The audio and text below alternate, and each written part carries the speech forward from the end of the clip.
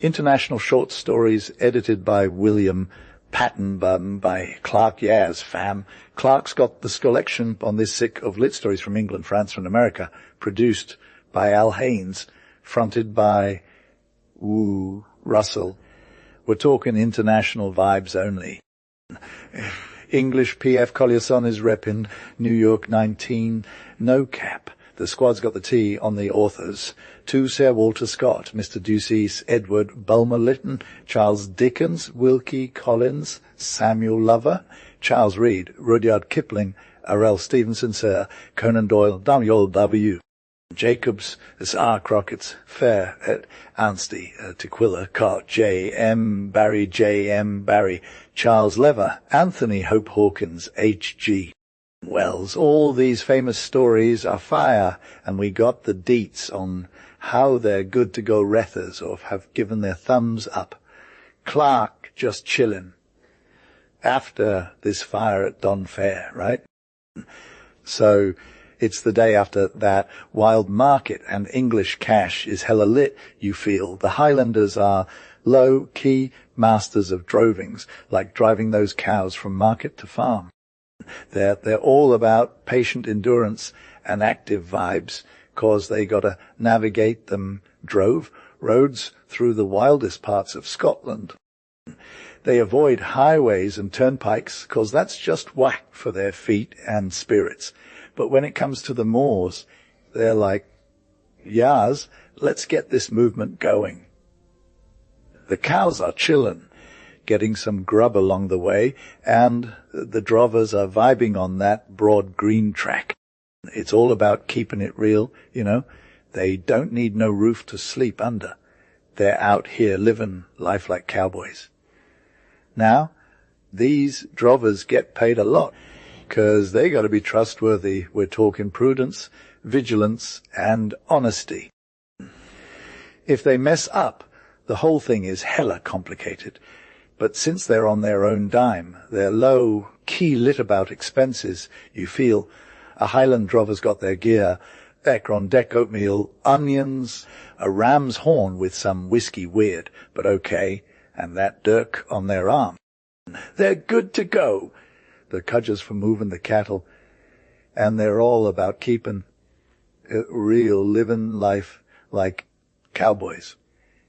Clark's just getting hype for this whole journey, because there's change of scenery, little adventures, and meeting new peeps along the way. It's all about the Celtic love of motion and adventure, bro. The low-key lit farmers, graziers, and traders were hella vibbin' with some fire merry makings, no cap, and Donald was extra salty, 'cause they were low-key saving him some major cash. And, for real, the Highlands crew had that superior skill on lock a Highland boy is straight up royalty when it comes to herding flocks, fam, and he's all about keeping it 100, never sleeping like a shepherd's slothful life. So he's straight fire whenever he's ridden with his country cattle, doing the real deal as their guardian. Of the squad that rolled out of down in the morning, they were all about getting it done for Donald's purposes. Not a single one of them was more turned up than Robin E. Combich, aka Young, or the lesser Robin, bruh. Even though he was small and kinda scrawny as the ook name suggests, he was low-key fast and fly like a deer in his mountains. He had that elastic step game on fleek, so even the sturdiest folks were trying to keep up with him on them long hikes. And the way he was rocking his plate and adjusting his bonnet, that was straight up confidence. Know what I'm saying? His face was lit, all healthy and hardy from spending time outside, red cheeks, rosy lips, and white teeth. He was straight fire. Robin Oig's smile game wasn't always poppin', but when it did, his bright eyes would light up under that bonnet like they were ready to turn into full-on laughter. Fam? The whole town was feelin' him, 'cause he had so many friends from both sides, the males and females alike. He was a total go-getter in his own way, making deals left and right, and even got the best farmers trusting him with their business instead of anyone else. But for real, Robin knew how much his rep depended on doing it all himself, so he kept it that way straight up. He wasn't about to sell out and get a sidekick, less it was his own fam, the sisters' sons of his own blood, and even then he'd think twice about taking some heat from them. So Robin Hood just repped himself hard, collecting that premium pay and vibing on hope that maybe a few journeys to England would let him upgrade his game and do his own thing straight up.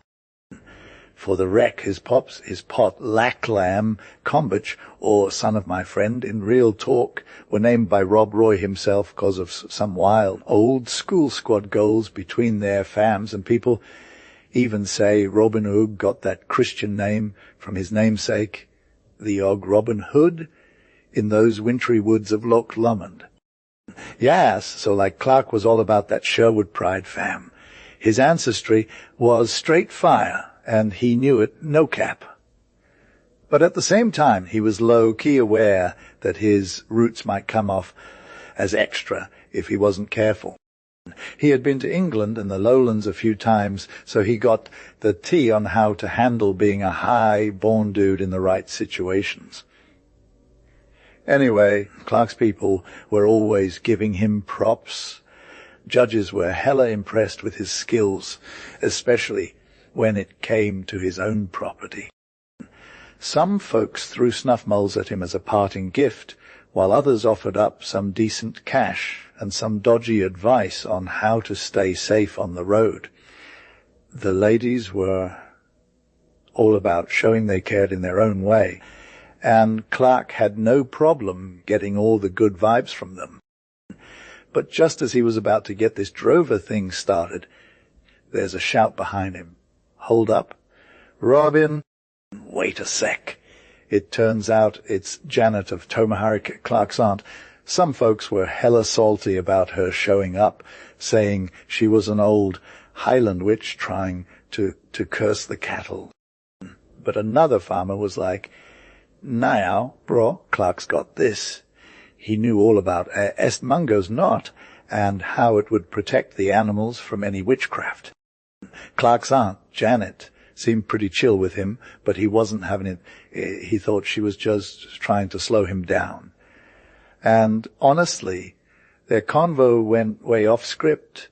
Like, Clark didn't even remember saying good vibes last night law. But for real, his aunt was low-key worried that something bad might happen to him on his trip. So, yeah, Clark's aunt had some serious tea about the road ahead, and she warned him to be careful. Yes, homie Clark, stop trying to be all extra round my auntie Ugg. She's just messing with you. But for real, she thought there was blood on your hand, like literally, and she's all freaked out 'cause it's English blood. You're all hush, auntie, but she won't listen. Bruh.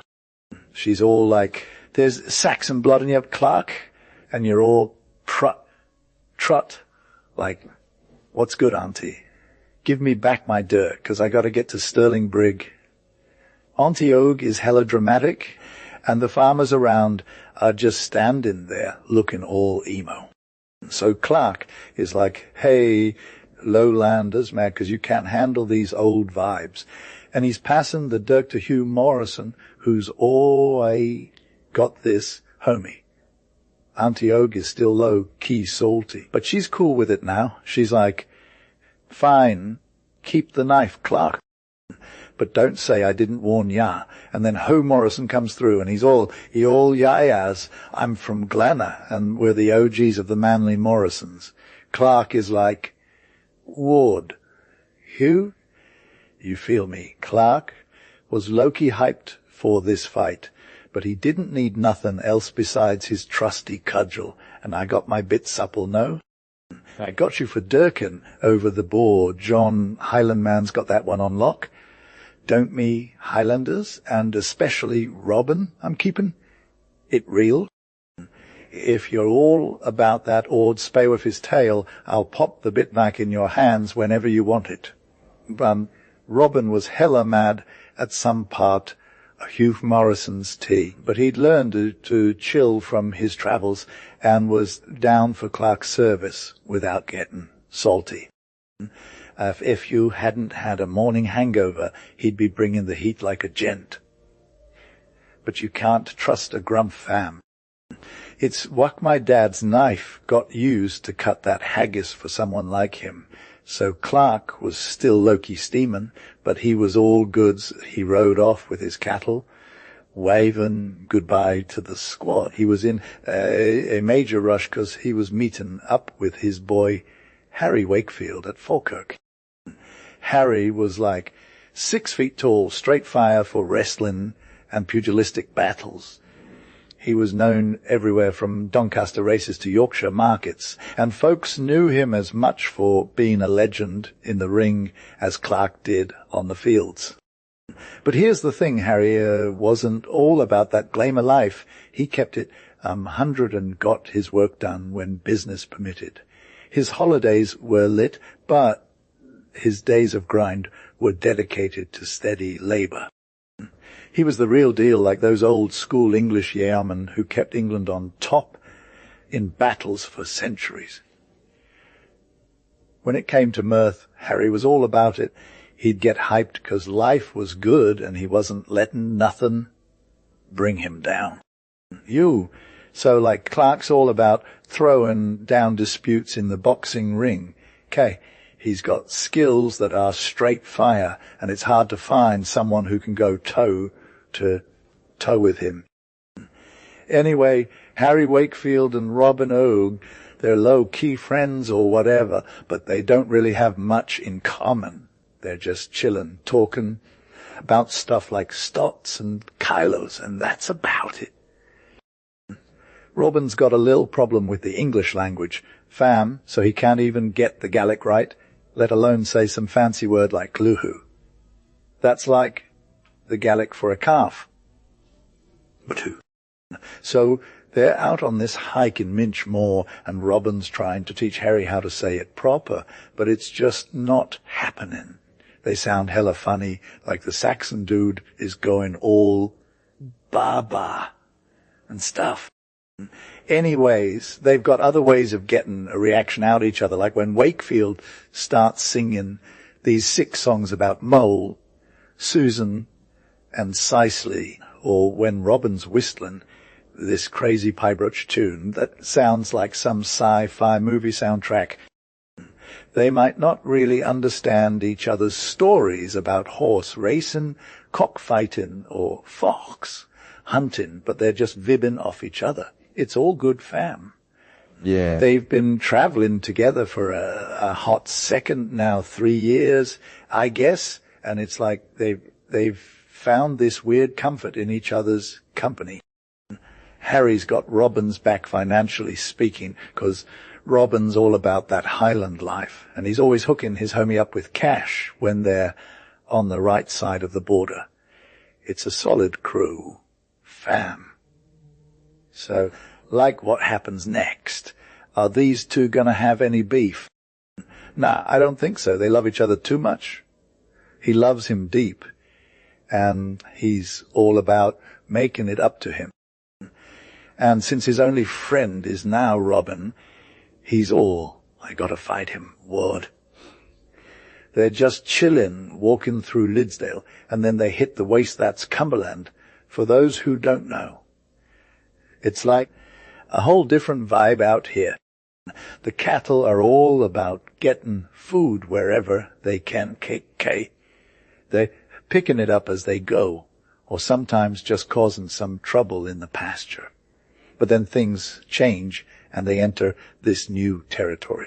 Yes, Clark's Low, key-headed towards a dope country with fertile soil, and no room for sneaky deals without getting approval from the landowners first. This was majorly on his mind because this North Fair was about to pop up, and both Scotch and English drovers were trying to sell some cattle that needed to be straight fire for market. The fields were hella competitive, so they had to negotiate hard, which made Clark and his homie Robin Org temporarily ghost each other as they went out to get the land. But Loki, both of them, were thinking the same thing. They wanted to cop that field without the other knowing, 'cause it belonged to this rich country gent with a lot of cash. The English drover Harry Wakefield hit up the bailiff who was down with him, but the Cumbrian squire Araby was all suspect of his manager's G's, so he kept it 100 that any inquiries about the land would go straight to him. Anyway, since Araby had gone out the day before on a hella long trip to the north, the bailiff was like, "I'll take care of this." He decided to hook up with Harry Wakefield instead, 'cause he knew they were both good for it. Meanwhile, Robin Oog is just chillin' when he runs into this fly dude on a pony who's hella stylish, tight leather breeches and sparkly spurs. This dude asks about markets and stock prices, so Robin's all like, "What's the deal with grass land in this area?" And lo and behold, this dude just happens to be the owner of the land that Harry Wakefield is trying to cop. "Good luck, my Scottish friend," says Araby. "You're really lucky to have talked to me. I see your cattle are low-key done for the day, and I got one field left in 3 miles that's available. Yeah, we can hit up those fields for a few days." Says Robin, "What's the price you're looking at if I take the park?" "We won't mess around, Sawney, if you let me have 6 stots for winterers." "What about the prices?" "Yes, what's good, fam?" "Lad, your honour P for having. Deek, lem see, 2 black bulls, one with a twisted horn, that dodgy one." "How much by the head?" "Lol, her honour is Loki shady. I could have set off them pests like 6 times in a row, but I was ballin' with my fam. Yeah, feel." "Ward, Sawney," continued Mirairby. "It was hella lit at Down and Falkirk," answered Robin. And thus the convo kept going till they had agreed on the pricks just for the bullocks, Squire Araby throwing in some temporary accommodations in the enclosure, and Robin making it a sick deal, provided the grass was straight fire. Squire Araby walked his pony alongside the drove, showing him the way, and also trying to get the tea on the northern markets. They arrived at the field, and the pasture seemed straight flames. But what's good, fam? When they saw Harry Wakefield's bailiff just moving in his cattle into the same spot Robin was trying to get. Squire Araby high-tailed it to his horse, and gave his servant a piece of his mind for messing up, and told him to go get the English drover and kick some grass for him, since he ain't getting none there. At the same time, he roasted his servant for slipping up. John Fleecebumpkin, the bailiff, was all like, I messed up. So Wakefield just collected his crew, and they were out of there. Robin Oig saw what went down with regret, and was like, "The English dude wanna share this spot." But Wakefield's pride was hurt, and he was all, "Take it or leave it, man. You can't handle the truth." Robin Oig was like, "Chill, fam, I got you. Just give 'em an hour till I go get paid of rest," and explained to Clark the whole mistake they both fell into. Brew. But the Englishman was low-key salty. "Thou hath been selling thou, eh? You're a sly dude for knowing how to negotiate prices. Go to the tea with your drama, 'cause I'm never seen that fake Flex's face again. You should be ashamed to look me in the eye." Clark was all like, "I'm low-key ashamed to look anyone in the eye." And then he went ahead and said, "And for real, I'll be looking you dead in the eye today if you're still chillin' at that village down yonder." His homie was all, "Maybe you should keep it moving." And then he just turned his on Clark's former friend and started gathering their squad with the bailiff. The bailiff was all about seeing Wakefield get accommodated, but they also had some real tea with the local farmers who couldn't or wouldn't give in to his demands. Clark ended up getting what he wanted because of the alehouse host, because when he and Clark first split, they agreed to pass the night there. The host was all about let Clark turn his cattle on that barren moor for a price that was slightly less than what the bailiff asked for. It's wild how the host, Loki, made it out like Clark was the one who betrayed their friendship and the poor pasture was an exaggeration. Clark's anger got fueled by the bailiff, who had some beef with him cause he caused his master to lose respect.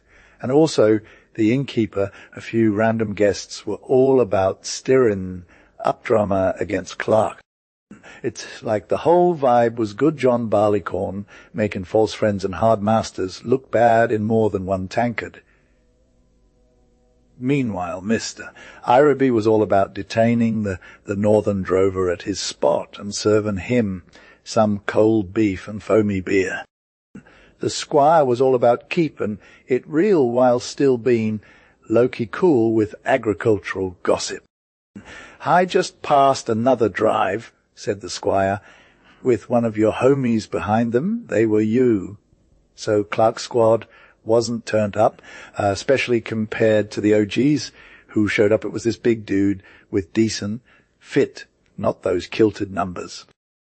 "You know who he might be. It's Hughie Morrison, and I'm low-key surprised he pulled off a sick day. But his agile kicks are work, fam, so don't get too hyped.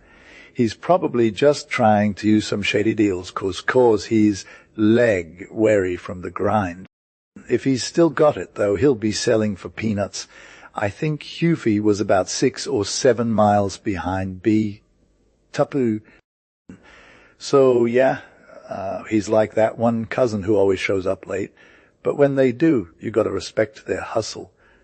But for real, no, Hughie Morrison is the man to get them deals. We need a true Highland dog like Robin Oog himself. I'm low-key wishing Clark had some good vibes, and 20 of those let's go moments would have made everything better. But I'm going to head to the Clatchin to see if Harry Wakefield is out of his humdudgeons yet. The squad at the alley house was still hella talking about that treachery of Robin Oog when he just walks in like nothing's wrong. The chill vibes were instant, fam. It's like they knew he wasn't welcome. So Robin rolls up with his fire on, no cap, and takes a seat by the side of the fire, keeping to himself. He starts lighting that and pipe calling for a pint, but Ralph Heskett is all, "Nah, bruh," 'cause they don't got no twopence or.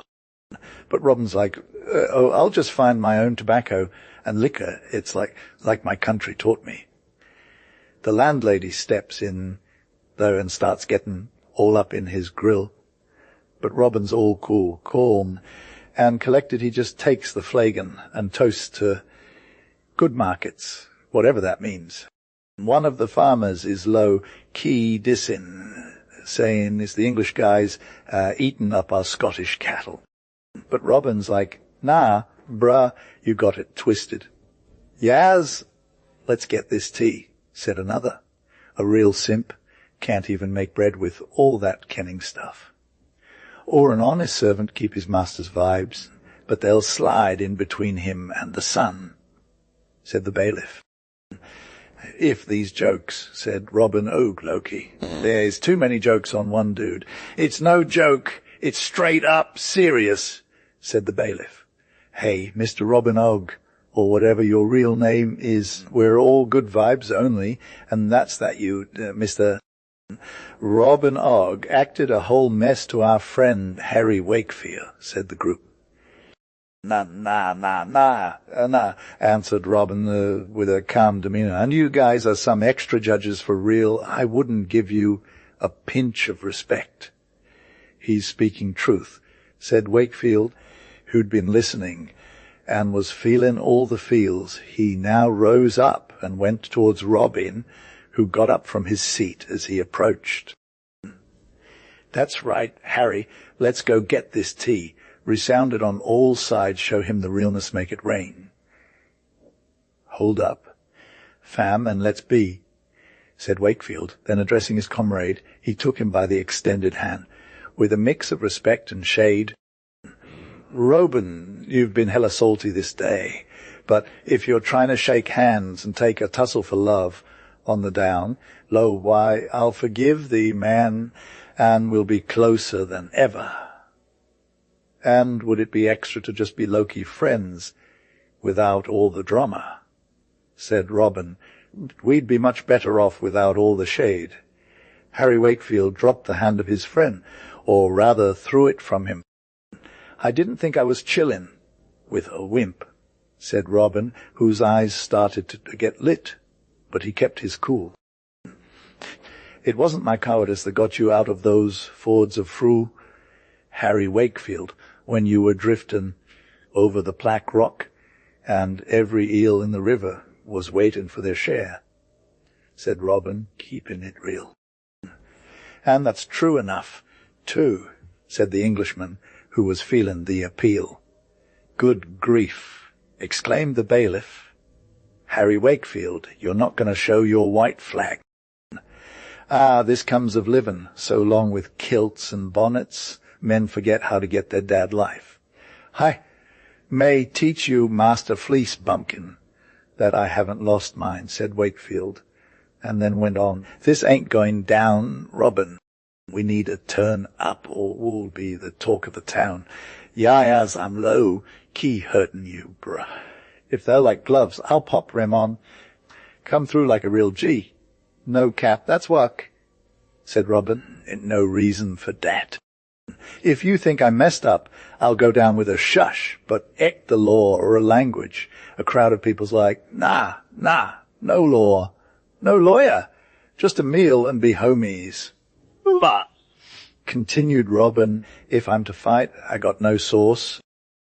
I ain't even got the skills to throw some shots like a savage." "How would you fight?"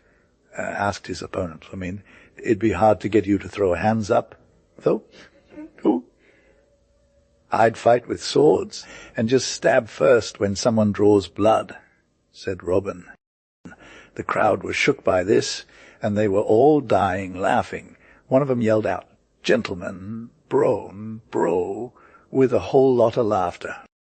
Another dude chimed in, "Can we get 2 swords for the gent to fight with? We're no cap, but I can hit up Carlisle and get some forks or something till then." A third dude said, "A TB. The Scots are all about that blue bonnet life and dirk and pistol game." Another dude suggested sending a message to the Squire of Corby Castle, like for him to come and be Robin's partner in crime. In the midst of all this shade, the hinder just shook his head and muttered something in his own language. But then he just dropped it and said, 100 curses on these swine-eaters who don't know nothing about decency." He wanted to leave, but his homie Harry was all like, "Nah, stay inside, fam." When Robin Oog tried to force his way out, Harry hit him with ease. The crowd went wild, yelling, "Ring, ring," and the whole place was getting lit. The Highlander just lost it and started going ham, all like a tiger cat in a cage. But when the dust settled, Robin Oog was out cold, and Fleece Bumpkin was all like, "Let him chill for now." Again, "Bruh, he's still low-key struggling. I got all I'm giving him, though," said his homie, who was starting to come around to Robin Oog's vibe. "And I'd rather give the rest to you, Mr. Fleece Bumpkin, because you're trying to act like a boss." And Robin wasn't even cooking before he started fighting, but he went in with his flannel on fleek. "Stand up, Robin, my G, we good now, and let me hear from the man who's got our backs." Robin Oog was still hella passionate about it. but being held back by the peacemaker Dame Heskett, and knowing Wakefield wasn't feelin' re-engage, his rage turned into a mood. "Come on, bro, don't be salty," said Harry Wakefield with that English chill vibe. "Shake hands, and we're good to never go back. Friends." "Friend?" "Nah, fam, never." "Then the curse of Cromwell is on your stomach, bruh, and you can do whatever you want." On these terms, they parted ways. Robin Oig pulled out some cash in silence, threw it on the table, and then ghosted the alehouse. But turning at the door, he shook hands with Wakefield, pointing up with his finger like either a threat or a caution. He then vanished into the moonlight. Some words passed after his exit between the bailiff, who was trying to be a little extra, and Harry Wakefield, who was now Loki down for another fight in Robin Oig's defence. But he's just not doing it like an Englishman, you feel. But Dame Heskett shut that down by being all peacemaker. "There should be no more beef in this house," she said. "Or I had enough already." And to Wakefield she added, "You might learn the hard way what it means to make a deadly enemy out of a good friend. Clark was hella lucky to find a dude who had the skills for a part of his squad, and he got paid bigly. It was like super worth forgetting about the weird drama that went down earlier in the day. But there's this one guy, Robin O.M. Combich, and no matter what Clark did, he couldn't shake off the memories of their beef. I'm so done with not having my trusty dirk," he said. "And for the first time ever, blame whoever told me to hang up my sword. The sword is back, and it's got that Scottish swag, my mama's word. When did her words even matter again?" Clark's recollection of their prophesied fight made his mind super focused on getting revenge. Morrison can't be far behind, so what if he's like 100 miles away? Who cares? His impulsive vibe was all about one thing now, taking down Morrison and making him pay for what happened to him. He got hyped thinking about the whole thing, knowing that Morrison was on his tail by Mr. Ireby's report. Clark's mind was all about getting revenge from someone he used to think was his homie, but now he saw was a total enemy. His ideal image of himself and his status were totally ruined, like his secret stash of ego and pride had been stolen, man. He wanted it back, but it was gone, and all that was left was revenge, and Clark was determined to make it quick and dramatic. When Robin Oig hit the road, there were like 7 or 8 miles between him and Morrison. Easy peasy. The dude's cattle were moving at a 6 miles an hour pace, leaving stubble fields and hedgerows in their wake as they rode under the full moonlight. Then you hear Morrison's cattle calling out. It's like they're saying, "Hey, we're over here." And now Clark sees them coming, all slow and stiff, like moles. He stops his dude and says, "May good vibes be with us." And then he looks at Robin Oig and goes, "Is this you or just your ghost?" Clark is like, "Nah, it's me, but don't get it twisted." Then Robin Oig is all, "Dude, are you for real? You're hightailing it back to the Highlands already." Clark is all, "Actually, I'm not going north. Never again. Give me my dirk, hook Morrison, or else we're going to have words, fam." "For Robin, I'll give it back to you. This sword thingy is straight fire in a Highland man's hands, and I'm low-key thinking you're about some beef with the locals." "Bruh, let me get my sword," said Robin Oig, hello impatient. "They're low-key and fairly, dude," said his bestie. "I'll spill the tea on what's better than this drama. Ye feel Highlander, Lowlander, and Bordermen are all one big happy fam when you're over the Scots border. See those Eskdale homies, Charlie from Lidsdale, the Lockerbie lads, and the dandies of Lustre, they're all coming for us, and if you get caught, there's got to be a Manly Morrison on that scene to save your life. No cap, I got a level with you, said Robin Oig, trying to avoid getting caught. I enlisted with the Black Watch, and I'm out of here tomorrow morning. Enlisted? You must have been hella lit or something. You can't just leave like that. Man, buy yourself off. Thanks for the offer, Hughie, but I'm low-key hyped to be leaving, so take this sword and goodbye, Dirk. Here you go, since nobody else is gonna step up. Just remember what I said. Fam, like bruv, said Fleecebumpkin, who was low-key hammered, whom Harry Wakefield had ghosted to his tea this morning, and now he's back for more, said the ominous dude, Harry Wakefield. Harry, stand up if you're a real G, he shouted. There was something in that tone, bruv, that got everyone's attention and made them feel all kinds of intense. The guests were like, what's good? And stepped back on every side, staring at the Highlander as he stood tall, his brows furrowed, and his features all set for a fight. I'm low-key down to stand with you, Robin, but it's gonna be to vibe with you and leave all that drama behind, he said.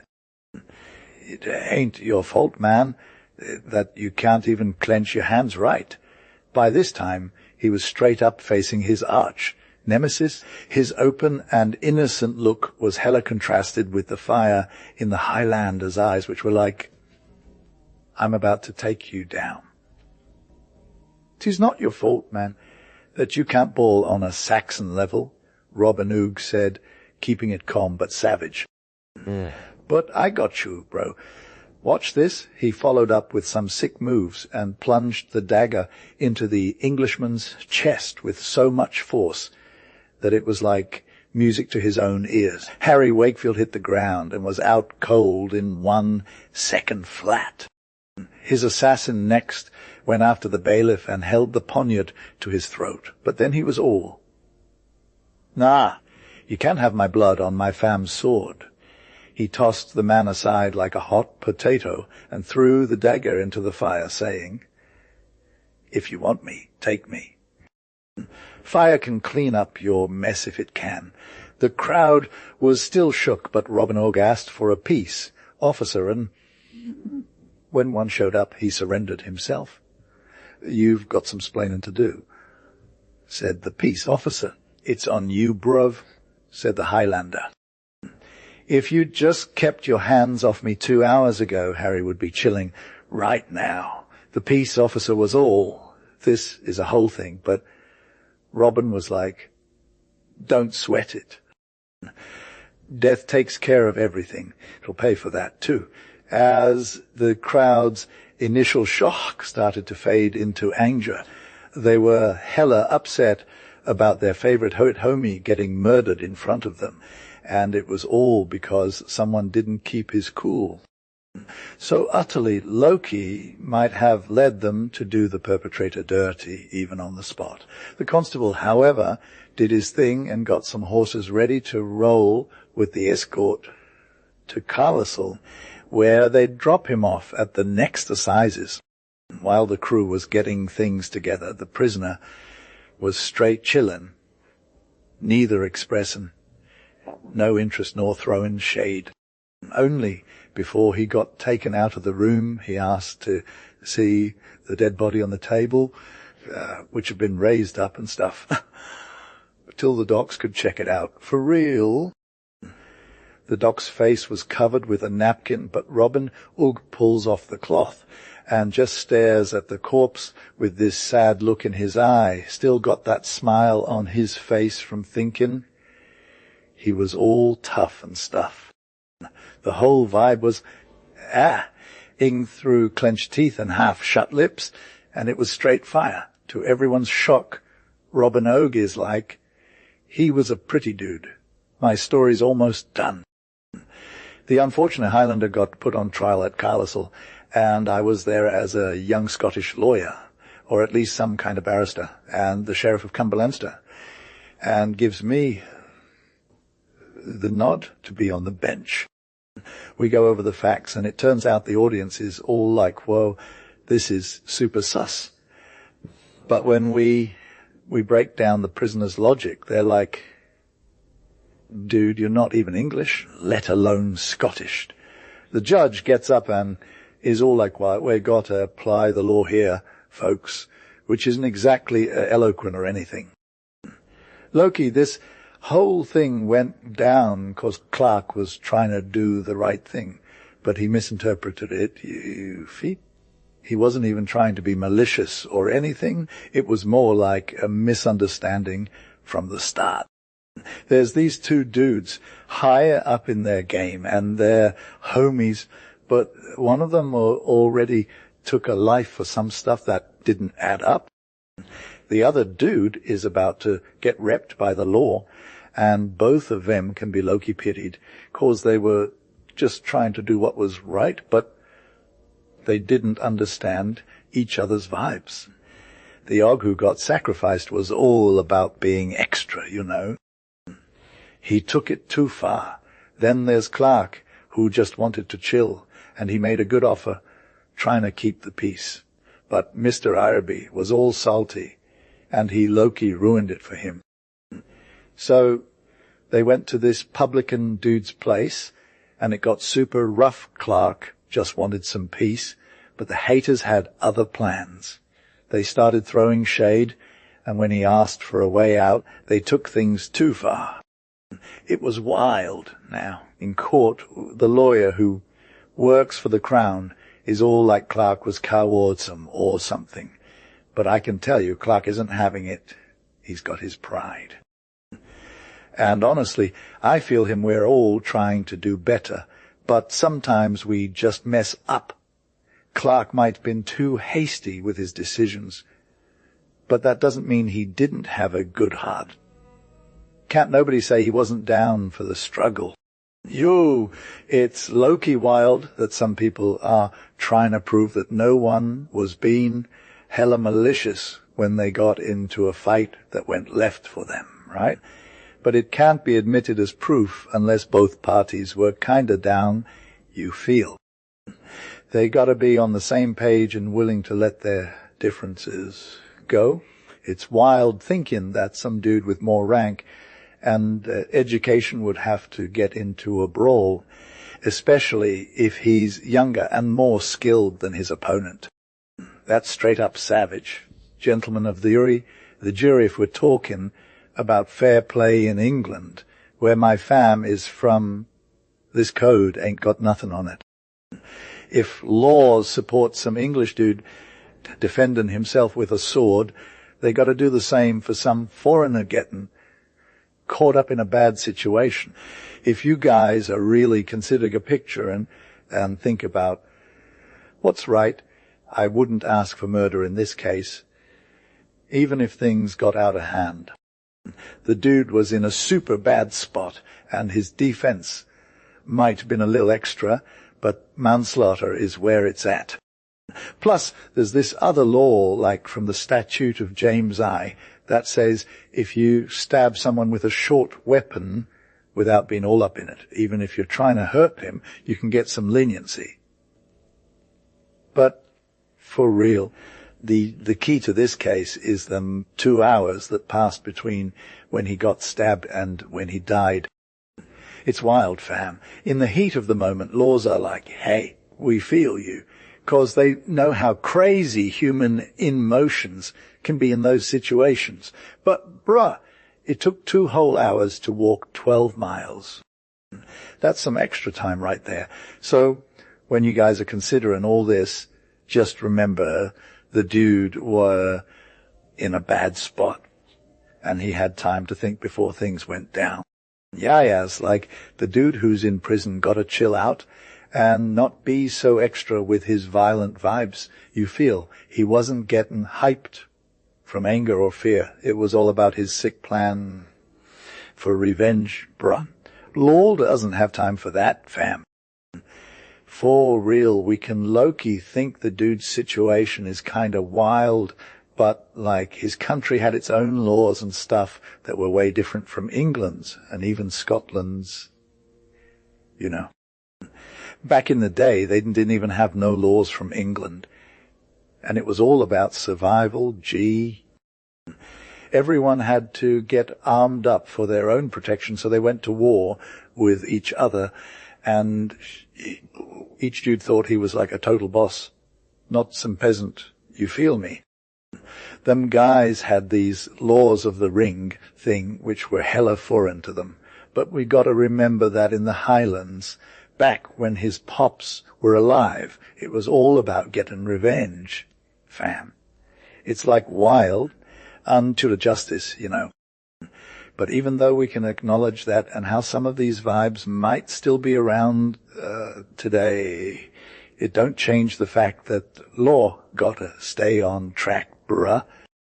First off, civilization is all about putting protection under one roof, so everyone's good, not just some dude cutting his own deal. You feel. Laws like, vengeance is mine, and when passion cools down, you gotta know the law's got your back, fam. Yeah, so this sad dude, Clark, is like totally not deserving of our hate. He messed up, but he didn't even know what he was doing, fam. His crime is still low-key murder, though, and as a judge, it's your job to figure that out, you feel. Anyway, the venerable dude who was trying to do this super hard task got all emotional and stuff, 'cause this was really bothering him. No cap. The jury went along with what he told them, and Clark, Gregor, got sentenced to death.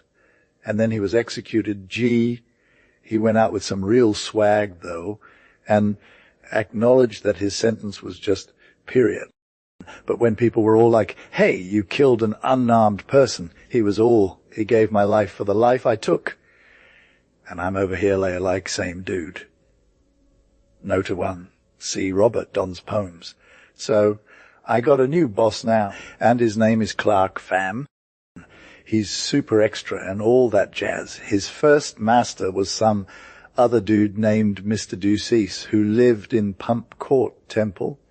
It's like right by the city where all the lawyers chill. Mr. Ducease was a barrister, but not just any barrister. He lived off the grid, no cap. His dad was like this big wig, literally, and had been a Tory peer before.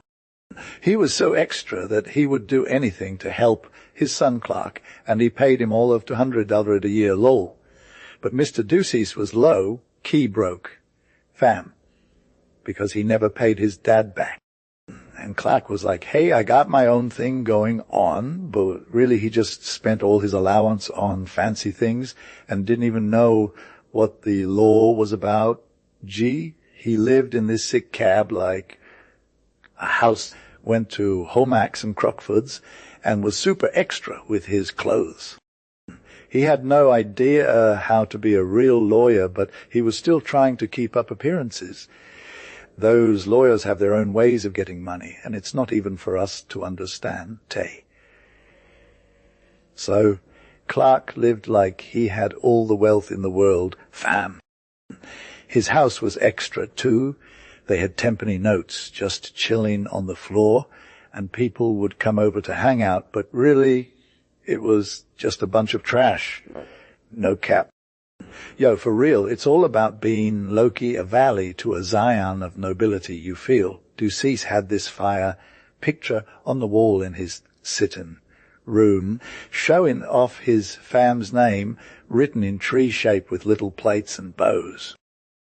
It said they rolled into England with William Conqueror in 6-6. My master was hella obsessed with that picture. Bro, he called it his pedigree, like it was the reason he lived life on his own terms. If he was a common dude, people would be all, he's just another swindler. But since he was from nobility, it was different vibes only. My master was a straight-up gambler, And for a fam with no game, that's like the worst trade. But for someone with real grit and hustle, it's the move they need to make.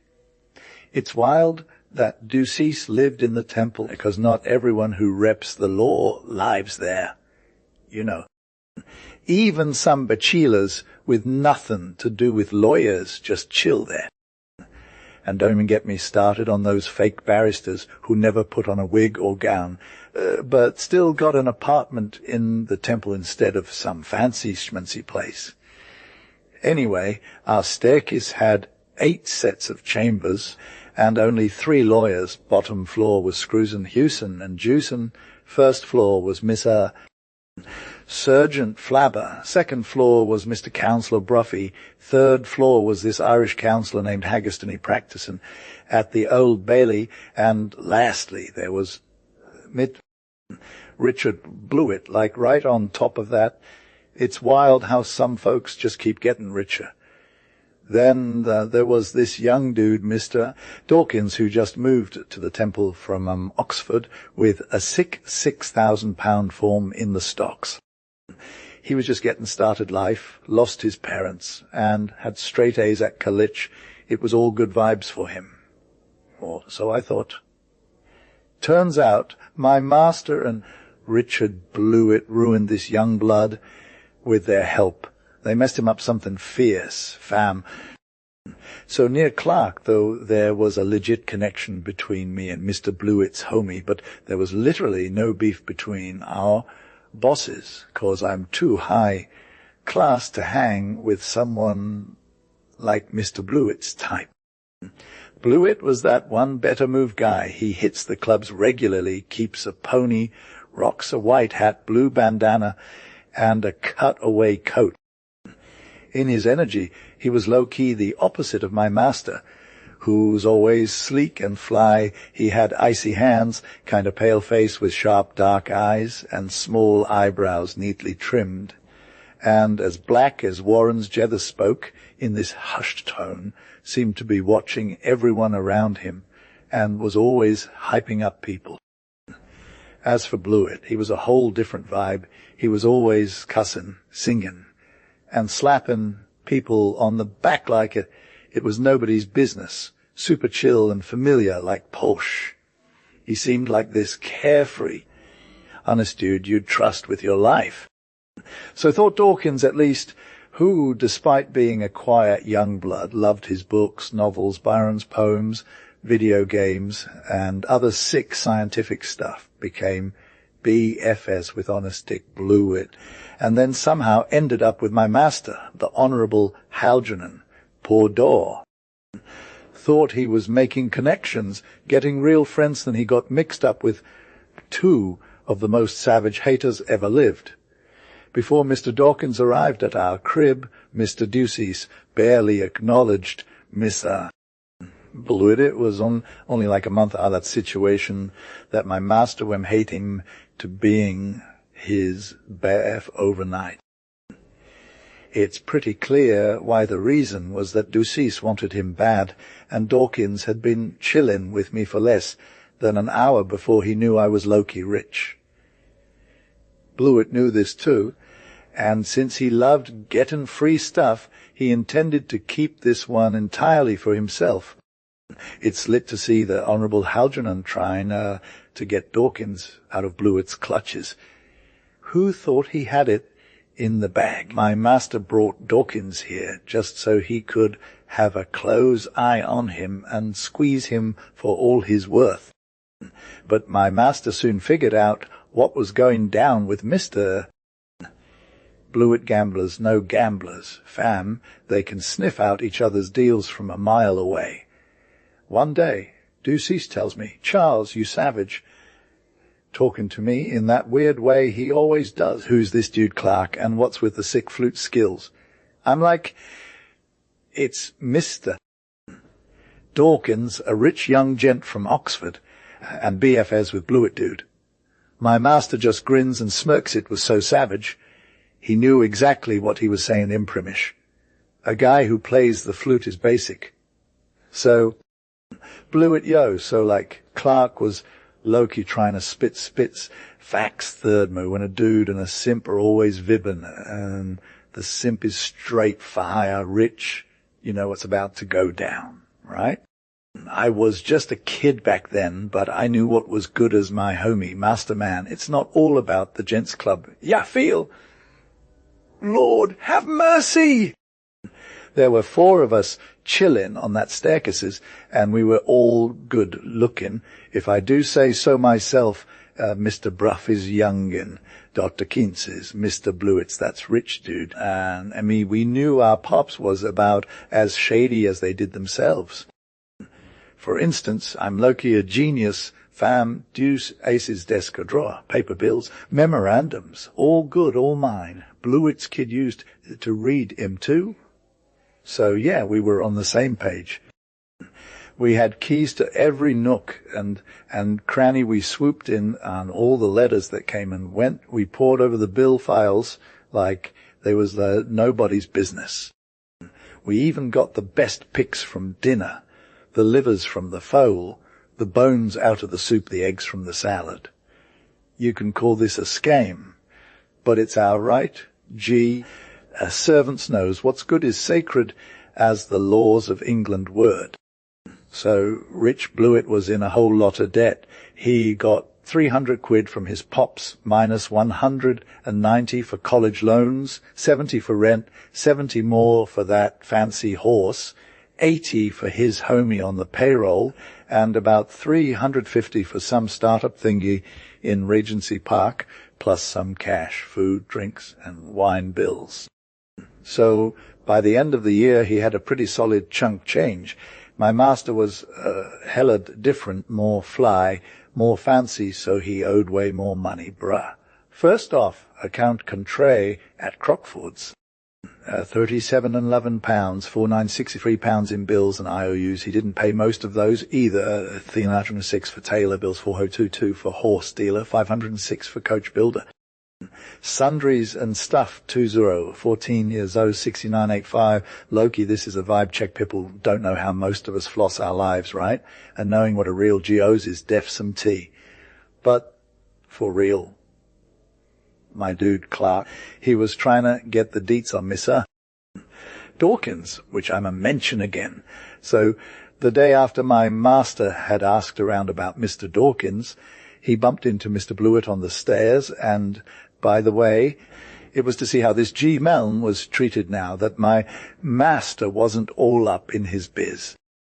One of the funniest smiles I ever saw was now visible on Mr. Duceace's face. He held out his hand, gloved up, and said in this extra flirty tone, "Mr. Blewett, it's been ages since we met, bruh." What a shame that such low-key neighbours don't see each other more often.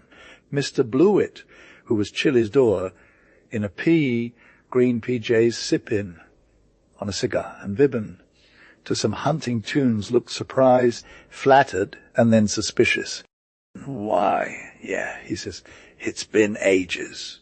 Not like since we had dinner at Sir George Hockey's, though. By the way, what a night that was, fam. Hey, Mr. Blewett, what wine?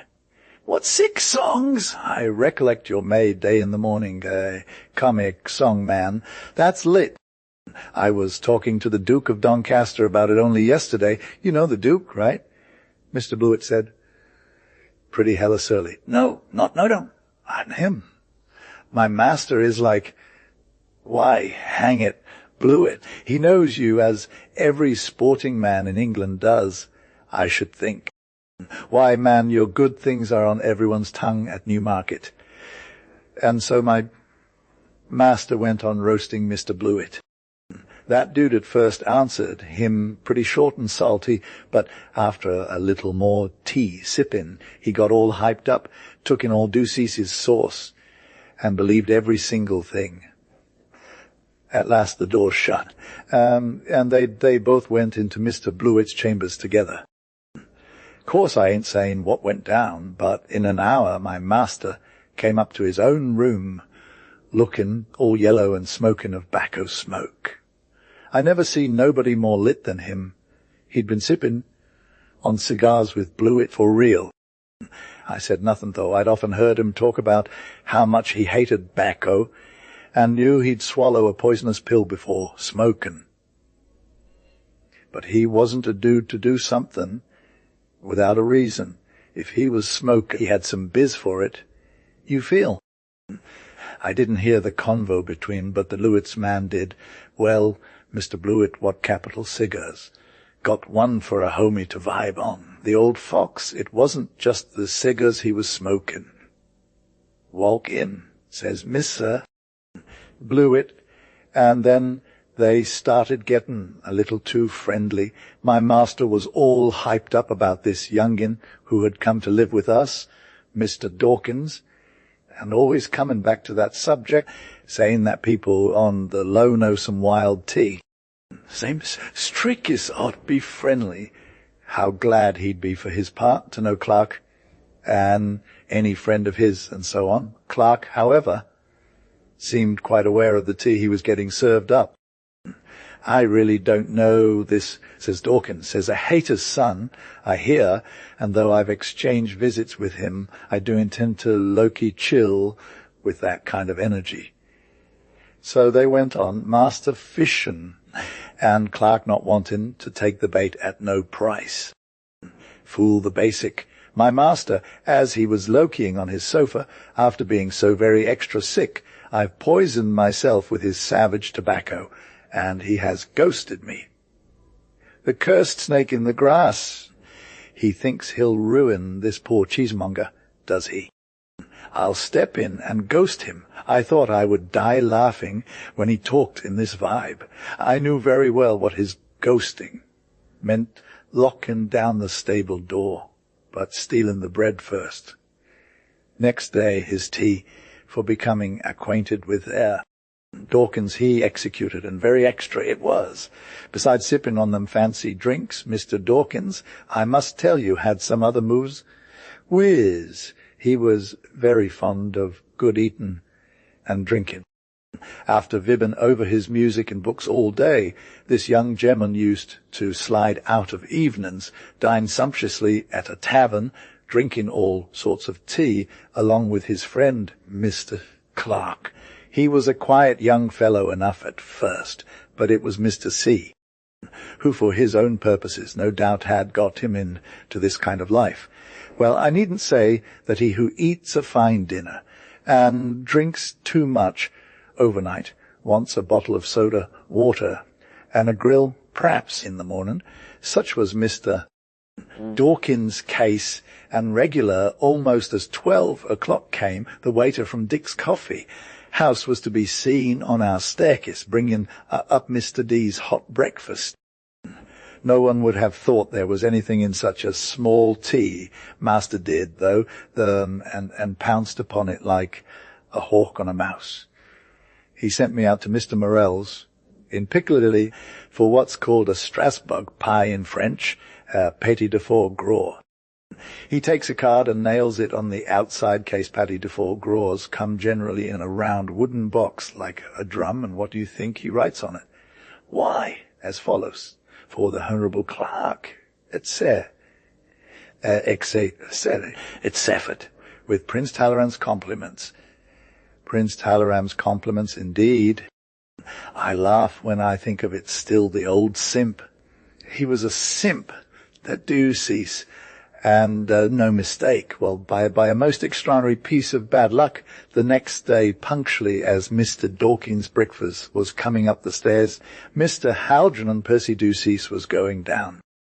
He was as gay as a lark, humming an opera tune, and twisting round his head his heavy gold-headed cane. Down he went very fast, and by a most unlucky accident struck his cane against, I got to tell you about this major drama that went down with our homie Clark's master, Mr. Dawkins's fam. Like he was vibbin' on the patio, sippin' on some soda water and chillin', when suddenly his grill got knocked off the tray, cayenne, ketchup and all. I'm dead like, how did my master even time it so perfectly? His window had a sick view of the whole scene, and he could see every single person comin' in through the door. As soon as that accident happened, Dawkins was hammering on the waiter, Kean, in the most extra way possible, threatening him with his stick like it was nobody's business. But then he saw Kean was actually a bigger dude than himself, and he was like, okay, I'll chilled. He high-tailed it back to his own chambers, and Kean went off to get more grill from Dixie's Coffee House. I'm talking about some major tea here, fam. My master is all like, this is a super unlucky accident. Charles, after a few minutes of chillin', during which he wrote a note, put it in an envelope, and sealed it with his big old seal of arms. And then he's all, yo, Kean, if you tell Cal where you got that pie I brought yesterday, I'll break every bone in your skin. These kinds of threats were just, like, basic for him, and I was low-key scared. You feel. So I carried the note to Miss Anne Dawkins, and we waited for a hot minute before returning it to my master with some answers. I'm going to give you both these documents, 'cause I had copies, and they're straight fire. There's one from the Hon, AP, do cease to TS. Dawkins, ASQ, which is like super polite and apologetic about the whole thing. It's me, do cease, and I'm reaching out to offer my sincerest apologies and regrets for the drama that went down. He says, it got a new pie from Strasbourg that's fire, and it's like totally not bad compared to what Mr. Dawkins lost. He's all, if you want TS, I can bring it over, and we can vibe about how much of a sad boy you are right now. And then there's the response from Dawkins himself, which is like, hey, do cease, thanks for the pie, fam. I'd love to get some more and chill with you. It's all good vibes only in this tea, and I know key glad it's not me who got served either. Hon, P, do cease to T, Dawkins, Ace, Temple, Tuesday. Mr. Do cease presents his compliments to Mr. Dawkins, and begs at the same time to offer his most sincere apologies and regrets for the accident which has just taken place. May Mr. Deucease be allowed to take a neighbour's privilege, and to remedy the evil he has occasioned to the best of his power. If Mr. Dawkins will do him the favour to partake of the contents of the accompanying case from Strasbourg direct, and the gift of a friend, on whose taste as a Gorman Mr. Dawkins may rely, perhaps he will find that it is not a bad substitute for the plat which Mishnah Deuceace's awkwardness destroyed. It will also be no small gratification to the original donor of the pate when he learns that it has fallen into the hands of so celebrated a bon vivant as Mr. Dawkins. I from T.S. Dawkins, SQ to the Hon, A.P. Deuceace. Mr. Mayor. Thomas Smith Dawkins presents his grateful compliments to the Hon, Mr. Deuceace, and accepts with the greatest pleasure Mr. Deuceace's generous proffer. It would be one of the happiest moments of Mr. Smith Dawkins's life if the Hon Deuceace would extend his generosity still further and condescend to partake of the repast which his munificent politeness has furnished. Temple, Tuesday. I've low-key been grinding over these letters from Mr. Bruffy's copy on Clark for ages. Deuceace flame about Prince Talram went hella viral. Young Dawkins was shook when he read the tea. He spent like 5 mins trying to compose himself before answering it back. And his face was all wet with thirst for more. If you could have seen the look on Deuceace's dead eyes when he read that no-cap though. I never saw a dude get salty, but I can totes picture him holding a pitchfork, smelling like Deuceace. Deuceace Loki dressed to impress and slid in Mr. Dawkins's invite. The pie was cut up, and they had a turnt convo betwixt the two geniuses. Deuceace was straight fire, speaking in the most respectful and relaxed manner, agreeing with everything. He said, praising Dawkins' taste, furniture, coat, classic knowledge, and his fly playing on the flute. You'd think Mr. Dawkins was a total simp to hear him go. My master said he'd introduce us to the Duke of Doncaster, and fam, how many nobles more? Dawkins was hello entwined, trying to get invited to every party. I know as a fact, and it's pretty lit, that he went out the next day and ordered 2 new coats, 'cause he wanted to be extra for the lords. But the real tea was when Mr. Dick Blewett showed up. Blewett came storming in, shutting out door, my old buck. But then saw Deuceace, his jaw dropped, he went pale, and turned red as a tomato. My master was all smiles and offered his hand, saying, "How glad I am to see you. Mr. Dawkins and I were just vibbing about your pony. Blewett did. Now the question was who'd sit where." But my master was the real MVP. He was charming like a boss, and Blewett was all quiet and sullen. My master had a whole convo going with Blewett, flowing like water and delivering wits for days. Blewett got shook, and my master was calling him out left and right. At last he was done, and my master followed suit, passing his arm through Blewett's to take him into the chambers. They had a whole convo in the most affable manner. But Blewett was still salty when my master dropped some tea about the Duke of Doncaster. Blewett lost it. A plague on the Duke of Doncaster, brah. Come through, do cease. Don't think you can low-key try to slide in on me. I ain't got time for your tea. You know I'm not a hater, fam. Every dude knows who you are and where you come from. You're trying to get that young Dawkins G, but you won't catch him. No cap. Well, after he'd tossed a few bars, Ducey spoke low-key and slow as possible. Hear me out, Blewett. I know you're one of the most salty thieves and haters alive. If you try to shade with me, I'll roast you. If you want more, I'll take you down. If you get in between and Dawkins, I'll do both.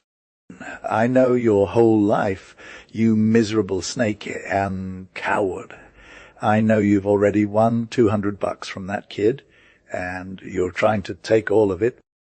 You better give me half, or you never see a penny. It's true master knows the tea, but for real, how was that? I couldn't even see Mr. B's face during this convo. He was on the other side of the door, though. But there was a whole mood after those comments dropped between them, fam.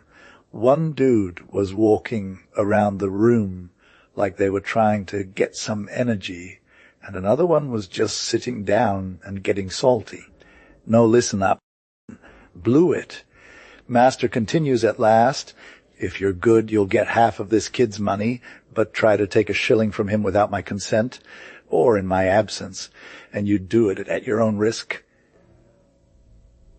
Well, do cease, says Dick. It's hella hard, and I gotta say, not fair.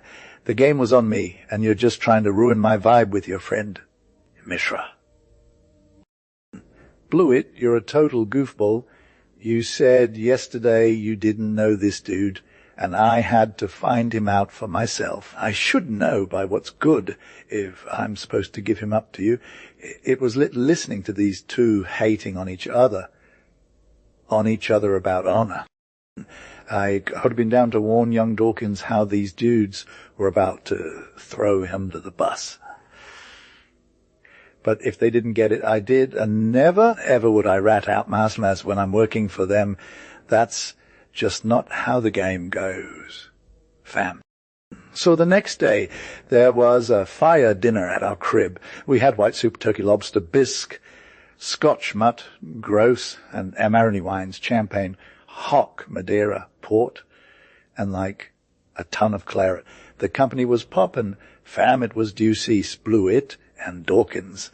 My man's appetite was so savage when he saw the grub being brought out. That clerk was low-key expecting the gentleman Mr. Dawkins, who was only 13, to get hella salty with Amarone and plum pudding. So he'd have to step up as the big cheese for Mr. D's drinks game, which would be lit if it was on one half kill him. But let's keep it real. I ain't talking about the squad now, but the OGs. So after dinner and probs 8 bottles of wine, between the 3 the gentlemen got turned up for ART. It's a game where only 2 play, and when there's 3, 1 gets played out. First, they were killing it at Crown Pints and pounding the bet. They were on another level, and around supper time, when they brought in grilled ham, more champagne, deviled biscuits, and other real talk was cooked up, the play went down like this. Mr. Dawkins had won £2, Miss Blewett 30 shillings, the humble Mr. Juicease was hella salty about losing 3.1 Rennans. After getting turn up and coming down from that high, they picked it back up with pound pints and £5 on the line. I thought for sure, after hearing Blewett and Master Vibben in the morning, that Dawkins's time was up. Not so. Dawkins was on a roll, Mr. B betting on his play and giving him solid advice. When it came down to counting the score at the end of the evening, which went from 5 p.m. till the next morning, they called it quits. Master was counting up the cash on a card. Blewett, he said, "You've been hella unlucky. You owe me, let me see, is £5.40. 5.40, says Blewett. No cap. I'll give you a cheque, says the humble gentleman. Nah, don't mention it, my dude. But Master got a real sheet of paper and drew him up on Messrs. Pump, Algett and Co., his bankers. Now he had to settle with Dawkins. If he'd backed his luck, he should have owed him a whole lot of cash. So here's the tea, 13 points at £1, it's math 101, and Master pulled out 13 golden souvers, which shone so bright they near about made my eyes water. So did poor Dawkins's, as he put his hand out and grabbed Remor. Let me say, added Master, you're the best cardy player I ever sat down with. Dawkins's eyes lit up like a firework as he took the cash and said, Lord, Ducease, you flatter me. Flatter him. I'm dead. It was all part of Master's plan. But mind you, Dawkins, you better be ready for some payback. Master's got some revenge coming his way. Well, says Mr. Thomas Smith Dawkins, hella hyped, as if he'd just won the lottery. Shall it be tomorrow? Blewett, what's good? Mr. Blewett agreed, no question. My master was like, yeah, we'll meet at your chambers. But keep it real, not too much wine, I'm hella sensitive about it.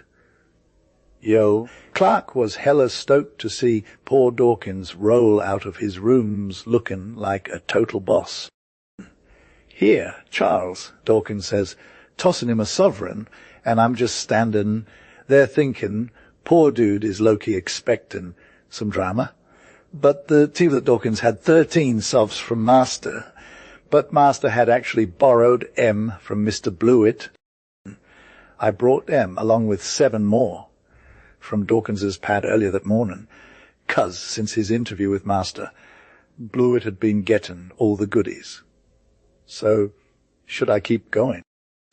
If Dawkins was even remotely wiser, he wouldn't have lost his duff in like 6 months, as is stands. He's a total simp, and he got rid of it way faster than that. The next day it was Thursday, and Master had only been Vibben with Dawkins since Tuesday. Dawkins is getting all shook up for dinner at 7 Blewett, and the 2 Mr. D's are there too. The play starts at 11, but I knew things were about to get hella serious, 'cause we're all getting tucked in by 2 on Friday. On Friday I roll into chambers, no Master in sight. He shows up for like 5 minutes around noon, makes a quick move, orders some drinks, and then heads back to Dawkins's for dinner at 7 again. But nobody's eaten. It's all about the wine and vibes. However, by 10 p.m. on Friday night, my Master comes back to his chambers looking straight trash. He's hella lit, stumbling, dancing, flipping out, handing me a wad of silver, and just flopping onto his bed. I'm literally carrying him around and getting him comfortable. When I take off his boots and clothes, I do my thing, empty his pockets, look at his letter, and say everyone from some major drama. I find this Doppio for 4,700 between Dawkins and Thomas Smith, and it's like Loki lit. There's another one from Blewett for 400 quid, but that's just a whole nother story. The next morning, at 9, Master is hella sober and getting ready to roll with Dawkins. He orders a cab, and they hit the road. Poor Dawkins looks like he's about to have a total meltdown. His eyes are all red from stress and sleep deprivation, and he's just shaking it off in the back seat. He was deaf worth, except £500. Our boat 12-master had returned, amidst Dick Blewett came straight up the stairs with a solemn and important air. "Is a master at home?" says he. "Yes, sir," says I, and in he walks. I, Loki, with my ear to the keyhole, listening with all my might. "Well," says Blewett, "we made a pretty good night of it, Mr. Deuceace. You've settled, I see, with Dawkins." "Settled," says Master. "Oh, yes, I've settled with him by 4,700, I think. About that, yes, about.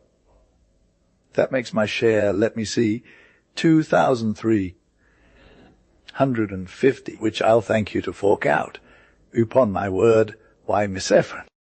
"Blewett," says my master, "I don't really understand what you mean." "You don't know what I mean," says Blewett, in an accent such as I never before heard. "You don't know what I mean." "Did you not promise me that we were to go shares? Didn't I lend you 20 sovereigns the other night to pay our losings to Dawkins? Didn't you swear on your honour as a gentleman to give me half of all that might be in this affair?" "Agreed," says Deuceace. "Agreed." "Well, sir, and now what have you to say?" "Why, that I don't intend to keep my promise. You're hella salty, and salty too. Do you suppose I was Loki working for you? Do you think I was going to give a lit dinner to that simp yonder, so you'd get the tea from it? Get out of here, sir. Leave the room, or stop, I'll cuss you out if you stay." "Charles," says Master to me, about an hour after, "I'm ghost in Paris. You can come too, if you vibe with that." "Yes, so there's this castle, Liebenstein, and it's low-key lit, you feel. There's these gardens hanging off the rock, and they're hella fragrant with flowers and getting turned up in the sun. On the greenest turf, under an oak tree, 3 people were vibbing, and they were all, like, in their prime. 2 of 'em were brothers, Warbeck and Leoline, and the third was this low-key hot girl, Gertrude, who got sent to live her big bro at Liebenstein after some drama with Sternfels. Anyway, the castle and land went to Otho's cousin, but now it's all about the 2 brothers and their sis. Warbeck's like, 'Hey, sis, you made a cute little crown for me. What's good for my bro?' And Leolin's all, 'No, 'cause you need something more low-key. Otho's over here trying to diss his bro, but Warbeck's all, peace out, I got this. Caw.' Then they hear their dad, the Og Chief, calling for Leoline, and it's like she's got to go check on him, 'cause he needs her vibes. So the brothers are left alone, and now you can see how different they are. Otho's all about that health life, with his brown skin and hazel eyes, and his hair is always looking fresh. He's bold, light, and always down for a laugh. But Warbeck's more on the slender side, with those long, flowy locks, and he's got a serious crush on Leoline. Yes, so like Clark's northern squad was on either side of his face, which was straight fire, calm and pale, or like thinking deep thoughts and feeling sad, you feel. His features were low-key majestic and regular, never changing, much more resolute than Otho, but less extra. The fam remained silent after Leoline left. Otho just casually grabbed his sword that was sitting on the grass, but Warbeck was all about the flowers that Leoline had touched with her soft hands, and he placed them in his chest like a heart to heart moment or something. Otho got shook, he bit his lip, changed colour, and was all, bruh, what's good? And Warbeck was like, he got a love for Leoline that's lit, fam. Otho was all, you can't even think of her as my boo. Warbeck was low-key pale, though. He said, I'm not trying to play games, bro. I love Leoline hard, and I claim her as mine. Never gonna let no one else come for us. Warbeck's face was all wistful. He stared at his bro for a hot sec, then just chillin'. Didn't say nothin'. Otho was all, what's up with you? Why are you so quiet? And Warbeck was like, I'm good. Otho started thinking some weird stuff. He thought maybe Warbeck was trying to be extra or something, and that his bro might want to go talk to their dad. He approached Warbeck all like, what's poppin'? You got to let me know if you're good with Leoline. And Warbeck was all, does she love you? Otho was all, well, I thought so. But then he realized his fam didn't say nothing, and it was getting on him. Warbeck broke the silence, and his voice was like super deep and sad. It got Otho's emotions in check. You're the one who's been quiet. Warbeck said, do you love her, or is she just playing? Did your lip give it away? Yas? Like, so Clark is low, Key wondering if he'd actually date his cousin Leoline if she was into him. Like, is it even worth the drama to see her happy? Out of here. Then what's good? Otho, Warbeck asked, looking all embarrassed. Oh, Dad, has our dad been holding out on us with his feelings for Leoline? Warbeck said. And then he was off like a shot, ditching his bro's grasp and heading to the castle. As he walked in, he heard Leoline's voice vibing out some old dude jams that made everyone swoon. He paused because he didn't want to mess up the mood. This spell is hella powerful for him, but too, and then he was all about checking out Leoline's fire form. His heart basically dropped into his toes. They'd both gotten her a little gift earlier, like flowers and stuff, but he knew his brawl's flower was all soggy and basic compared to his own fresh pick. Anyway, the old dude got sleepy because of the music and all the hunting drama, so warbled over to Leoline and was all, hey, cuz, let's chill for a sec. They walked out to some quiet spot, and then he was like, listen, dearest cuz, I gotta talk to you about something on my mind. Leoline was all, what's good? Cuz. What do you want to ask me? And Warbeck's heart was like totally full, so it took him a sec to say anything. 'Cause those were sick times when we were little, but now we got to deal with new stuff. Can I still count on you, though? Leoline looked all teary-eyed, but her gaze was straight fire, and Warbeck knew she only loved him like a sis. He exhaled, paused again, this is some serious drama, and then said, all right, let's get into this. Once upon a time, there was this one dude who had 2 sons, and Loki, like Clark Sis, was all about that orphan life too. And the old son wasn't even worth mentioning, let's just move on. But for real, the younger son into this was orphan, more the and cousins are, you feel. He was low-key freaking out, 'cause he wanted to propose to this dude and get his sister's approval. Leoline, my story is done. Can't you vibe with Otho like that? And now Clark looked up at Leoline, saw her shaking hard, and her face was all flushed like, for real?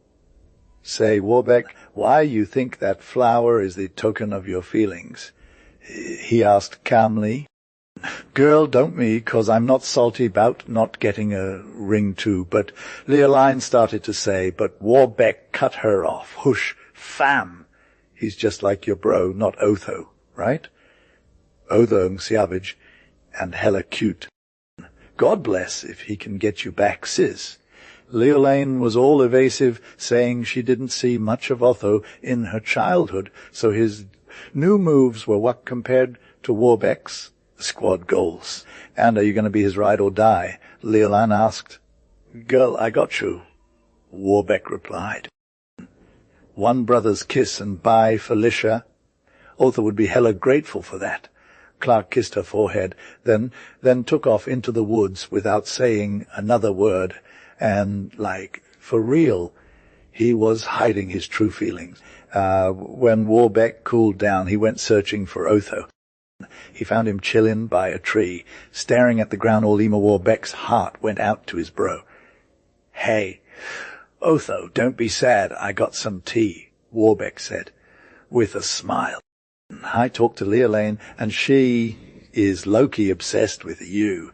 Otho freaked out, threw himself on Warbeck, and was all about that no, thank you life. No way, bro. You're the Og. I'm just going to hand her over. Don't be dramatic, Warbeck said. Leoline's got a soft spot. Don't go harsh on it with your temper, or you'll regret it. For real, think about her happiness too. With that, he left Otho and headed back to the castle. He put his hand on their dad's grey head, blessed him, then snuck into his room and got all glammed up for a night out. And thrice kissing the hilt of fate's sword, said, "Waz, I'm low, key obsessed with you." Then he was like, "Peace out, castle," and hit the rock, gained the Rhine, and hauled in a fisherman on the river. On the other side, alone, but not salty, cause his high heart was turned up, and Leoline was hella happy he vibed to Frankfurt. The town was all energy and life. People were repping their arms at every corner. Martial music was popping. Banners were waving war. Steeds were neighing. It was a whole mood, and say, Bertrand had that sacred cross going down by the Rhine, and Frankfurt was feeling it too. On the same day, Warbeck got his sacred badge, and he was straight up enlisted with the Knights of the Emperor Conrad. We got to assume some time passed, and Otho and Leoline weren't even vibing yet, because in the beginning of his gratitude to his bro, Otho was like, "Yo, Dad, Warbeck won over himself, and I got this." And Leoline was all, "Nah, fam, let's not do hype just yet. Give him time to get his feels right, and he'll be good, trust." The old chief was feeling it, and even Otho wasn't hating on it. They settled on waiting a year for the wedding. Months went by, and Otho was low-key salty. He hit up some nearby towns with his squad, and all anyone talked about was the Crusaders, the heroes of the cross, and how lit their lives were. Minstrels and priests were hyped on spittin' bars about it, and all the young bloods were feeling the same energy. They wanted to be out there doing their own thing. My bro is living his best life. Otho was like, while I'm stuck here listening to my old man's tales and an orphan girl singing sad songs. But then he hit a snag. Maybe it was just the excitement paling. Or maybe his proud self was just mad that his blow key winning at love. Either way, Otho was starting to lose interest in Leoline's vibe. Poor Leoline was still feeling the love, but maybe when Otho wasn't trying so hard to be the hero, she'd see him for who he really was, Loki. Clark's girl was hella invested in him, you feel. He was all wild and free, got this dark vibe going on, but she was low-key obsessed. She catch herself thinking about his moves, you know. And T-Bay, it was all so captivating. He had this swag that made her heart skip beats. But for real, there were these moments when his energy would shift, and those emotions would just go haywire. She was trying to keep up with him, but it was like super hard. Anyway, Otho's squad had this one dude. Templar who was straight fire, you know. He was part of this secret order that held major sway over people's minds. Apparently, he got injured in a brawl with an English knight and was stuck at Frankfurt for ages. It messed up his crusade plans. Tebi. But while he was chillin' at Liebenstein Castle, he low-key became BFS with Otho, and then they both caught feelings for Leoline. She's like the ultimate prize, right? There was this other dude, Templar, who was all about getting Otho to join the crusade. He painted a picture of it being lit, and he even threw in some hot takes about how these female warriors from the east would low-key worship the heroes of the cross. And Tebe, he hit hard. Dowries were everything back then, especially for these princesses. Even if you're royalty, it's all good, right? Templar was always teasing Otho about how much more epic his life could be, and at some point he asked him straight up if Leoline would even be down without being engaged law. By that point, Otho was already hella invested in Leoline. It was like they were meant to be or something. But Templar just played on those vibes, man. Anyway, one night, a minstrel dude comes to the castle, and he's all about performing for the fam. He sings about love, and Otho is suddenly like, hey, Leoline, what's good? They vibed out, and it was like they were meant to be. The minstrel then switches gears and starts talking about war, the whole shebang. Trumpet sound, steeds neigh, steel clashes. It was fire T-Bay. But when he hits the names of these legendary knights, you can't help but think about Sir Warbeck of Liebenstein. The dude's a total boss. He saved the imperial banner 3 times. 2 horses were literally covered in blood because of him. The minstrel is all like, you gotta respect this dude.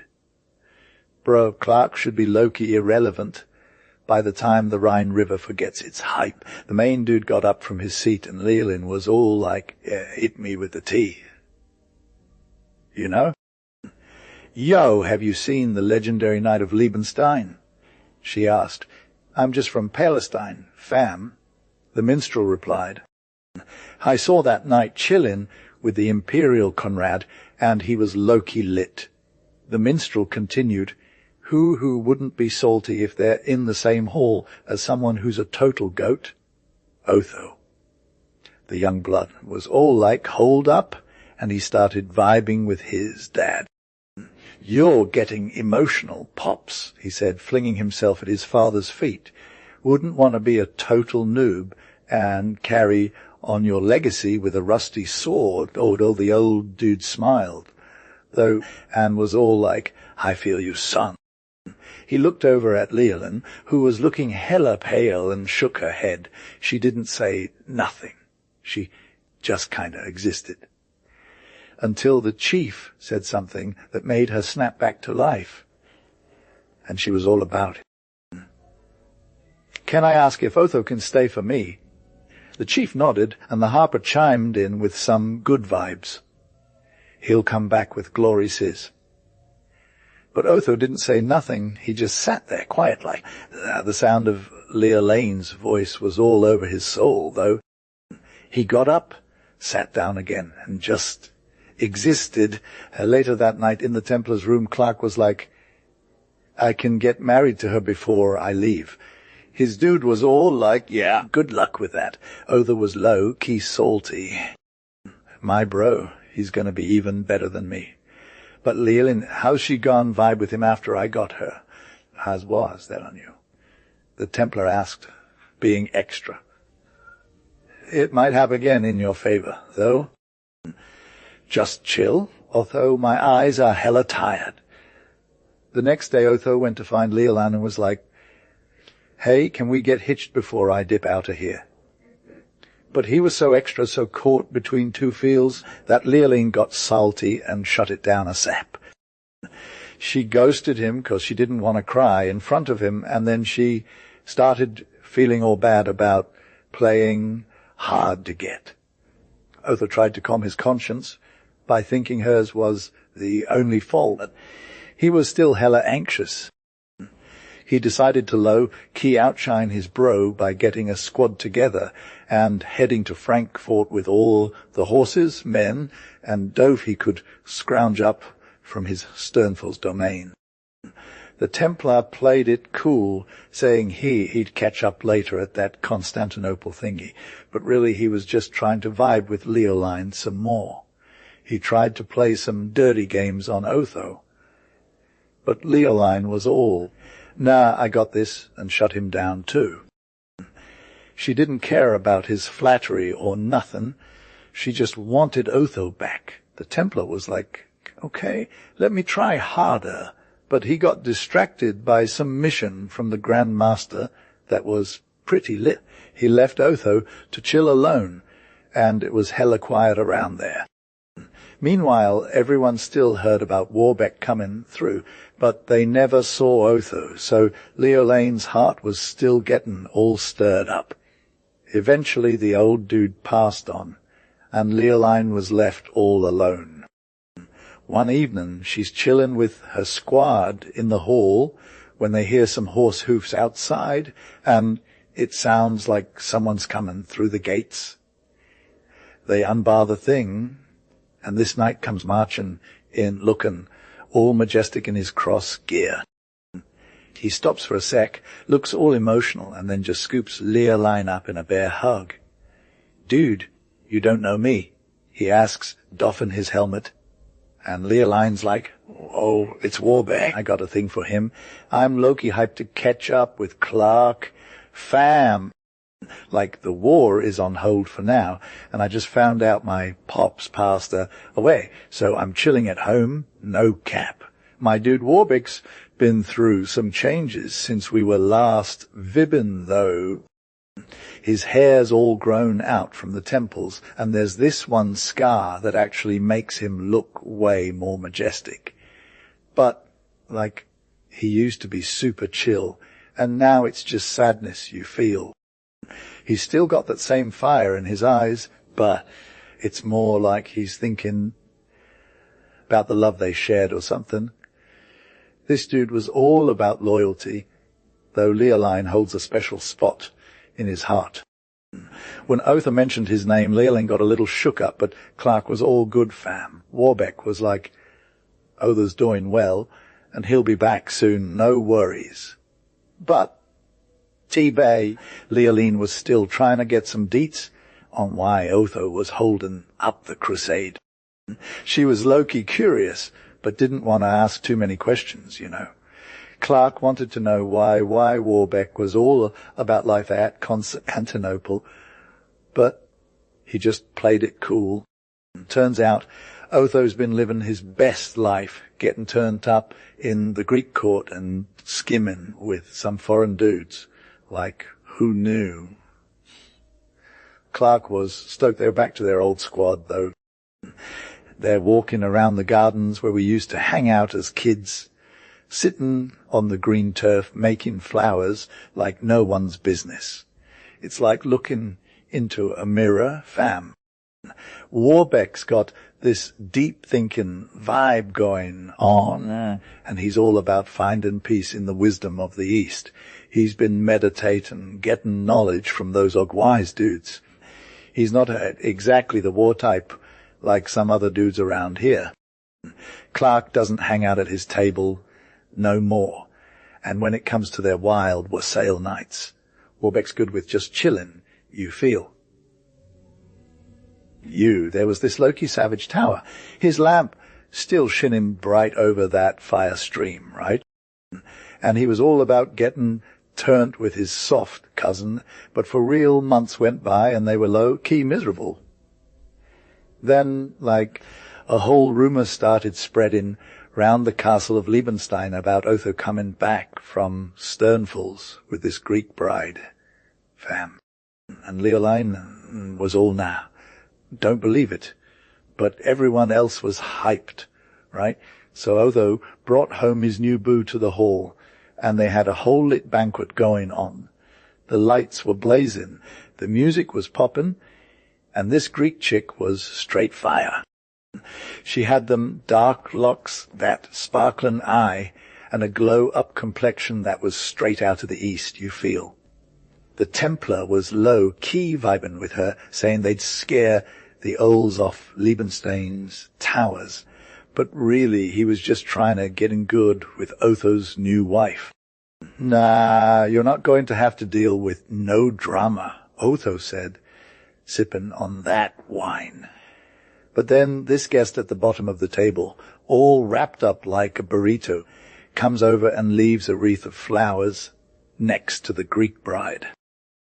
It's just a small gift, but you two deserve happiness. And with that, they vanish into thin air like a ghost, leaving everyone thinking, "White, who was that?" The Greek chick was all, "Bring back the stranger." And suddenly 20 guests were jumping up to get the deets. Loki, freak out, said, Otho, waving his hand impatiently, "Don't touch her. Don't even think about it, or you'll regret it." The Greek dude bent over the flowers to hide his rage, and from amongst them dropped the broken half of a ring. Otho knew exactly what it was, the broken half of that ring he'd smashed with his ex's ring back in the day.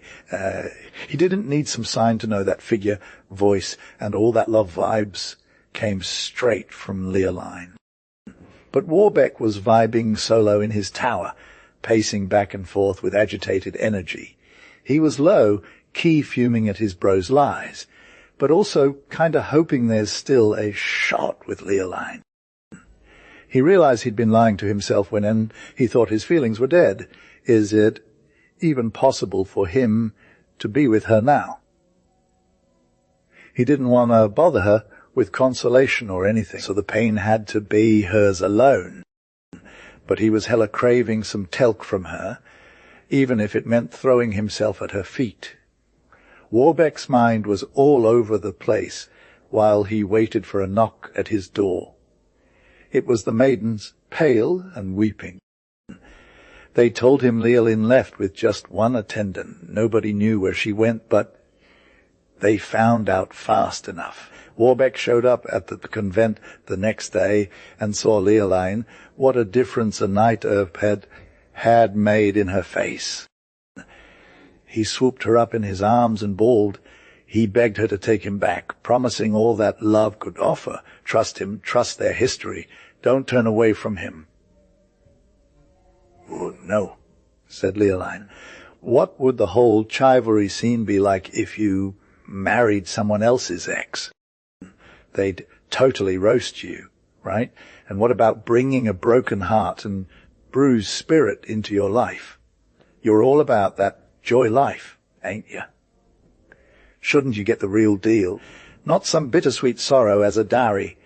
You're supposed to be blessed, not cursed." "Forget me, forget yourself." She yayas. Fam, Warbeck was low, key done with Leoline's situation. No cap. He tried to get her to chill, but she was hella stubborn, bro. She didn't care about his feels or whatever, and just tore herself out of his arms, leaving him looking all bitter and salty. Warbeck was straight up shook, fam. He went from being a softy to being all fiery and angry, like instantly. He was thinking about Leoline's tears, her sufferings, the whole nine, and how he needed to get some retribution going. He was low, key salty that his bro, Otho, was the one who wronged her in the first place. You feel like, what even is that? And all because of a wild bachelor party with some thirsty dudes. Whatever dude. So Warbeck decided to step up his game and challenge Otho to a duel. It was on, fam.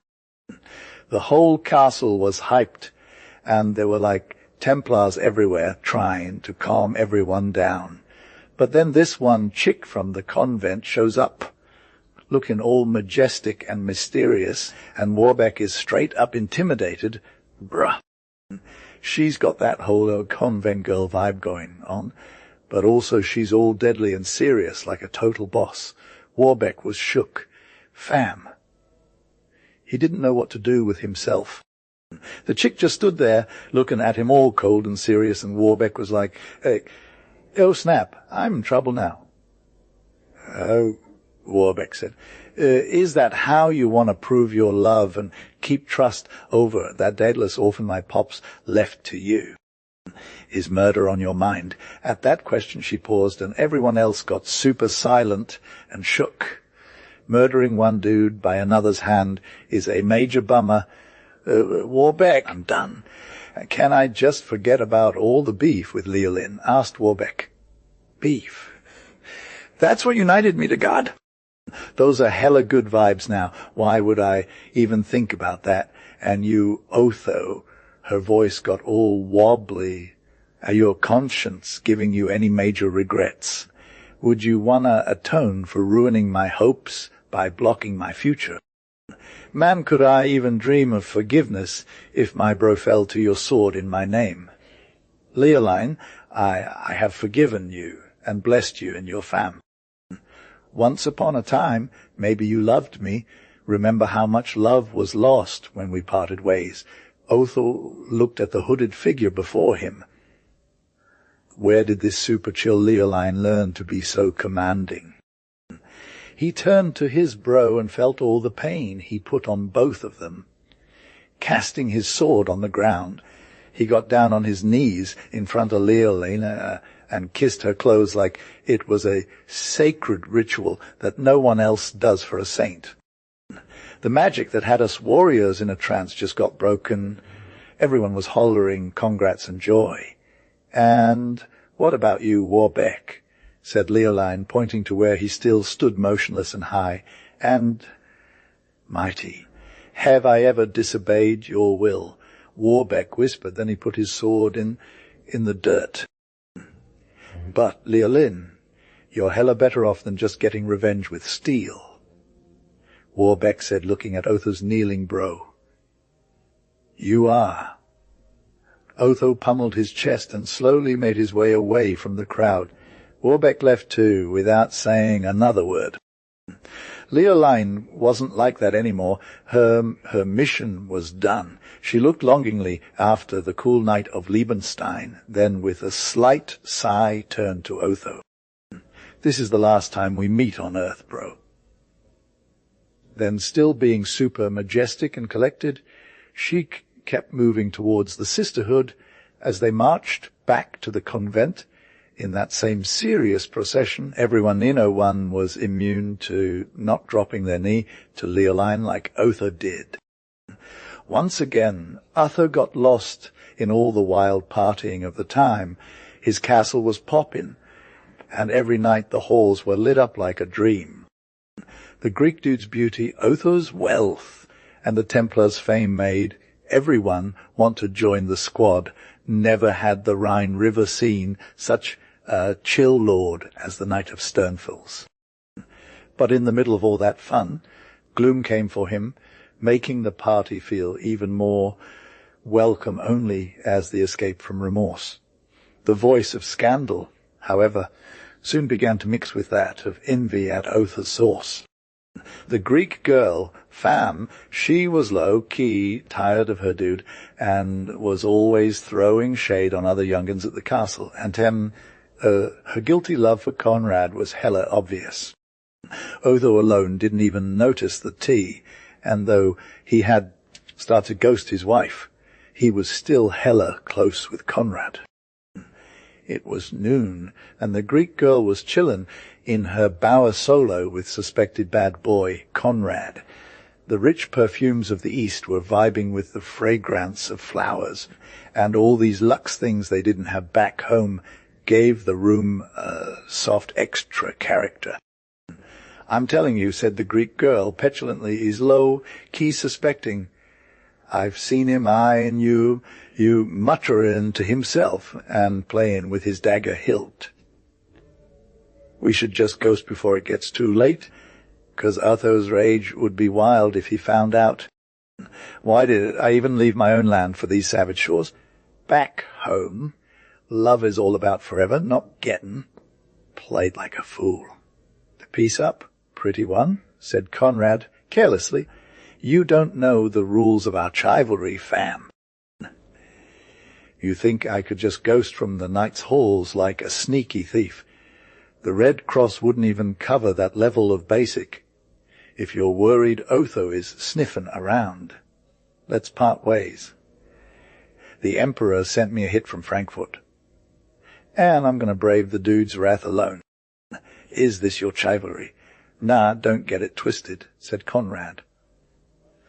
When the object of his suspicion is gone, you can just use your girl skills and Greek moves to calm him down. I know you, Glycera, you'd fool all the haters except maybe a Templar, and you, cruel boy, would leave me, said the Greek girl, crying. How am I supposed to live without you? Conrad laughed slightly. Can these eyes ever cry without someone to wipe away the tears?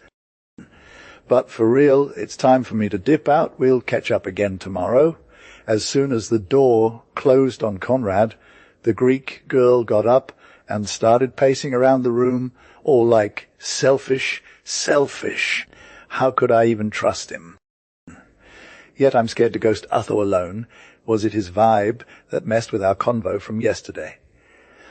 Nah, she decided to just run. She's never going to be lonely again. She clapped her hands. A young page appeared. She threw herself on the seat and wept like crazy. The page came over, and love was mixed with his compassion. Why are you crying, dearest lady?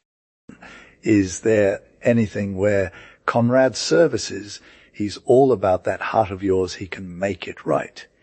Otho had been sipping tea alone the whole day. His vassals noticed his brow was more hella worried than usual, yeah, so like Clark was always low-key hiding what was really going on.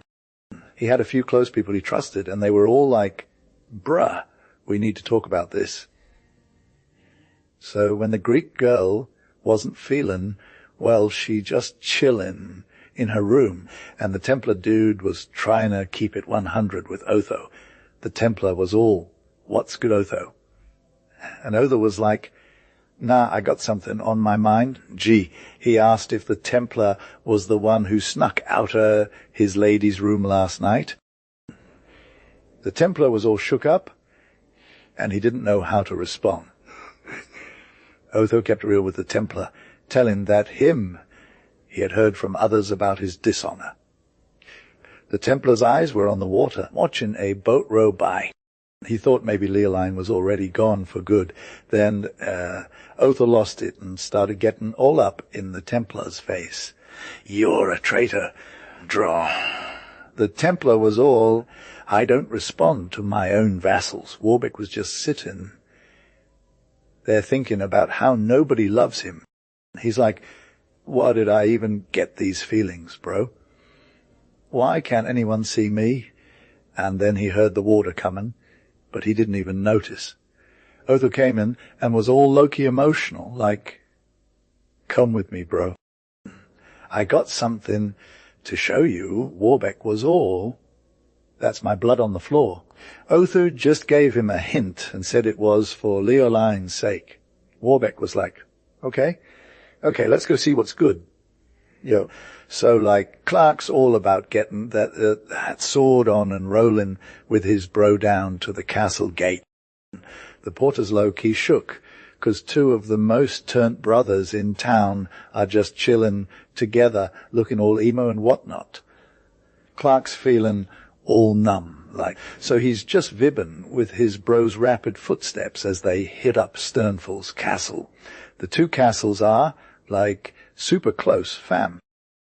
Otho pulls up at some open spot on the terrace of Sternfall's, and it's all lit under the moonlight.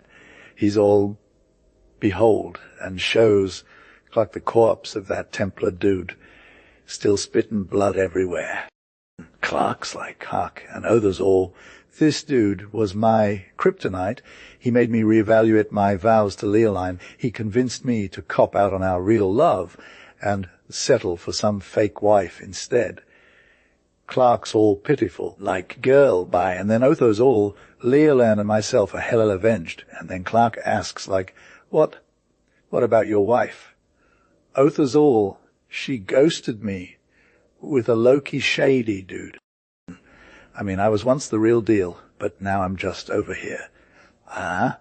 The story goes that Otho, despite being on the receiving end of some heat from the authorities for killing that Templar dude, defied them and lived to tell the tale.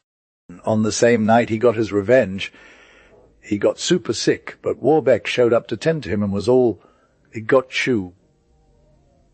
After Otho recovered, he was a different dude, all about chillin' with Clark and forgetting his wild ways. The two of them didn't have much in common, but they shared that one bond. They just hang out by the river or in the woods, doing their own thing without saying a word. Otho went first, and Warbeck was all alone now. The imperial court and the camp tried to get him to come back to life, but he was all, "Nah, I'm good." He'd just chill at home looking at that roof where Leoline used to be, and every copse and turf would remind him of better days.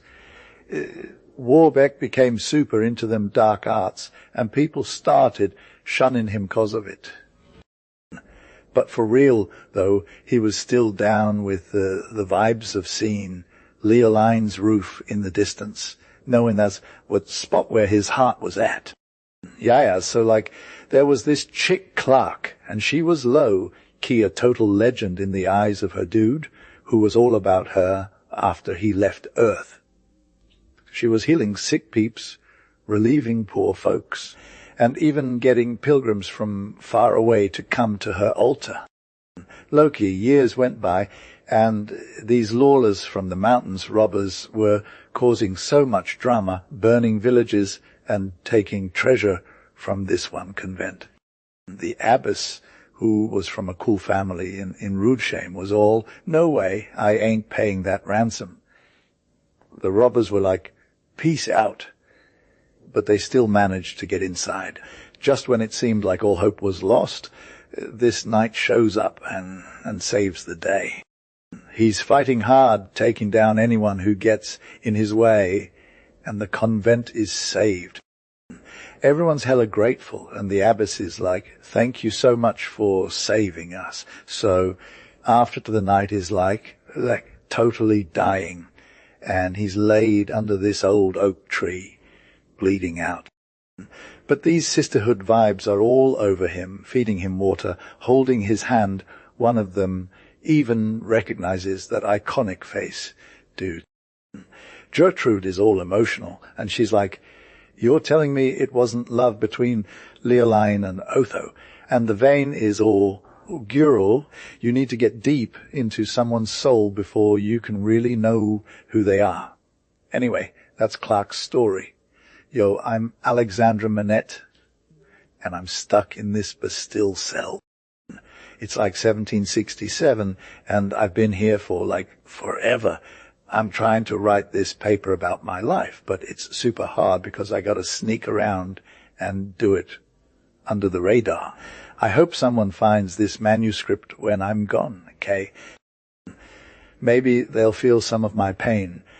I'm writing this with a rusty iron pen that's all messed up from soot and charcoal and blood. It's like really rough conditions in here, but I'm managing to get it together. Hope is basically dead for me right now, but I swear I'm still on the right side. My brain's still sharp, and my memories are on point. I'm telling you the truth when I write this, even if my sanity might be slipping away soon. I'm low. Key gonna spill my last thoughts here, whether anyone ever sees M or not, at the judgment seat of eternity. One hella cold night, like deck 27 to 1757, I was vibbing on the quay by the sign, trying to get some fresh air and chill. I was about an hour from my crib in the street of Medicine when this fly carriage comes rolling down behind me fast as hell. I'm standing there thinking this dude might hit me if he don't slow down, so I step aside to let him pass. I'm chilling. A head pops out the window and someone's like, "Hey, driver, stop. The carriage slows down and the same person calls my name.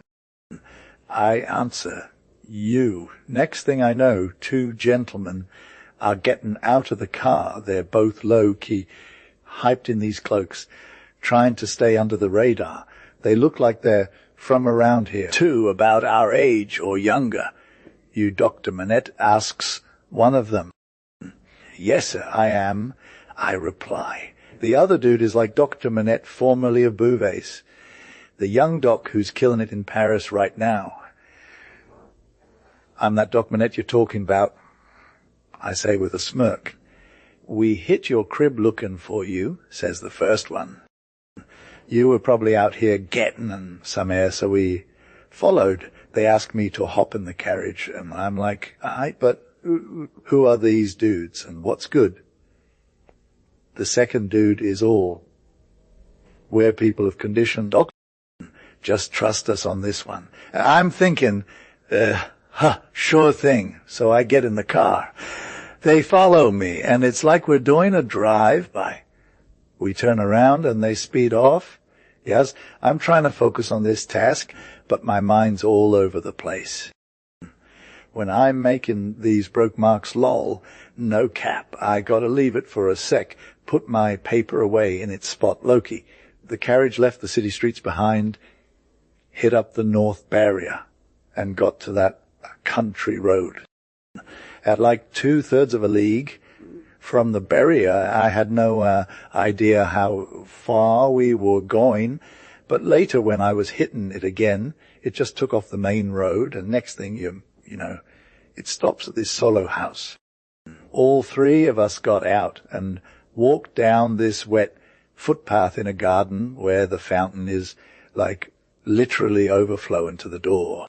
It's not open right away when we ring the bell, and one of my two ride or dies hits that dude with his heavy glove across the face. I'm low-key used to people getting hit by cars more than dogs, but the other one is all hella angry too and hits him back with his arm. I was like, yo, these bros are identical twins, fam. We were chillin' at the outer gate, which was locked, lol, and one of them had opened it for us, and I heard people crying from this upstairs room. They brought me straight to the room, and the cries got louder as we went up the stairs. There's this girl in a high fever, lying on a bed. She's all beautiful, young, and like 20 max. Her hair is all messed up, and her arms are bound with them fancy sashes and handkerchiefs. They're from some dude's outfit, for real. I see the noble emblem and on this fringe scarf thingy. I'm looking at her, trying to take it in, when she rolls over onto her face and tries to suffocate herself with that scarf. My first move is to help her breathe. So I put out my hand, move the scarf aside, and there's this embroidery on the corner of the scarf that catches my eye. I turn her over gently, calm her down a little, look into her face. Her eyes are all wide and wild, and she keeps saying, my husband, my father, and my brother, over and over. Then she counts up to 12, says, ush, and repeats it all again. It's like, what's going on with this girl? Yes, Clark was low, key vibing with these two brothers, trying to get some deets about the chick who was, like, totally traumatized. So the elder bro spoke up. It's been about an hour since it all went down. The younger bro chimed in. She got a husband, dad, and bro. Clark was all, brother. And the elder bro was all, nah, she ain't talking to you, fam. The younger bro was hella impatient and was like, there's a case of meds here. He grabs one from a closet and puts it on the table. Clark is all, I am good with what I got, and starts sniffing the bottles. The youngest bro asks if Clark doubts the meds, and Clark's all, nah, I'm using.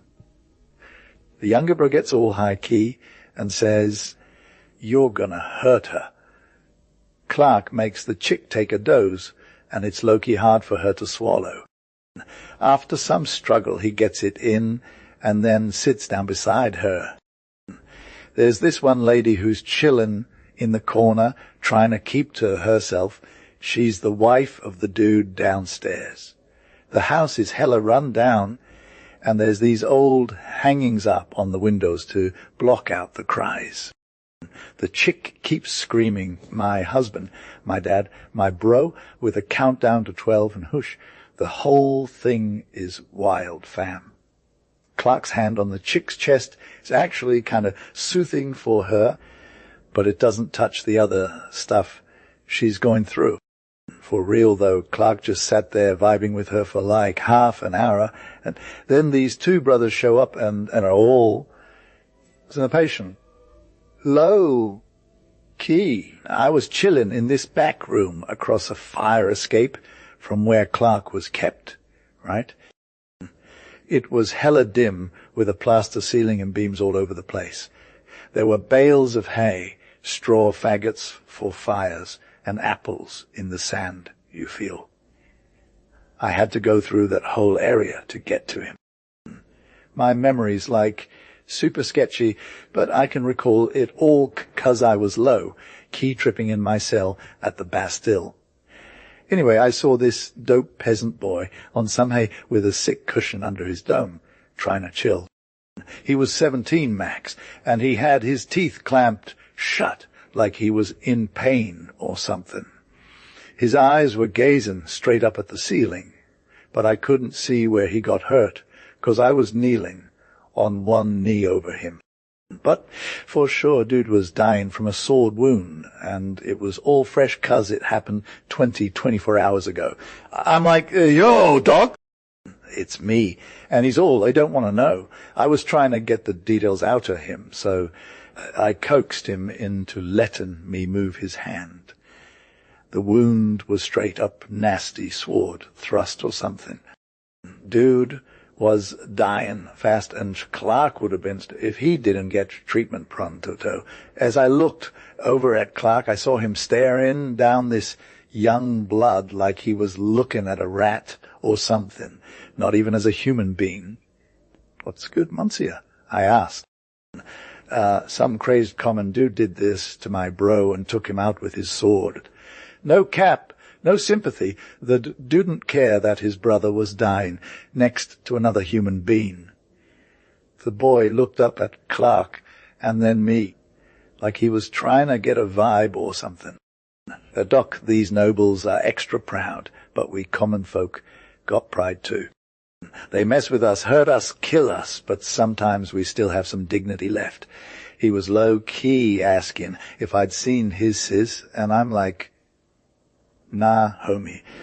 Then I heard the screams and cries from where they were keeping Clark's sister.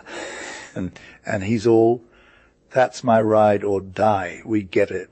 Bro, I'm low-key salty about how these nobles have been straight up oppressive for ages, but we've had some real good girls in our crew. My dad's always told me so, and I know it's true. She was a real one. You feel? She was all about that good life. Betrothed to a good dude too, a tenant at his place. We were all tenants there, my squad, the guy who stands out from the crowd, and his dude, his brother, who's literally the worst of the worst. So this kid's struggling to get the words out, but his spirit is like, yayas, we've been hella robbed by that dude standing there. He's talking about how they're all just peasants who are exploited by these nobles. They got to work for them without pay, grind their corn at their mill, feed their birds on our crops. And if we try to keep a bird of our own, they just take it from us. It's like they were so poor, my dad told us our whole lives that bringing kids into the world was a total nightmare, and all we could pray for is for our women to be barren so our people can die off. I had no idea how much oppression was just simmering beneath the surface until I saw it in this kid's eyes. It was like a fire just erupted, you know. He was speaking truth. He'd never seen it before. So His sister marries her real one, but then this dude's brother comes along and is all about hitting on her, which is low, right? And she's all about keeping it 100 with her husband too. The kid looks at me, and I can see the truth in those eyes.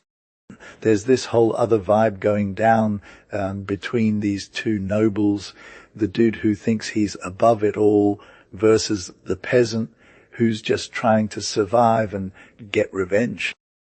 And like, we know that nobles think they own the place, literally harnessing us common folk to do their bidding, keeping us in line. You'll listen up. So, like, Clark was low-key traumatized. They kept him cooped up in this hella gross mist at night and then forced him back into that life during the day. But he wasn't having it.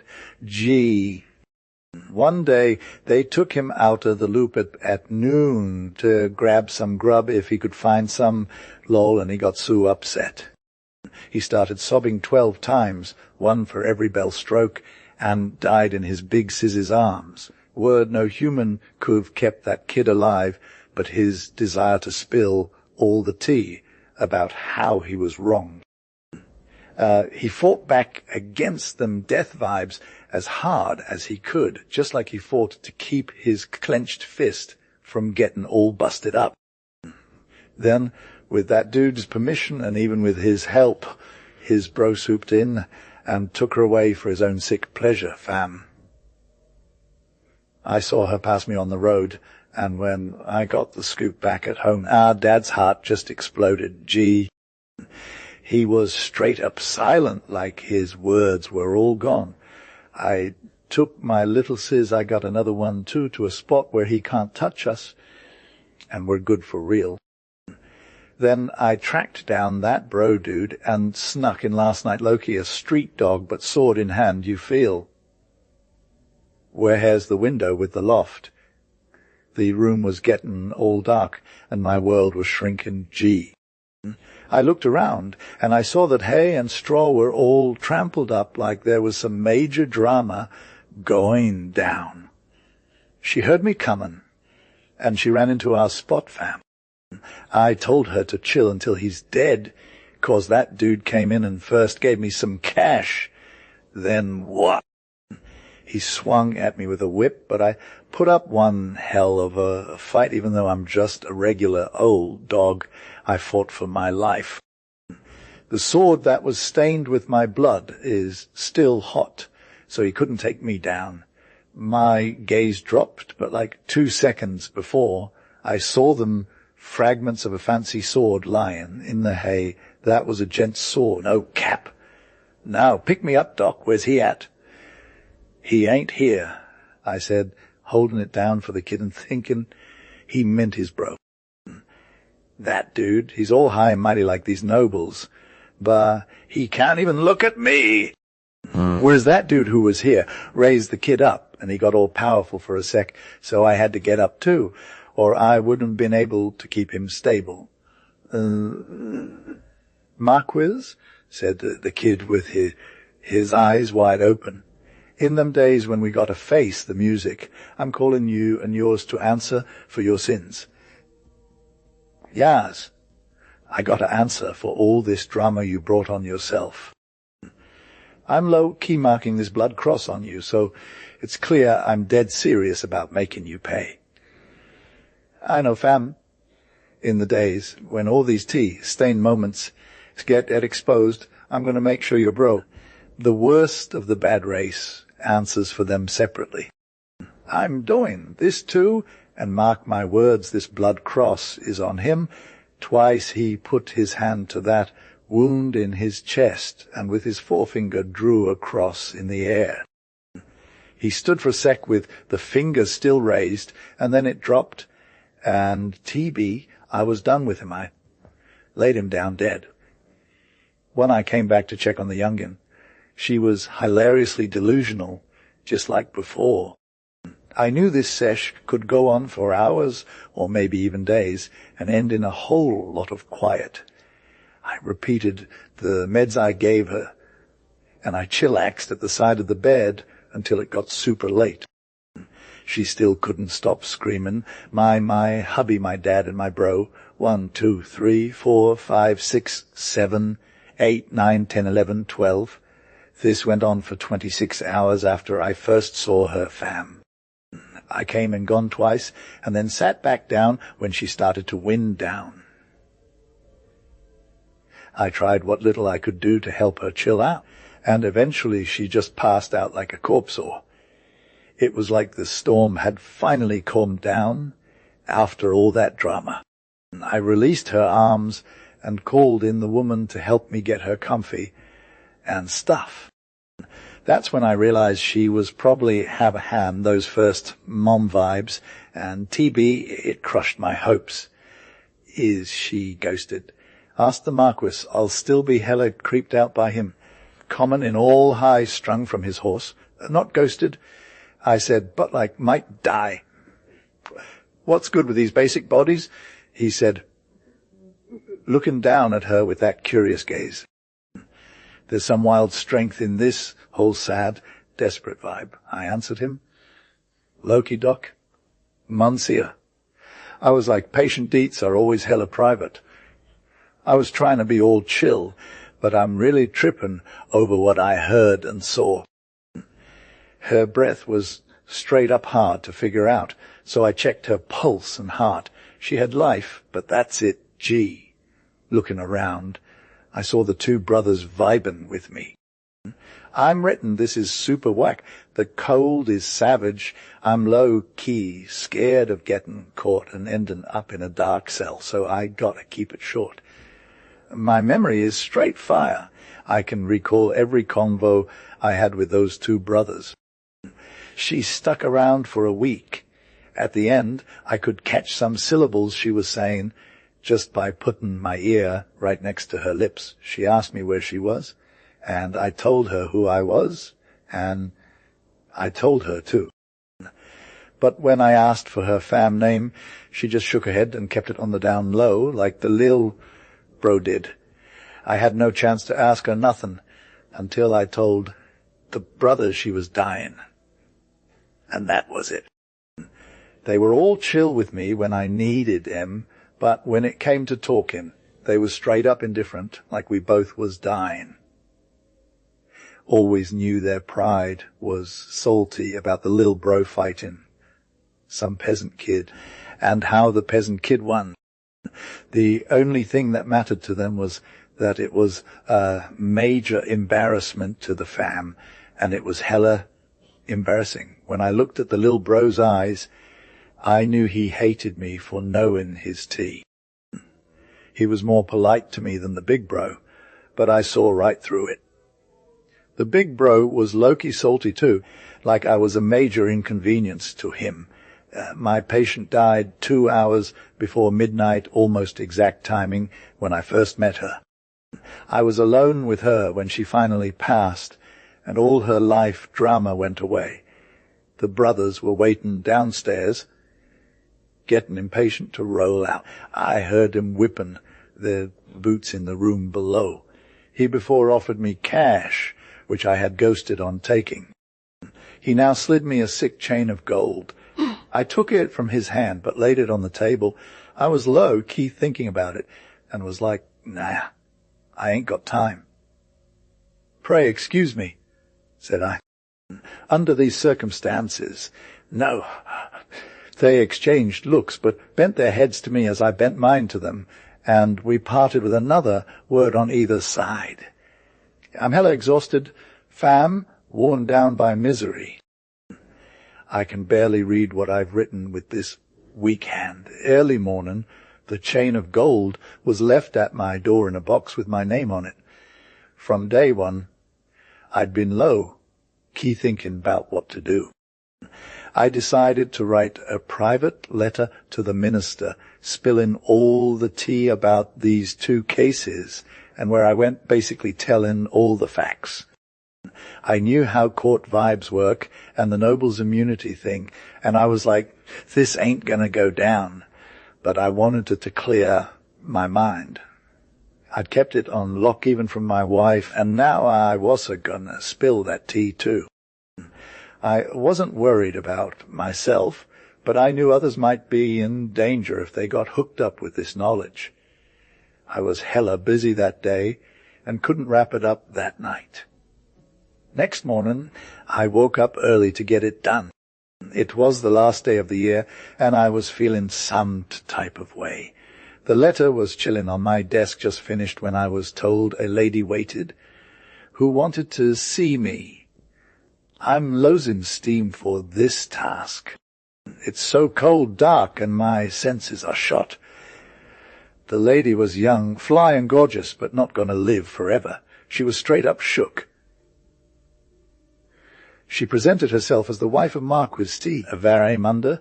I got that from the title on her scarf. I connected the dots and realized we'd met recently. It's Clark and I'm low-key shook, fam. There's this house that's been hella toxic to all these people who are struggling, you feel. This chick had legit reasons to believe there was a little sis out there, and she's all about helping her sister. Gee, I got to keep it real with her. Though I don't know nothing else about the sis. She came at me 'cause she knew I'm low-key trusted, so she hoped I could spill some tea on who the sis is and where she lives. But, bruh, I'm still in the dark. I got a convo with this dude from the house, and he's all stressed out about this record. He just lost one of his papers yesterday, and now he's got to get it done today. This chick was all about that compassion life, and she wasn't vibing with her hubby. They didn't have a good relationship. His bro was hella toxic to her, and his influence was all against her too. She gave me this little dude in a carriage, and I'm talking about like 2-3 years old, right? This child's got some serious pain, and she's trying to make amends for it. She said she'd do whatever it takes to help her family, even if it means sacrificing her own stuff. She's talking about leaving her own jewels to this little dude. She kissed the kid on the cheek and was all about that love life too. She asked him if he'd be loyal, and he was like, yes. I gave her a quick kiss on the hand, and then she took off with the child, and we never saw her again. Since she mentioned this dude's name in our convo, I added it to my letter. But let me tell you, I'm low-key shook what's going down. So I sealed that letter and delivered it myself, 'cause I didn't trust nobody else with it. The next night, some dude showed up at my gate, and he was all hush-hush-hush about it. He had this whole vibe going on, and then, well, let's just say I'm 6 feet under now. It turns out the dude who came to my door wasn't even there. Someone else did his dirty work. They crossed the road from a dark corner, and they identified me as Clark. And that's when it all went down. Bruh. Yeah, so like this Marquis dude takes the letter I wrote and shows it to me, then tosses it in a lantern and makes it go up in flames. No cap. He don't say a word, just leaves me here in my own personal grave, you feel. If God had sent a sign or anything to either of the Sadaks fams after all these long years, I would have been like, okay, maybe they're still alive, maybe they got a message. But now I'm low-key thinking that Red Cross symbol is hella cursed and they don't get no blessings from God. And their whole clan, like till the last one dies out, I'm denouncing them to the universe. Fam, I'm Alex Manette, and I'm done with all this pain for good. So, like, there's this village called Croix, Dorade near Toulouse, right? It's famous in England history because of that hella dramatic charge by the 18th Hussars and stuff. In France history, it's where this wild crime went down, which was solved and all that jazz. The people of the drama, so like back in 1700, there was this priest dude, Monsieur Pierre, C.A. Leston Chobard, living in Croix, Dorade. He was nothing special, but a good dude, you know. simple, social, and all that. His fam was respected, and he was always on point with his duties. Then there's the Sadok's family. They're like oil manufacturers or something. Saturn and Sadok's is the head, and he's old, widowed, and got 5 kids. He's been around for 60, and 2 of them are girls. His sis Morail is his last living relative, but she's chillin' in Toulouse, taking care of her husband's business and stuff. She's still looking good. And guys from Toulouse are always trying to get her to marry again, but she's good. Loki, Mireille, had a deep vibe with her bro Sadix and fam. She was super attached to them, no cap. She didn't want to mess up their inheritance or anything by getting hitched again, even if it meant leaving some of that dough to her nices and nips. So she closed herself off to all the suitors trying to hit on her, except for this butcher dude Cantigrel from Toulouse. He was a neighbor, had been low-key helping her out with the estate stuff, so she was down to keep it real with him, but not too extra. It was like she wasn't giving him a green light or anything, but she didn't shut him down either. Sadix was hella worried, 'cause Cantigrel never came to the village, and he couldn't get a read on him from anyone else. He even tried asking Monsieur Chobard for advice, but that dude was out of it. So Sadix was like, "You got to do some digging." He asked around Toulouse to see if there were any shady pasts on Cantigrel's resume. What he got back was all kinds of tea, rumours and reports about the butcher's old life in Narbonne, like a whole other city. One rumour in particular had said a thing, it might be worth investigating further. He decided to roll up to Narbonne himself to get the real tea. Nobody knew about his secret trip but him, so he kept it on the low from his sis, his daughters, and even his sons. They were all youngins with short tempers, and wouldn't kept it on the down low either. He just sent a letter to his fam saying he was headed to Narbonne for some business and that he'd be back home by Tuesday, April 26. Clark's low. Key invited a squad of friends to his fam's crib on April 26, a sick feast day in the village, and also for him to come back, you feel? The guests he's all about inviting are his sis, Monsieur Chobard, who's hella chill and always brings that vibe to the festivals. Then there's 2 other neighbours who, like business buddies, living large with Clark. That's the squad fam. His family, Sadaux, is straight fire, making sure they've got a lit supper ready for all their invited guests, 'cause everyone's been hyped to come through. Anyway, this is Clark and his fam's life on April 26th. It's a big deal in the village of Croix d'Oreille, and people are getting hyped. The events of the day, Monsieur Chobard is Key the priest for the village church, but he's also got some extra sauce as the dean at St. Stephen's Cathedral in Toulouse. On April 26th, he's got to run some errands connected to his job, so he's headed to the city. It's like a short trip fam. When he gets there, he hangs out with his priest squad for a bit. But then they're like, "Peace out, we got this." So Monsieur Chobard is solo, chillin' in the sacristy, when suddenly a beadle pops up and asks about the Abbaye de Mariotte. Clark's like, "He just left, bro." The beadle's all, "There's this dude who looks all stressed out. Can I get some info on him?" Monsieur Chobard's all, "I got you. Bro, I can act as confessor if this guy needs it." So they go to the church and they find this dude just walking around like he's lost his mind. He looks super anxious, and Clark's got to keep his cool when he starts talking. The dude's all, "I want to make my confession." Monsieur Chobard's like, "Hey, let's do this." But then the dudes all, "Can I just talk to you? I don't want to wait for the Abbé. You?" So there's this guy Clark, right? And he's chilling with some stranger. "In that case," says Monsieur Chobard to the beadle, "you got to come with me." He leads the way to the confessional, Loki excited about what's going down. The beadle is like, "All right, I got you." He waits outside. Curious Ave. Keatil, he sees the curtains get pulled back after a hot minute.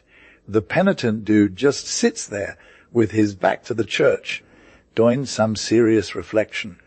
But the beadle's all, "What's good?" Where's the stranger? And then Monsieur Chobard comes out of nowhere looking hella different, like he just saw a ghost or something. The beadle is shook. But more importantly, where did the stranger dip to? The priest dude is straight up terrified. Fam, he's got that "I just saw a demon" vibe going on. He scrams out of there like his life depends on it, leaving the beadle all confused. The beadle's all, Clark must have gotten some info he didn't bargain for, God. Later that day, everyone's chilling, getting ready for dinner at Saturn and Sadox's crib. But Clark doesn't show up, and they're all, "Where is he?" They wait around for a bit, but nothing. The message comes in like, "Supper time," or whatevs, and they're all, "What do we do?" The widow Morelli's all, "I think my bro might have gotten into some trouble." And the two neighbors are like, "God forbid," they're all worried about Clout Buck. It seems he ain't coming home tonight. You're up from the kitchen, and Loki told everyone to chill for a hot sec. "Here's Mr. Chobard, though." Asked the widow, "Has he been ghosted or something? Where's he at?" "Has nobody seen him today?" "I saw him today," said Jean, the youngest son, who was always hella quiet, but always had his eye on it. "Where did you see him?" asked the widow. "I met him this morning, coming into town." "Good health and vibes, I'm sure." Asked the widow. He looked fire, never seen him like that before. "Would," said the neighbor with the anxiety attacks, jumping into convo. "What's up?" "You're talking about this morning, though," cried Jean, all shook. "Nope, it was this Pem," said the neighbor. "I saw him going to our church. He looks straight white as a ghost when we get the new plates, lol." Jean just went back into his usual silence mode. It started getting dark. The clouds were gathering while they were vibing, and when there was a lull in the convo, the rain coming down hard made itself heard. "Dear me," said the widow. "If it wasn't pouring so hard, we could have sent somebody to find Mr. Chobard." "I'll go check on him," said Thomas C. Addox. "It's a 5-minute walk, fam. Gotta have the supper ready. I'ma take a clothe me, and if he's out his bed, I got chew." Thomas left the room, and the hungry neighbor was all like, "Nobody mess with me now." The melancholy neighbor was feeling better too. When Thomas got to the priest's house, he found him chilling in his study. He jumped up, looking all shook, when Jean walked in. "Why, sorry to interrupt," said Thomas. "I hope I ain't scared you or nothing." "What's good?" asked Mr. Chobard, sounding all weird and out of it. "Haven't we got a supper to get to?" remonstrated Thomas. "My dad ain't showing up, and now that's the excuse we got to use." At that point, the priest was shaking like a leaf. Thomas was all like, "Go, okay," but he remembered he was supposed to bring Mr. Chobard back with him, so he's all, "Hold up, lem finish this convo." "Yeah, yes." "Loki be wasted, or why you gotta make one of us, as you promised, bruh." "Here's a sick, warm cloak." "I can't come," said Clark. "I'm hella done. I'm in bad vibes. I'm not fit to leave the crib." He sighed hella bitterly and hid his face in his hands. "Don't say that, homie," persisted Thomas. If you're low-key out of spirits, let's try to lift your mood, 8. And you, in turn, will vibe with us. They're all waiting for you at home. Don't ghost homie, pleaded the youngin, or we'll think we offended you in some way. You've always been a good friend to our fam. Monsieur Chobot again rose from his seat with a second change of vibes as extra and perplexing as the first. His peepers got all misty, like tears were about to pop out of them. He took Thomas's hand and pressed it long and warmly in his own. There was a mixed feeling of pity and fear in the look he gave Thomas now. Of all the days in the year, he said very low-key serious, don't doubt my friendship today. Sick as I am, I'll make one of the supper party for your sake and for my dad's sake, added Thomas persuasively. Let us go to the supper, said Clark. Thomas wrapped the cloak round him, and they left the crib. Everyone at the table noticed the change in Monsieur Chobot. He accounted for it by saying, confusedly, that he was dealing with nervous illness, and then added that he'd do his best, no cap, to promote the social enjoyment of the evening. His talk was hella fragmented, and his cheerfulness was sadly forced, but he managed, with these drawbacks, to take his part in the conversect when it hit on the absent master of the crib, Saturnin Sadux.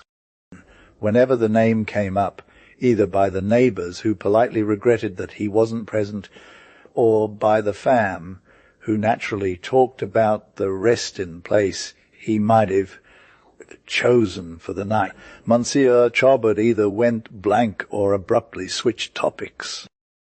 Under these circumstances, the company, whom he was respected and beloved by, made the necessary allowances for his state of health, the only one person among them who showed no desire to cheer Clark's spirits and humour him in his temporary fretfulness, being the sullen younger son of Saturnin Sadux. Yeah. Both Lewis and Thomas noticed that from the moment when Monsieur Chobot's vibe first betrayed his unwillingness to touch on the subject of their dad's absence. Jun fixed his eyes on Clark with an expression of sus attention and never looked away for the rest of the night. The youngin's absolute silence at the table did not surprise his bros, because they were used to his taciturn habits. But the sullen distrust betrayed in his close observation of the honoured guest and friend of the fam surprised and angered Clark was Loki getting some major side eye from the priest, but he kept it on the DL and didn't make a big deal about it.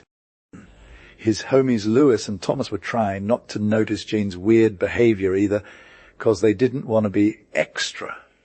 The villagers in Croix Dorade were all about that early life, so by Lebanon everyone was ghosting each other and getting out of Dodge, except for the two neighbours who were still full and stoked to hit the hay like everybody else.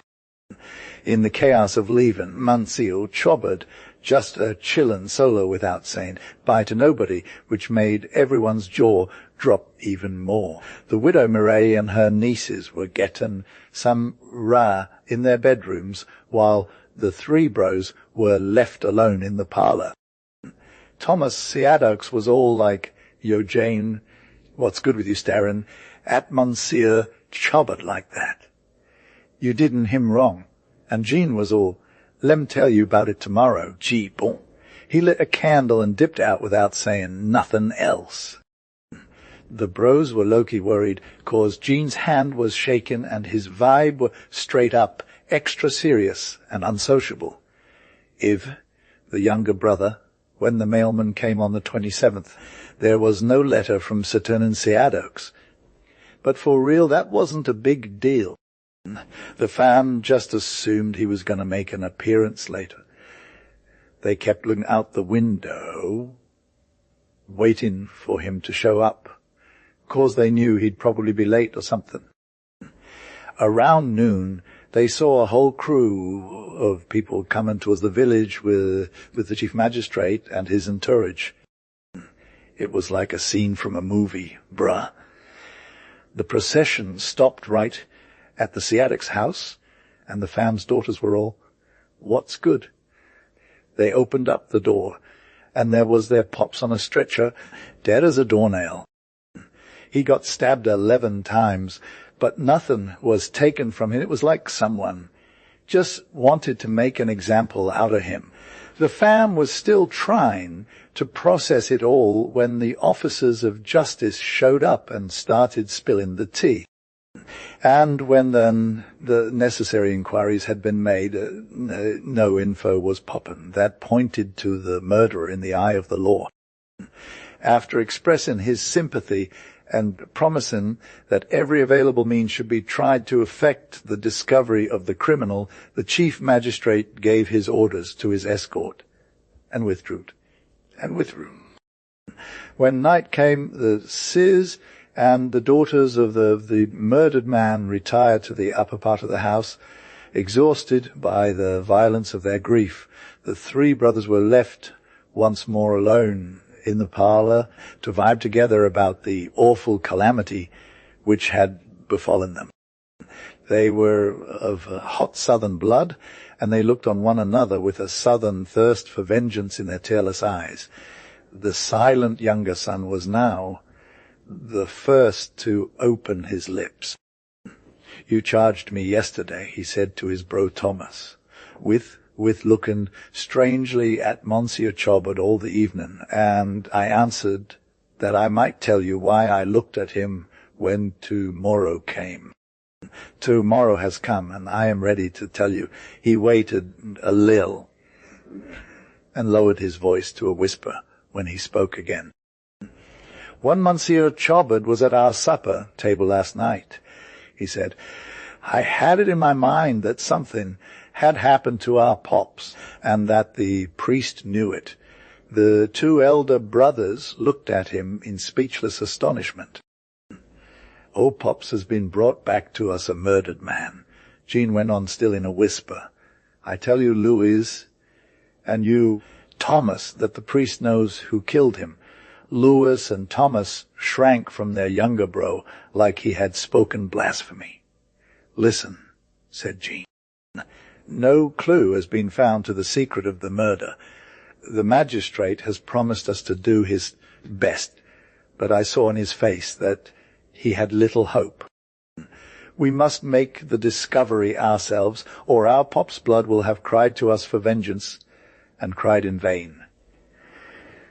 Remember that, and mark my next words. You heard me say yesterday evening that I had met Monsieur Chobard on his way to Toulouse in good health and spirits. You heard our old friend and neighbour contradict me at the supper table and declare that he had seen the priest some hours later go into our church here with the face of a panic-stricken man. You saw, Thomas, how he behaved when you went to fetch him to our house. You saw, Louis, what his looks were like when he came in. The change was noticed by everybody. What was the cause of it? I saw the cause in the priest's own face when our pop's name turned up in the talk round the supper table. Did Monsieur Chobard join in that talk?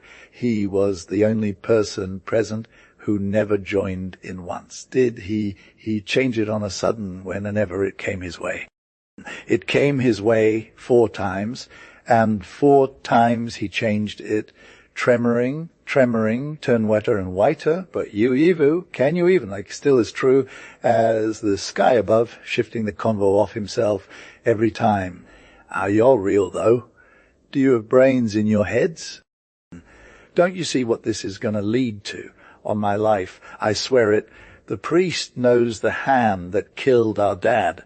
The faces of those 2 old dudes got dark and salty, like they're plotting something, fam. They're trying to figure out how he knew, and Jean's all about getting him to spill the tea. You feel? How did he know? Thomas Sidiacs just opened up and said it himself, no cap. They had a combo in whispers for a hot sec, and then they hide it, tail it to where their pops is laid out. They showed some love by kissing his forehead, took hands and gave each other that we got you vibe, but then separated like nothing's poppin'. Lewis and Thomas are rocking the hat life, headed straight to the priest's crib. Meanwhile, Jean's chillin' back home, making sure the only one left is watching the oil factory cauldron. He gives a homie a nod and tells him to head home because he's low-key traumatized. So Lewis and Thomas hit up the priest pad, and he's all shook up like crazy again. They're ready with their story, no jokes, just straight up honest. Your aunt and us is a struggling hard, they say, trying to get it through to him. The priest is feeling the weight of his duty, so he packs up his gear, surplice, crucifix, and heads out with him. He's walking into the room where Jean's chillin', boiling oil in the background, thinking he's all good to go. But then Thomas Sideoaks just goes ahead and spills the tea. We got you, priest. He stopped and looked over at Clark, who was chillin' with Jean in that boiling cauldron fam. Never really the type to get all resolute, since he'd been low-key struggling mentally for days. This priest dude was hella shook. Lewis took the crucifix from him and held it down. Thomas made him put his right hand on it like a boss. Jean had the questions ready. Our dad got taken out by a hitman. Brew, he said. You know who did it. The priest was all hesitant and whatnot, so the two older brothers moved in to get some answers. Tell us, or you're dead. Gee, said Jean. Say, with your hand on that blessed crucifix, do you know the dude who killed our pop? I got a name for him. When did you find out? Yesterday? Where? Toulouse. Name the homie who killed our dad? At that point, the priest clamped down tight on the crucifix and tried to gather his wits. Nah, fam, I ain't talking, he said, firm as a rock. The knowledge I got is from the confessional, and that's some deep-seated stuff right there. If I spill the tea, I'm committing sacrilege. I'll die first. No cap. Come on, dude, said Jean. If you keep mum, you're just helping the homie who killed our dad.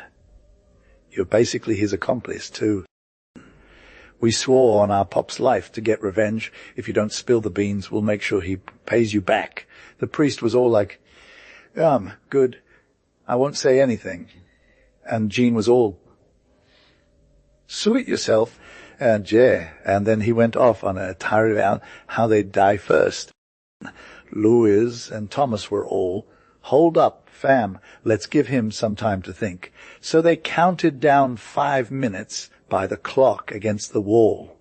In that tense moment, the priest dropped to his knees and hid his face. The clock ticked away in silence. When it got to 0, Thomas was all, yo, speak up for your own sake, bruh. Say something so we can get this over with.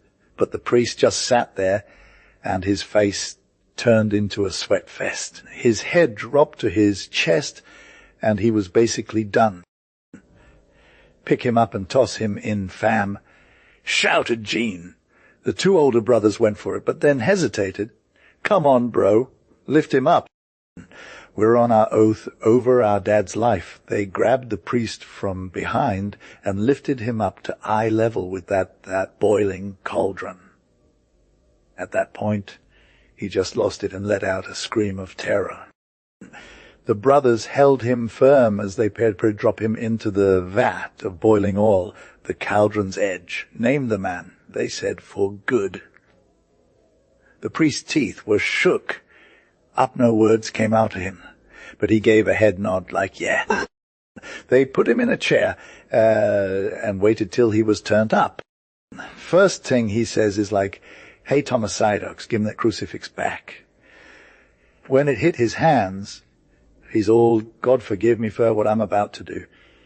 He pauses, looks at the Lilbro still stand in front of him and goes, "I'm good. Hit them with your questions and I'll answer," he says. Gene reps the same stuff he asked when the priest first got in there.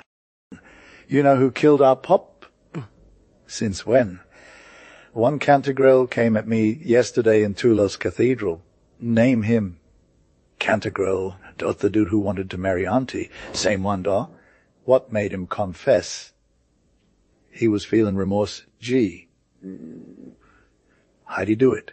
"People said something bad about his rep. So he checked out Narbonne and found out the truth. He thought our pop had too." "Did our pop fact check it?" "Yeah, he did." "Would that have kept Auntie from Cantigrel if Pop was still alive?" "For show, it would have drove him apart." "If Pop lived, what would he've told Auntie?" "He've told her Cantigrel was already hitched to some other dude at Narbonne. She was chillin' with another one. Ain't nobody knowin' her real name. And if that's not enough, she confessed it all in front of Pop. Where did the murder go down? Between Villafranche and this spot. Cantigrel followed our Pop to Narbonne, then back here.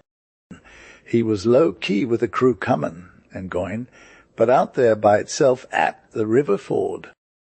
That's where he snuck up on Pop and walked him when Pop went to get water for his pony. How did it go down? Pop was chillin' by the stream, mindin' his biz, when Cantigrel sneaked up from behind and hit him.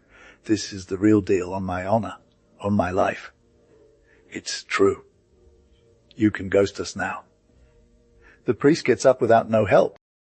When he leaves, he's all changed out like death was a blessing or something. He's gone all mechanical, like a robot walking round in circles, lost to the world. At the door, he stops, snaps back into reality, and looks. Yo, it's Clark chillin' at the Three Brothers, vibbin' on some heavy, unshakable sadness that he ain't never felt before, and they can't forget it afterwards. Gee. "I'm good, I let you off the hook," he said, all low-key and serious. "Hit me with some prayers when my time comes." And like with those last words, he ghosted them. If the end of the night was hella late, but Clark's Three Brothers were all about it, trying to hit Toulouse ASAP and get the magistrate on their info before dawn breaks. They had no idea what kind of drama was going to go down after they got that priest to spill the beans in the confessional. They didn't know the real deal punishment for disrespecting a priest like that. It was all hush-hush, and nobody knew the tea. They were straight up clueless about the laws and stuff. Nobody in their hood had ever gotten caught doing something so wrong. It was like super rare, fam. They thought they'd get the heaviest penalty ever for what they did, losing that priest's spot, you feel?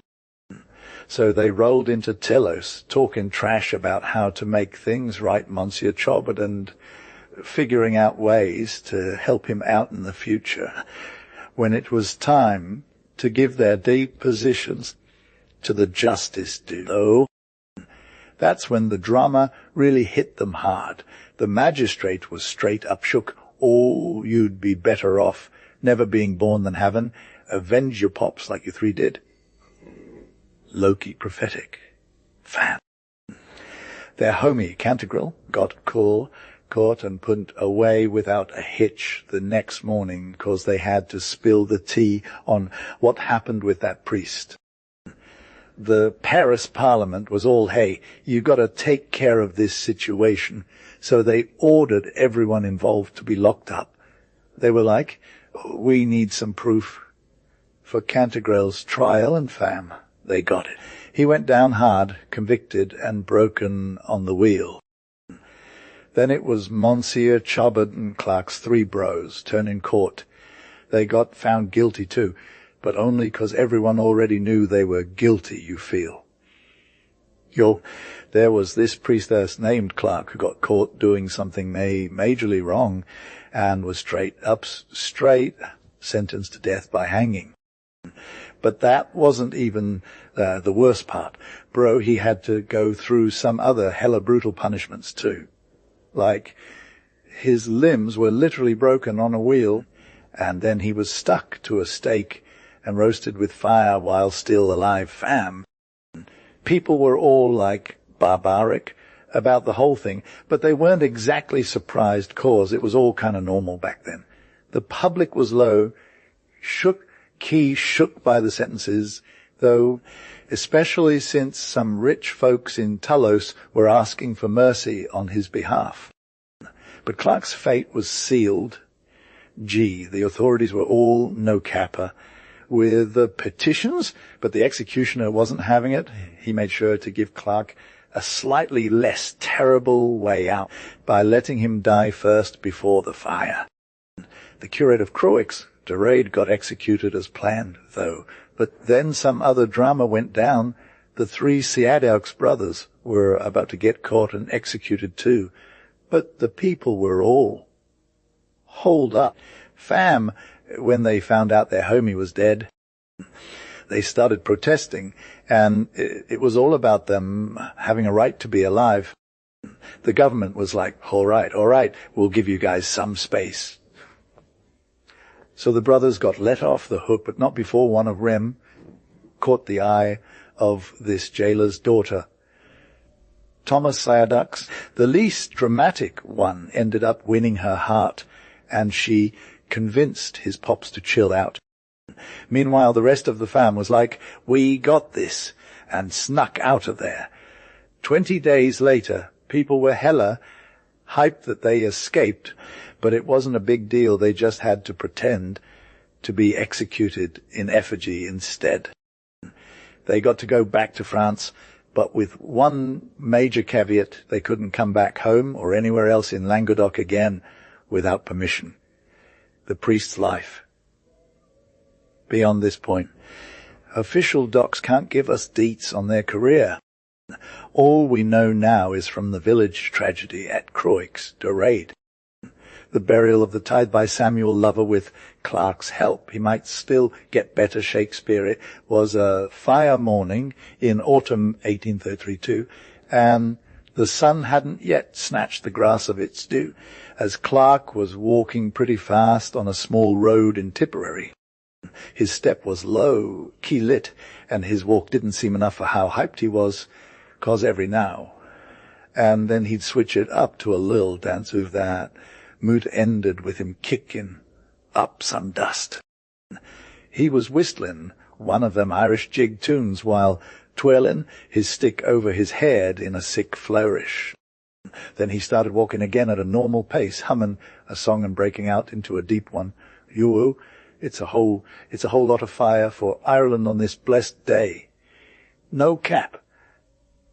He cut up a move here, too.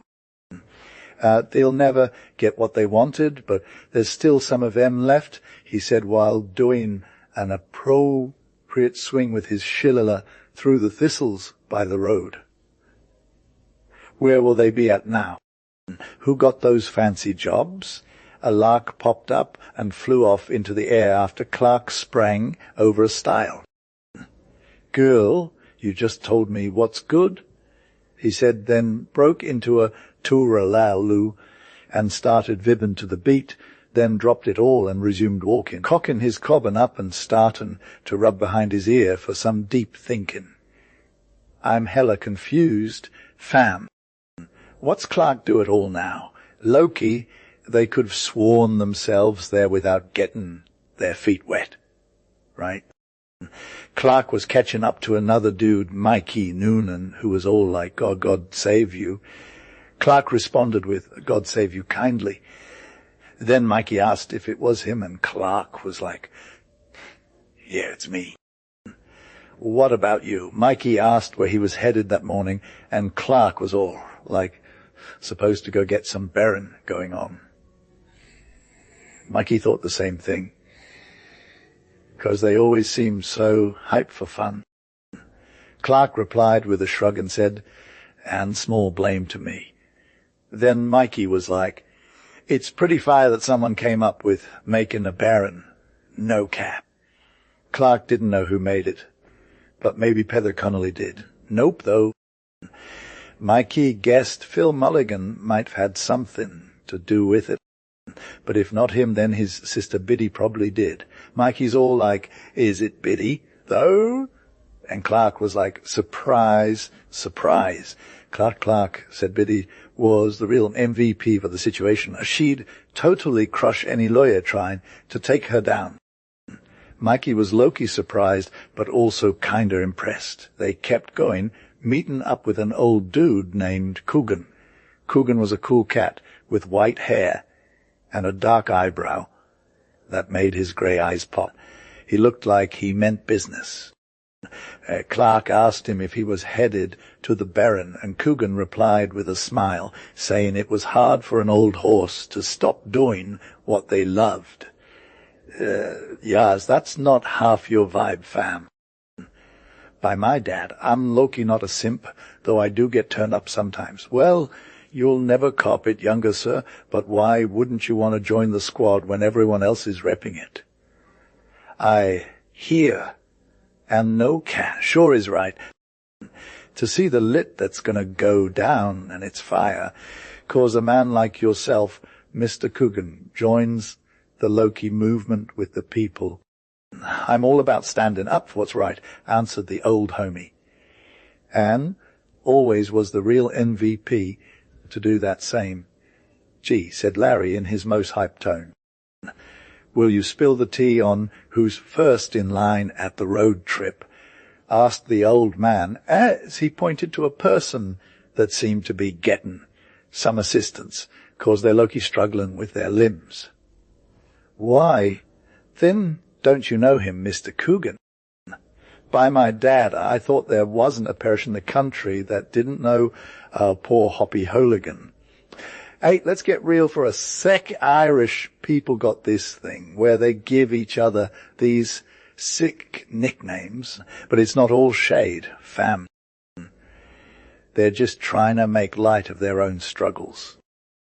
And while they're laughing at themselves, one of the few times they can actually chill, the person making them laugh is low-key getting some love too. And is that Hoppy Holigan, said old Coogan. I often heard of him, to be sure, but I never seen him before. Oh, then you may see him before and behind now, said Larry. Indeed, if he had a match for that sick outfit he's rockin', he wouldn't be the worse of it. And in Throth, the corduroys themselves aren't even that good, and there's the last taste in life of his. Wisht, said the old man. He is looking back. Maybe he hears you. Not he in Throth. Sure, he's partly bothered. How can he play the fiddle then, and be bothered? Said Coogan. Fakes, and that's the very reason he is bothered. Sure, he moiders the ears off of him entirely with the noise of his own fiddle. Oh, he's a powerful fiddler, da. So I often heard, indeed, said the old man. He bangs all the fiddlers in the country. And is in the greatest request, added Noonan. Yet he looks a bit rougher around the edges, said old Coogan.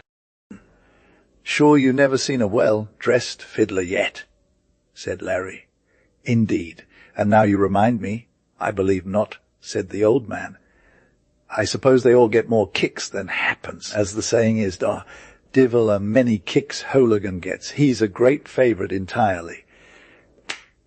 What's good with Clark, though? Asked Coogan.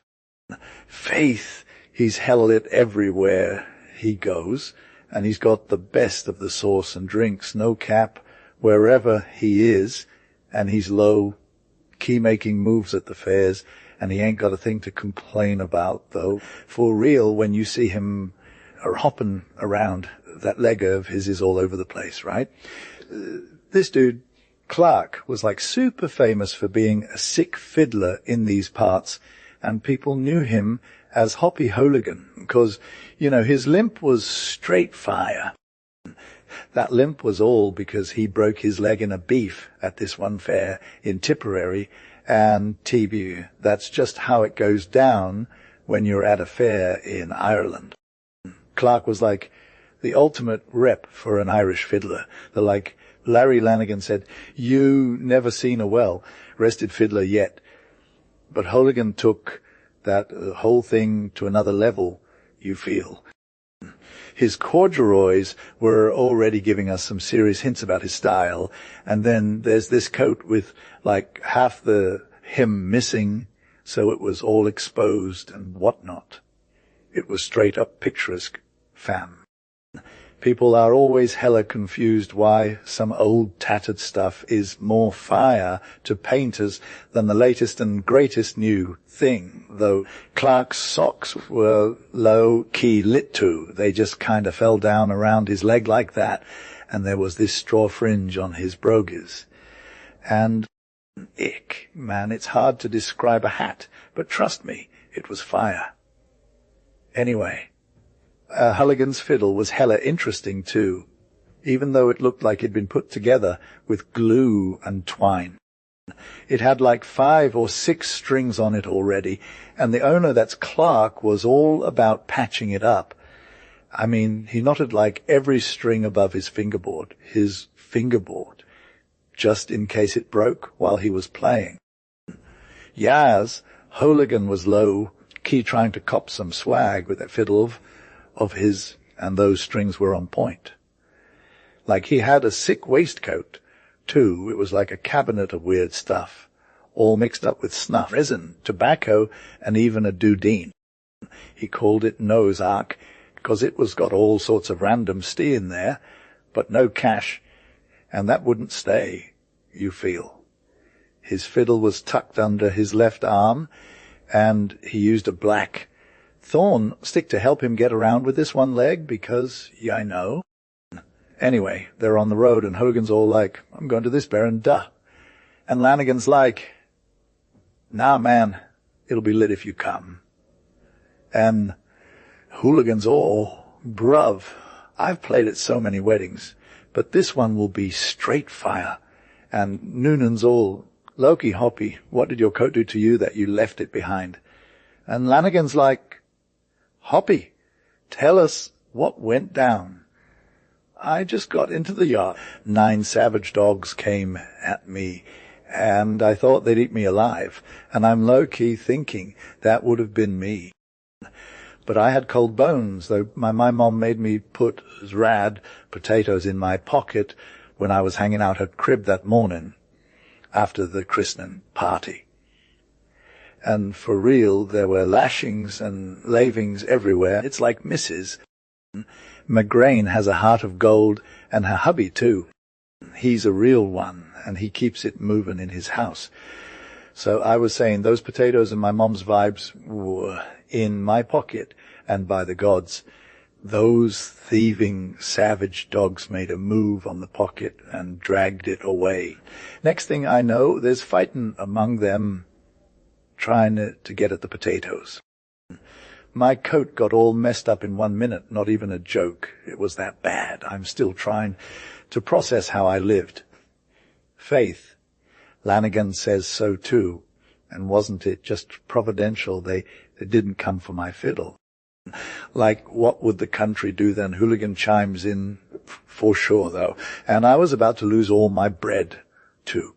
But then some weirdo tells me the dogs were legit, 9 of them. Only 7 bit down. And that's all thanks to me. There's something about Hooligan's deadpan. Thank you. That's just fire. And the whole story got everyone in stitches. As we're trudging along, the jokes keep coming, and it's like the whole crew is hyped. A bunch of new folks show up, leaping over hedges or crossing stiles, and they all want to join the crew. It's getting lit, though. Straggling parties are popping everywhere, and the highway's getting wild. Larry Lanigan is low-key ecstatic about the crowd, and his excitement is infectious. The whole vibe is just fire. I'm hyped to see what the day brings. Oh, yes. This whole thing is lit for Ireland. And now horsemen are low-key showing up more often, and their numbers are straight fire, sometimes a car, like just a car, might be seen cruising around with a squad of women in it.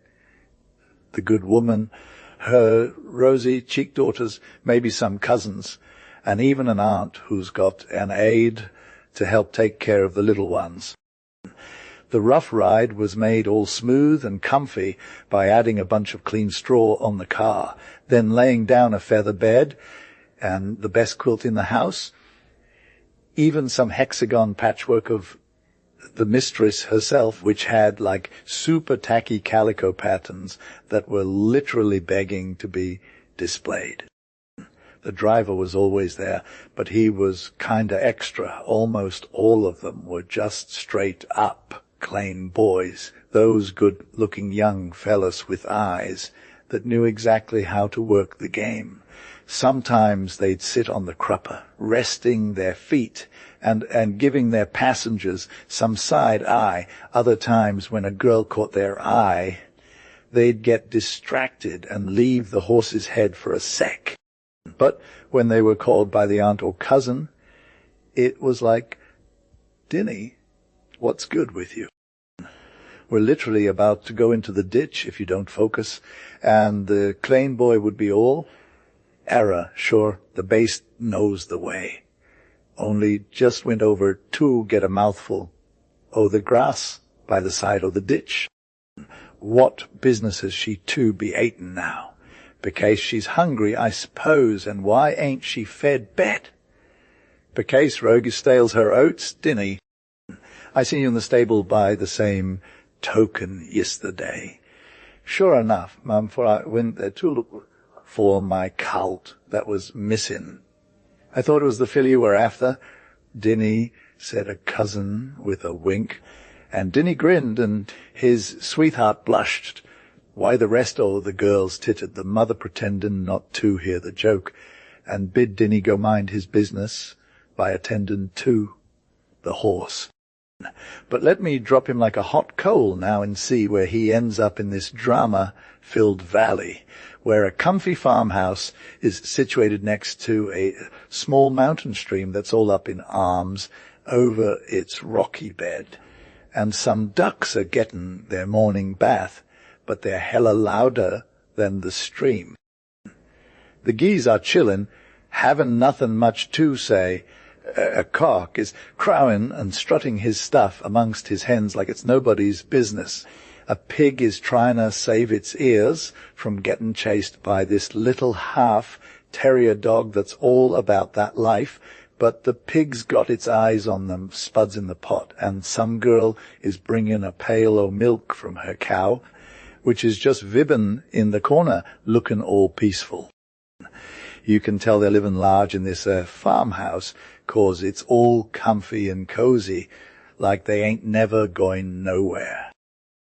The numbers at the door are low, key flying up, as people come by saying hi to Phillim O'Hara, and Phillim's got love for everyone coming to his doorstep.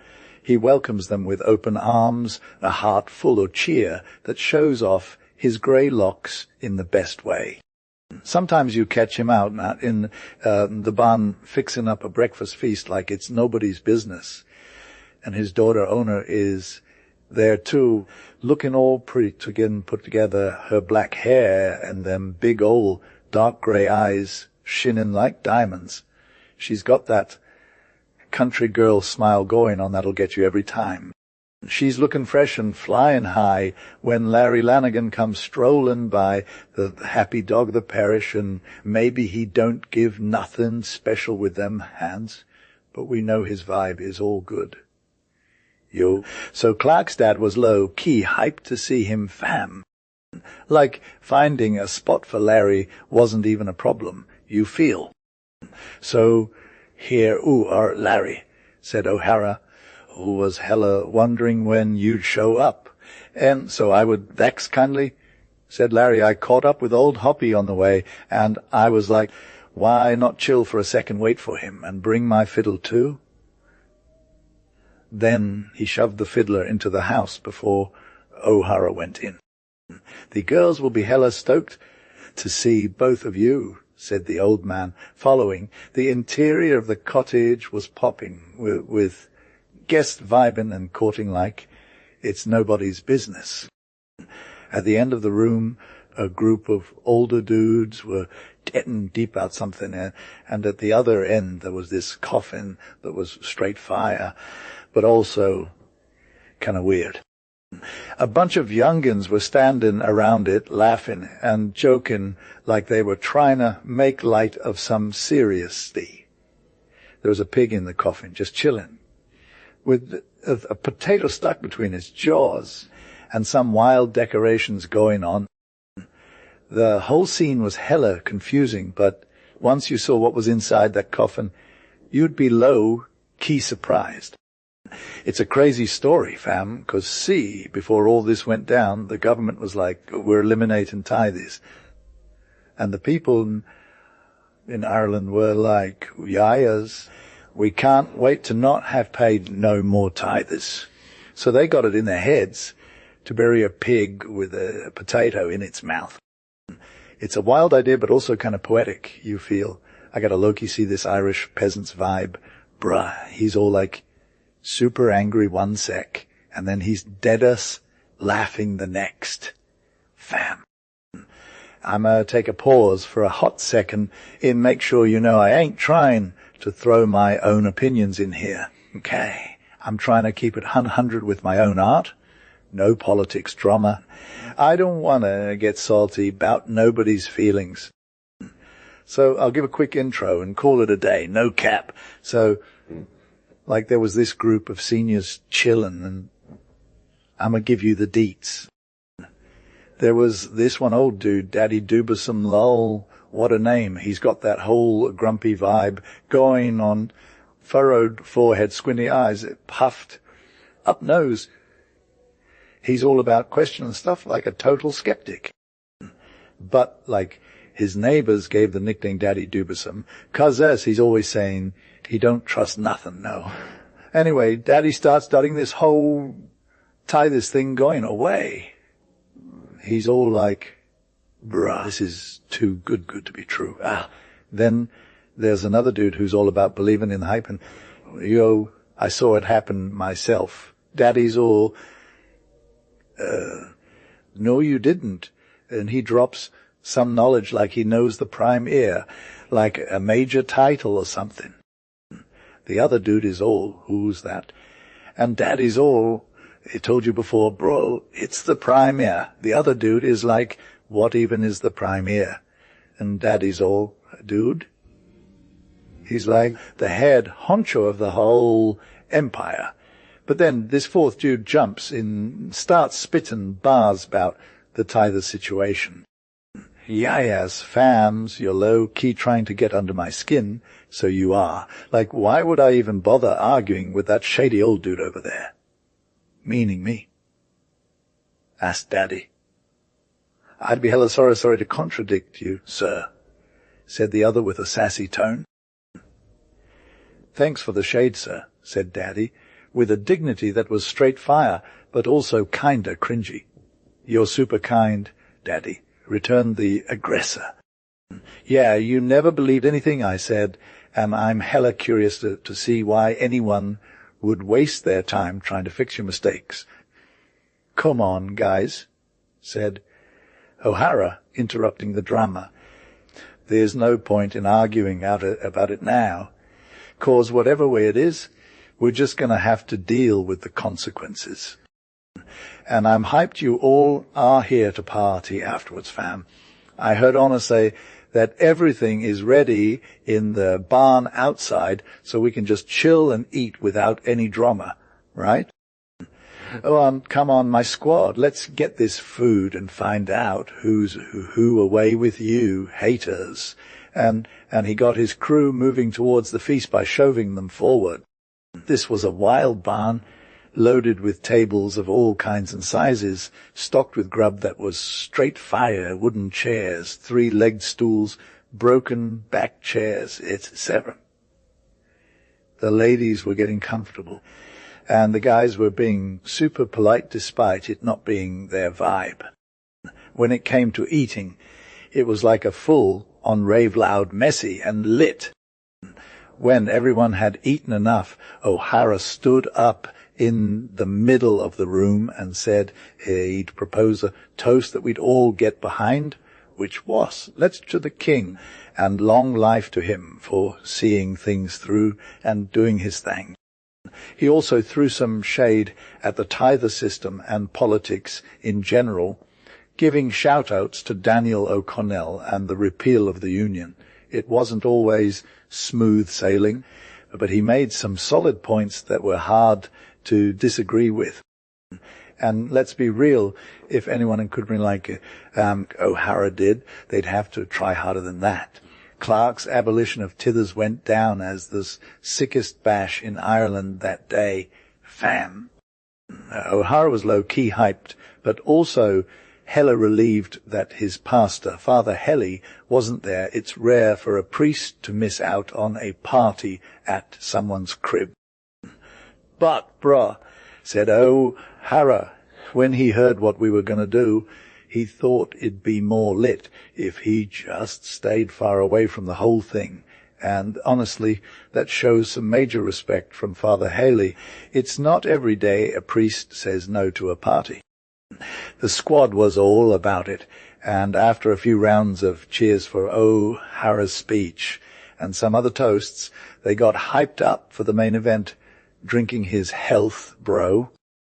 As the founder of the feast, he got the usual blessings from everyone, like long life and prosperity.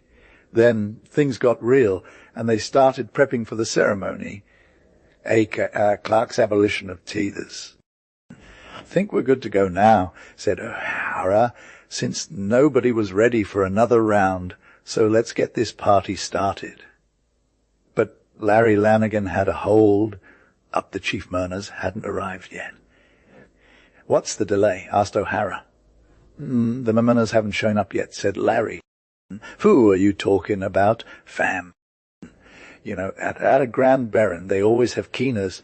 I got 2 tithe proctors coming to give their eulogy or whatever. Myself just doesn't get it. Bro, the keeners are all about spilling.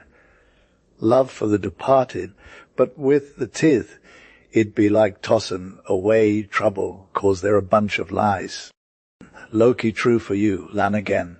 And let's keep it real. Having chief mourners is like a Grand Baron belonging to the quality. The quality in the tithe was straight up on par with being royalty or something.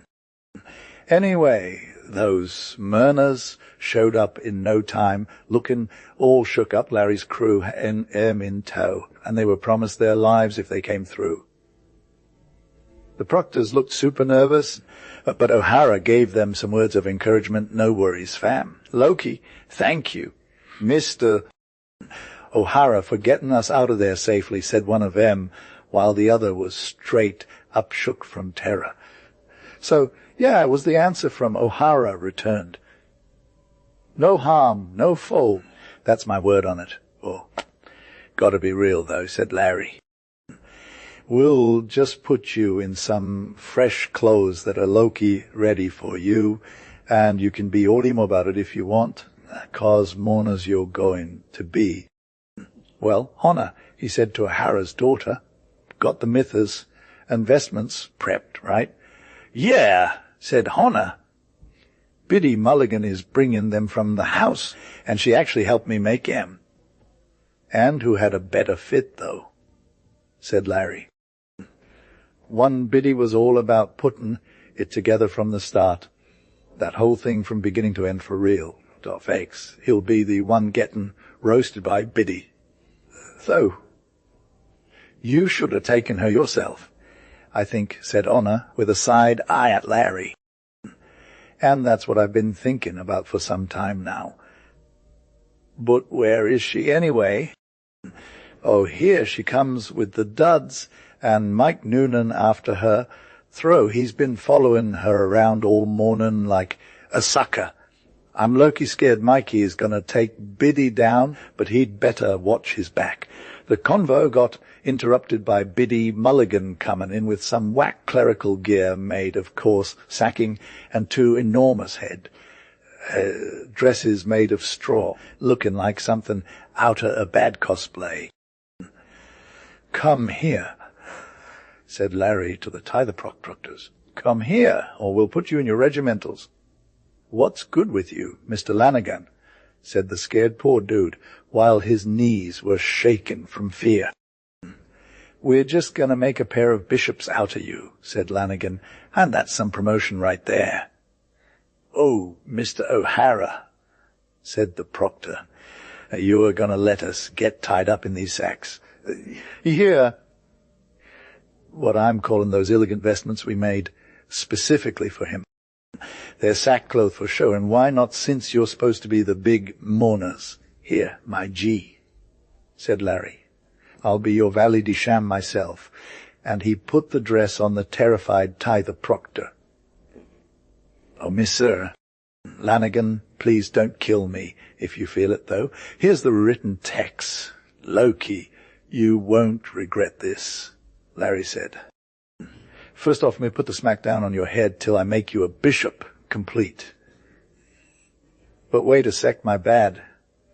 I was about to forget the ashes, and that would have been a major bummer for both of us, 'cause we wouldn't be right fire without them, and people would think we're just pretending. This last part of Larry's jokes had the crowd going wild, especially since the unfortunate tithe proctors were getting roasted at that exact moment. A huge bucket of turf ashes was now dumped on their heads, followed by some sick mitre decorations. "Bruh," said Larry to one of them, "don't get salty like a dog in a soggy sweatshirt. Oh, man, look at him turn pale, the coward that he is. I'm telling you, we're not going to hurt you, so you can chill about looking dead. By the way, you're whiter than milk cheese in a sweaty gym bag," with many more jokes at their expense. They were rocking their caricature robes and mitres like pros, along with some pitchforks that doubled as croziers. What's good? And, of course, they got some savage burns about making hay while the sun shined. The procession was fire, and since we had our main mourners, why not have our main rejoicers too? In a sick cart, they put a sow and her piglets, all decked out in ribbons, a sheaf of wheat that was straight, up bossing it, a bowl of large potatoes. Honor O'Hara suggested boiling them so we could laugh while we did it. And over the whole scene there was this dope banner that said, "We can stay at home now." In the cart, Hoppy Holigan, the fiddler, and his piper homie brought the noise to the tune of "Go, go to the devil and shake yourself," which basically told the tithers to get their act together. The whole crew was massive, and everyone headed to the Devil's Bit, this spot where they were going to bury that tid like it owed them the money. And according to legend, there's a weird gap in the mountain ridge around here that was supposedly made by some dude taking a chunk out of the mountain. Either he was trying to get away or just really hungry, but either way he spat it out and moved on not exactly the most appetizing snack. Yas, Clark, let's talk about this walk spot in Cashel, right? So there's this fire legend around it, like who knows what's real and what it ain't. But for show, it was a major vibe. Anyway, the procession went on, getting more and more turned up, with scouts on every hill and passed by calling out, "Hey, y'all coming?" And when they got to the foot of the hill, all these fresh peeps showed up like it was a major festival. The youngins were low, key starving for them pipers and fiddlers, so they were walking instead of running. Feel me. The two tithe proctors were getting some major shade from the little kids in the country half. Naked teens were all over M, trying on their outfits and making funny faces. Then they hit the hill, and it was like a straight-up rave-up-in-here laughter, singing and hollering, all mixed up. When they got to that spot, where they're putting the interment, there were more folks gathered because some people couldn't make the breakfast or join the crew on the other side of the hills. So when they saw the funeral train coming, everybody was like, yes, let's get this party started. And then it all got together, and they started digging that grave in no time.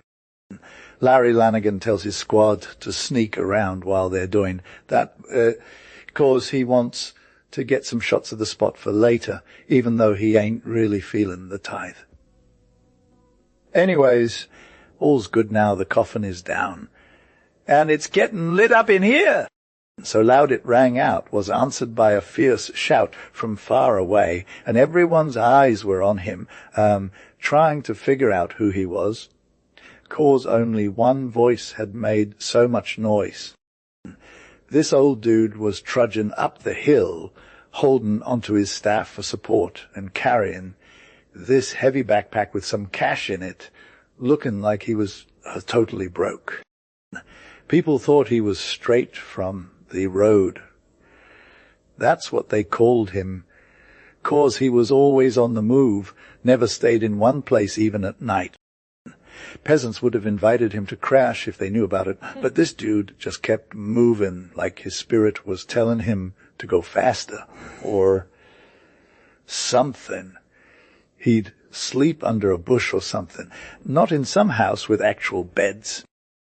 I never saw anyone else who didn't seem to have any chill while he slept either, and it made people think he was all weird, like he wasn't even right. His brain must have been messed up, so when he talked, he'd just lose his cool and go wild, making some fire speech that'd make your hair stand on end. Peasants would swear. Sometimes they'd hear him go off on these raps, and it was straight up crazy. So, Clark, I heard about this dude's history, and it's super sad. See, back in 98, there was some rebellion stuff, and his cabin got burned down by the authorities, and he lost everyone close to him. His wife, daughter, even his son when he was just a kid. He somehow came out alive, but his mind went haywire, so now he's all over the place. But even though he's poor and crazy, people still kinda respect him, 'cause he doesn't ask for nothing, not even if you see him on the side of the road looking all rough around the edges. You'll often just give him some cash when you're passing by, like that's what the road dude is doing to him, yes. Clark was straight fire, moving around the country, getting that name, Tether the Road, for real. Soon enough, this old dude hits the summit, and everyone's like, what's good? How'd he even make it up here? My dad. One of them says, he's moving fast, fam, and it's wild how an oldie can climb a hill that quick. Loki, he's carrying some weight too. Another dude chimes in. TB, he must have got some sick Benjamins on him today. Wikes, says O'Hara. Here he comes, and his ears are straight sharp like needles, bruh. And his eyes too, a woman adds. Lord of mercy, has anyone seen Tather's eyes look that extra bright before? And honestly, it wasn't uncalled for, 'cause the old dude's peepers were glowing under them shaggy brows. All dark and bent over like that, as he approaches the crowd, going all out with his strides, opening up the path before him, and he gets to the grave and drops that big old wallet down, which crashes hard on the ground. You were going to close this grave too soon, Tather says first thing. When the tithe done been buried, what else we got to do? One of the bystanders asks. Aye, you put the tithe in the ground, but will it stay there? Larry Lanigan chimes in like, bet he's some kind of resurrection dude who'd bring back the dead. I got something here to weigh heavy on this grave, the wild dude says, striking his arm fierce and clenching his hand tight. And it'll never rise again, he says, looking all intense and not "What's in the wallet, Agra?" O'Hara asks him nice. "Check it out?" The other one says, "Flippin' open the wallet and showin' 5 or 6 big stones." Some people are tempted to loll, but there's this eerie vibe going on around this crazy dude, so no one laughs. God help us all. A woman says, like super loud, he brought a bag full of stones to keep the tithers down. Ah! Poor dude. Yeah, stones, the wild dude says, looking at the women with this serious gaze. You don't know what kind of curse these stones are. There's not one there that ain't cursed, fam. A curse so heavy nothing can ever come back up if it falls under it, but I don't want to say nothing against it, sweetie, the woman says, trying to be nice. The wild dude doesn't even notice her response, just keeping on with his wild rant, getting all into character and whatnot. Loki. Clark's mom was left to her own thing, and she wasn't really feeling lonely. Like at the widow's crib, there was still a spot for the new peep-peep, and the son of her heart made his move, just like his pops did, you feel. And the joy in the widow's house got even more lit when the son of her heart was hella happy. And soon enough, the widow welcomed her fair-haired little dude to the world, and a major flashback came over her 'cause she saw her son and daughter vibing with their new little homie. But God's hand was like super heavy in the land, and the fever hit hard on the poor fam. And Clark's mom was, as Loki, devastated again, 'cause the son of her heart went ghost, and his wife too, leaving the fair-haired kid all alone. And Clark's mom would have dropped it and passed away if it wasn't for that little dude who had nobody to turn to but her. So she Loki blessed God's name and bent over, 'cause life was throwing some real stuff at her. And Clark, that poor orphaned kid, was the actual pulse of her heart, and she kept an eye on his pale face with major anxiety 'cause he wasn't feeling too well health-wise. But the widow was still Loki, not dead yet, even when her son was gone and things just got harder. So what brought that heavy weight of distress and shame to her doorstep? The tithe, fam. Her cow got taken away, sold for like a few quid. The milk was all gone, and that little dude needed it to survive. But he ended up ghosting too. And Clark's mom was hella sad, chasing after her son and his fair-haired kid. Now, you know what they say about honest people. Their homes are literally trash. The wind is howling over the hearth where once there was warmth. And the cold frog is chilling under the ruins. These stones, fam, they're from that desolate place. And God's curse is still all over them. So he started throwing those stones into the pit like they owed him or something. And then he just took off with that same quiet vibe he came with, leaving everything in silence. Yaz, Clark. So, like ancient kings were low-key trying to do good vibes again after they passed on.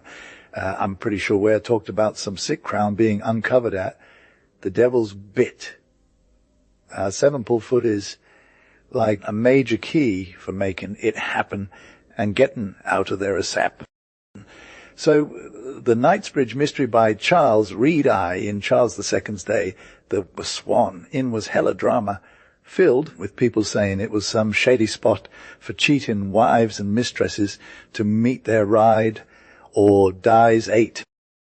But by Johnny's time as a freeholder, no one was throwing shade on it. It was more like a chill country inn with 6 stables, and even had its own coach coming through Brentford. The inns had these permanent visitors, especially during the summer vibes. They were just chilling, 'cause it was close to London but still super rural. Some of the regulars included Mr. Gardiner, who was straight up flying, Captain Cowan, a retired officer trying to keep it real with moderate means. Captain Cowan had recently moved into 2 rooms for himself and his son, and he kept to himself most of the time. But when Mr. Gardiner came in out in the public room, everyone would know about it. Some people were all, "Oh, we're not good enough for him," while others were like, "What's this dude got that makes him so extra?" Candour was all, "Hey, let's get to the tea. The captain might be hiding from debt collectors or something." But then Dame Gus dropped some major shade. It's a pity some people can't keep their tongues from talking trash about better folks. The captain is low-key civil-spoken, and he pays his dues like a boss. If he want to keep to himself, what's the tea? Detraction was still going down, but got shut down real quick by Gardiner, who was all, "Nah, fam, you're missing the captain. He ain't trying to be no hater, he's just protective of his son like a mama bear." When Gardiner asked him about it, the captain said, "I loved my wife so much, and she passed away young.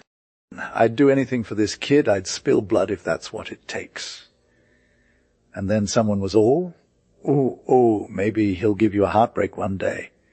But the captain was all, "More tea, please." Dogma. One clerk is low-key sleeping. My neighbour sometimes hits me up to share a bottle, and I'm hella down for that, fam. We're talking battles, duels, and love stories that are straight fire. Now there's an old G for you, said one, vibbing with it. It got him to chill on the captain's decency, 'cause he was all like, "It's just some hypocrisy, bruh." Key not feel a dude who wears a mask. It codes some other person, revealing they were hella drunk and actually knew what they were talking about. These theories were still going down in the Swan when this fancy officer rolled up to the door, straight from the minister's levee, repping scarlet and gold with an order that was straight out a star, fish glittering on his chest. His servant, a private soldier, had his back, and they slipped into position while he was getting off his horse. Just then Captain Cowan comes out for his afternoon stroll. He's all like Colonel Barrington, and the other officer is like, "Hey, what's good, bro?" They're hugging it up, even kissing. 'Cause that's a thing in Europe yet. These two dudes have been through thick and thin together, nursed each other's wounds, and are all about that love. Captain Cowan invites Colonel Barrington to his crib, and they're vibbing down the hall with brass spurs and saber clinking, getting all the respect from everyone round. They sit in Cowan's room, and this new dude says, "Oh, yo, Ned, I came through empty-handed no more. Here's your pension, fam." He hands over a parchment with a seal that's straight fire, and Cowan is low, high-key hyped, thanking him like it's the best day ever. His face relaxes, and he's all about that excitement, gloating over the dock. This leads to some tea beans spilled about his financials. He's got 110 a year from selling his commission, invested with this well-known Merc house in the city at 15 interest. So now I'm a divvy it up. Fam, Jack's getting 2 parts for college, and I can live decently here on 1. The rest of the convoy is hella irrelevant, so let's keep moving. Colonel Barrington for the time. A few days later, Jack hits up college, and Captain Cowan starts cutting expenses, eating at shilling places, and getting his laugh on with his squad.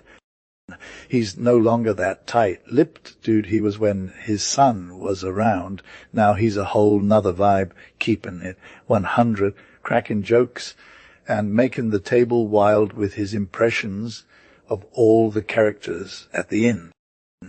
Clark had been low-key living his best life with all these wild adventures, dangers, and mysteries where he was either the main man or his squad was right there with him. He became super popular, except for a couple of haters who were salty 'bout Bean. Eclipsed by him, they tried to bring him down by saying it was all just a bunch of bravado, and he wasn't really doing nothing, like his battles were just chillin' with the bottle and fire.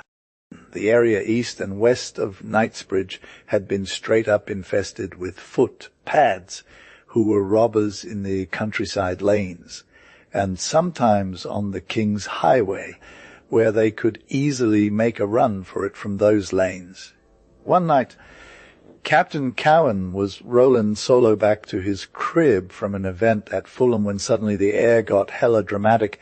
It sounded like someone was screaming and crying all over the place. He heard the sounds coming from a lane on his right, so he whipped out his sword and went full speed down that lane. It took a sharp turn, and next thing he knew, he ran into 3-foot pads who were roughing up an old dude and his wife. The old man's sword was nowhere to be found, but the woman had some serious sass. She started talking trash and helping out the situation. The nearest robber saw Captain Cowan coming at him with that sword shinning in the moonlight and fired a shot, grazed his cheek, and then got skewered like a frog the next second. The other footpads took off running, but one of them got caught by Captain Cowan's blade and took a nasty wound. The robber escaped, but was howling and bleed in like crazy. Captain Cowan handed over the old lady and gentleman to the crowd that showed up, then went to turn in his high-explore. Not by bragging about it or nothing, just chillin' at his pad with his private key. But when he got back to his crib, the chambermaid was all shook up 'cause she saw him smothered in blood. She's like, "Oh my God, Captain, look at you." And he's all, "Tush, girl, I'm good." But then he looks down and realizes he is hurt bad. There's blood coming from his cheek and ear. Next day, an officer of justice shows up at the Swan and asks him to come to Bow Street to give evidence against the footpads. This was the last thing Captain Cowan wanted, but he had no choice. The landlady invites the officer into the bar, where he breaks out into a sick song about the gallant Captain Cowan, who's all about keeping it real and not talking trash. Clark was low, Key getting a lot of hype for himself at this inn, and it's like everyone was hailing him as a real captain or whatever. But there was this one dude, Daniel Cox, who was just a straight-up buzzkill. Dude was always looking and stuff, and he'd be more shady and some wider and some wild shit about Clark. Not being for real, it's like the stable boy was trying to give him some props, but even then he was still a muggle. Know what I'm saying? The stable boy said something like, "Me and Dan might know some stuff, but he don't really know what it is, and he's always hella drunk." So Clark was all like, "Whatever, dude." But deep down, he was feeling some type of way about this Cox guy. He noticed that people were staring at him funny, and he was all, "Is this guy my arch nemesis or something?" But Clark was all cool and collected, like not showing it one bit. Anyway, when Cox showed up to drop off the stable boy, he was all sober and stuff. And then he's like, "You take care of the stables, Sam." And then he asks Clark what he's doing, and Clark is all, "I'm going to Bow Street." At Bow Street, everyone was hella respectful to Clark, and they even gave him a seat by the magistrate. So when this one dude came in and claimed that he'd been robbed, Clark stood up and was like, "I got you," but then he wouldn't swear on oath about who did it. It's like the Crown lawyer was all, "Good move, Captain Clark, 'cause witnesses can be kinda extra sometimes." Then they called this other dude who was all injured from getting robbed, and that let Clark give his testimony. It turned out the dude was a total rat, so Clark's evidence saved the day. The magistrate was all, "You're a real hero, Captain Clark," but he wasn't feeling it one bit. After Clark gave his evidence, he just sat there staring around the courtroom like he was trying to read people's minds. And then he saw Cox sitting in the back, looking all suspicious and stuff. Clark was all, "What's good with this dude?" He couldn't remember him from before, but he knew he wanted to keep an eye on him anyway. He walked home straight-faced and shook off the vibe from that drunk dude staring at him for too long. The reception at the Swan house was hella fire, but it made him forget about the initial impression. He got praised like crazy, and now he's all about that life, soaking up the popularity. Around the same time, Clark's son sent him a letter with a note from their tutor, praising his skills, behavior, and dedication to study. That made Clark super proud of himself. Jack low-key mentioned that they had some expenses, and their funds were getting tight. He included a ledger showing how they spent the cash. Clark responded by telling him to chill. He'd hook them up with all the scratch needed ASAP. "'Cause," he said, "my half-year's interest is due now." 2 days later, Clark got a call from his guy asking him to come through.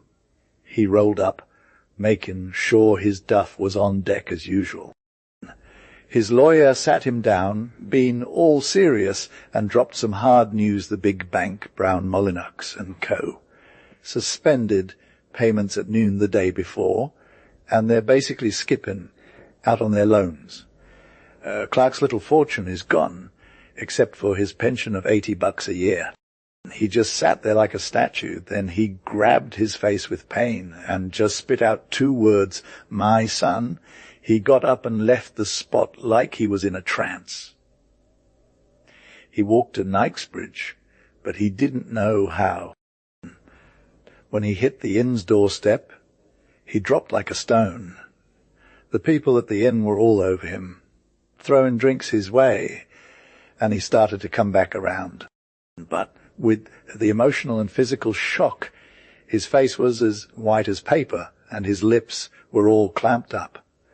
When he woke up, the first face he saw was Daniel Cox's, staring at him like he was trying to figure him out. Clark got shook and closed his eyes to avoid that intense gaze.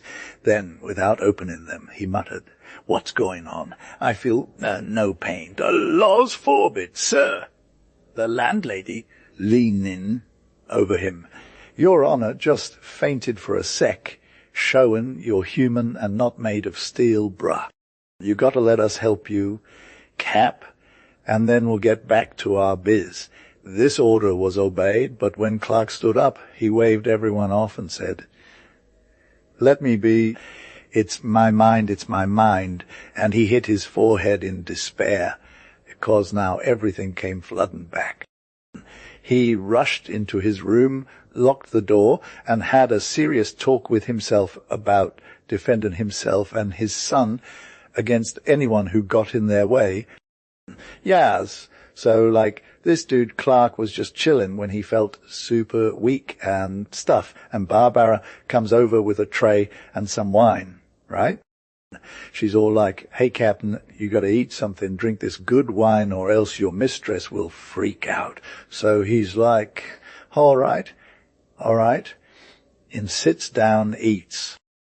But then she's all like, "Dude, what's wrong with you?" And he's all, "Man, I lost my best friend in the world." Barbara's all teary-eyed and stuff is like, "Oh, Cap'n, that sucks." But Clark's all bitter and thinks his loss is way more serious than Barbara gets it. He's like, "I'm poor and now everyone knows and stuff." So he don't want to talk about it no more. Meanwhile, Barbara's all like, "Hey, Cap'n, I feel," and then she leaves him alone. Later on, Clark just sits in his room thinking about how much he hates mankind and all that, and he starts thinking up schemes to save his son's life. But for real, his heart is all cold and hard now cause of what happened with his bestie. Yes, Clark was low-key struggling, but he kept it together, and in due time, one got swooped up, and one got dropped at Newgate, the other was just chillin', trying to get by. He started actin' hella mysterious, and the door was always locked down tight. Nobody found out what he was doing, except for some melted wax from his ride and a few stray hairs, and it was never seen that he was begging in Knightsbridge at dusk, reppin' a sick disguise that even the regulars at the Swan were like, that dude's got skills. He was basically taxing himself on the spot where his life went down. Instead of taking his usual stroll, he'd just sit in the stairwell, feeling disrespected and getting some air and raise, and it was all cause of this new habit that he overheard a convo one day, and it was straight fire. There was this hella heated exchange between the hostler and the pot boy, Captain Cowan, who was low-key trying to shade Daniel Cox. The pot boy stood up for him, but Cox just kept it real, and things escalated till Cox went off like, "I'm telling you, I've seen him sittin' with the judge, and I've seen him in the dock." But then this fly woman's voice came out of nowhere, Barbara Lamb, who was straight up shade throwing.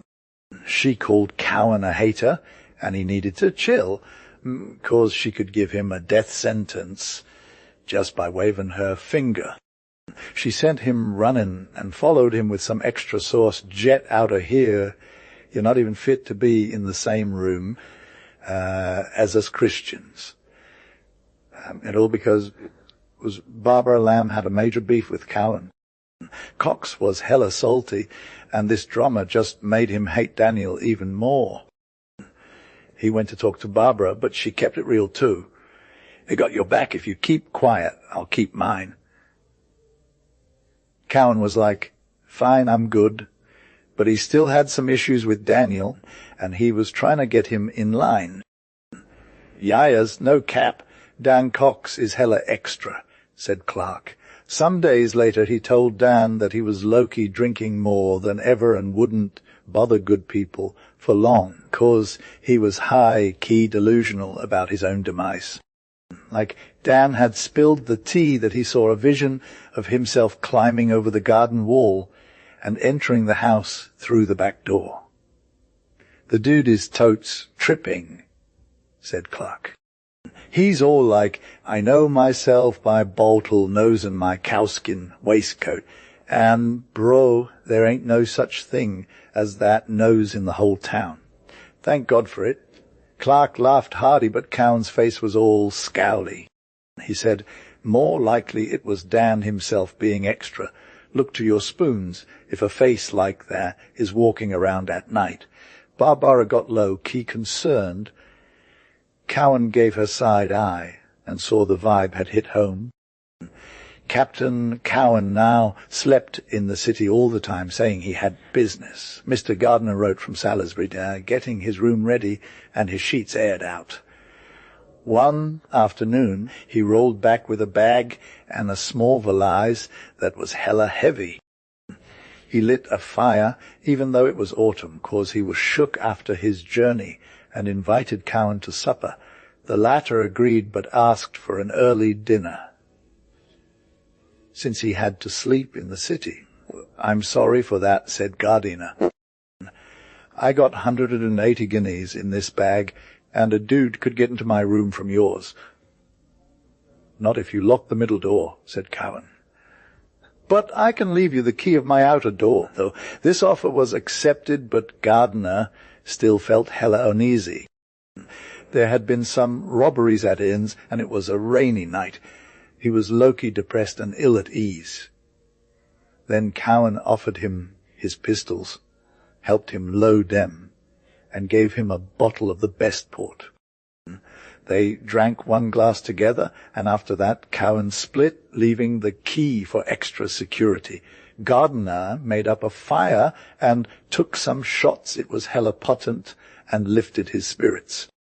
He began to unpack his stuff and put on his PJs, but later he felt super drowsy, so he just took off his coat, laid his pistols under the pillow, and crashed. That night Barbara Lamb woke up twice thinking she heard doors opening and shutting below her floor. But it was a gusty night, so she thought it was probably just the wind. Still, some unease kept her from sleeping in. She got up at 5 instead of 6 and lit some tinder with a rushlight. She found Cowan's key still on the table, doors wide open, bruv. It was locked down when she went to bed, and that's low-key freaking her out. She peeks inside, and it's enough to make her go wild. She's all thieves, and then just loses it with screams galore. Next thing you know, pale faces of men and women start pouring into the hallway like they're trying to get in on the drama. Cowan's room is first on the list, 'cause that's where they got the vibe something was off. On the floor, Barbara saw the evidence. His portmanteau is all messed up, clothes scattered everywhere. The door to the living room is ajar, and when it opens, it's like they're staring into hell, miss. Gardner's lying in a pool of blood, moaning feebly. There ain't much hope for him. He's good as gone. But luckily there's a country doc chillin' at the crib, and he steps up to save the day, literally. He stops the bleeding, and someone gets the victim to spill the tea about who did this to him. At first, Mr. Gardner can't even talk, but after some stimulants kick in, he's good as new, and he's hella eager to get revenge on whoever did this to him. The team gets a magistrate to come through, and they all gather round the dying man like they're listening for every word. Mr. Gardner starts spitting bars. I had some dope in my portmanteau, was chillin'. Then this dude snuck up on me. I shot him, but he got away. The crowd is all hong. Who was it? And Mr. Gardner's like, I don't know. Didn't see his face till he fell on me. But when the moon came out, they could make out some features: broken hat, hairy waistcoat, enormous nose. Everyone's freaking out because they know it's Daniel Cox, the hostler. There's a whole lot of groaning and vengeful crying, but then the magistrate is all holed up.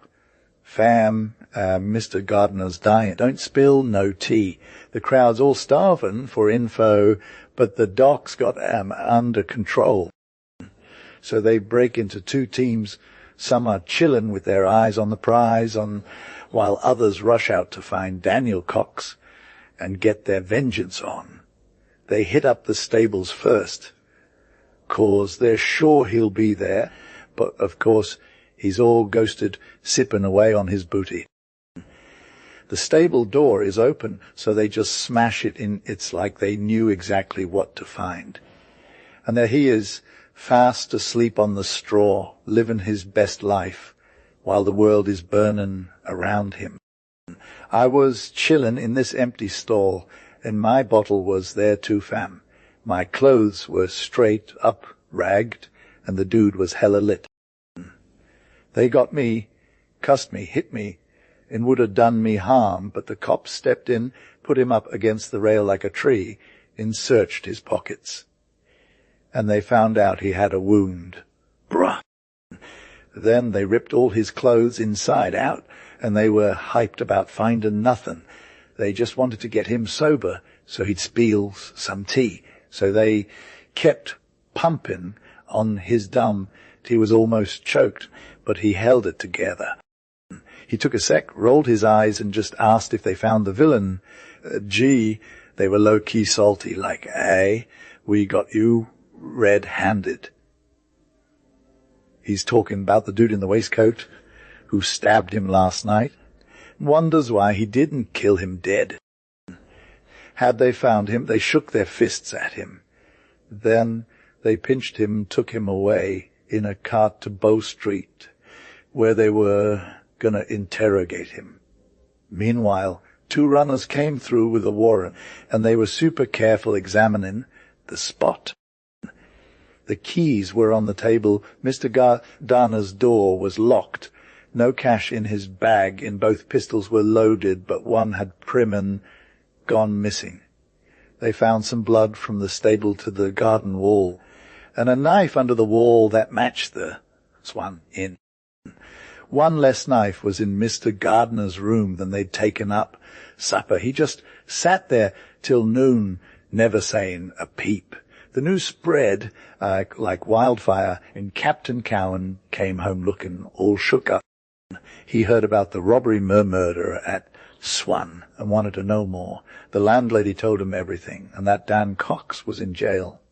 Cowan thought for a sec and said, "Cox? For show, he's a crook, but murder? I wouldn't have suspected him.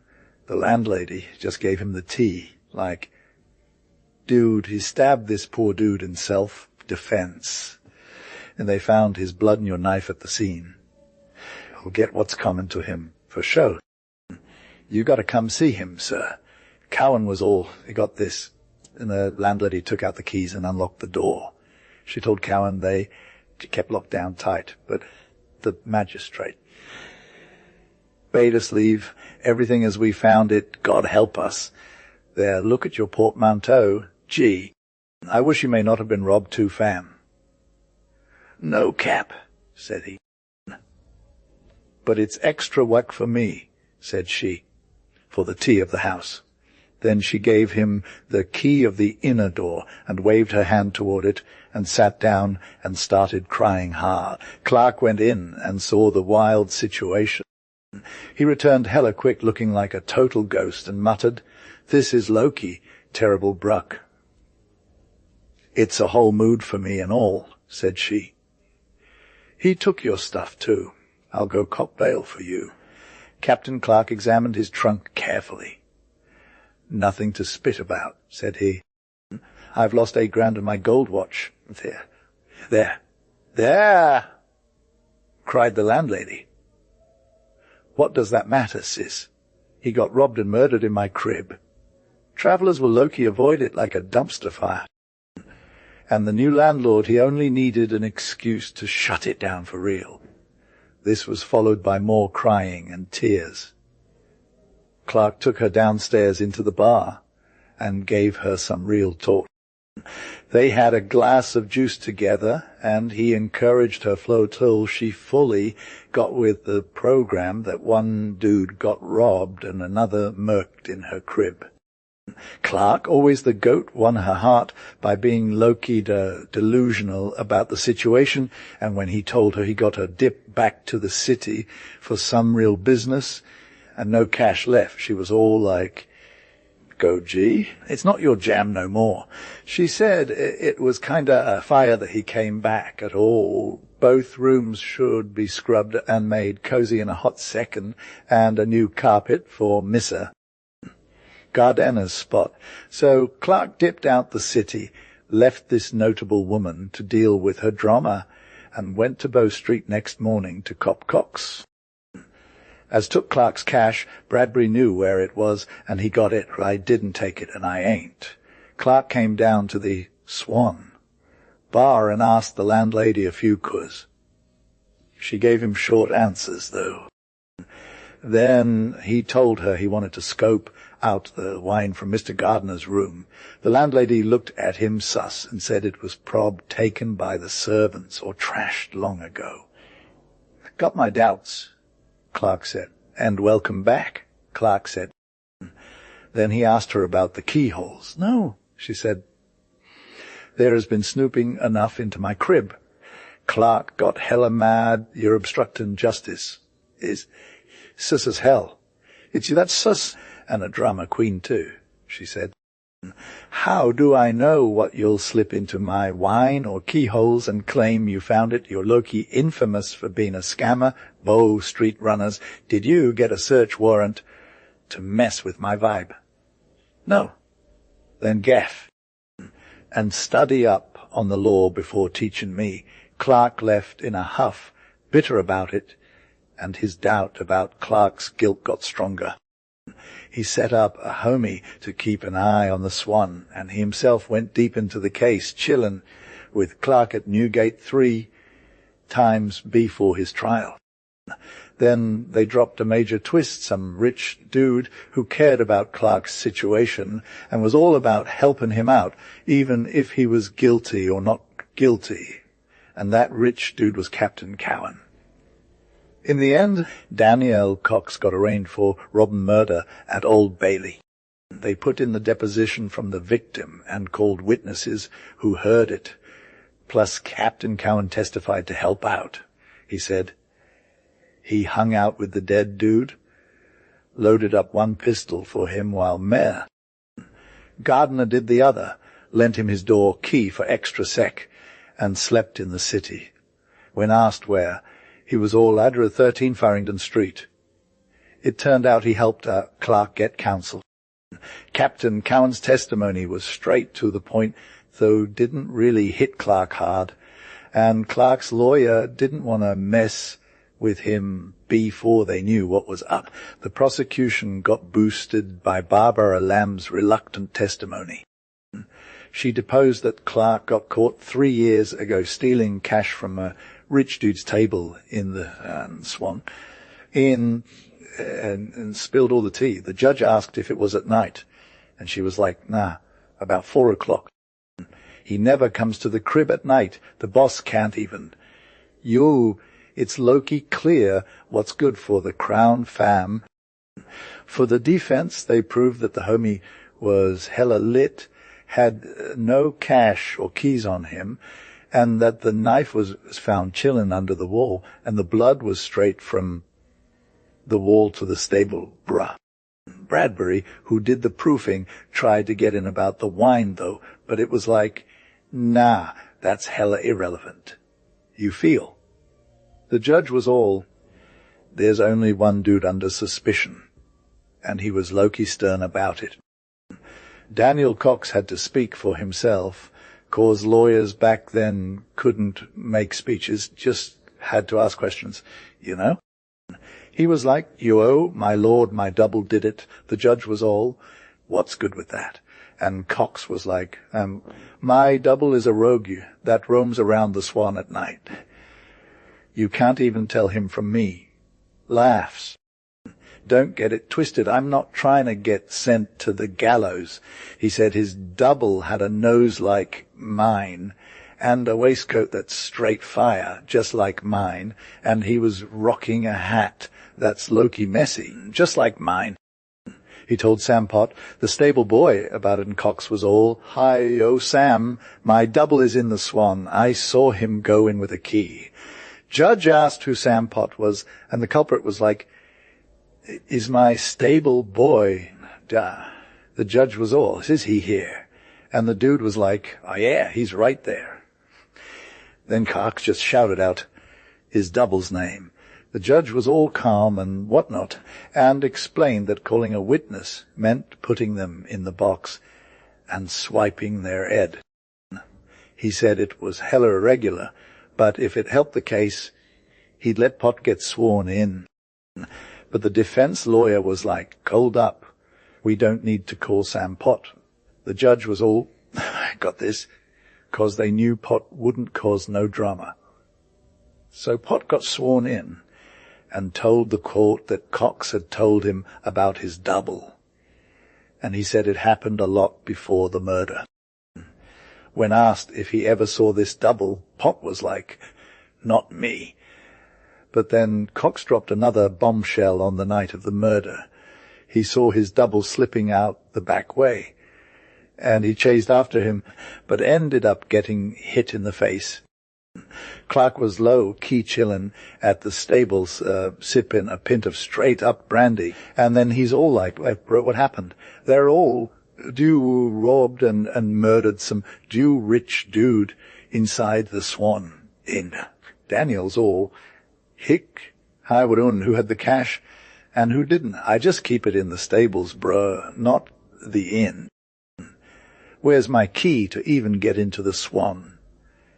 And where's the victim's money? It was some dude inside the inn who did it for sure, if you know what I mean.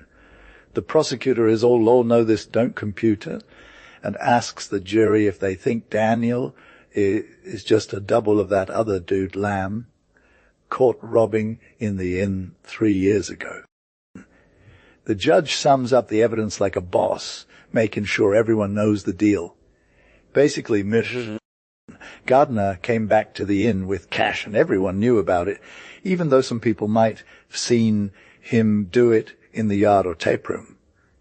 Some dude named Captain Cowan spills his guts to Mr. Gardner, but he can't stay all night. What a bummer. He leaves Cox his pistols and helps him load M. Then they read over the dying man's testimony and find out he was all, "I'ma turn you in, bro." But here's the thing, there's a knife found under the garden wall with blood on it, which is all like, wait a minute, this might be our guy. The problem is the chain of evidence ain't perfect no more. The victim says Cox didn't do it, but then and they find out Cox had been in trouble for some minor theft stuff 3 years ago. And get this, nobody found any cash on Cox or his keys to open up the inn. But here's the thing, the dude who was killed had a double, like someone wearing the same clothes and everything. He says he saw this person around way back when and even told some dude Potter about it before. But Potter never seen this double with his own 2 eyes. So like Clark Cox is low-key a savage and he's all, "I'm good," about getting robbed at this inn, right? So he's chillin' in the garden wall, vibbin', when he runs into some mysterious dude and it gets superheated. A bag goes flying, coins are clinking, and Coxix is like thieves. But then he gets stabbed and face plants. Later he's all shook up and stumbles to the stables for a drink. He's all, this story sounds hella ridiculous. But there's one thing that's low-key suspicious, this blood-stained knife. Bruh, it matches the description of the murder weapon, and it was found right under the garden wall where the blood started. The Lord is like, let's take a closer look at this case. There's a clear murder, no suspects except for the dude who already did a haste at the inn. And then there's this one witness who's all, "I saw him stab my." But the problem is they didn't exactly cross-examine the witness. The Lord is trying to be fair, but the jury was like, "Peace out, we got our verdict. Guilty as charged, fam." The judge was all somber and condemned Cox to hang by the neck till he's dead. After it's all over, Bradbury goes straight to 13 Farringdon Street to find Captain Cowan. But the lady's all, "Nah, I ain't heard of no Captain Cowan." She's like, "We got one lodger, and he's a city clerk, not some rakehelly captain." Yeah, as Loki, this reverend clerk, Clark, he's hella broke. His cleric vibes are whack, but he's got it together financially. He paid his dues, keep it late. Nah, when he's in town, he's all about that schedule life. But, he's got a country spot where he can vibe out, comb through after midnight. Nah, not on Clark's watch. He lent the dude a key, and he comes and goes as he pleases. This dude is straight fire, too old, sober, and honest. I'd stake my life on it. And, excuse me, fam, but who are you, judging me about my roomies? I'm an officer, ma'am. The homie turned pale and got all shook up. An officer. What's good? She was hella stressed, though. Clark was all like, "Chill, ma'am. Officers protect folks like you. We ain't here to bother you." Gee. But then he dropped the tea Captain Cowan saw on his life that he slept at our spot on October 15th. The parson didn't got no visitors in town. Not a single soul. The young'un Jane was all like, "Wait, I think I knew this dude. He asked me to post a letter for him once." It was for some pastor named Cowan. Her mom was all, "Jane, you're too curious." But the officer was like, Thanks for the deets, ma'am, and took off. One day, Captain Cowan is all, yes, I need a prime horse, and he's out of there, no bridle needed. He rides around London, chillin', then checks in at some inn. This dude is low-key stressed.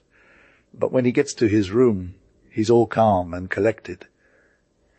Then he orders another horse for the next morning, has a drink to get him ready, and breakfast at Exbridge. After that, it's a whole week of just living life dinner in Beaconsfield, hanging out in Tame and supping with his son in Oxford. But things got weird when General Barrington showed up. He was going to America for some big office thingy, but he came to see if young Cowan was down. He kept it on the low for a sec, 'cause he didn't want to be all hopeful and then getting crushed. But Clark was hella stoked about this young dude from Oxford. They say he's super smooth, like older dudes love him 'cause he's always down to give his 2 cents. The tutors are like, you're gonna love that kid. So Central Barrington is all God bless you for vibbing with him, and the other dude is all AA. I'm feeling it too. So Cowan's leaving after breakfast, but he's chilling with his son till 1. Then he's cruising through Dorchester, Benson, and Henley. It gets dark, so he's like, I'm asleep in Maidenhead. Just as they're getting to Hurley Bottom, these 3 highwaymen are all, hand over your cash or your life. Clark's all, no way. Pulls out a pistol, but it ain't fairin'. Next thing you know, some dude walks in with a horse pistol, and he's like, what? The robbers take his money. But then they hear some hoofs, and the Yammary shows up.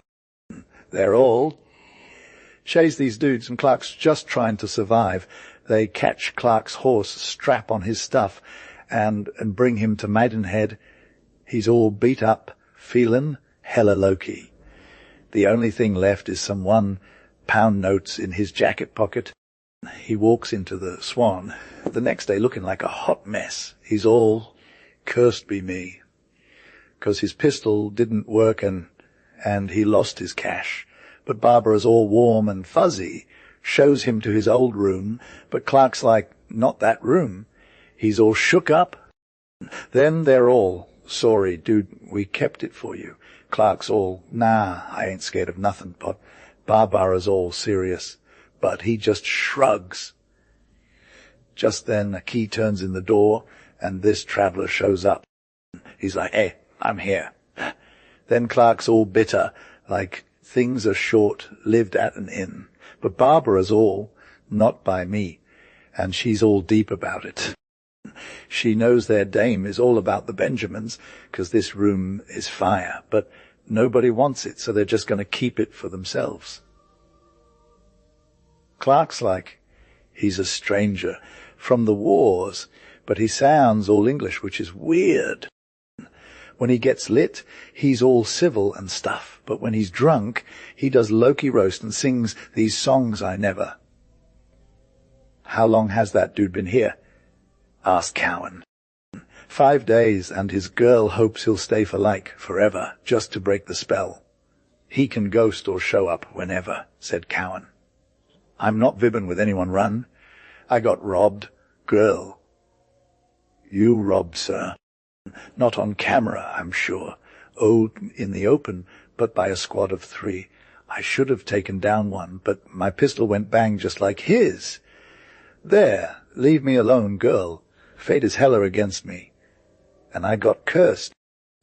I blew up my fortune in the city, and I got robbed on the road too. To be real is to get roasted. He face planted onto the bed with a groan of sadness, and the ready tears ran down soft Barbara's cheeks. She had some tact, though, and didn't go all extra on him when he was being dramatic. She just turned around and gave him a pity glance and went to fetch him food and wine. She knew that sometimes people were more chill after eating and drinking. When she came back, He was salty about it, but composed. He made her promise not to spill the tea about his losses. She was like, "You know I can keep it on the down low." He ate and drank, and when he felt better, he asked her a question. "What's up with that dude next door?" She looked puzzled for a sec, then went pale and said solemnly, "'Tis for this day week, I heard. 'Twas going to be last week, but the king gave him an extension." "Why? What's the tea?" She was like, "Nah, I don't know. In my feels, I'd rather he just got taken out of the way already. They're defo going to hang him next time, though. Now, in our day, respite is super rare. You're either hanged or reprieved. But back then, men were often given extensions for a hot second, yet still ended up getting caught eventually. One dude was even respited for 2 years and got executed. So this extension wasn't all that unusual, and Cowan looked thoughtful. But he didn't suspect anything hella serious going on beneath the surface. I'll keep it real with the rest of the story, though. The judge reported back to His Highness that he was low-key uneasy about the verdict. There was a major flaw in the evidence against this dude. He stated in just a few words, but didn't drop any hints. Bro, no remedy was coming for that dude Clark, so the public was hella salty about it, wanting him to get capped. The king's homie thought if the judge was low-key doubting the whole thing, they should have spoken up, you feel. So, execution orders were issued, and 3 days later, the judge gets a letter from Bradbury that I'll give to you straight up. The king veers. Coxburgh, gotta forgive me for written this letter in all that drama. There's no other way. Daniel Cox wasn't even getting no defense, lol. The lawyer who was supposed to rep him went rogue and didn't even try to throw some shade on the homies who might have been involved. That made it Cox or nobody, but then there was this dude in the inn whose vibes were straight up sus. He got the wine that made the victim all sleepy, and he wouldn't even let me see what was left of it. The landlady was trying to ghost justice and mess with my investigation. She had a past. Kian could sneak in and out of the Swan whenever she wanted. She also found some dude who was repping Cox in court, but how did he even get that? That was only because this dude was feeling all sorts of remorse. The dude swears he slept at 13 Farringdon Street on the night of the murder, and you can find it on your notes, bruh. An hour after the trial, I went to check out the 13 Farringdon Street, and guess what? No Cowan or no captain had ever stayed there, nor slept there that night. It was like an old cleric dude with a country cure who got the trust of this simple body to give him a pass key, and he came in and out whenever he wanted. But, this dude wasn't even a clerk. Bruh. He was the one who did the actual deed at the Swan. There's always 2 people involved in a job like that, the pro and the Confederate. Cowan was low-key the Confederate, messed up the loaded pistols, and lent his pass, key to this dude, who actually did the crime. Neither of them wanted violence. But if they would have used their own guns, it would have been a whole different story. The wine was drugged up just for that reason, to make it all pointless. The cracksman wore a calf skin waistcoat and a bottle nose, which passed as Cox's face by moonlight, but messed with him when the sun came out, bruh. It even fooled Gardner, lol. Bradbury is like, dude, please get me some time for this innocent dude, and I'll take care of the rest. Bring the crime to the cracksman and Cowan. Signed off with his name and whatever. The judge was hella down about seeing how much doubt he'd cause. So he sends this letter on to the minister with a note that says it shouldn't have been sent to him. But to the people who actually had control over the dude's fate. He decided to transcribe from his notes the question he asked Captain Cowan and whatnot. His reply that Clark had slept at 13 Parrington Street on the night of the murder, and also the substance of the prisoner's defence, with the remark that, as stated by that hella basic person, it had seemed whack, but that after studying this Bow Street officer's statements, and assuming they were straight fire, it didn't seem whack no more, but lit, and it made all the facts add up, whereas that Clark was totes the murderer and always will be. Bradbury's letter and the above comment found their way to the king, and he granted what was asked a sick delay. Bradbury and his squad went to work finding the old priest-dude Acre, the crackman. But he had ghosted without a trace, and they got no other tea. But during Cowan's absence they got a traveller, i.e. a disguised agent, into the inn who found relics of wax in the keyholes of Cowan's outer door and of the door of communication. Bradbury sent this info in 2 letters, one to the judge and one to the minister. But this didn't move the needle much. Low-key sure that Cowan was in it. It was the pro-hand, the actual robber and murderer, he wanted. The days went by. Nothing was done. He was hella sorry he hadn't applied for a reprieve or even a pardon. He regretted his own presumption in thinking he could solve this whole mystery on his own. His brain was on overdrive, scheming 247. He lost sleep and even his appetite. At last, in sheer despair, he came up with a new solution and went all out in the dark with total subtlety. For he said to himself, "I'm in deeper than I thought, Lord. How they skim cases at the Old Bailey. They take a pond for a puddle and go to fathom it with a forefinger. Captain." Cowan sunk into a settled gloom, but he no longer lived alone. He started hanging out with his neighbour and rather liked him.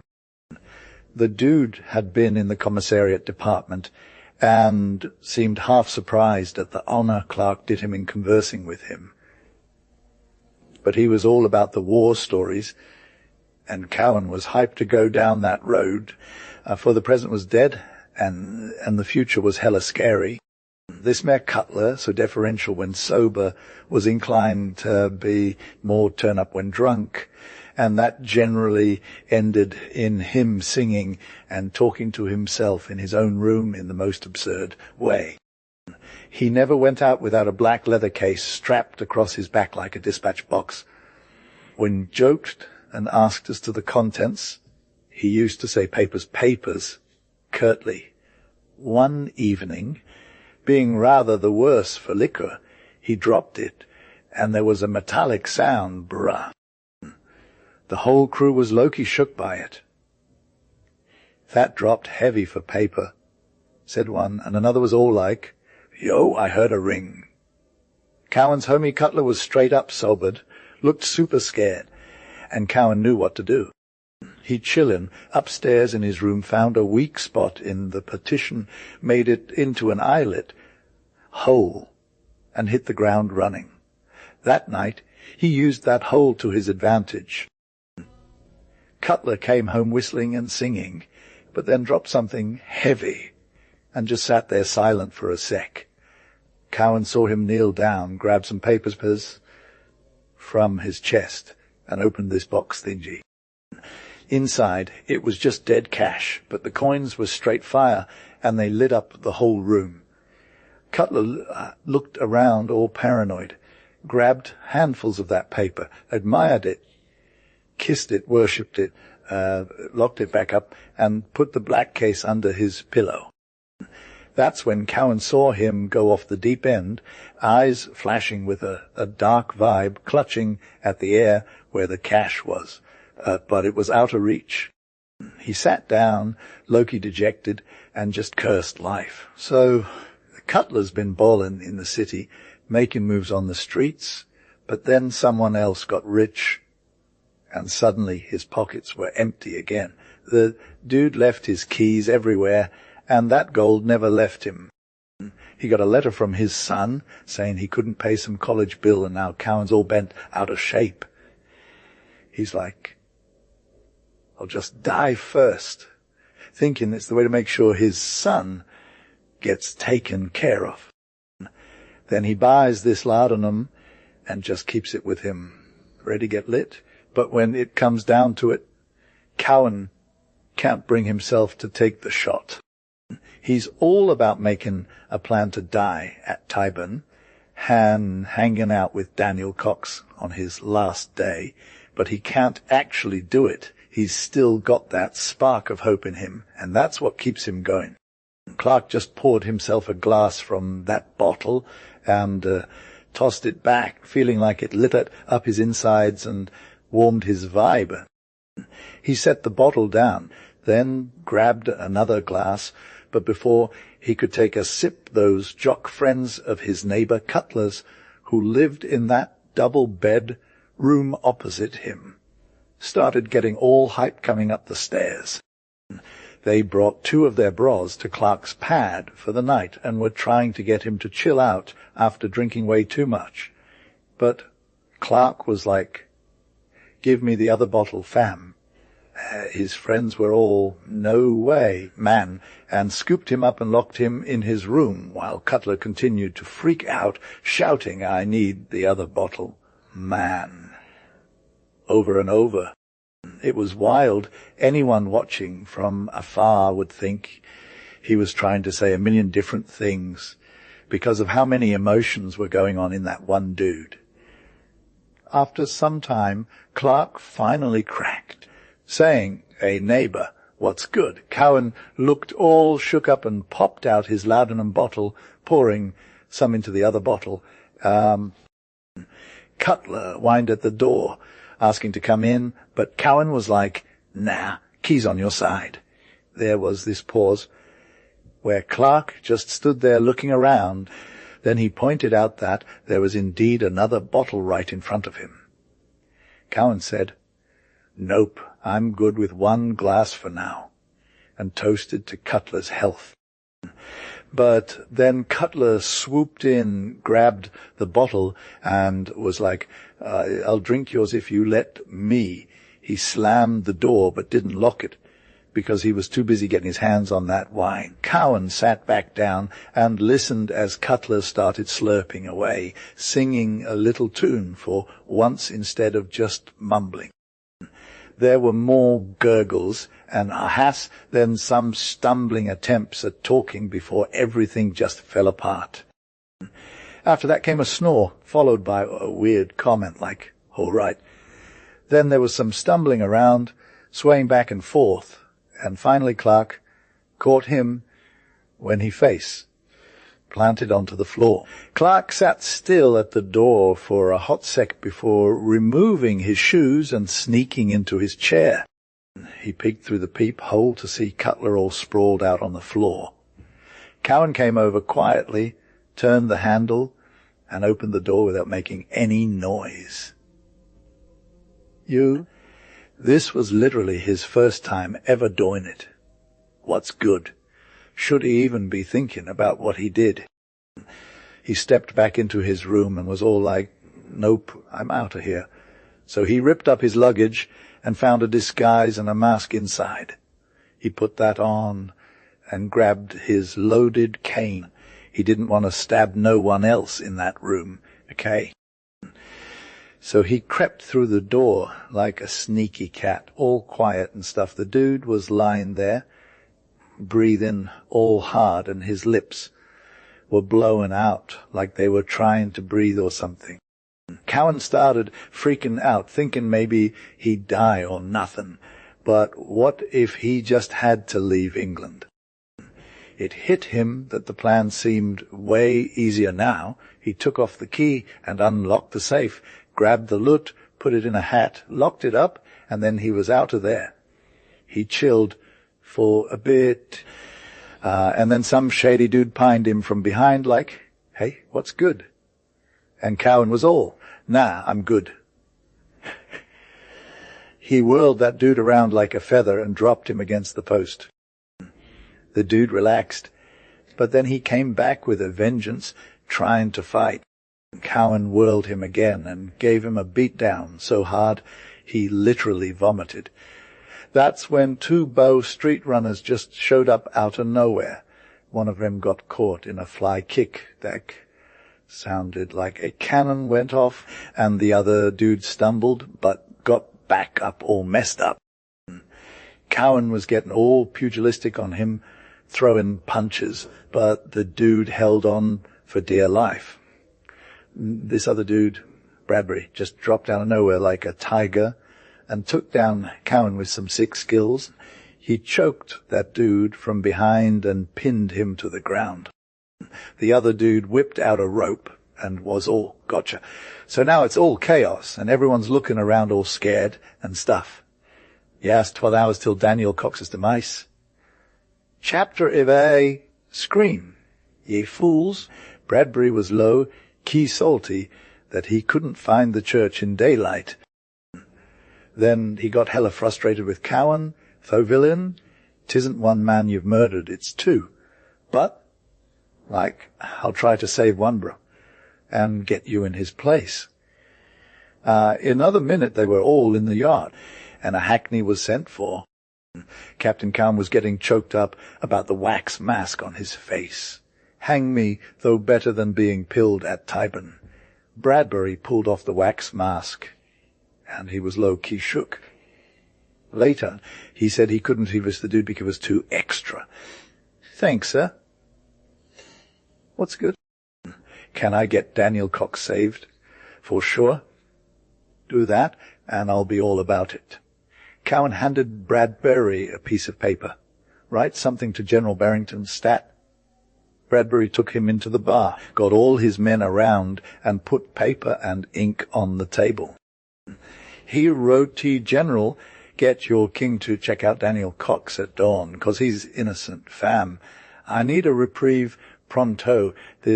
General, this is my last wish. Me dude's about to cop a death sentence, but I know his innocence. Help me out. Oh, Barrington, it's me, Cowan. If you're reading this, come find your G at Windsor and bring some backup. After that, Bradbury was like, send someone trustworthy to Windsor with that message and let me meet my maker in peace. So, a trusty officer went to Windsor, and Cowan ended up in Newgate all night.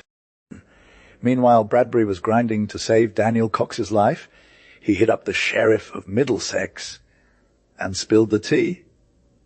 Don't come at me, said the sheriff. Go talk to the minister. Bradbury headed to the minister's crib. The place was lit windows blazing, shadows dancing sick beats, and all that jazz. Night turned into day. Bradbury knocked on the door, and it swung open like a scene from a movie. There were lineups of Bedouin footmen looking extra fly up the stairs. I need to see my lord, or an innocent dude will get sentenced tomorrow.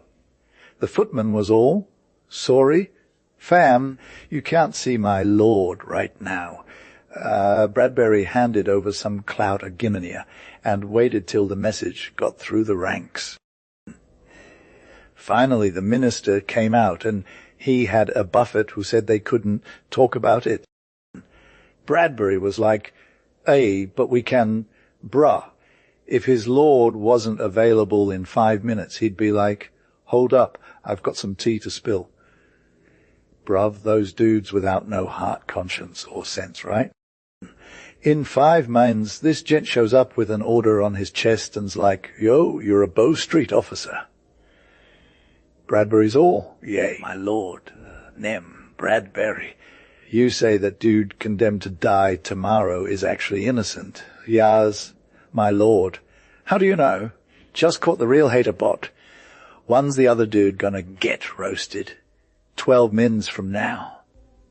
That's some short time, fam. Humph, you'll be good enough to hit up the sheriff and send a formal message tomorrow. The actual message is like, delay execution of Cox till we hear from Windsor. Bearer's got reasons, Bradbury's all peace out and heads to the prison instead of the sheriff and infects everyone with sympathy for the condemned dude and the spirit of delay. Bradbury gets breakfasted, washes his face, and off to the sheriff he goes. But when he shows up, the sheriff is gone, so Bradbury's like, yo, where you at? He chases him down everywhere, but can't find him. So Bradbury heads to Newgate and shows up right on time for the execution. He hands the minister a note that says, don't delay. But he's all, nah, I need a real order from His Majesty, or the Privy Council at least. The chaplain's like, just chill, you've got all day. Bradbury's all, no way, dude, my time is precious. I'm not going to waste it on one guy.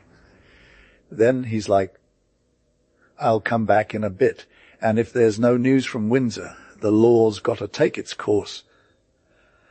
But he never shows up, because just as he's about to leave, some dude raises a paper with a royal seal and the mob starts dying down. A royal aide-de-camp shows up with a reprieve under George I signed manual, and that's it. Then Sir Robert Barrington shows up at Newgate, and Captain Cowan is all dad.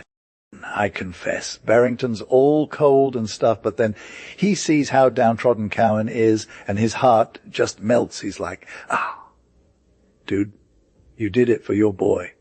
Cowan's all, I've been robbed, ruined, and lost my soul. What about my son? Barrington's all, no way, I'm taking care of him.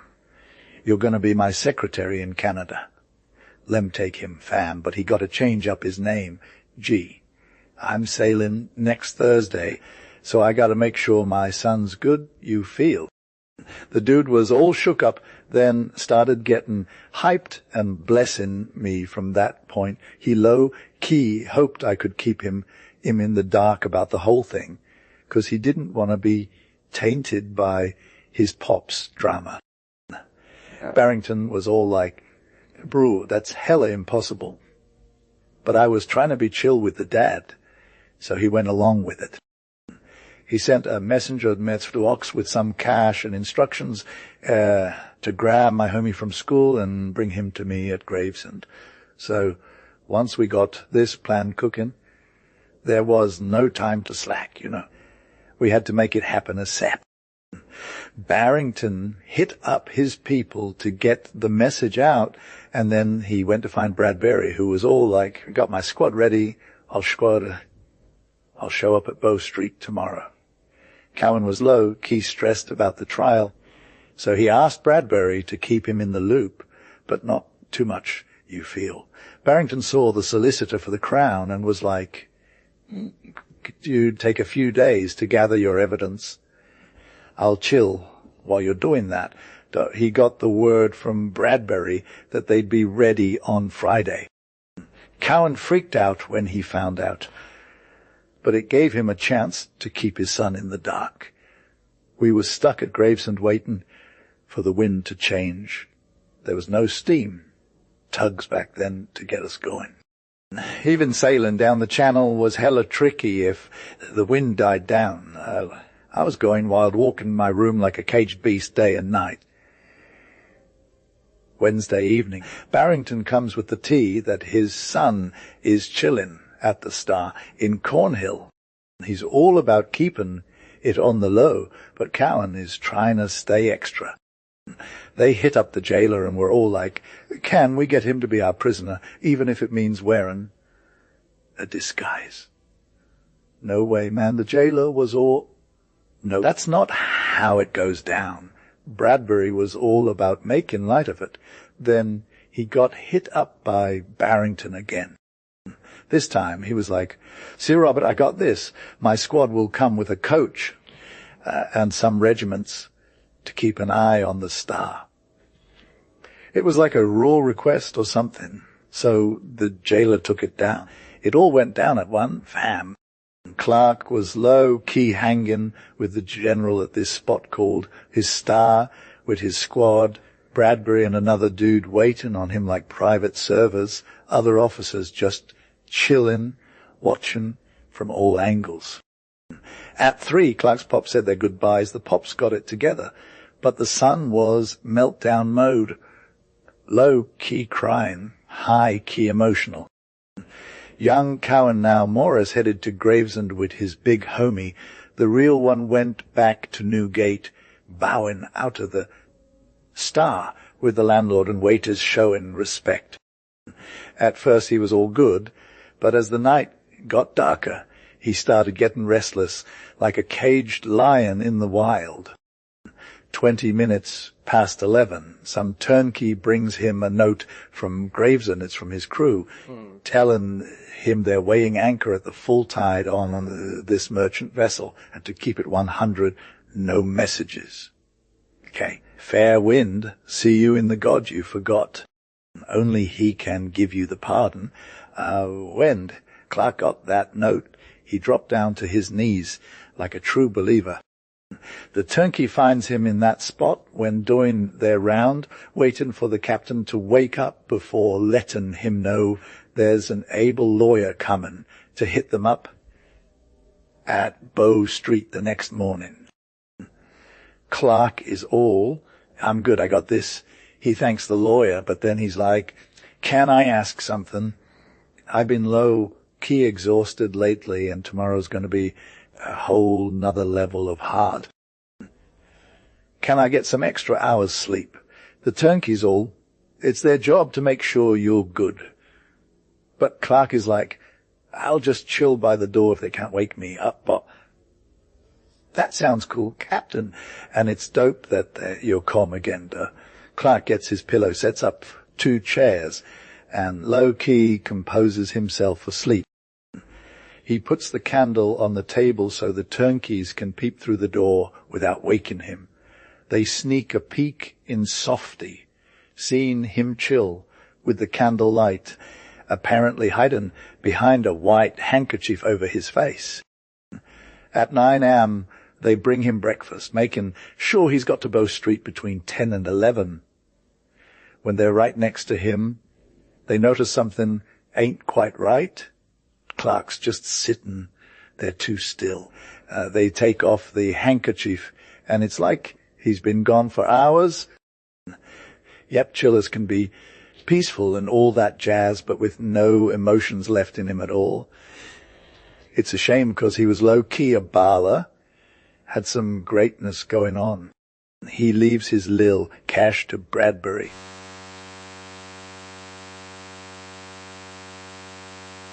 And I'm low-key, Shark Sucks actually died, but he died, but then something other dude added, cause has the King King's part, and it's still on Miss Stillman's body in her face. So cause lost a body and ek if his face looked older, if you something then cause like thinking of hit that grum who stole horses, was a way to run stole horses from us as some chicken for, but some cause have been in horses, and he broke up with all that was basic cuts and Babylon and subplants, and just that they'd been now in getting like he's getting with the whole thing, they chopped it, even again, where he chopped it by the smaller of his body and nose and skate, and they've been different the beauty side. So much still sort of some Richard Sturgis, and really to me, though, like he's some die up twist and down. Till I got pushed past my last lifeline, bruh. Meanwhile, the Northern Army was just chillin', resting its wings, while this one dude in charge of the Southern Army was totes trippin', thinking he had it under control. Yeah. But low-key, his right flank was getting ghosted. A squad of Northern horses, Gurkhas and British troops who were sneaking around like ninjas, trying to take out their whole rear.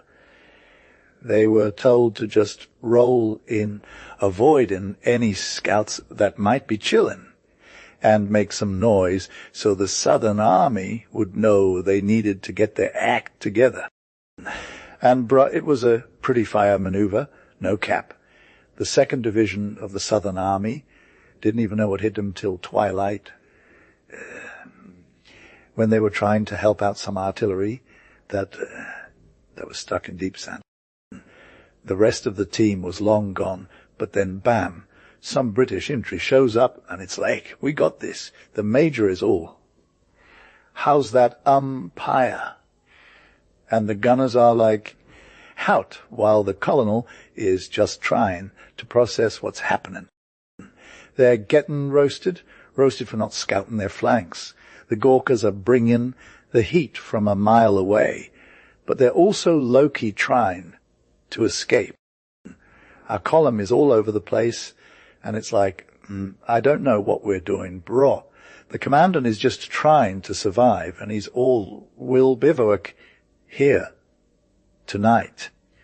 And the major is I got a feeling those Gurkhas are going to get caught. Some dude saves my horse, and then they catch me and slide me out of that saddle. It was a wild ride, but I'm good now. Yes. So, like, the life of a special correspondent is hella hard, right? And that's all good, said this Irish dude, chillin'. We thought you'd be here for show. Then he had his homie authors grab some goods from under a massive elephant trunk thingy. The little dude was straight up hyped. Mulvaney was low-key worried, though. Like, if these savage soldiers in the area saw, they'd totally loot everything.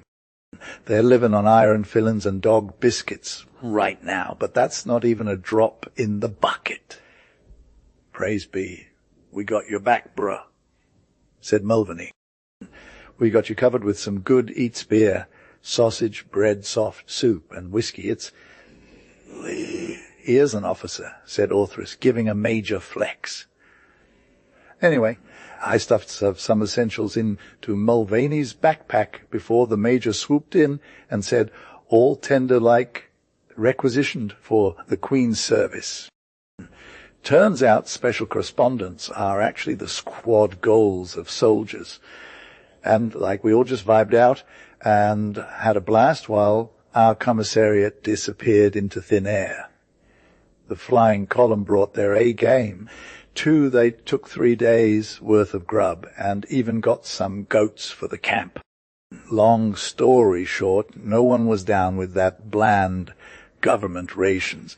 The major and his squad got it done, and now we're cooking up a storm over these fires. We were low-key jamming out to some tunes while the kid and compressed veggies bubbled away in our pots. The men were hyped, and I'm pretty sure they'd start singing any minute now.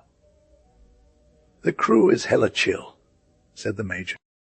This night is lit. We could see these dope Indian stars shinning bright overhead, and it was like we were vibbing on another level. But for real, you could hear the earth breathing in the background. It's like this grey shadow that's more unreal than the sky itself. And then there's the howling of jackals, wind rustling through the tamarisks, and musketry fire in the distance. It was hella peaceful, though. In a hella deep hole, Clark started vibing, and the train went past with a loud thud to Delhi, and a crow cawed like it was all good, fam. Then there was this major chill silence round the fires, and the earth just kept breathing, right? The squad, all full of grub, turned to cigarettes, and bars their bosses were low-key jamming, too. Being cool with the crew is lit when you win over the musical critics in your unit, and getting recognized for being a sick dancer is next level. It's like Clark's going to be the GOAT if he can get Thomas Atkins to roll with him in a tight spot when he finds someone better than him. The old Tums of Forgotten Saints were reppin' Agra Town, the Buffalo Battery marching to Kabul, the long, long Indian day, and that fire chorus going on about being young, fierce, and taking down the game. Today, all those squad goals who were chillin' with Clark's commissariat and Vibben round the waterproof sheet are ghosted. They went off to camps that weren't even a workout and battles without no refs. I was rolling up to the guy's fires looking for Mulvaney, and I found him getting his feet greased by the fire. It's not exactly lit, but when you think about the might, majesty, dominion, and power of the British Empire on those feet, it gets interesting. There's a blister bad luck to it on the heel, Mulvaney said. I'm good, I got this. Ortherus whipped out his housewife and fixed Mulvaney up with a needle, but then he got kicked. into the fire by his squad mate. I broke the best of my toes off you, ye grinning child, Mulvaney said, sitting cross-legged and nursing his feet. Then he saw me. Oh, it's you, Clark. What's good? Take that maraudin' Scott's place. But Ortherus ghosted again, and I took over the spot, snatched up the hollow Mulvaney had made for himself, and lined with his sick coat. Leroyd on the other side was chilling, grinned at me, then fell asleep in a minute. That's the height of politeness right there, Mulvaney said, lighting up a pipe with a flaming branch. But Jock ate half your sardines in one gulp, and I think the tin to what's good with you. How'd you end up on the Lowson side today when we took you down? Loki, what a woman does is wild. Same energy, we get attacked before dawn, and it'd be better not to slip your boots, you feel. How do I know that? By pure reason, fam. We got 3 companies inside the enemy's camp, and the crowd was hella loud and crazy, but they ended up just getting destroyed. Of course, the enemy will come for us in all directions, and then we got to run for it. Mark my words, dude. I'm Loki Polonius, you know, he said. Don't fight with everyone for the sake of fighting, but if you do, go hard or go home. We should have helped the Gawkers, though. But what's your take on Polonius? I asked. This was a new vibe from Mulvaney. All that Shakespeare and more from the gallery. Bro, he said, lacing his boots tight. I told you about Silver's Theatre in Dublin when I was younger than I am now, and I'm a theatre enthusiast, no cap. Old Silver would never pay actors their due, and it collapsed under pressure. Then the guys who wanted to act would clamour for roles, but he'd make them pay out of pocket. I remember one time Hogan got shot in South Africa and got Hamlet's role instead of me. I went to the gallery and started filling the pit with other people's hats while I waited. One day I saw Hogan walking around like a hamstrung mule with a pall on his back, and I was like Hamlet. Bro, your heel is loose. He stopped mid-soliloquy. My stockings may be coming down, he said, looking at me from the gallery, but after the show's over, we'll trample you and your crew with our ghostly energy. That's how I know about Hamlet. Mulvaney said, shaking his head. Those days were wild, fam. Did you ever have to scrounge up a dime and nothing in return? Clark was low-key bummed, dropping his head and staring into the fire while playing with his moustache. From across the campsite, Corbett, Nolan's voice came through loud and clear, belting out an oldie but goodie about some chick named Kathleen, singing, Kathleen, my Kathleen, Kathleen O'More, and all that jazz. The guys behind him were vibing too, making sounds like they were trying to sing along. You could tell by the soft Irish accent. Mulvaney was all mellow, though just chillin'. After the chorus dropped. For real, Clark, he said softly. Why, I gotta pay for what we take, but it's a steep price. What's poppin'? I asked gently, 'cause I knew he was a sensitive dude. Hear me out, he said. You know who I am right now. You know who I want to be too. At the beginning of my service, I've told you before, and even Dinah Shadd knows I'm just a Loki drunk, untrustworthy privy with some crazy stories. Never gonna get promoted, living off the kindness of some young officer who's basically my son. Do I not know what's good? Can I tell when I get passed over at the parade while I'm stumbling around drunk and ready to faceplant? He wasn't even kidding. Clark, it was like he was saying, I'm just a joke, ain't I, whenever he got rejected. And when he got let off with some kind of mercy from some officer dude, all he could do was smile 'cause he was thinking about Dinah Shadd and carrying on like a clown. It wasn't funny, though it was straight up hell in his brain, dumb hell that he couldn't escape. Next time it happened, he'd be even worse off for sure. He was just badder than anyone else in the regiment, and honestly, he was only good enough to teach some new recruits how much they didn't know themselves. 'Cause, let's be real, Clark, you weren't exactly a prodigy either. Lee down and chill, I said, not knowing what else to do. You're the best dude in the regiment next to Ortheris. But honestly, sometimes you're just a total goofball. Just lay back, wait for us to get attacked, and hope we don't bring our A game. Yo, fam, let's get into it. You're low key trying to avoid me. But you're never knowing what I'm going through, though. Loki start at the beginning and end where you at. I said, Loki Royal.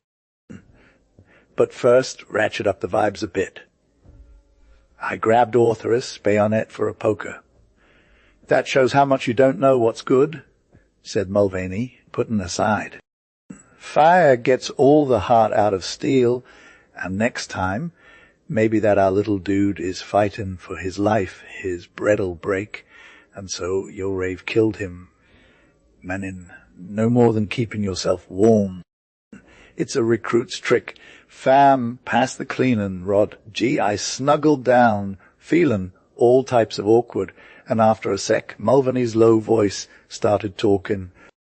Did I ever tell you about how Dinah Shadd came to be mine? I was straight up hiding my anxiety, though. Ever since Dinah Shadd, the strong patient, and infinitely tender, had washed a shirt for me in this barren land where washing ain't easy. I don't remember, I said, all casual-like. Was it before or after you got nothing out of Annie Bragan? The story of Annie Bragan's all in another place. Gee, it's one of many episodes in Mulvaney's wild career. Before, though long before, was that tea about Annie Bragan and the corpse ghost, said Mulvaney. Loki, never woman was worse off than me when I had married Dinah. There's a time for all things, and I know how to keep it in place, barring the drink that keeps me in my place with no hope of coming back. Begging at the beginning, I kept saying, Mrs. Mulvaney told me you married her when you were quartered in Crabboker Barracks. And the same is a whole mess, said Mulvaney, all serious, like. She spoke truth, did Dinah. It was like this, fam. Talking about that, have you ever fallen in love? Gee. I kept it on lock. Mulvaney kept talking. I'll assume you ain't. So, I played it cool, fam. Mulvaney continued. Thin I will assume that.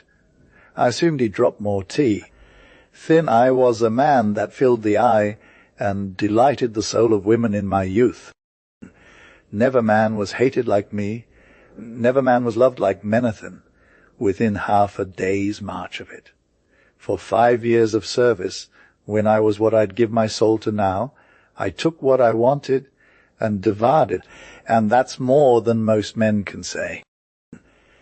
The drink I took did me no harm. By the hollow of heaven, I could play with 4 women at once, keep M from finding out about the other 3, and smile like full-blown marigold through all that.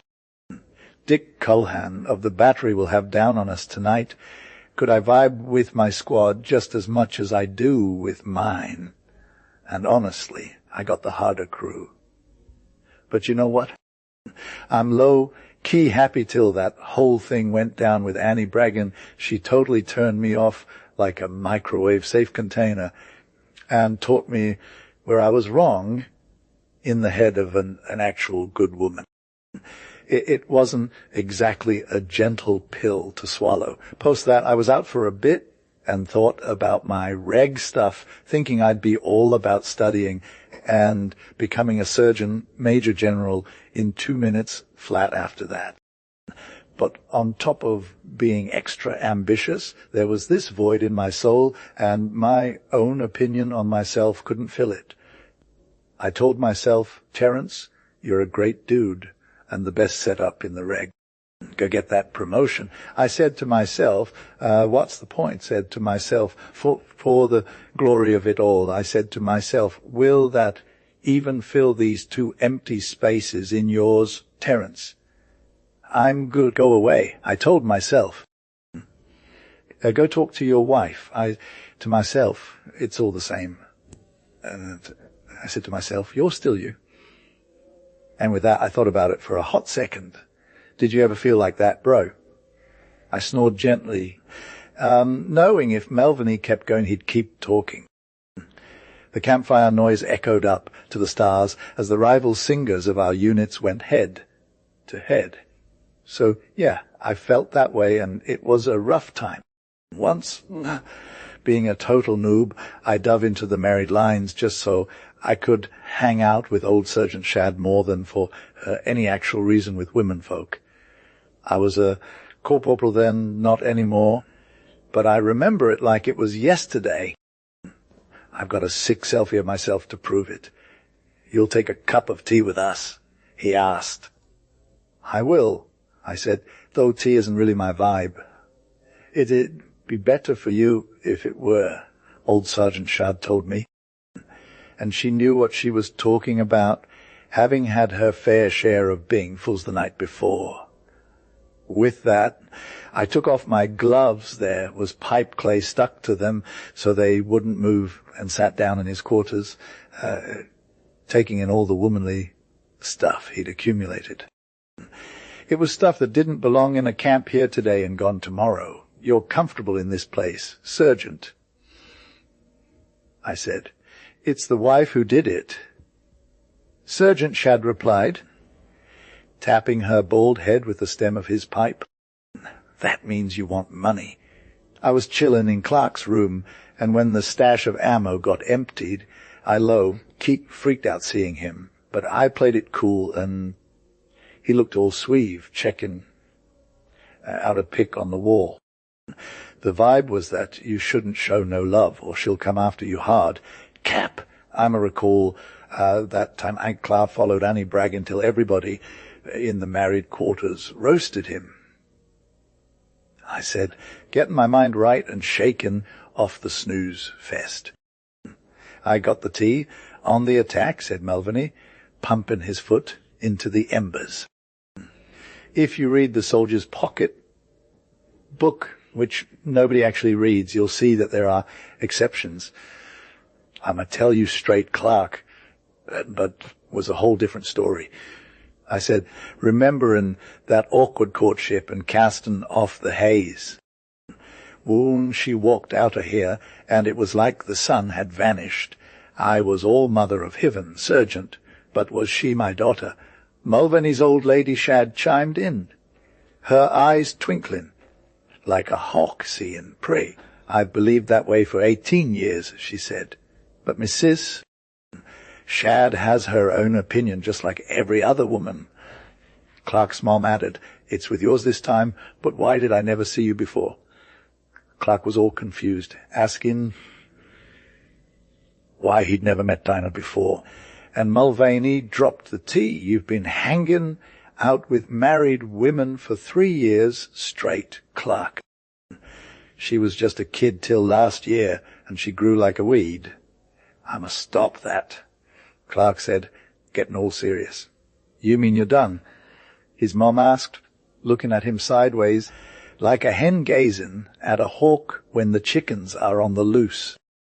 Try me, Clark replied, pulling on his gloves and tossing off the tea. With that, I hightailed it out of there, stiff as a board, knowing Dinah's eyes were on me from the scullery window. I was low-key devastated, but only 'cause I wasn't Clark, want to be a cavalryman for those sweet spurs. I went out to think, and I did some real thinking, but it all came back to that schlip of a girl in the dotted blue dress with them piercing eyes. I thought. Clark kept his distance, sticking to the married quarters or nearby just to catch a glimpse of Dinah. And then one day he met her, and oh man, his heart was like a farrier's forge on a Saturday morning. "Good day to you, Miss Dinah," he said.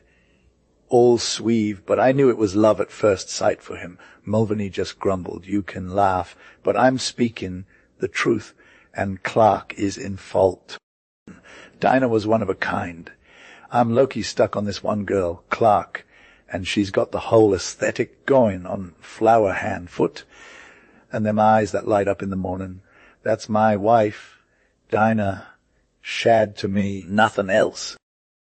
So I'm chillin' with her for 3 weeks, trying to get our vibes right, but ain't making no progress, just eye contact all day. Then this little drummer boy comes at me talking smack about my belt buckle and how I'm not the only one who don't play by the rules.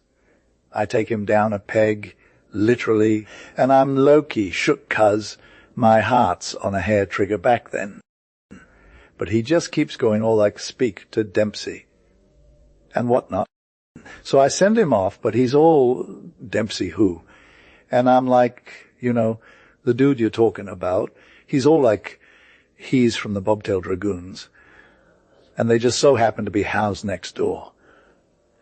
I'm hella mad, thinking with all my female energy I should have been ghosted by some basic cavalryman. Fast forward, I find Dempsey chillin' in our lines, looking like a hot mess of tallowy top, heavy dude with his brass spurs on. But he ain't flinching, so I'm like, "Hey, Dempsey, you've hung out with Dinah Shadfall 4 times this fortnight." And he's all, "What's that to you?" But I'm like, you know what? You can walk 40 more times than that if you want, but at least have the decency to take off your spurs and peel your uniform before I lose my cool. He don't listen, so I kick him in the groin hard. And I'm thinking, this ain't no ridden school, dude. But he just keeps getting back up. So I grab his gear and swing him around till he's good and dizzy. Now, I know what you're thinking. But stand up, Dempsey, or I'll kick your head in. And trust me, Clark, I would have done it too if I weren't low-key trying to keep my cool. Bro, Clark was all like, "Help me back to lines, bro." I'm good, though. So I helped him out. Was his collarbone broke? I asked, 'cause I thought only Leroyd could pull off that sick throw. He pitched on his left shoulder point. Yeah, it was broke. Next day the news was low-key everywhere, and when I met Dinah Shad with a cheek like all the Taylor's samples, she wasn't even saying hi. "Hey, what did you do, Miss Shad?" I asked, trying to play it cool, planting myself in front of her, that I should get the time of day.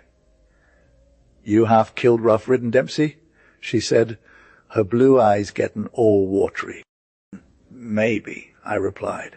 "Was he a friend of yours that saw you home 4 times in 2 weeks?" "Yes," she said, trying to keep it real, but her mouth was all down at the corners. "And what's that to you?" asked Dempsey. I played dumb, pretending to walk away. "Did you fight for me then, you silly dude?" she asked, even though she knew it already. "Who else?" I said, and I took a step forward. "I wasn't worth it," she said, fidgeting with her apron. "That's on me to say," I replied. "You want me to say it?" "Yes," she said in a hushed tone, and then I spilled the tea, and she told me what every real man and many fake ones hear at least once in their lives.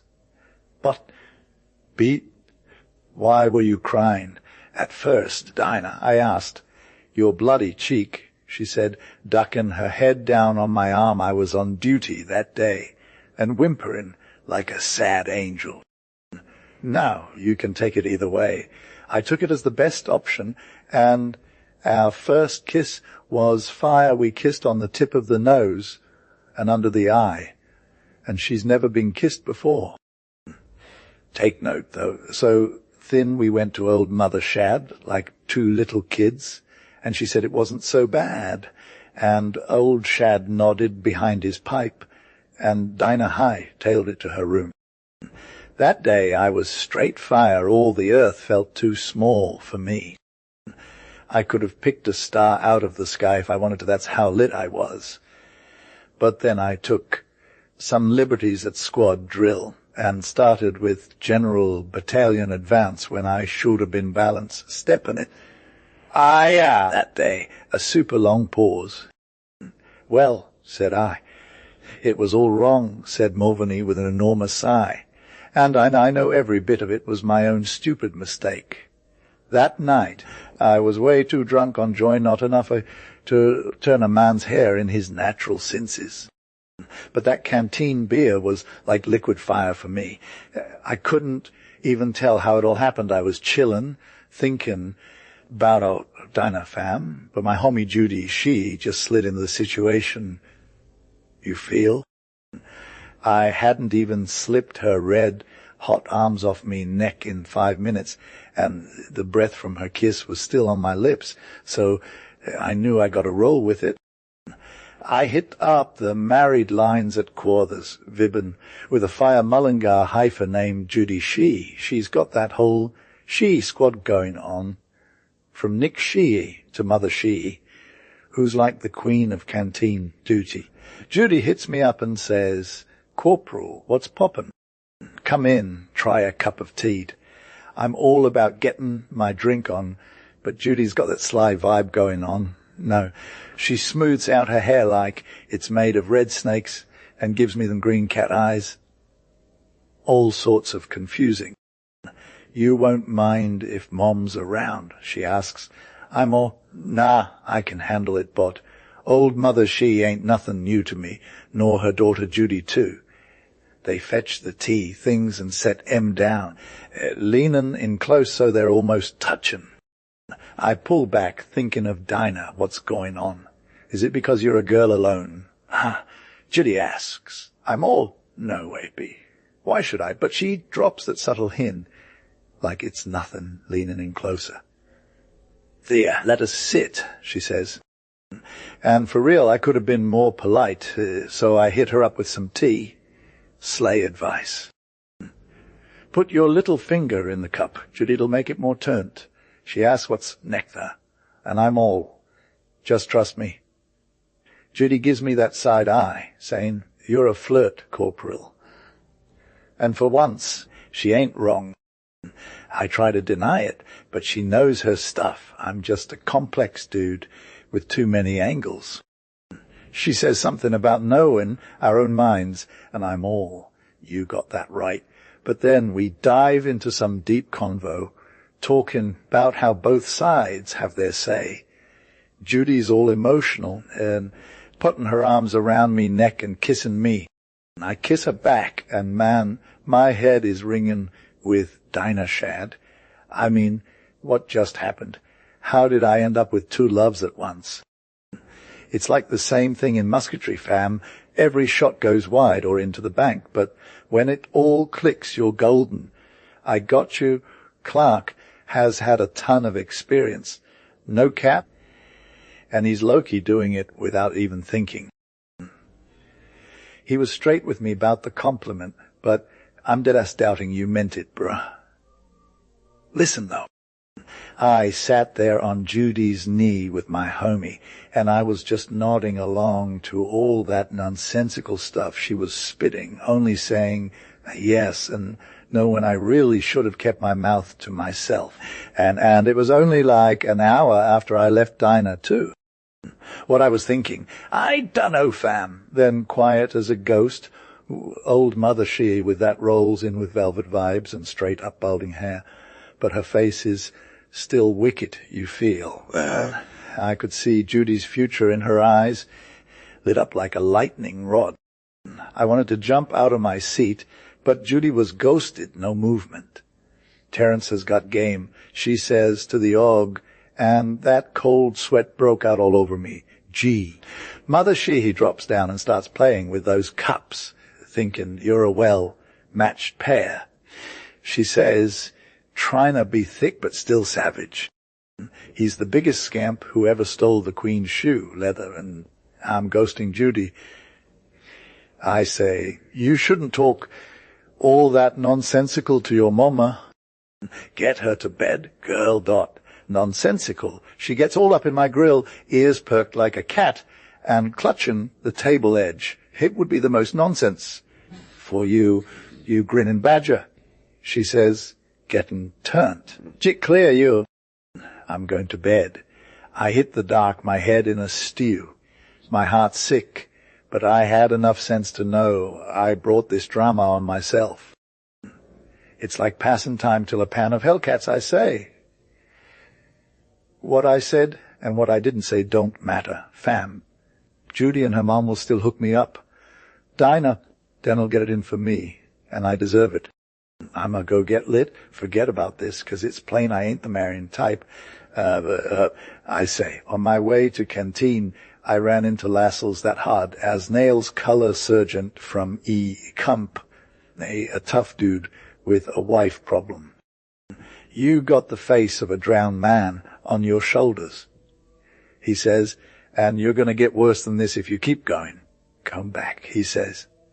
Let me out, I say. I've flipped my luck over to myself. Then that's not the way to get it back, he says. Have it with your troubles, fool boy. And I tell him the tea. He sucks his lip and gets all real. He says, you got played, Clark. Judy Sheehy would have been way better off with you from day one. You thought you put a ring on her finger. That's natural vanity, bro.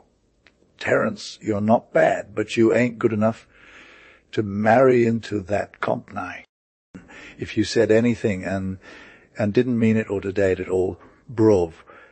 All de lies, but come out free. Gee, don't I know what it's like to get Loki invested in a woman who's basically a mini me when she was young. I'm Loki getting old, and I've learned to chill. You're the one who'd throw hands-ons on Judy and kill her vibe in a year, fam. Never mind if Dinah gives you the go ahead, you've earned your spot. Just ignore what the whole squad is saying, 'cause they're hella salty. Get out of here with Judy and her mom, 'cause they can't drag you to church, but if they do, they'll take you straight to hell. Go back to your squad and just vibe on your own, Terence says. He's all chill over his shoulder. You must have done something. The next day I'm thinking, hitting up Dinah, but no Tucker in my energy as I walk by. I knew the drama would come soon enough without me handling it myself, and I was hella nervous. I heard Judy calling my name, but I straight up ignored her and headed to the Shad's squad, where I know she'd kiss me back. When all's said and done, darlin', I say, you can give me a pass if you want, though I'm Loki doting, it'll be that. Easy. I barely got my thoughts together before Judy and her mom show up at the door. I think there was a veranda or something, but I'm hella forgetful. Will you step inside? Dinah asks pretty much politely, despite not having any business with the Sheehys. Old Mother Shad is like, she's my daughter, and Judy is all, I'm pressed for time today, and I've only come to see Terence, my promise man. Dinah looks at me like, I just messed up big time, and I'm all, there was some wild nonsense last night at the Sheehys, and Judy's just trying to play a joke, I say. At the Sheehys, Dinah asks super slow, and then Judy chimes in with her side of the story. He was there from 9 till 10, Dinah Shad, and for half that time I was sitting on his knee, Dinah Shad. You can look me up and down, but you won't find anyone who's better than Terence.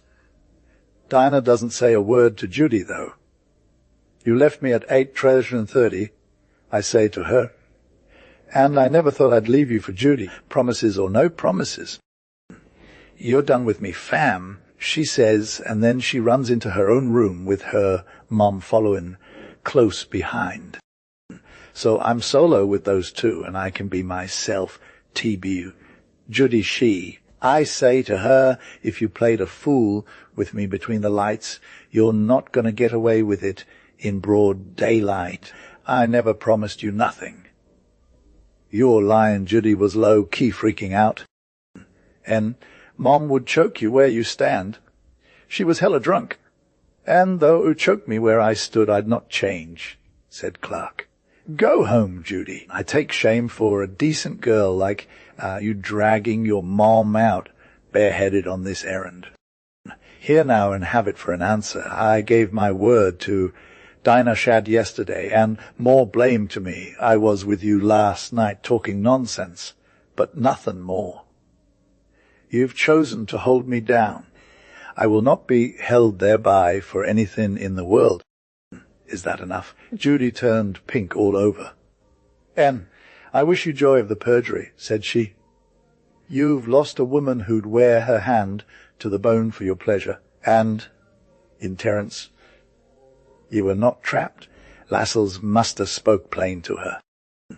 I am as such as Dinah is, deed I am. You've lost a fool of a girl that'll never look at you again, and you've lost what ye never had o' your common honesty. If you manage your men as you manage your love, making small wonder they call you the worst corporal in the company. Come away." "Mom," said she. "But divil a foot would the old woman budge. Do you hold by that?" said she, peering up under her thick grey eyebrows. "Ay, and would," said Clark, "though Dinah gave me the go 20 times. I'll have no truck with you or yours," said Clark. "Take your child away, ye shameless woman." "Am I shameless?" said she, bringing her hands up above her head. "Thin, what are you, ye lying, scamming, weak-kneed, dirty-souled son of a sutler? Am I shameless? Who put the open shame on me and my child that we should go begging, though the line's in daylight for the broken word of a man. Double portion of my shame be on you, Terence Mulvaney, that think yourself so strong. By Mary and the saints, by blood and water, and by every sorrow that came into the world since the beginning, the black blight fall on you and yours, so that ye may never be free from pain for another when it's not your own. May your heart bleed in your breast drop by drop with all your friends laughing at the bleeding, think yourself.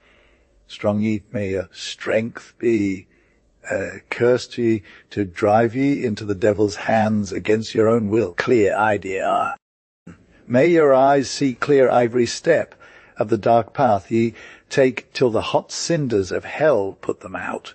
May the ragin, dry thirst in me own old bones go to ye, that ye shall never pass bottle full nor glass empty.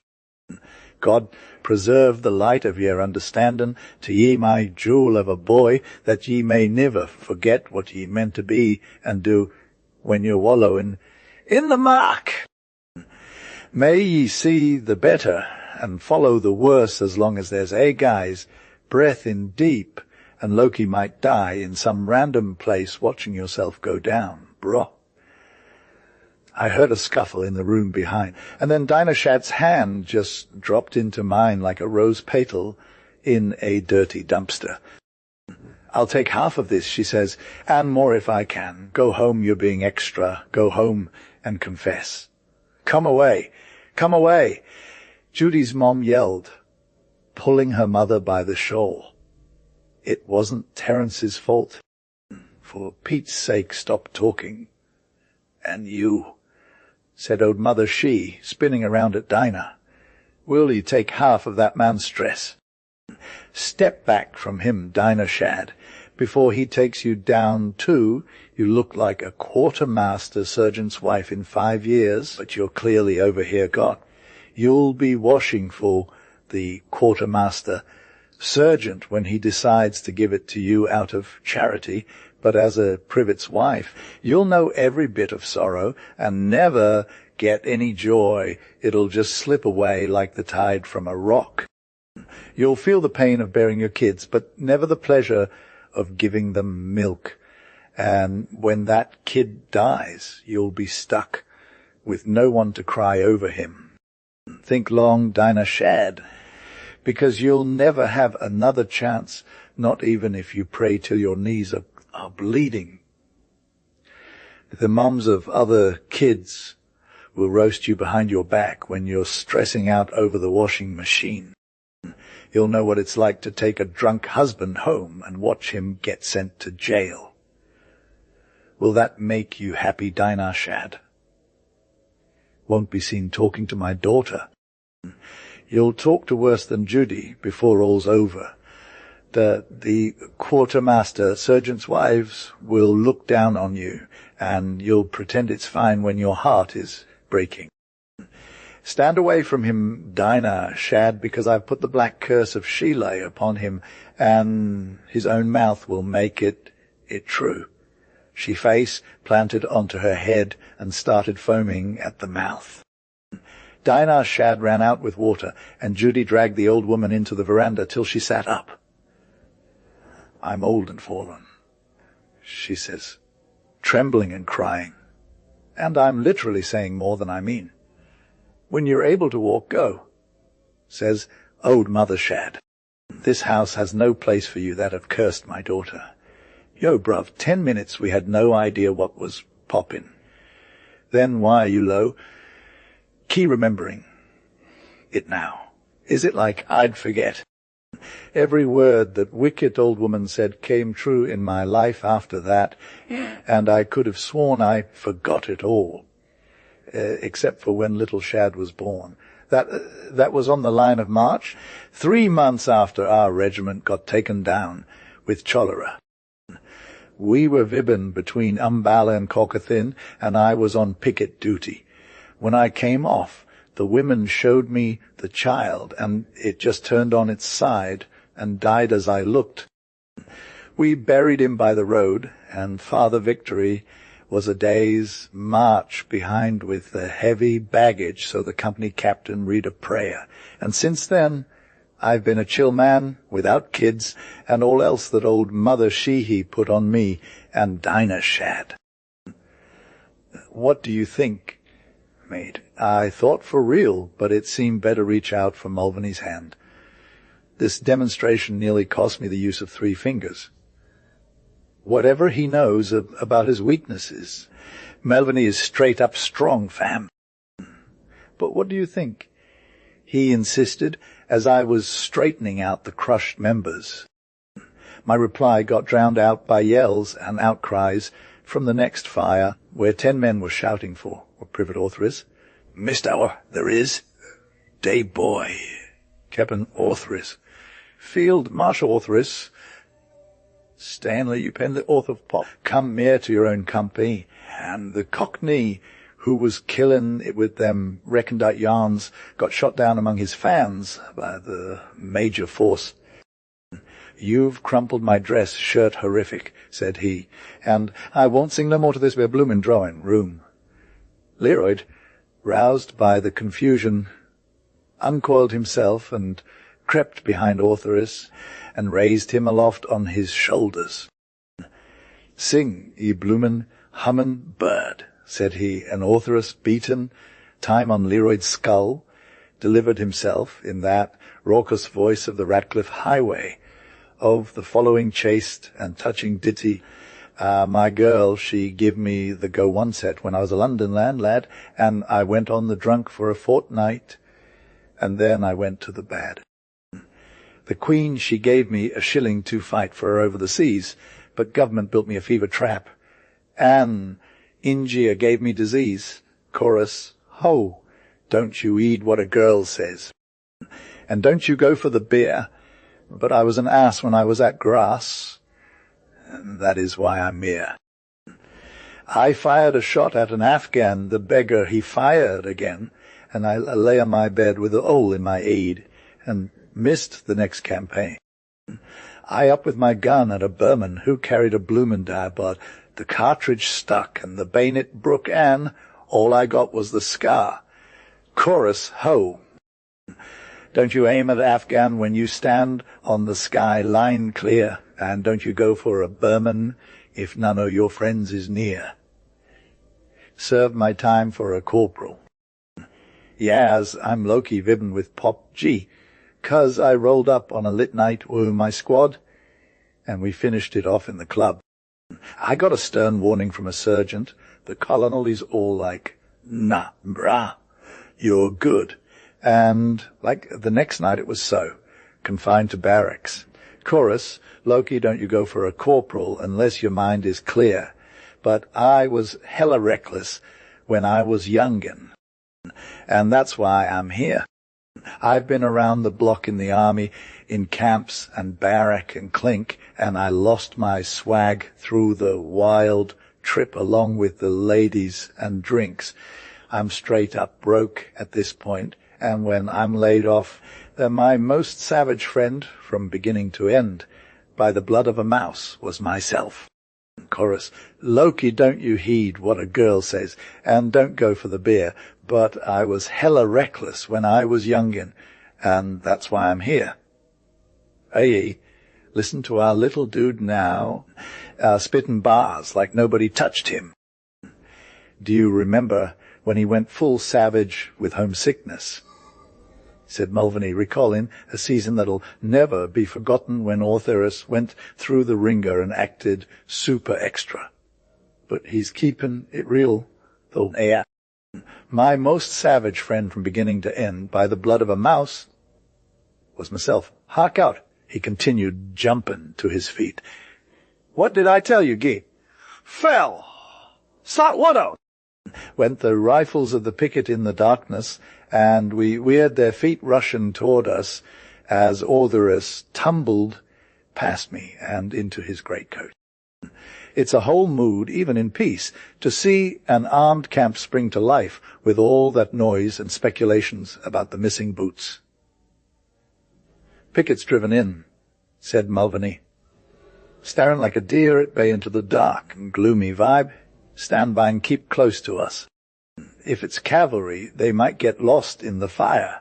Ta-sa, re-ra, ta-a-ra, sang the bugle, and we went from chillin' to ready in a hot sec. There's so much peace in the middle of a square if you arrive on time and ain't nobody touchin' you too much. The smell of leather belts, fatigue uniform, in unpacked humanity is fire. A dull grumble that seemed to come from all directions at once hit our ears, and we got little thrills of excitement running down our faces.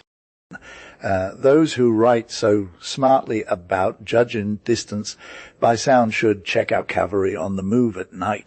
A high-pitched yell on the left told us they were our boys, the cavalry squad, that got lost in the darkness and was feeling around for some support. The diff explained they jingled on. Double pickets out there. By your arms lie down and sleep the rest, said the major, and we melted away like magic as the men scrambled to get them their gear for real. Clark was low, key vibing by the fires with his squad. When I woke up, I saw Mulvaney, that fire gem, rocking his mustache, leaning on his rifle at the picket, looking hella lonely, like Prometheus chilling on his rock, and I'm pretty sure some vultures were getting all turned up in his liver.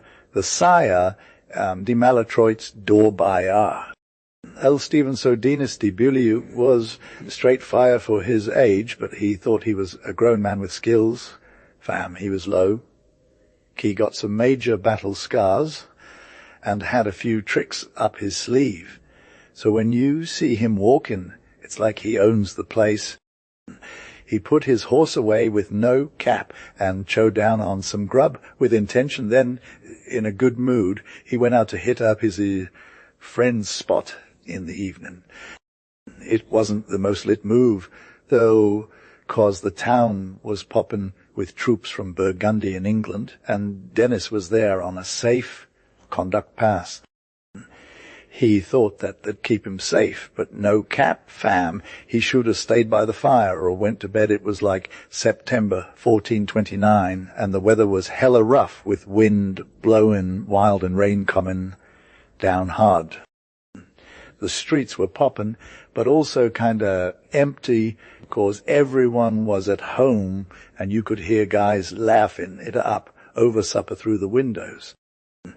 As night fell, the flag of England started to fade away like a ghost, and the sky was all dark and stuffed with clouds rolling in fast.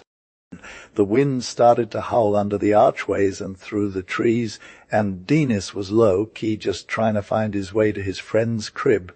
He promised himself it'd be a quick hit and run. But when he got there, his homie welcomed him so hard that it took forever to get out of there.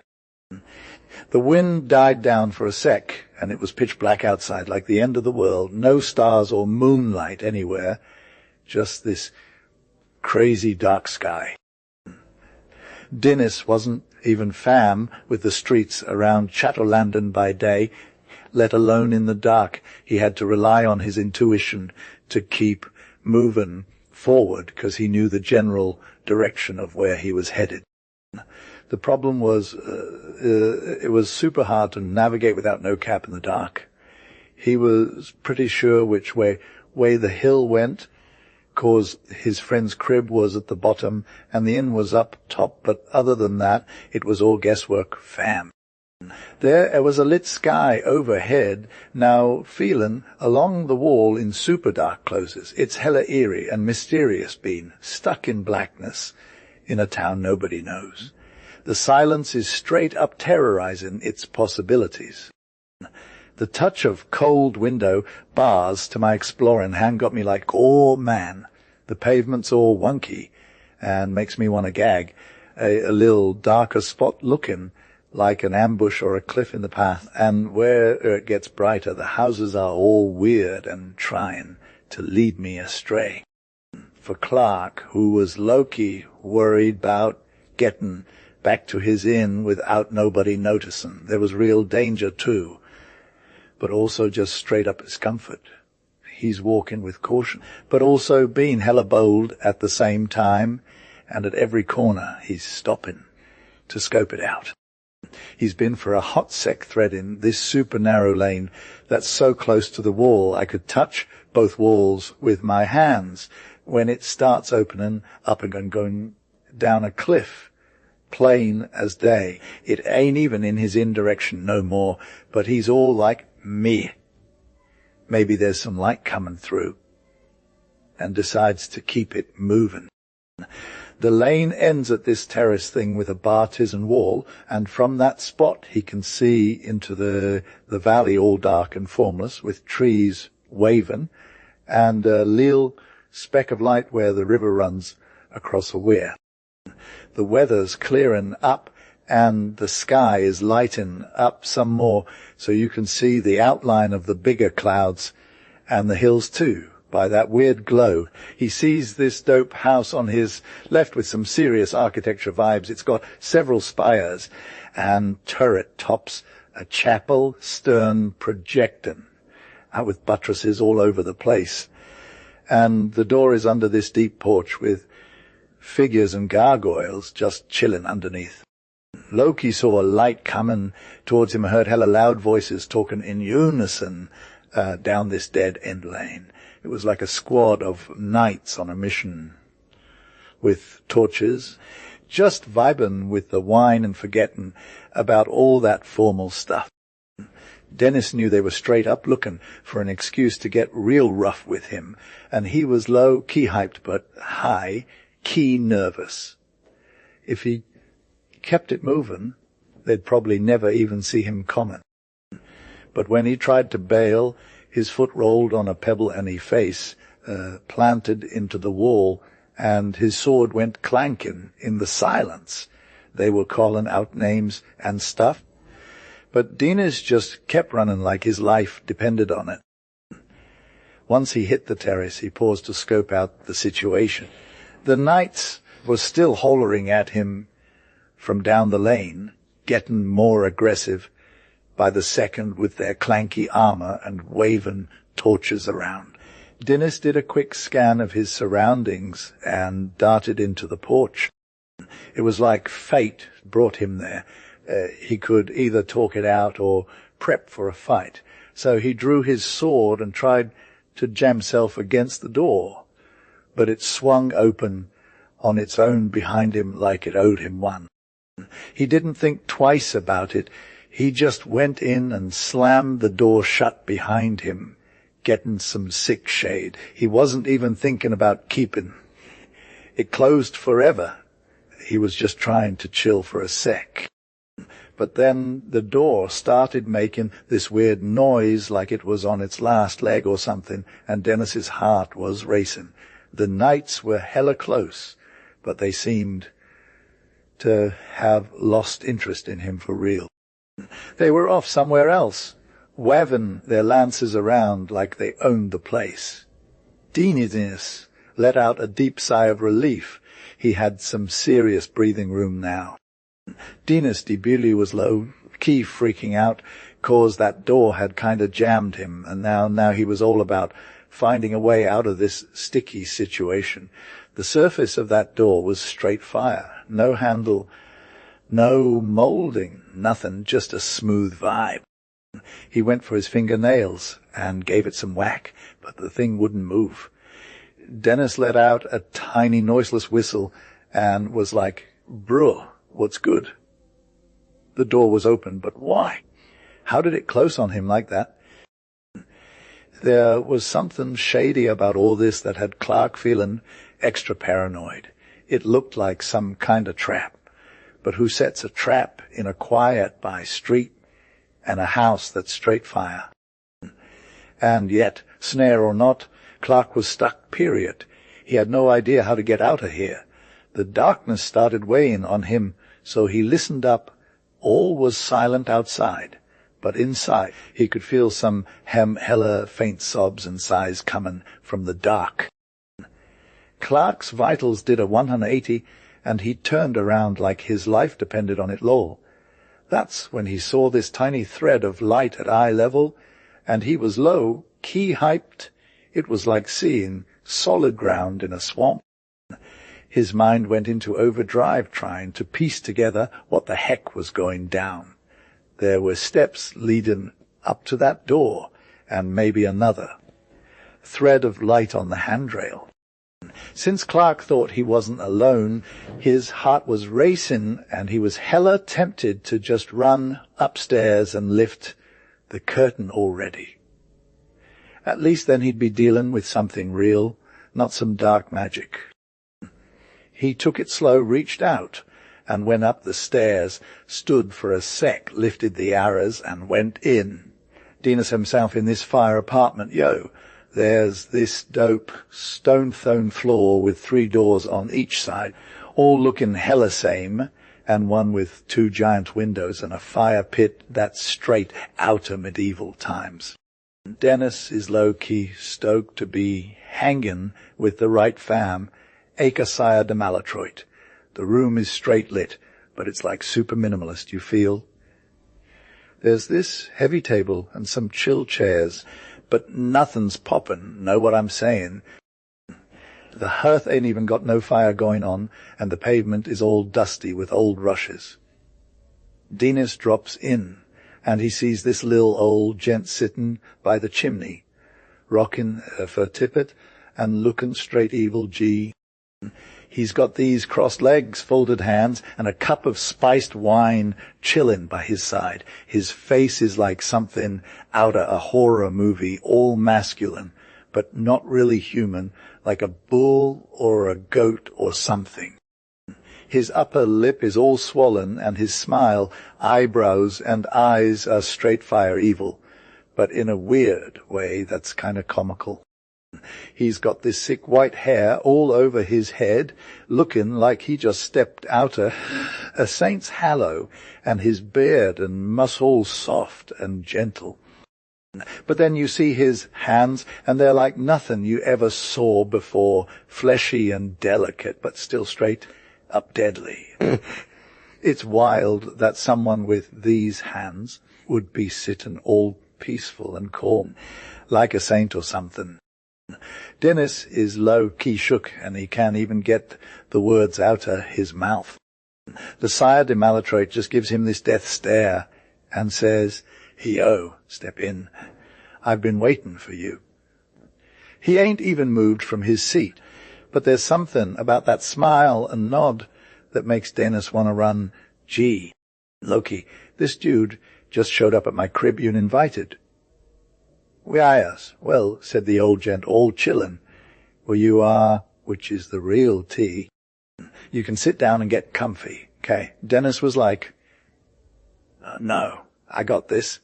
He tried to explain, but the other dude just didn't have it. You talking about my door?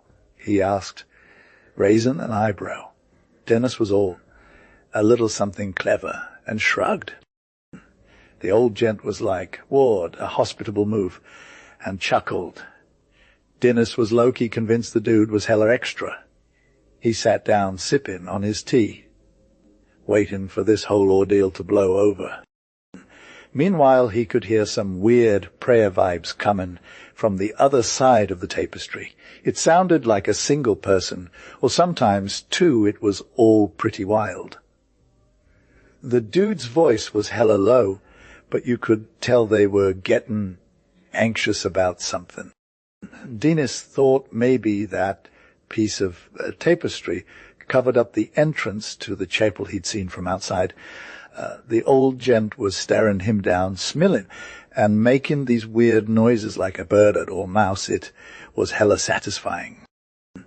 This whole situation was getting real uncomfortable, so Dennis just threw shade. Brew. The wind died. The old dude lost it, laughing so hard he turned red. Dennis hopped up, put on his hat, and said, Sir, if you're straight, you're hella extra. If you're not, I got better things to do than chat with a nutcase. My conscience is clear. You ghosted me from the start, refused to listen to my thoughts, and now there's no way I'm sticking around this mess, or I'll just hack your door in two with my sword. Clark was low-key hating on his cuz Dennis, so he's like, yo, nephew, come sit down. But Dennis is all, no, you're lying in your throat. And Des just gave Clark a diss face with his fingers snapping in his grill. Then Clark gets all salty and harsh, like a dog barking loud in the hallway. Dennis is trying to stay chill, but internally he's hella shook run. He's thinking, is this dude for real? Or is he just some old simp? Then the door opens and this priest dude comes through with his robes on and gives Clark a side eye that's all like, who are in trouble. The priest is low-key saying that the girl is feeling better, but Clark is still salty and says she's hard to please. He's like, I didn't choose this mess, but since I'm stuck with it, I'll roll with it. Then he's turning to Dennis and being all smooth like, do you really want to meet my cuz? Dennis is like, all right, because he just want to get the TRN. Clark and Dennis are hopping in, and they're walking into this fancy chapel with all these ornate columns and whatnot. It's straight fire, but also super intimidating. Hey, so like there was this chapel, and it was all messed up 'cause the tapers were blowing around crazy and stuff, making the light all weird and intense. There's this one girl, Blanche, who's supposed to be getting married, but she looks hella miserable. Dennis is chillin' in the background, and he notices her outfit, which is low-key savage. The dude in charge, Siri, is all, hey, Blanche, come meet my new friend, Clark. Blanche is all awkward and shy, trying to hide behind a bunch of people. She catches sight of Dennis's feet, which are straight fire batu, and she freezes up like, what the actual fuck? Then she looks at Clark, and it's like their eyes lock or something. She's all, this ain't the dude, and starts wailing like crazy. Siri is all good, though, just chillin' in the background. Dennis is low-key amused, but he's also pretty clueless about what's going on. Blanche is all shook up, trying to figure out who this dude is, if she even knows him at all. Clark is like, nah, never seen you before, Blanche. Siri's old man just shrugs and says they can still get hitched 'cause impromptu marriages are a thing. He's all about giving it another shot. even though Blanche is hella mad at the situation. Yas, let's get real here, Clark. I'm low-key terrified of getting hitched to Dennis. Fam, my heart is dying, and God forbid we even think about it. You can't be serious, cuz all our relatives are like, no way, no cap. And you're rocking that distinguished hair, and it's just a whole mood. Oh, my uncle, have mercy on me. I'm dead serious, though if you don't believe me, cuz still thinks I'll go through with this Dennis. That is, he's all bent out of shape too. Frankly, cuz is chillin' on the threshold, and he's got a few choice words for me. Like when I dissed his family's rep, I basically forfeited the right to question his plans. Bruh. If my pops were still alive, he'd spit in my face and kick me out. Gee. But cuz is all about keeping it real. My dude was trying to set me up with some nice guy, but, like, I wasn't feeling it. And now I'm stuck dealing with this velvet, handcuz, aka the softy. He tried to hook me up with Dennis, though, and he thinks we're a match made in heaven or whatever. But let's be real, cuz wouldn't care if hell froze over. Forbid I don't take Dennis back. So, like, I gotta tell Dennis to chill. Cuz says our next groom might not be as cool. And with that, cuz and the chaplain high-tailed it out of there. Dennis is all confused, though. What's good? He asks me, trying to get some tea. He's like a prisoner in this crazy house with these wild people. I'm low-key freaked out, fam. And then Dennis tells me his story, or what little he knows. Tebby, he's been stuck here for who knows how long. And now he's trying to get some answers. But honestly, cuz it's all so extra. Yas, I'm hella glad anyone is low-key obsessed with me. And when Clark sent me a letter, I was totes stoked. Since then he's been low-key writing lots. He was so extra about talking to me, poor dude, and kept asking me to keep the door open some evening so we could have a convo on the stairs, for he knew how much my uncle trusted me. She gave herself a sob at that, and it took her a sec to go on. My uncle is hella strict but super smart, she said, lastly. He's done tons of cool things in war, and was a big deal at court, and Queen Isabel used to love him back in the day. I don't know how he figured out I was cheating, though. It's hard to keep anything from his radar. This morning, as we were coming from Mass, he took my hand, forced me to open it, and read my little note while walking right next to me. When he finished, he gave it back with super politeness. It said, another thing like that was needed, and that's been the downfall of us all.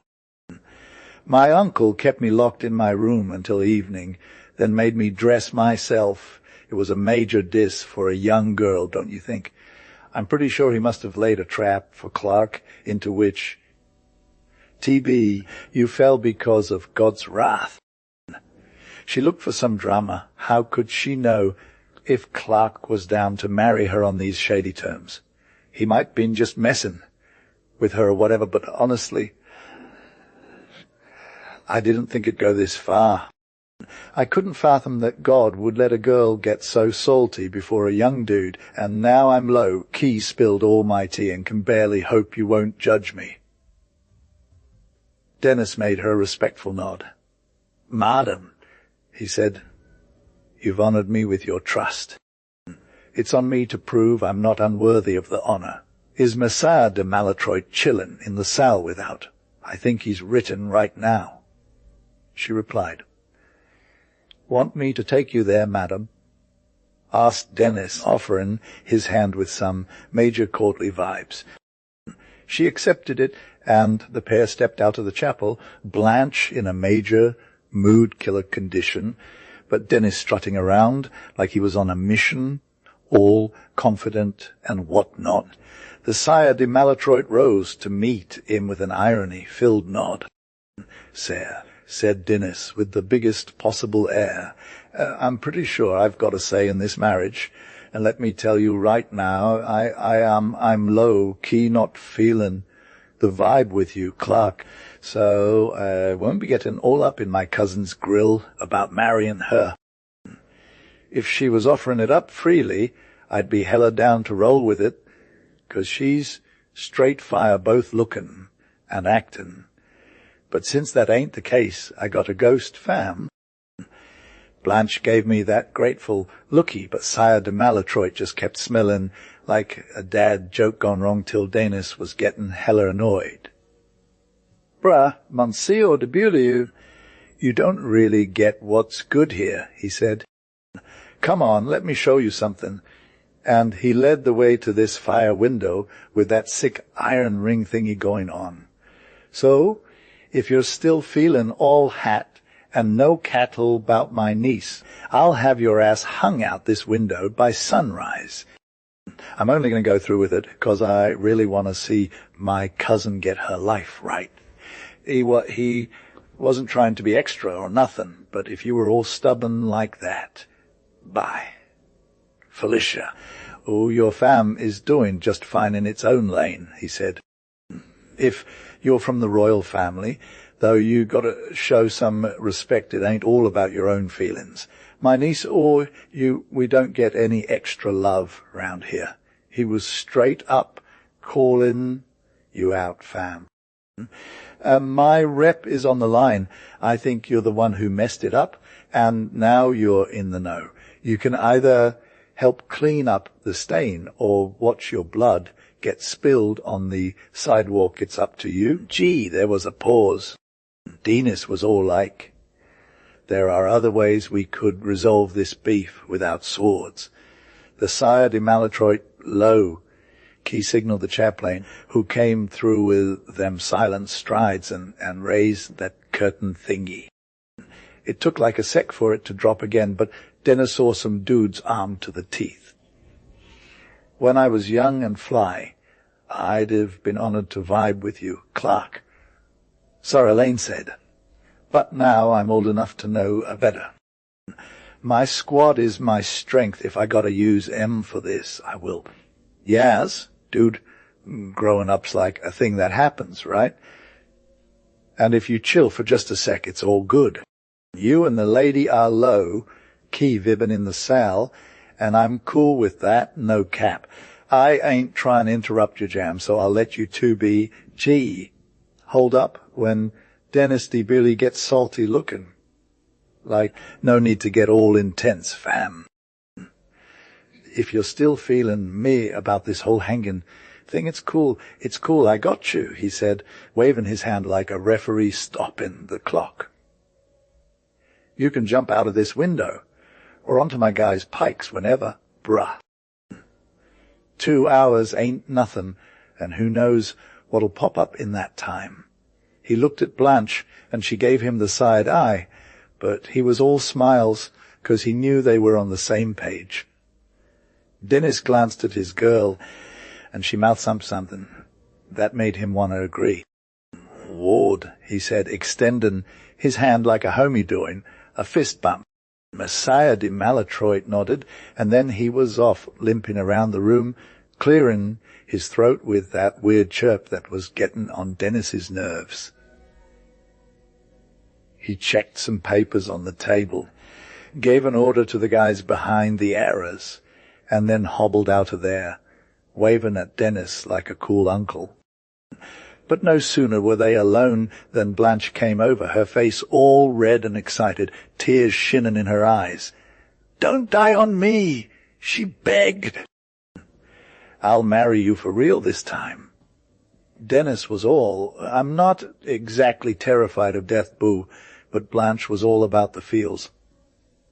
"I know it's for your sake, Denis," she said, her voice all choked out. But he was like, "Nah, I'm good, fam. You're being too generous with yourself." He kept his eyes on the floor so as not to see Blanche's reaction. She just stood there, silent as a ghost, trying to process what he said. A sec, then Clark just up and walked away, and face planted onto his uncle's chair, and he was hella sobbing. Dickens was low-key embarrassed. He looked around, trying to find some inspiration, and saw a stool, so he sat down on it, just chilling, and playing with the guard of his rapier, wishing he was dead for real, like, literally. His eyes were all over the apartment, but nothing caught their attention. It was hella empty in there. The light fell kinda harshly, and it looked cold outside through the windows. He thought he'd never seen a place so big or depressing. The regular sobs of Blanche de Malétroit measured out the time like a clock, you feel. He kept reading this device on her shield over and over again until his eyes got all blurry. Then he started imagining the shadows were crawling with creepy animals. Every now and then he'd wake up with a start, remembering that his last 2 hours were ticking away and death was coming for him. As time went on, his gaze kept settling on her, too. She had this one face, all bowed down and covered in her hands, shaking with these crazy hiccup sobs. She wasn't even ugly to look at. She was like super plump and fine, with that warm brown skin, and the most fire hair Dennis had ever seen. Her hands were cool, too. They looked way softer and more gentle than his uncle's. He remembered how her blue eyes shone up at him, all full of anger, pity, and innocence. The more he thought about it, the uglier death looked, and he was hella sorry for what he said. Now he felt like no one could just leave a world with someone as beautiful as her. He'd give anything to unsay his hurtful words. Then this crazy loud cockcrow went off from outside, shattering the silence. It was like a light in a dark room, and it snapped him out of his thoughts. "Alice, can I do nothing to help you?" she said, looking up at him. "Madam," he replied, being kinda irrelevant, "if I messed up, it was for your own sake, not mine." She thanked him with tears in her eyes.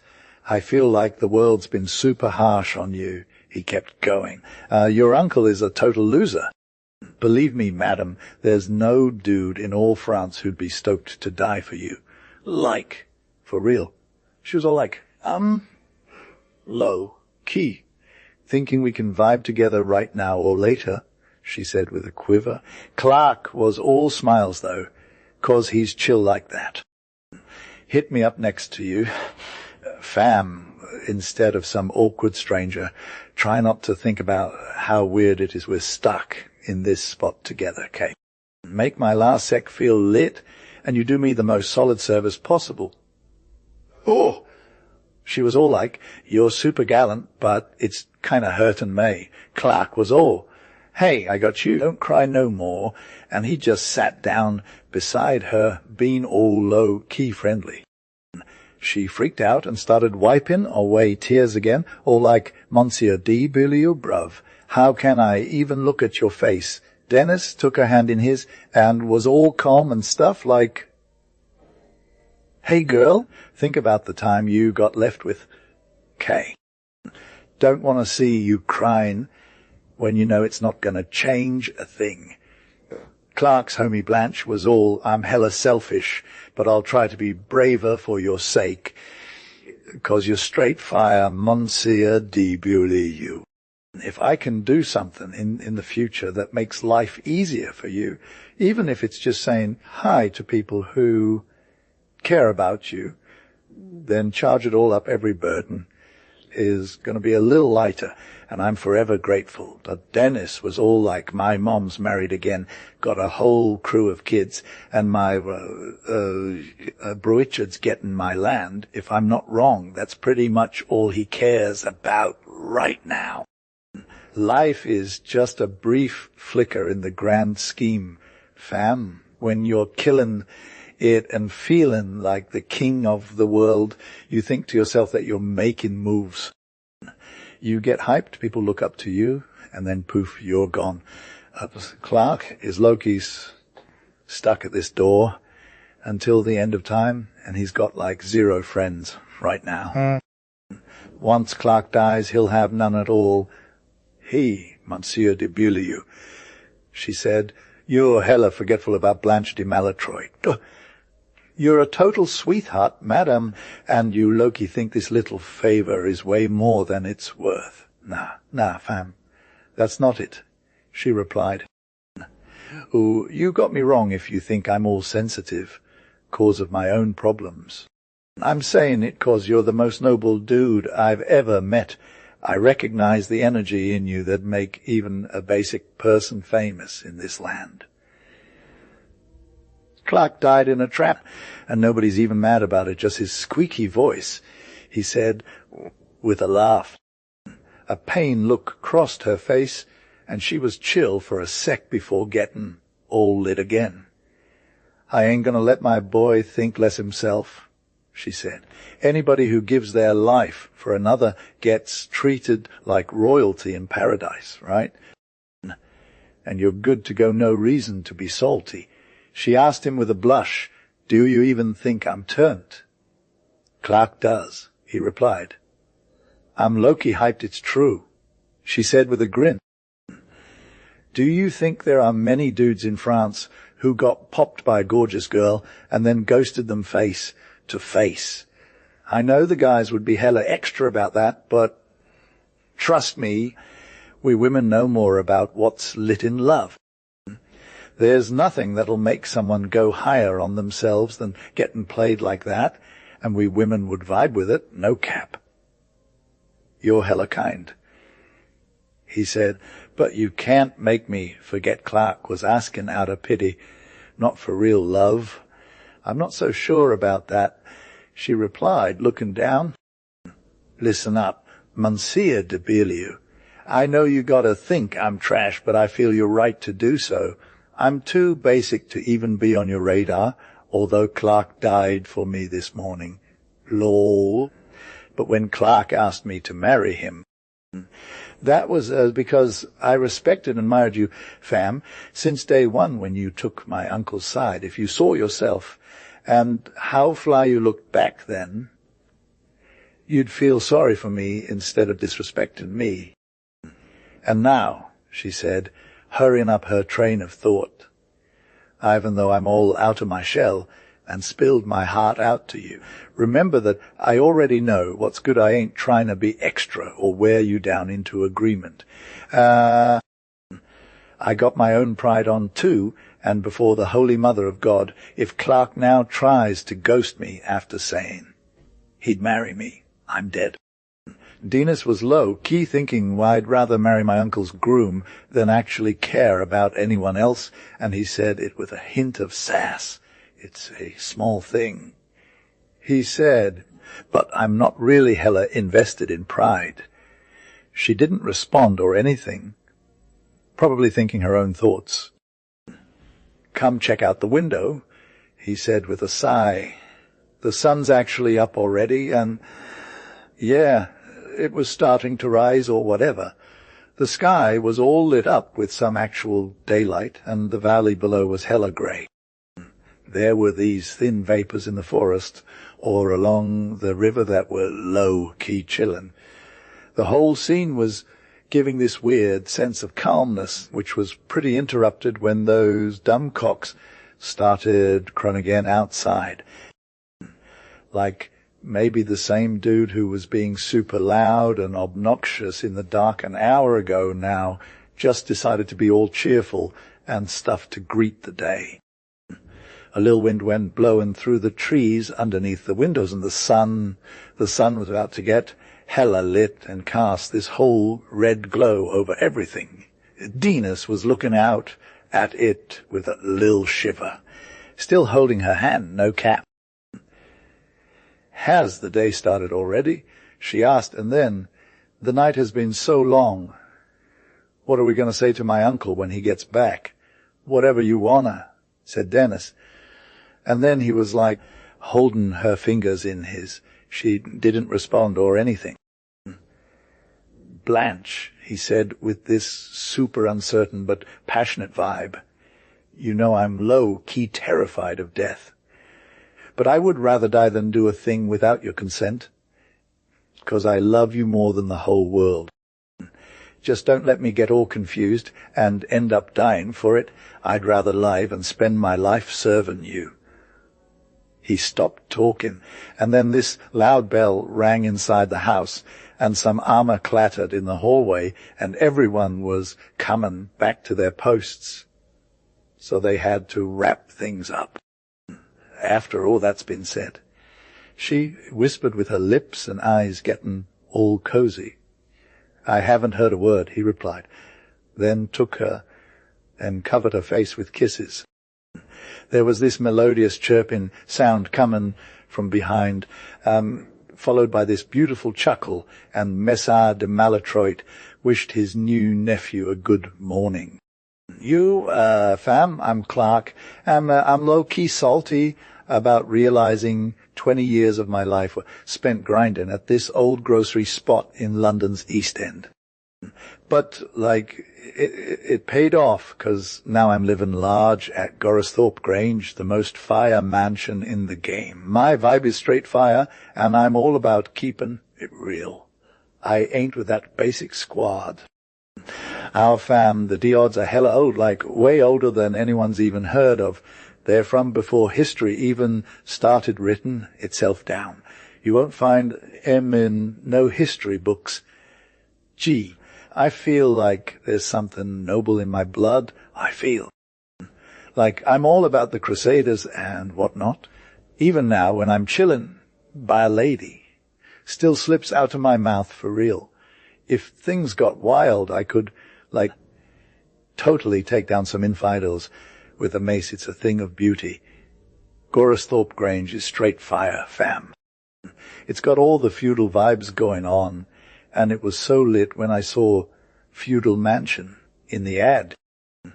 Now, I'm not saying it's all real magic, but the arrows slits and trapdoors are still hella cool, and there's something about possessing a sick sit-up like that. I'm low-key proud of my battlements, portcullis, and keep their straight fire. The only thing missing is some ghostly energy, 'cause, let's be real, Goresthorpe Grange ain't got nothing. I grew up studying the supernatural like it was a sport, and I'm all about getting that ghost life.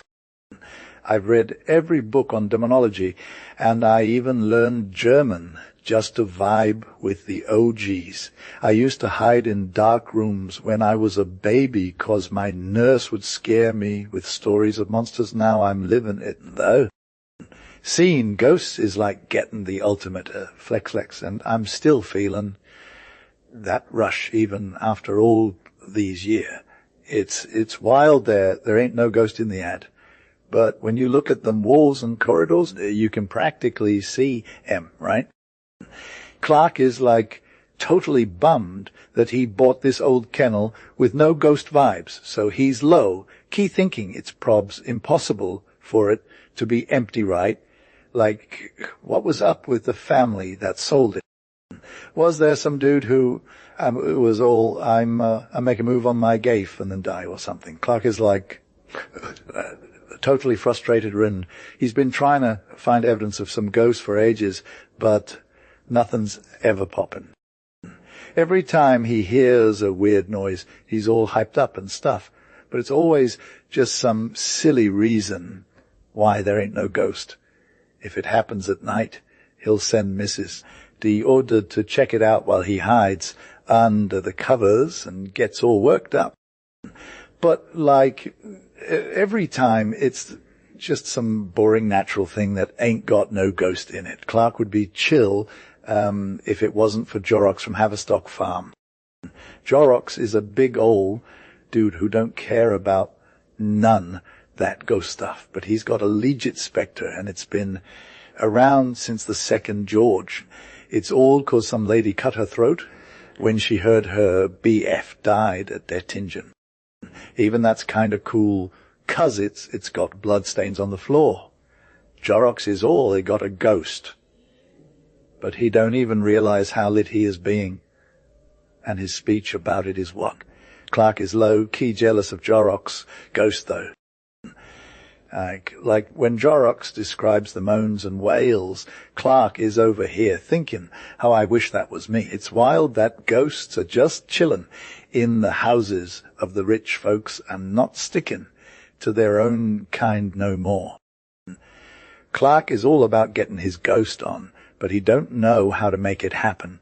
He thinks maybe Watkins, the house steward, would be down to do something crazy if he had a good reason.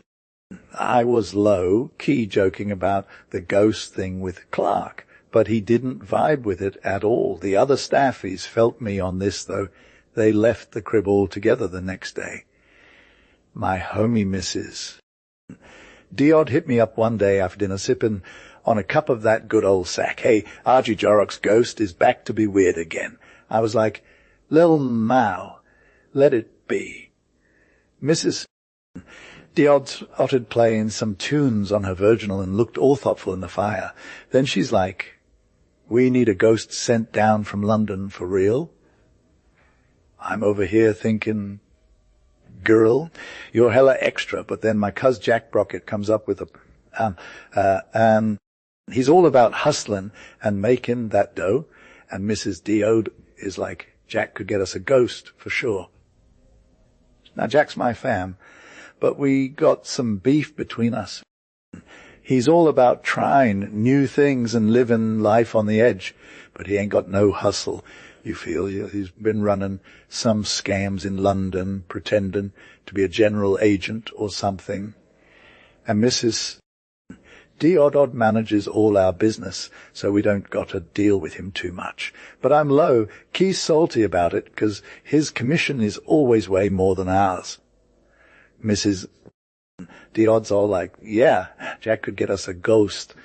And I'm like, no, you're forgetting that whole crest thing. Mrs. Diod smiling in my face and telling me Jack did it justice. But I'm thinking about all the fam portraits on the wall, from the Normie Norman robber to the somber Chesterfield dude who looks like he just tripped over his own feet. I ain't mad no more about Jack doing his thing. Maybe we can even get him a ghost. Yes, I'm low-key creeping up the stairs, trying to get to the room where my G. Clark is vibbing with his homie. Jack, the door swings open, and it's like a whole vibe change. That 'cause this youth is hella surprised to see me stroll in, you feel.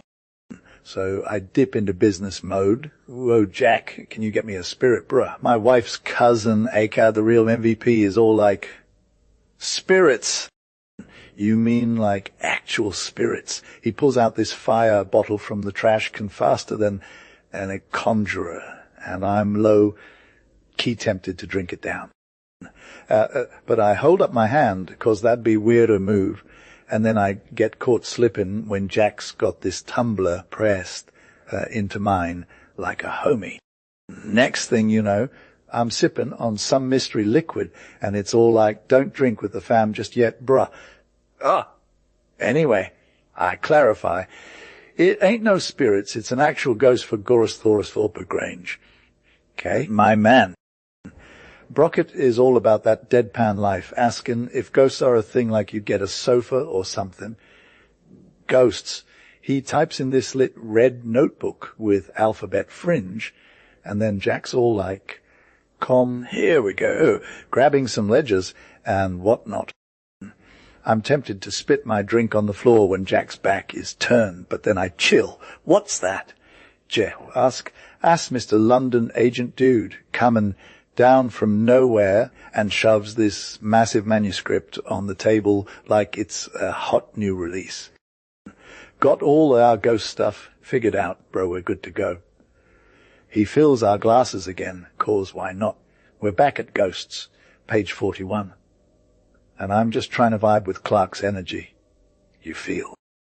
My man's all about the serious ghost vibes, but I'm like, hold up, fam, this ain't romantic enough. And then it gets even wilder, talking about some ghost with a black eye and a handkerchief on its waist. You was good morning. The whole idea was straight fire that I was so hyped I spilled my drink and filled my glass again. "Loki, I got another one," said my squad. Christopher McCarthy, bi-weekly seances, attended by all the high key spirits of ancient and modern times. Nativities, charms, abracadabras, messages from the dead. He might be able to help us out, but I'm going to hit up some of these ghost hunters myself tomorrow and see what's poppin'. I know their spots, and it's weird if I can't cop something cheap. You feel? So that's a wrap, he concluded, throwing his ledger into the corner. And now we'll get turned. We had so many drinks that my creative vibes were hella dull the next morning, and I was low-key struggling to explain to Mrs. the odd why I was hanging my boots and specs on a peg like my other gear before chilling. The new hopes got me feeling extra, though, so I rose above the booze vibes and paced around the old halls picturing what this ghost would look like and how it'd vibe with the rest of the place. After some deep thinking, I decided the banqueting hall was where it should go, because it was fire. It was a long, low room with sick tastery and old family junk that had been there for ages. The coats of mail and war stuff were shinning in the light like they were trying to get my attention, and the wind was creeping under the door like it was whispering secrets. There was this raised dais at one end where the host would set up their table, and then there was a couple steps down to the low part of the hall where the vassals would be sipping wassail. The floor was all rough, but I put some rushes on it, a boss. The only thing that was straight out of the 19th century was my solid silver plate with the fam arms, and that was just chillin' on this oak table in the middle. That was def gonna be the haunted room if my wife's cousin was able to cop with the spirit world. Now all I had to do was wait patiently for some news from the ghost hunters. Yo, it's Clark, and he's low-key done some ghost gigs before. The letter was hella confusing with some weird references to a check, but it was signed by my cousin, John Brockett, and I was hyped for Mr. Abrahams to show up. I'm all about the supernatural vibes, but even I'm like, no way, dude, anyone can't just mess with spirits and trade them for cash. Still, Jax told me this ghost dealer thing is real, so when I see a gent with a Jewish name showing up, I'm all about that proof. How extra would it be if I caught a real medieval spirit, though? Like, I almost thought someone was sent ahead to scope out my spot while I was chillin' by the moat, 'cause I saw this dark figure checking out the machinery. But when they got all freaked and ran off into the night, I'm like, that's not ghost energy. That's just some fanboy being extra. Whoever it was, they didn't come back, but I was trying to catch a glimpse of them, you feel. Jack Brockett is good on his word, so I wasn't worried. The sun was starting to set at Gorris Thorgrange when the outer bell started ringing, and some dude in a fly whip showed up, looking all different from how I imagined Mr. Abrahams. Instead of being some emo ghost dude, he's this short, rotund bro with these lit eyes and a smile that's always on his face like he's trying to sell me something. He's got this little leather bag that makes a clink sound when you put it down, and he's all about the hustle. Yo, what's good, Clark? He asks, squeezing my hand like we're homies. How's the missus? How's everyone else doing? I'm like, we're all cool, but Mrs. Diod is looking a little rough. Then Mr. Abraham sees her and goes full on ghost detective mode, asking her all these questions and being super intense about it.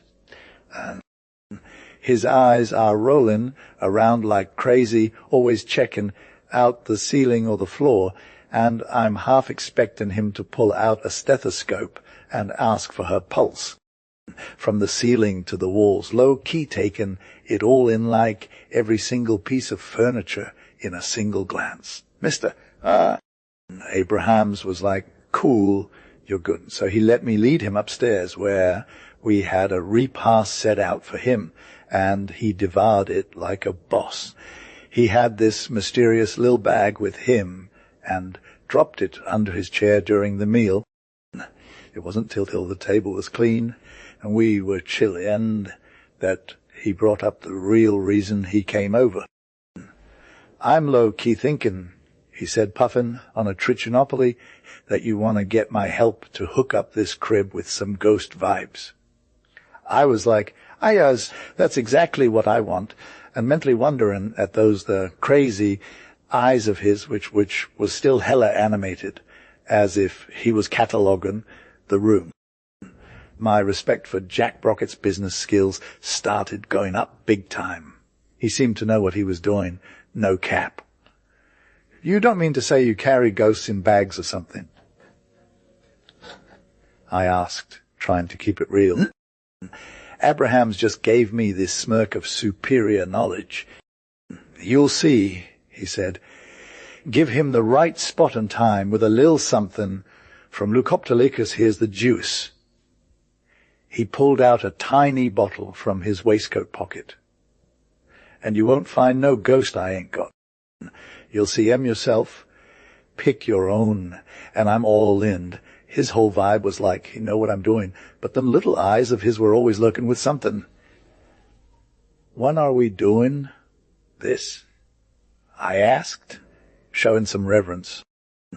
10 to 1 at 10 to 1 in the morning, said Mr. Abrahams, low, key decided. Some say midnight, but I'm all about that 10 to 1 life when it's hella quiet and you can pick your own ghost. He got up and started looking around our space with a critic eye, running his fingers over the old tapestry like he was appraising something, saying under his breath it would match niece in a major way. It wasn't till he hit the banquet and, that he got hyped. Here's the spot, he shouted, doing some Lil Wayne dance moves with his bag in hand and looking at me as, bro, like this spot's straight fire, no cap. Here's where we low, key gonna get some real sauce. Rooms lit, solid vibes only, no fancy schmancy electro plate stuff here. That's how you do it, fam. Plenty of space for us to vibe out here. Send up some brandy and a box of shrooms. I'll chill by the fire and get this ritual going, but like for real, like them ghosts can be hella extras sometimes. They might just tear you apart if they know who's down with them. You leave me to handle it, and at 12:30 come correct, and I'll make sure they're ghosting by then. Mr. Abraham's request was straight, so I let him chill on the mantelpiece, got his feet up, and fortified himself with energy drinks or whatever against those hella rude visitors. From down in the room where Mrs. Diod was sitting, we could hear Mr. Abrahams getting restless, pace back and forth like a hot mess. And then he tried the door lock, but it's def not going to work on him, 'cause that window is straight up out of reach. Mrs. Diod said she could still hear his voice, low-key whispering, but maybe that was just her imagination, brah. I gotta admit, I'm feeling some real life magic vibes going on.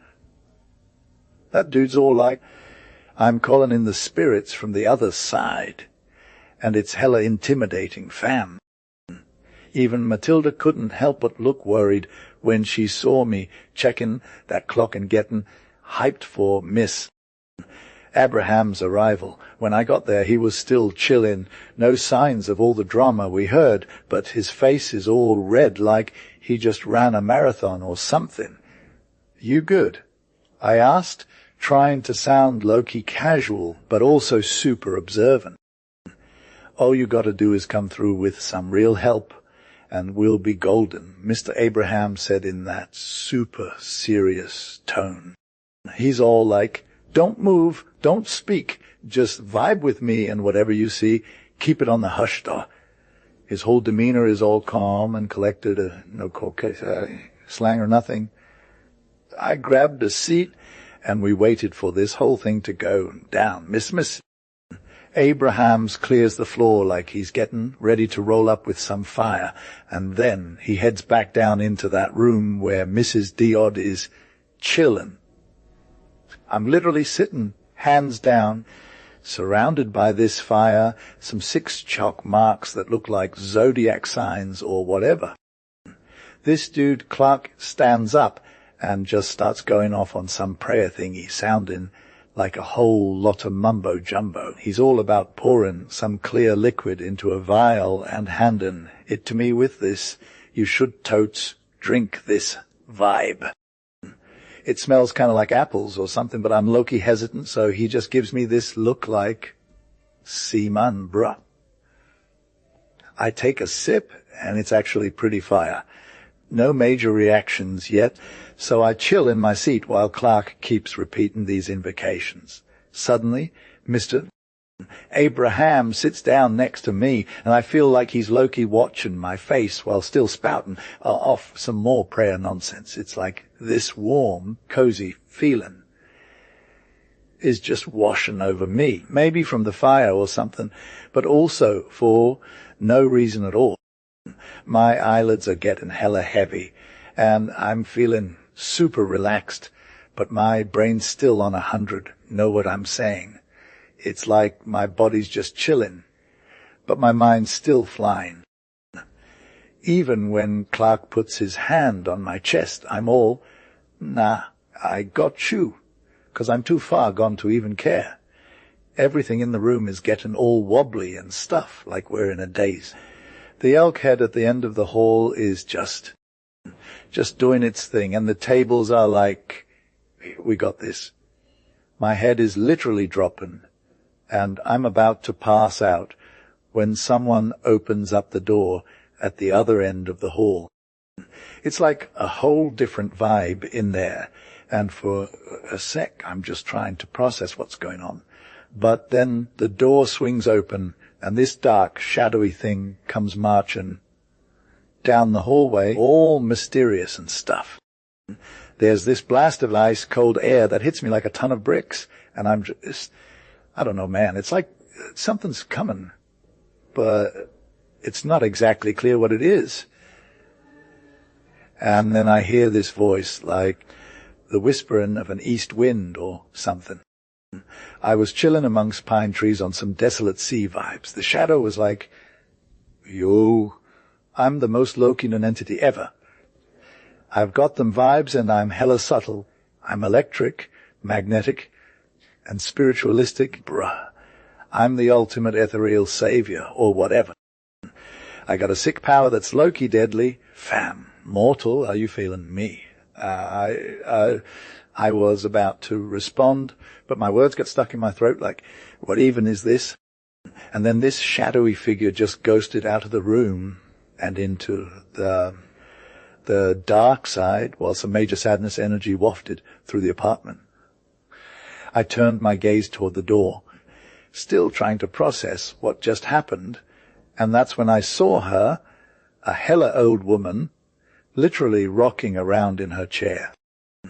She was all up in my face, and it was like super freaky. Every nasty thing she did seemed to have left its mark on her ugly mug. "Ha ha!"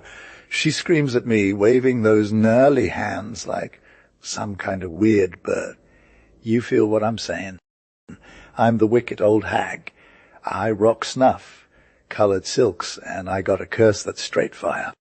Sir Walter was all about that life, and now it's your turn, mortal. I tried to shake my head in major horror mode. She retaliated with some real shade, and then just vanished with this crazy scream.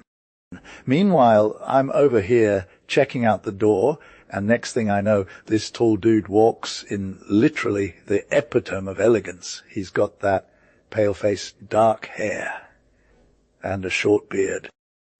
He's rocking loose clothes made of yellow satin, and this huge white ruff around his neck. He's moving to some other level. You feel he introduces himself as the cavalier and gets all poetic about being pierced by life. He's got that rapier out, and it's like a major mood enhancer or whatever. And then he's just chilling, waiting for my response, but I'm still stuck in shock mode. Before he disappears with this sick beau mot, I feel this major dread creeping over me. Now the room is all about some ghostly energy. This creature seems to be lurking everywhere and nowhere at the same time. It makes these super weird noises that are hella uncomfortable. Charles Dickens wrote about it or whatever, but now I'm like totally freaked out. I snatch letters and slap invisible hands on people's wrists. No cap. I'm hella cheerful, but also low-key weird. I burst into some cringy laughter, and now you want to see me do another one. I threw up my hand like, nah, bruh, but it was too late because a ghost went off in the room. I turned my head towards the door just in time to see this dude come through all stealthy and sunburned, reppin' ear rings and a Barcelona handkerchief. He's got this whole vibe of being super remorseful, like he's been through some wild stuff. He's pacing around like a caged tiger, and I'm low-key freaking out because he's got a knife in one hand and some parchment in the other. His voice is all deep and sonorous, like something from a lit song. He said, "I'm a murderer, a ruffian, and I'm low-key traumatized fam." He looked at me all desperate, but before I could respond, this whole other level of weirdness went down. This tall dude in a winding sheet comes walking through the door looking like a straight-up spectre. The bones are popping out from under that flesh, and those eyes. Forget about it. They're hella red hot coals. He's got this whole vibe of being some kind of American blood curdler, like he's the real deal. I'm Edgar Allan Poe, fam. He's low-key creepy, high-key disturbing.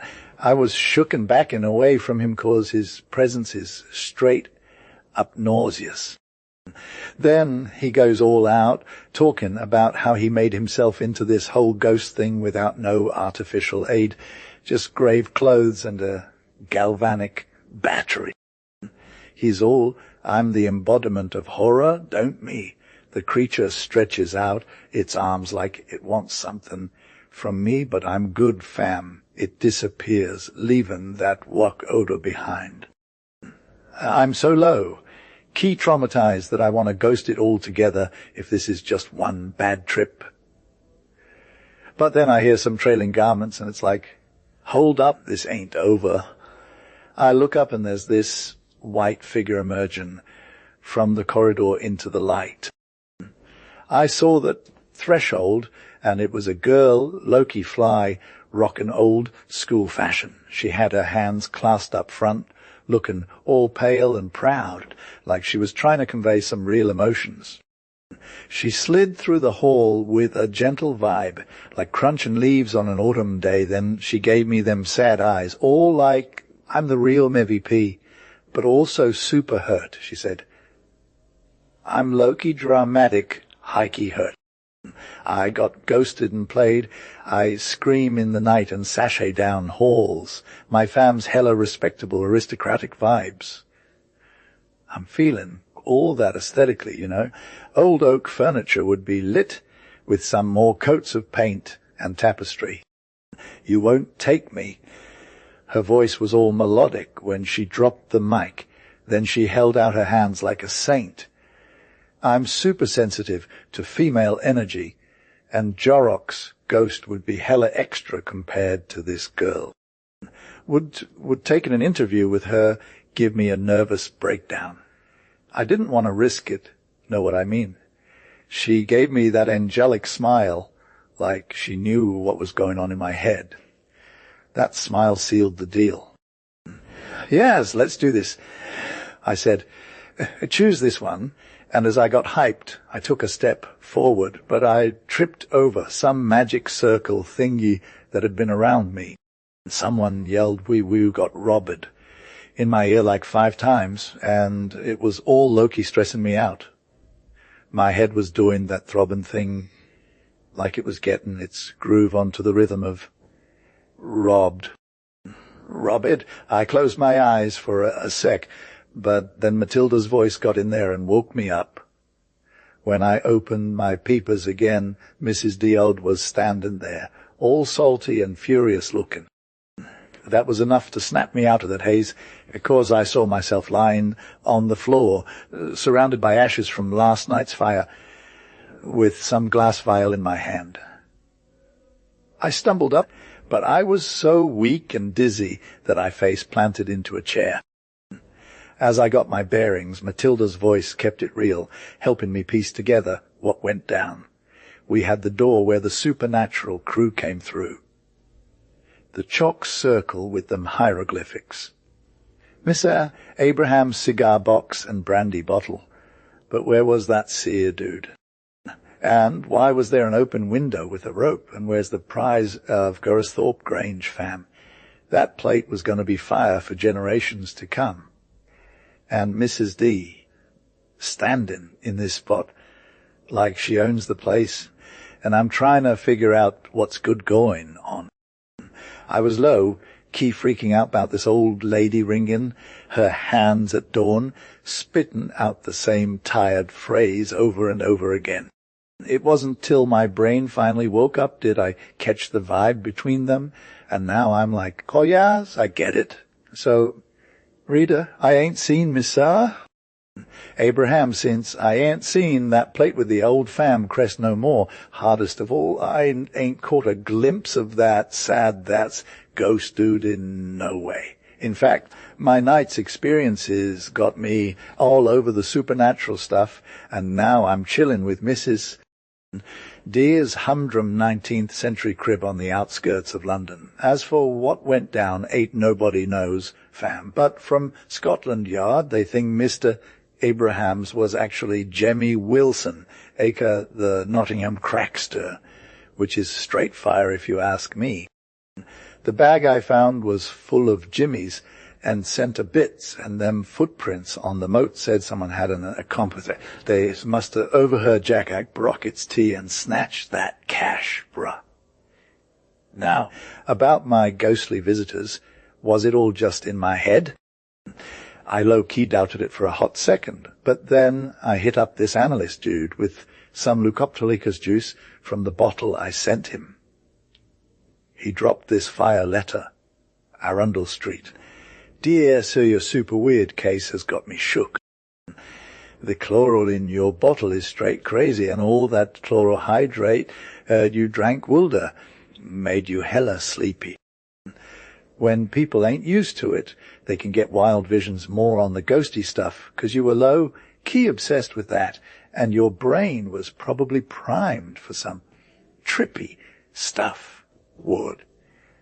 System was hella tense, and under the circumstances, I think that far from being lit, it would have been super surprising if you hadn't experienced some wild effects. You feel I'm still low-key salty.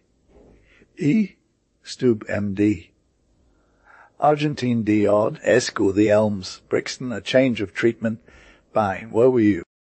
Jacobs from Many Cargoes, copyright 1903 by Frederick Stokes Company. You. I've sailed with some low-key sketchy captains in my time, said the night watchman. The ones who sail on big ships see the tea, you know. He added with a sudden chuckle, but this one was straight up wild. No cap. It's been a few years ago now. I shipped down on his bark, the John Elliot, which was basically just an old boat, and I wasn't even at my best self when I got on, you know, he said, with a laugh. I hadn't been in her 2 days before I found out what was good about him, though overheard some wild remarks from the second mate during dinner. I don't vibe with saws and knives hanging around the cabin. He told the first mate, But when someone's got a human hand next to their plate, studying it while everyone's eating, that's just hella messed up. That's low-key crazy talk, replied the first mate, who'd sailed with the bark before. He's all about that doctoring life, and we almost had a mutiny once because he wanted to do a post-mortem on some dude who fell off the mast. I'm hella uncomfortable with this, said the second mate, getting savage. He even offered me a pill at breakfast that was literally the size of a small marble. It messed me up, bro. Anyway, the captain's fad got out eventually, but I didn't think much about it until one day I saw old Dan Dennis chillin' on a locker reading this book. Every now and then he'd shut his eyes, move his lips, like a hen drinking water, and look down at the book again. What's good, Dan? I asked him, what's with the book?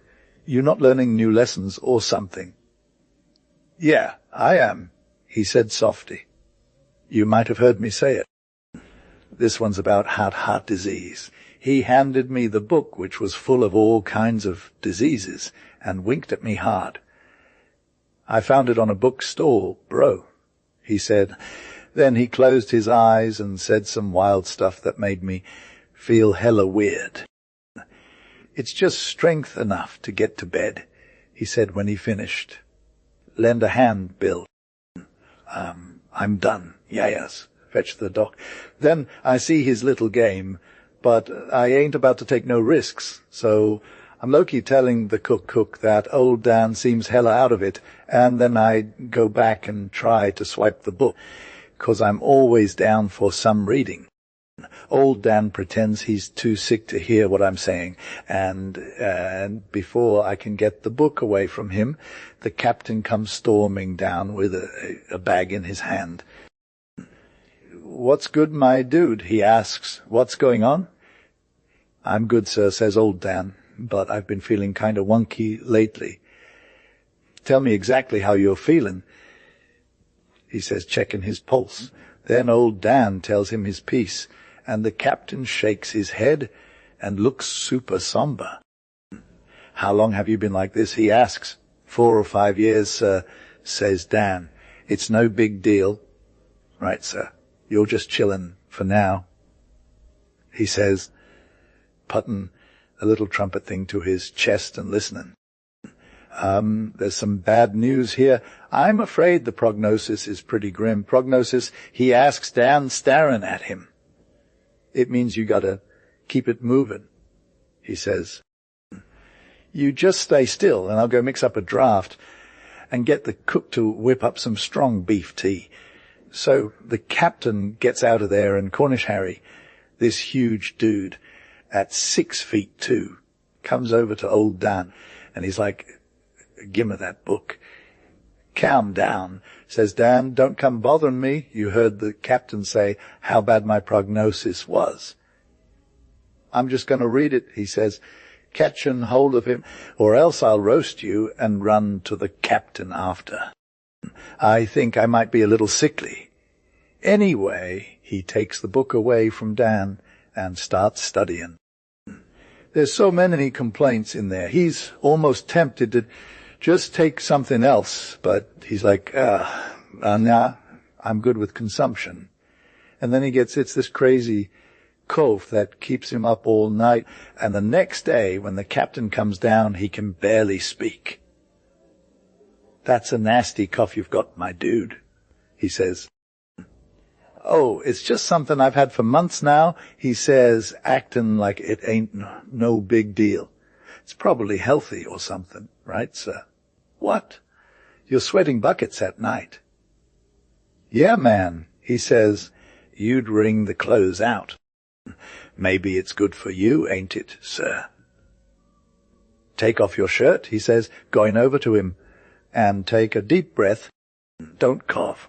I can't help it, sir, he says. It's just going to keep coming. You need to get some rest. The captain says, taking away the trumpet and shaking his head. It's actually pretty good that you're not feeling too much. Yes, fam, you're good.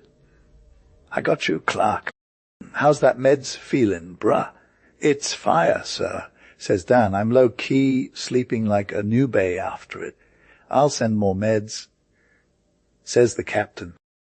You two stay in bed, no cap neither.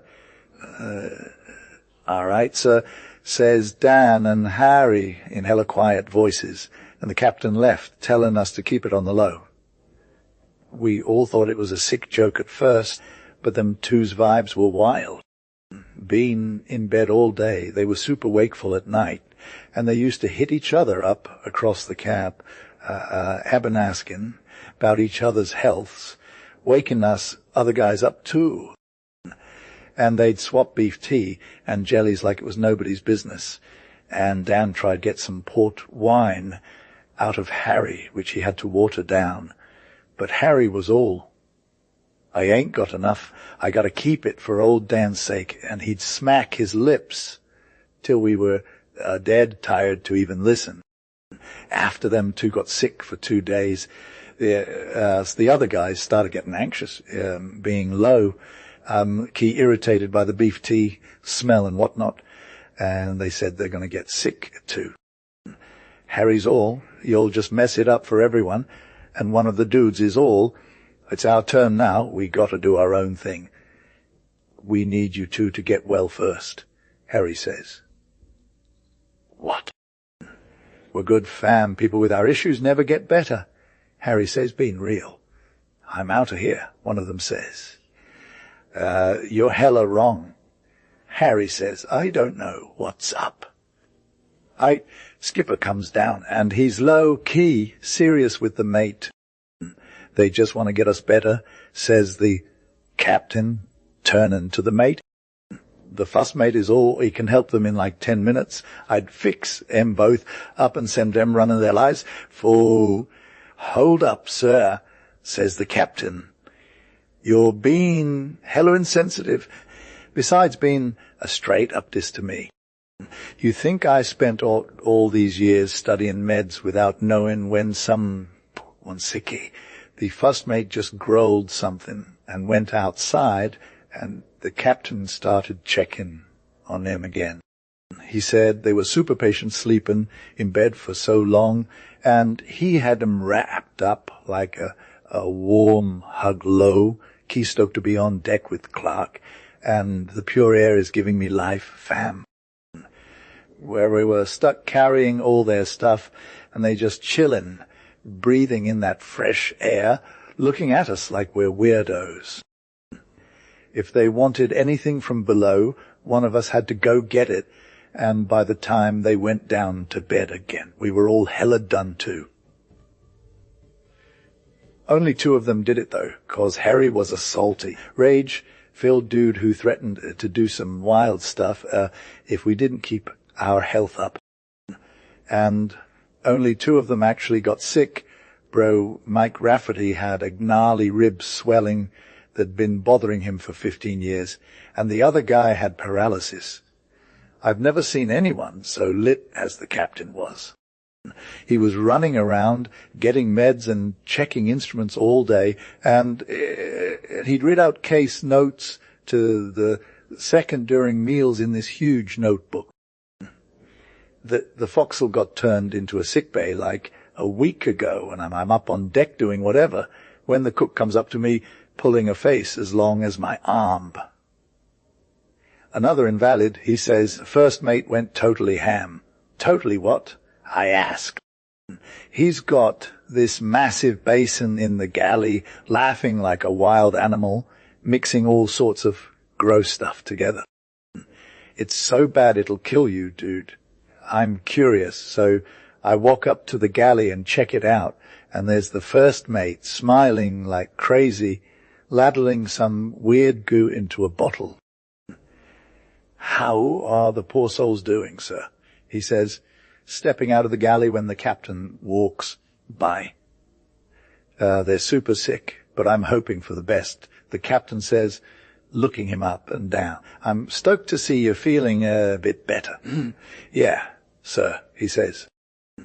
I thought you guys were doing it wrong at first, but I can see they're all pretty messed up.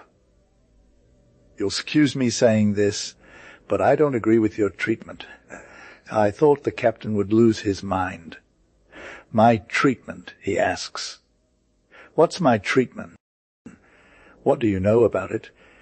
You're treating them wrong, sir, he says. I've got this magic cure all in my jar. If you'd just let me try it, they'd be good as new. Rubbish, the captain says. One medicine fixes all diseases. Old story. What is it? Where did you get it? He asks. I brought the ingredients on board, he says. It's super powerful medicine my grandma invented, and if I could just try it, I'd cure them all. Rubbish, the captain says. Fine, whatever. Yo, bruh, says Clark, shrugging his shoulders. Of course, if you won't let me, you won't. Still, I tell you, if you'd let me try, I'd cure all these dudes in 2 days. That's a Loki challenge, fam. Well, they vibed out for a hot sec, and at last the captain give way and went down below with Clark and told the squad they was to take this new medicine for 2 days, just to prove Clark was wrong. You feel? Let poor old Dan try it first, bro, says Harry, starting up and sniffing as Clark took the cork out. He's been hella bad since you've been away. Harry's worse than I am, bro, says Dan. It's only his kind heart that makes him say that. It don't matter which is first, says Clark, filling a tablespoon with it. There's plenty for all. Now, Harry, take it, says the captain. Harry took it, and the fuss he made you'd think he was chomping down on a firework. It stuck all around his mouth, and he carried on so extra that the other dudes were half sick before they got their turn. By the time the other 3 had their dose, it hella good corked the bottle up and went sitting down on a locker while they tried to rinse their mouths out with the luxuries we had given them. How do you feel? Says the captain. I'm dying, says Dan. So am I, says Harry. He believed Clark's poisoned us to. The captain looks over at Clark very stern and shakes his head slowly. It's all good, says Clark. It's always like that the first dozen or so doses, says old Dan in a faraway voice. It has to be taken every 20 minutes, says Clark, pulling out his pipe and lighting it, and the 4 doo-doos groaned all together. I can't allow it, says the captain. He can't allow it. Men's lives mustn't be sacrificed for experiment, Dot. 'Tain't no experiment, says Clark, very indignant. It's old fam medicine. Well, they shan't have any more, says the captain firmly. Look here, says Clark. If I kill any one of these dudes, I'll give you 20 G's. Honor bright, I will. Make it 25, says the captain, considering. Very good, says Clark. 25. I can't say no fairer than that, can I? It's about time for another dose now. He gave him another tablespoonful all round as the captain left, and the squad who wasn't sick nearly lost it with joy. He wouldn't let them have anything to take the taste out. He said it didn't give the medicine a chance, and he told us other squad to remove the temptation, and you bet we did. After the 5th dose, the dudes began to get desperate, and when they heard they'd got to be woke up every 20 minutes through the night to take the stuff, they sorta gave up. Old Dan said he felt a Loki fire burnin' within him, and he was straight up healed. No cap, Harry said it felt like a sick balm for his lungs, I feel. Everyone agreed it was hella effective, and after that 6th dose the dude with paralysis was on deck running wild like a cat out of a bag. He sat there for hours spitting bars and Loki dissing anyone who came at him, and after a hot second Mike Rafferty slid up and joined in, and if the skipper's ears didn't catch some major shade from them 2 real ones talking about him, they should be. Thea was getting that work done on day one, and though the captain saw how he got played, he kept it on the Loki side, you feel. Not in words, but when you try to make four homies do 8 man's work and then come at 'em when they ain't ready, it's easy to see where the drama is. The stick-it minister bias. Crockett, the renunciation of Robert Fraser, formerly student in divinity. The crowds was flying low behind the tractor, scattered out like a bunch of clout chasers on the soft, thick grubs they were turning up in this messy world. It was a whole vibe day in the end of March, and there was a hint of a storm in the air, a hint emphasized by them 6 seagulls, white vagrants among the black coats, blown by the south wind up from the Solway. It was a snell, Scotch but not unfriendly day all around. Robert Fraser bent to the tractor handles and cast a keen eye towards his guide posts on the ridge. His face was hella pale, even when a dash of rain came through from the top of Ben Gairn, whose steep bock heaved itself a blue haystack above the horizon of the moorland. He was dressed like any other farmer of the south uplands, for rough homespun, much for wear, and leggings the colour of the red soil, which he was turning with the share of his tractor. Yet there was something about Robert Fraser that marked him as no ordinary dude. When he paused at the top of the Assin and stood with his back against the horns of the plough, he pushed back his weathered straw hat with a characteristic gesture and showed a white forehead with blue veins channeling a damp, heavy lock of black hair clinging to it, like in Severn's pick of John Keats on his deathbed. Robert Fraser saw 2 little specks which moved smoothly and evenly along the top of the distant dike of the highway. He stood still for a hot second watching. As they came closer, they resolved themselves into a smart young dude sitting in a flying gig drawn by a showy hone and driven by a man in livery. As they passed by fast, the hand of that young dude was on high alert. A dude showed up at the stone wall, and Robert Fraser gave him a casual nod of recognition. It had been over a year since they'd looked each other in the eye like that. They were Henry Fraser, the new doc in Carn Edward, and his big bro Robert, who used to be all about divinity school at Edinburgh College. Everyone knew him as the stick-it minister.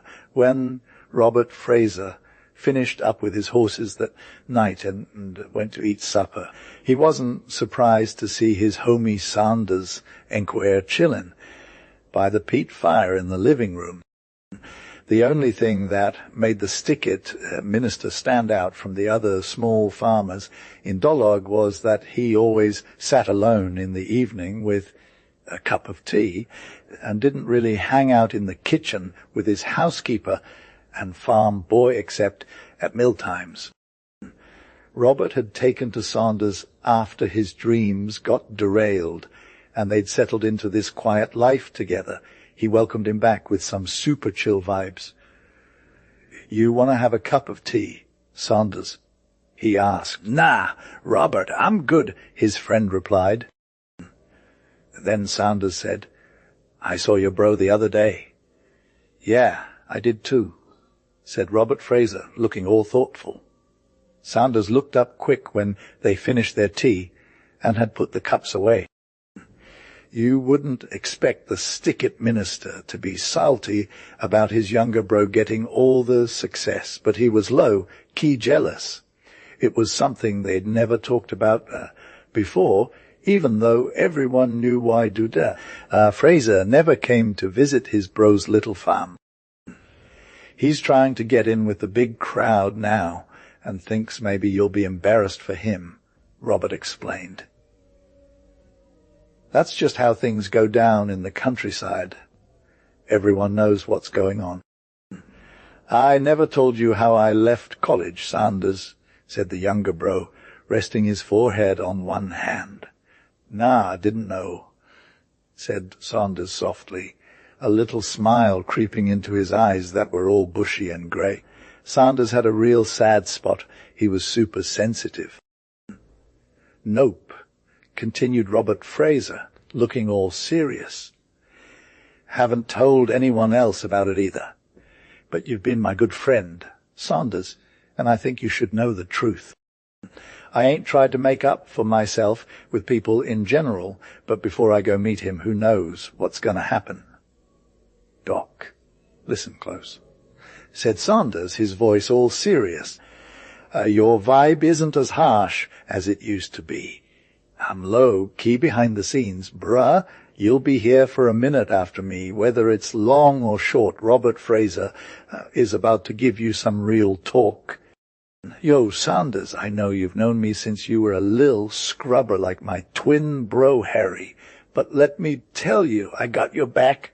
No need to get salty with me. I appreciate the vibe, Saunders, but I'm chillin' with the fact that I'm a die this year.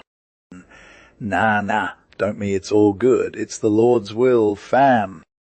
It's been 7 years since I knew my days were numbered, and it started when my pops popped, yeah, like that, and left Harry and me to fend for ourselves.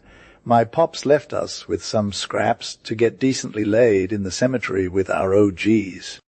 I was at div school then, trying to prep for my next sermon, but I'd been feeling what about this whole chest thing for a bit.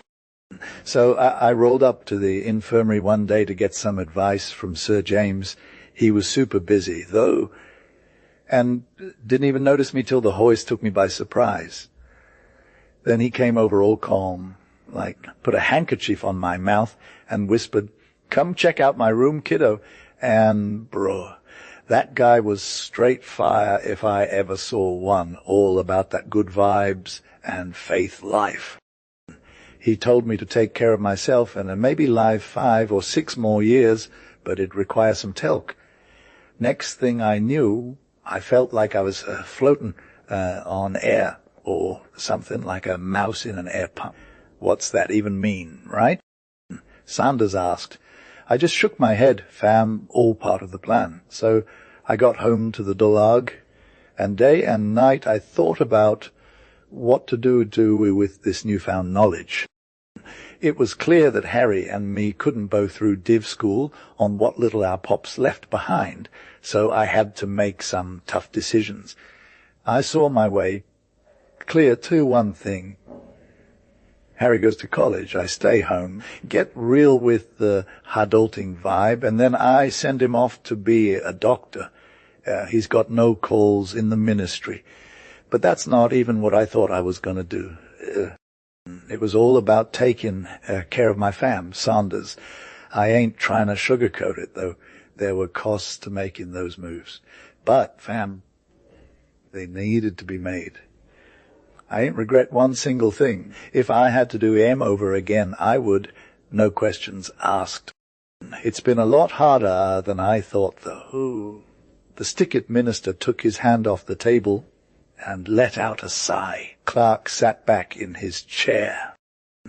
The story spread like wildfire that I bombed my exams, and I never said otherwise. But there were some who knew better who might have called me out if they had a problem. So I settled down on the farm, paid for Harry's college in Edinburgh, and sent most of it to him as change. I worked my butt off on that farm, rain or shine, and have been grinding it out for 6 years now. Everyone knows me as the stick-it minister around these parts. Meanwhile, Harry was always high maintenance, writing for more and getting salty when he didn't get it. He's a whole different cat compared to me. Yeah, feel. Saunders, you can't judge him by the same standards as us. I hear you, said Saunders M. Queer, a spark of energy lighting up his eyes in that quiet moment. So what happened next? Asked Robert Fraser, feeling lighter after Saunders's nod of agreement. When he finally graduated, he needed some real-world experience, and I think he was hella misinformed about getting half the farm. He wanted to sell it share for share and not have any drama.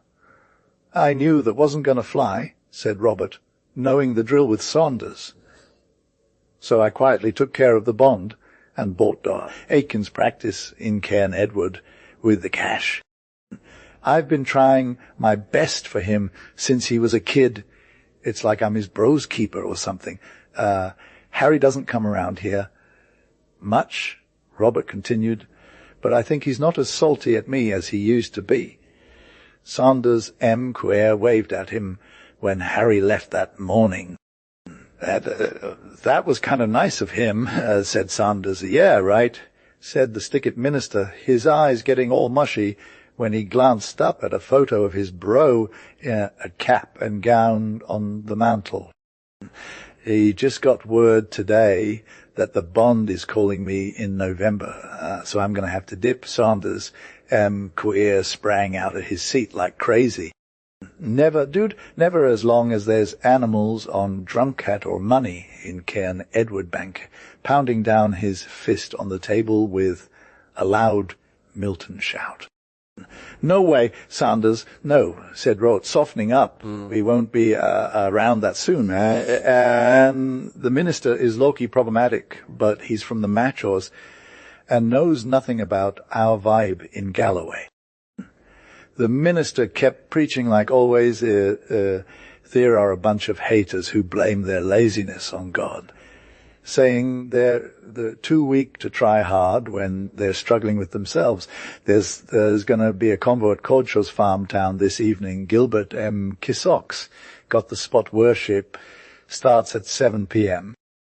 The congregation was hella hyped to get into the kirkyard and figure out what Robert Kirk did that day.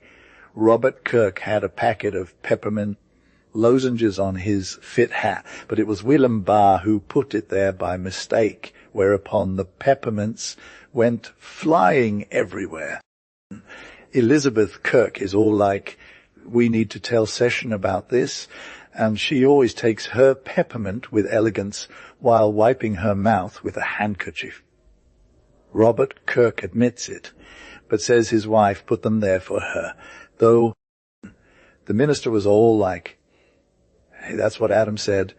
The woman you gave me, she gave me to eat.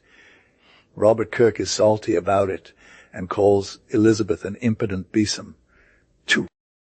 Janet, the minister's housekeeper, saw the text on his desk and put it in front of him so he wouldn't forget it. She was all like, I saw it on your desk, but if you don't do it with your might, you'll blow it off like chaff. The minister told to bring the dinner, but she's like, mind her own biz, man. Janet's got major issues with sermons her natural woman rises up against M. She knows God is a jealous God, and the minister is all young and extra, too much of a bookworm, but lacks experience. The Ruto, the problem is him, though, said Janet not unhopefully. A preacher dude was chillin' on the doorstep of this fancy man's place. Bruh, I'm low-key not thinking about the Lord's presence right now, he said. Now Galloway is hella out of it, and the big guy in the sky ain't exactly got his hand up to bless or smite, you feel. Like in all these big towns where everything's just automated can be like, is there even a God? When all he sees is thin layer of smoke between the chimney pots. But out on the fields and hillsides, where it's just nature, people have got some real conviction about stuff. The rain was pouring down on the burns in July when this preacher dude, Douglas McClellan, started his thing at this farm town called Coldshaws. He gave thanks to the Lord for the sick rain that morning, like, this is exactly what I needed to refresh my heritage. His congregation was all, nah, we good. Minister from Macca's ain't got nothing on us when it comes to hay. when Douglas and this precentor dude showed up at the manse, they met this weirdo, A.B. Kurgan, who was always trying to think of something to do, but couldn't. His outfit was straight fire for ventilation, and his had that one eye all wobbly from scratching. "If you're down, minister," said the scarecrow, "I'll come check it out." "Rain's coming, I'm guessing. I hope this sermon is turnt for you, Ebenezer," said Douglas. As I mentioned earlier, my text is all about doing what your hand finds to do with your might. Aby was like a man and gave himself a little scratch on the right hand while adjusting his hat so he could get some more scratch time on the left side. So they were all vibbing, headed towards that one tree where Robert Kirkstake meets up with the water in the meadow. "You think you can make it, Maester McClellan?" asked the precentor. "Dude, you're halfway up your leg already. And there's like 6 feet of black mud in the Laneburn for sure," said A.B. "I'm preaching at Cold Shores, and my text is all about doing what your hand finds to do with your might." Douglas was all stubborn, smiling, under his eyebrows like a skull, but they just kept it moving. They came to Camelon Lane, where usually there's this leaping pole for travellers, but it was gone, looking for some meadow hay. "You better watch your step." "Maester McClellan," said Eby. "Dude, you're going to be up to your neck in water before you know it." "But, yayas, turn up." Clark stood up to his knees in water on what used to be a bank and wrung his hands out. But the minister pushed forward into the murky and slow-moving water. "I'm good, I can't come. Fam, I got a family," said the minister, not even looking over his shoulder. "It's not your thing. Stay where you are," he added. "But I got to preach at Cold Shores tonight, and my text is next." Here he stepped into a deep hole, and his words got stuck in his throat from the gurgle of moss water. His arms rose above the surface like the black sticks of a windmill, but A.B. Kurgan quickly paddled himself out, swimming with his bare feet, and pushed the minister towards the other bankwater, pouring out of his clothes as easily as it would out of a fish's gills. The minister stood tall on the bank, looking all confident. He ran peat water like a spout in a thunderstorm, and black rivulets of dye were dripping from under his hat down his brow and off the end of his nose. "You good to go?" he asked crosswise to Clark. "Nah, I'm hella anxious. Kirsty will never forgive me if I drown," replied the minister. "Then you got to take it yourself 3 times. Kilmarneck is a bit extra," said the minister, turning around and striding away through the shallow sea with a kind of headstrong glee that seemed like a direct middle finger to God, to Clark. E.B. Kurgan followed 6 steps behind. The minister took all the support from Clark, so he regretted coming, and silently and ruefully trailed after him through the waterlogged meadows. They finally reached Robert Kirk's march dyke and skirted it 100 yards up to avoid the deep pool where the Laneburn waters were swirling like crazy. The minister climbed up the 7-foot dyke in silence, pausing for a sec on top to balance before making his jump to the other side. As he did that, A.B. Kurgan saw that the dyke was swaying to the fall because it had been weakened by the water rush on the other side. He ran at the minister and gave him a hard push with both hands, causing Mr. McClellan to land on his feet clear of falling stones. The dyke settled down instead of falling apart. E.B. fell on his face among the stones, but quickly got up, only limping slightly from what he called a bit chack on his leg between 2 stones. "That was some good karma, Ebenezer," said the minister solemnly. "Hope you're really grateful." "Yeah, I am that," replied E.B. scratching his head vigorously with his right hand, and Clark was rubbing his leg with his left. Gin I hadna G that lunch, you met a preachin' nane at Colshaw's this night. They now crossed a fairly level clover field, dark and laid with wet. The scent of the clover rose to their nostrils with almost overpowering force. There was not a breath of air.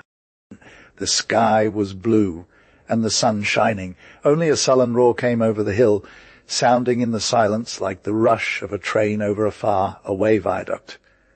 "What's good?" queried the minister, stopping to listen. Eby took a brisk sidelong look at him. "I'm some Loki guy that'll be the Skyreburn comin' down off Cairnsmuir." The minister tramped unconcernedly on. Eby Keargan stared at him. "I canna ken what a Skyreburn warnin' is. He'll be thinking it's some bit Macar's burn that the lads set their Worley mills in. But he'll turn right anooch when he sees Skyreburn roaring reed in a land must flood. I'm thinking."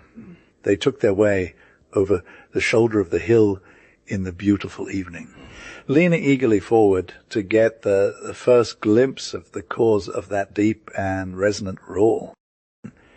In a minute they saw below them a narrow, rock-walled gully, 10 or 15 yards across, filled to the brim with rushing water. It was not black peat water, like the Camelon Lane, but it ran red as keel, flecked now and then with a revan, white blur as one of the Colshaws, sheep-spun downward to the sea, with 4 black feet turned pitifully up to the blue sky. Eby looked at the minister.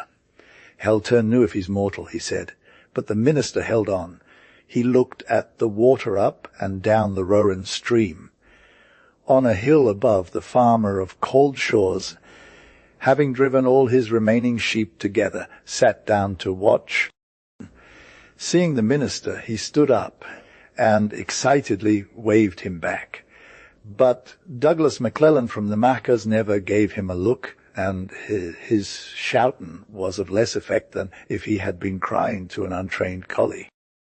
The minister looked long up the stream, and at a point where the rocks came very close together, and many stunted pines were growing, he saw one which, having stood on the immediate brink, had been so much undercut that it leaned over the gully like a fishing rod. With a keen glance along its length, the minister, jamming his dripping, soft felt hat on the back of his head, was setting foot on the perilous slope of the uneven red-brown trunk, when Aby Kurgan caught him sharply by the arm. "It's no for me to speak to a minister at ordinary times," he stammered, gathering courage in his desperation, "but, oh man, it's fair murder to try to gang over that water." The minister wrenched himself free and sprang along the trunk with wonderful agility. "I'm intimated to preach at Colshaw's this night, and my text is, 'Whatsoever thy hand findeth to do, do it with thy might.' He's Loki trying to climb this fir tree, but it's super slippery and keeps on wobbing under his feet." Eby Kurgan drops to his knees and starts praying out loud. He hasn't prayed since his stepmom gave him a good scolding for not saying his prayers when he was a lil kid 20 years ago. Now, though, he's low-key praying for the first time in ages, but it's for way more important reasons than his preacher dude recently did. So Aby keeps climbing till he gets to this branchy top, and he's trying to get a few more feet up so he can clear that raging river below him. But then Aby just freaks out and leaves his prayer unfinished. The tree roots snap like crazy, and the whole thing comes crashing down on the other side. "Man, call on the name of the Lord." Eby yells at the top of his lungs. Then he sees something weird detach itself from the tree, and it's like this dark shape against the sunset for a sec. Then Aby just face plants onto the ground like he's dead or something.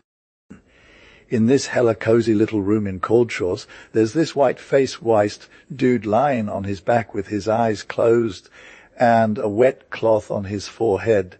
His mom is skipping around like she's got fairy dust on her feet. The sleeper stirs up and tries to lift his hand to his head, but it's all good. He's just trying to chill.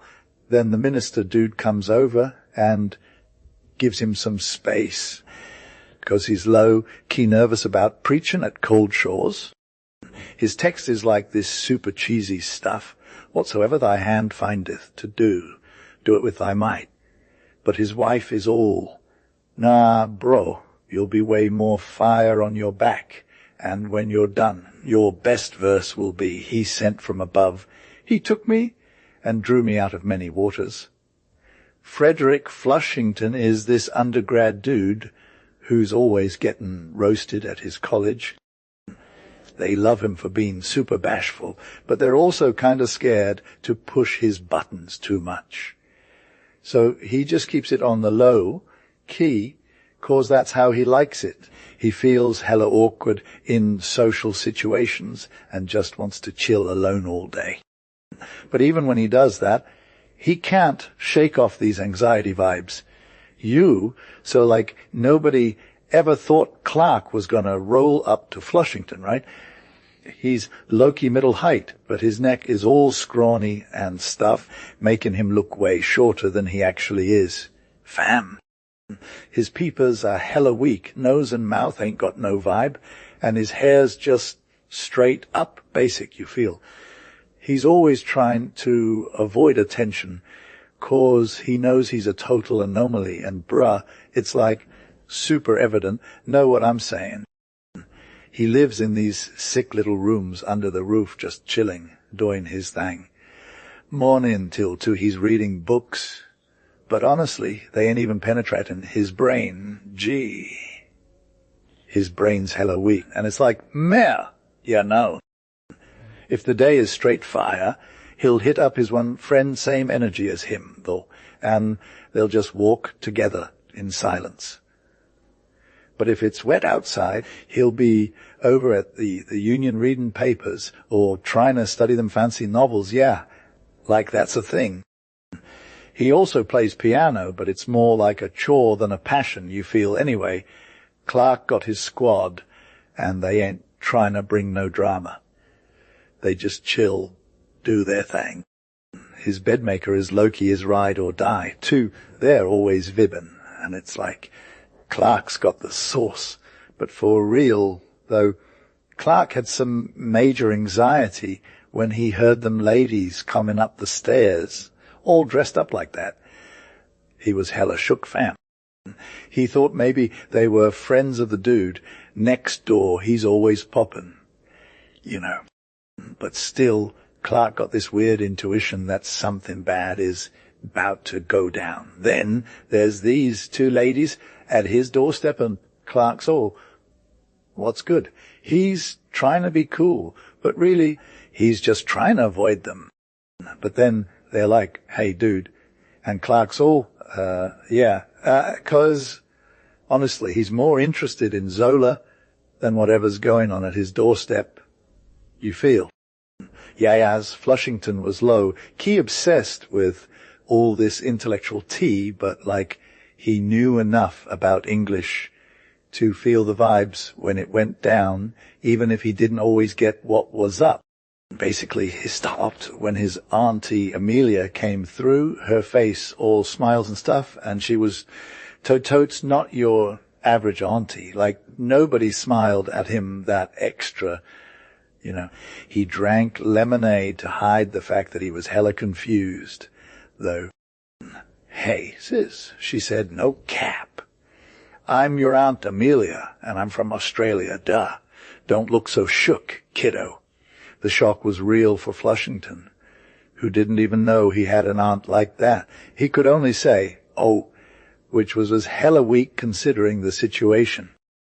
His aunt added, but wait, there's more. I got a whole crew of girls coming with me to meet you, 'cause they want to see their college homie. And before Flushington knew it, His crib was flooded with a squad of female relatives who were all low, key gorgeous. He was hella nervous because, let's be real, when you got beauty and brains in one package, it's a whole mood. He'd literally freeze up whenever he met someone new, like that one time at Newnham when he met this fire lady from college. He just kind of stumbled backward and muttered, "Thank you," over and over. His aunt didn't let him off the hook that easy, though, introducing each girl individually and saying they wouldn't have any formal stuff since she knew they were all homies already. There was Millie, Jane Flora, Kitty Margaret, and then this little Sis Thomasina chilling by the bookcase. Poor Flushington just kind of zoned out, not knowing which way to look or what to do, 'cause there wasn't enough snacks for everyone. Meanwhile, his aunt was living her best life in his armchair, beaming at him until he'd lose it from confusion. "Hey, cuz, when an old aunt like me takes the trip just to see you, can I get a kiss?"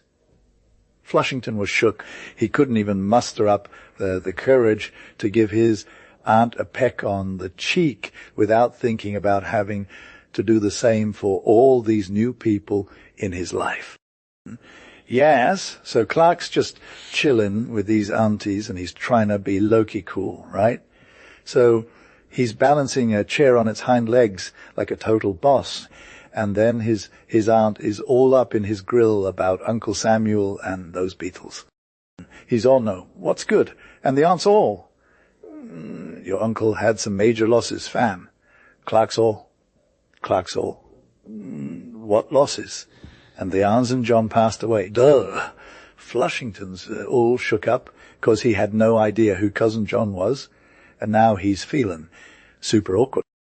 His aunt's vibe is straight up sad, though. So his aunt's all, I knew you'd forget, but we're fam now. And she's all about making him take the girls on a tour of Cambridge and show Em around like they're his own people.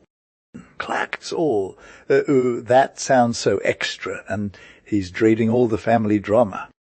He's asking if they'll be here for long, and they're like, yeah, we're just chilling at the Bull for a week or two. They're all, hey, can you hook us up with some grub? And Clark's all, I'm good. I don't want to deal with that chef. But then he's like, okay, there's some potted ham and stuff in the tin, but it's low-key meagre.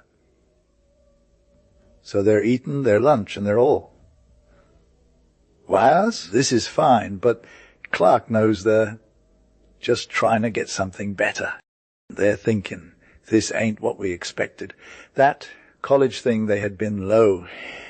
Key hyping was actually hella played out. During lunch, Auntie started giving Flushington the side eye while he was trying to vibe with his fam. Vera, you got that weak sauce from your mom when you smile, she said, peeping him through her gold frames. There, did y'all catch it?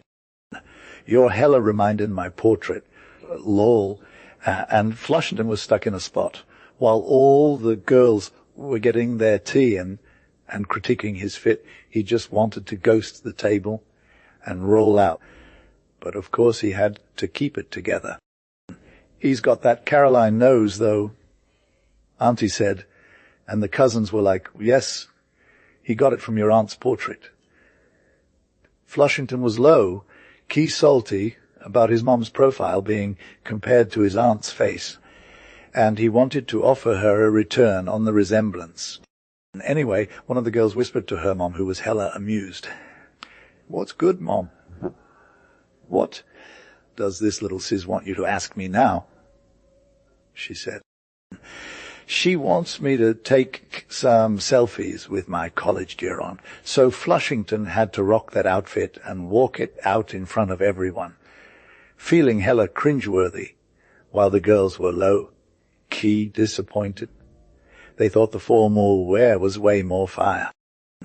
Then things got awkward when they started grilling him about his class's hobbies and what not He gave them some weak answers that didn't quite hit the mark. Auntie was getting a little salty from eating too much ham, so she asked Flushington if he went to church regularly. He was like, no, I don't. Oh. And she was all sorry to hear that you're a dissenter, Fred. Flushington just sat there feeling hella uncomfortable and miserable, while the cousins were laughing it up and making jokes about him. He assumed they were roasting him hard. But maybe he was wrong. Old dude in a black hat came limping in and was super shook when he saw my little homie growed up into a cap in college. Flushington got all teary-eyed and hugged the old dude, but then the old dudes are getting sorry they didn't earn outlaws, and Flushington old dude was low, waters fly as he started, in fact, Flushing make him drink Casterville to Flushing, and Brisnell's favorite Al came over and were all embarrassed, and Ashing came by Reachwood, started like as they thought they pulled due, key mad that kept promising and charter he get beat from, and Tozen, check out Flushington's sick decor, but then they saw his book on French lit, and were all confused and stuff, so Flushington was ghosted, Flushington was low. Key freaked out when he heard another knock at the door. He thought it'd be another aunt or cousin coming drama, but instead this tall. It was with Mordrew. Fine-looking dude came in like a shot. Whoo, sorry about that, said the new dude. Then he saw Flushington's fam and was all, hi-yo, you're my aunt. Flushington was shook. I don't think so, homie. He whispered to the other dude, my aunt is super sure she's your aunt.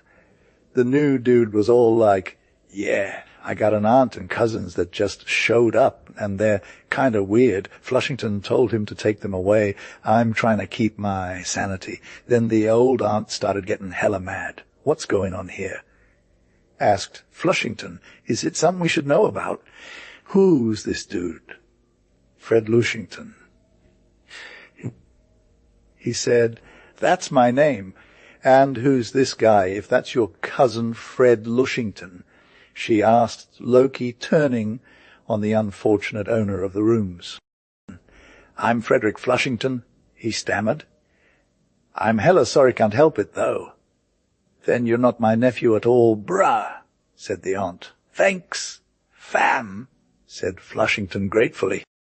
You see, his real nephew was explaining to her, there's no light on the staircase, and you must have thought his name over the door was Lushington, so in you went no.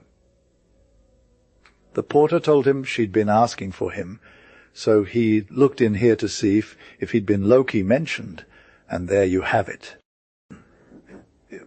But why didn't he spill the tea? She asked, 'cause she was salty about finding out she'd been pouring her heart out to a total stranger, and even had a major brain fart that made her wanna die laughing, which of course made her super salty with Flushington. Why couldn't he explain before things went downhill? I don't know, bro, pleaded Flushington. I got aunties in Australia, and you said you were one of them. But you asked about Uncle Samuel.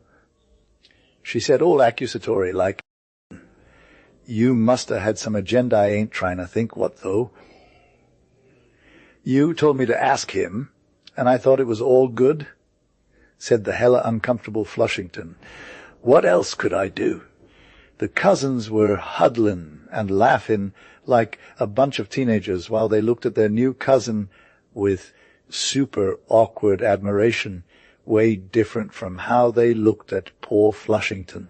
And the old nurse, too, was hella stoked and declared she felt sure from the start that her master Frederick wasn't as small and stuffy as him, meaning Flushington.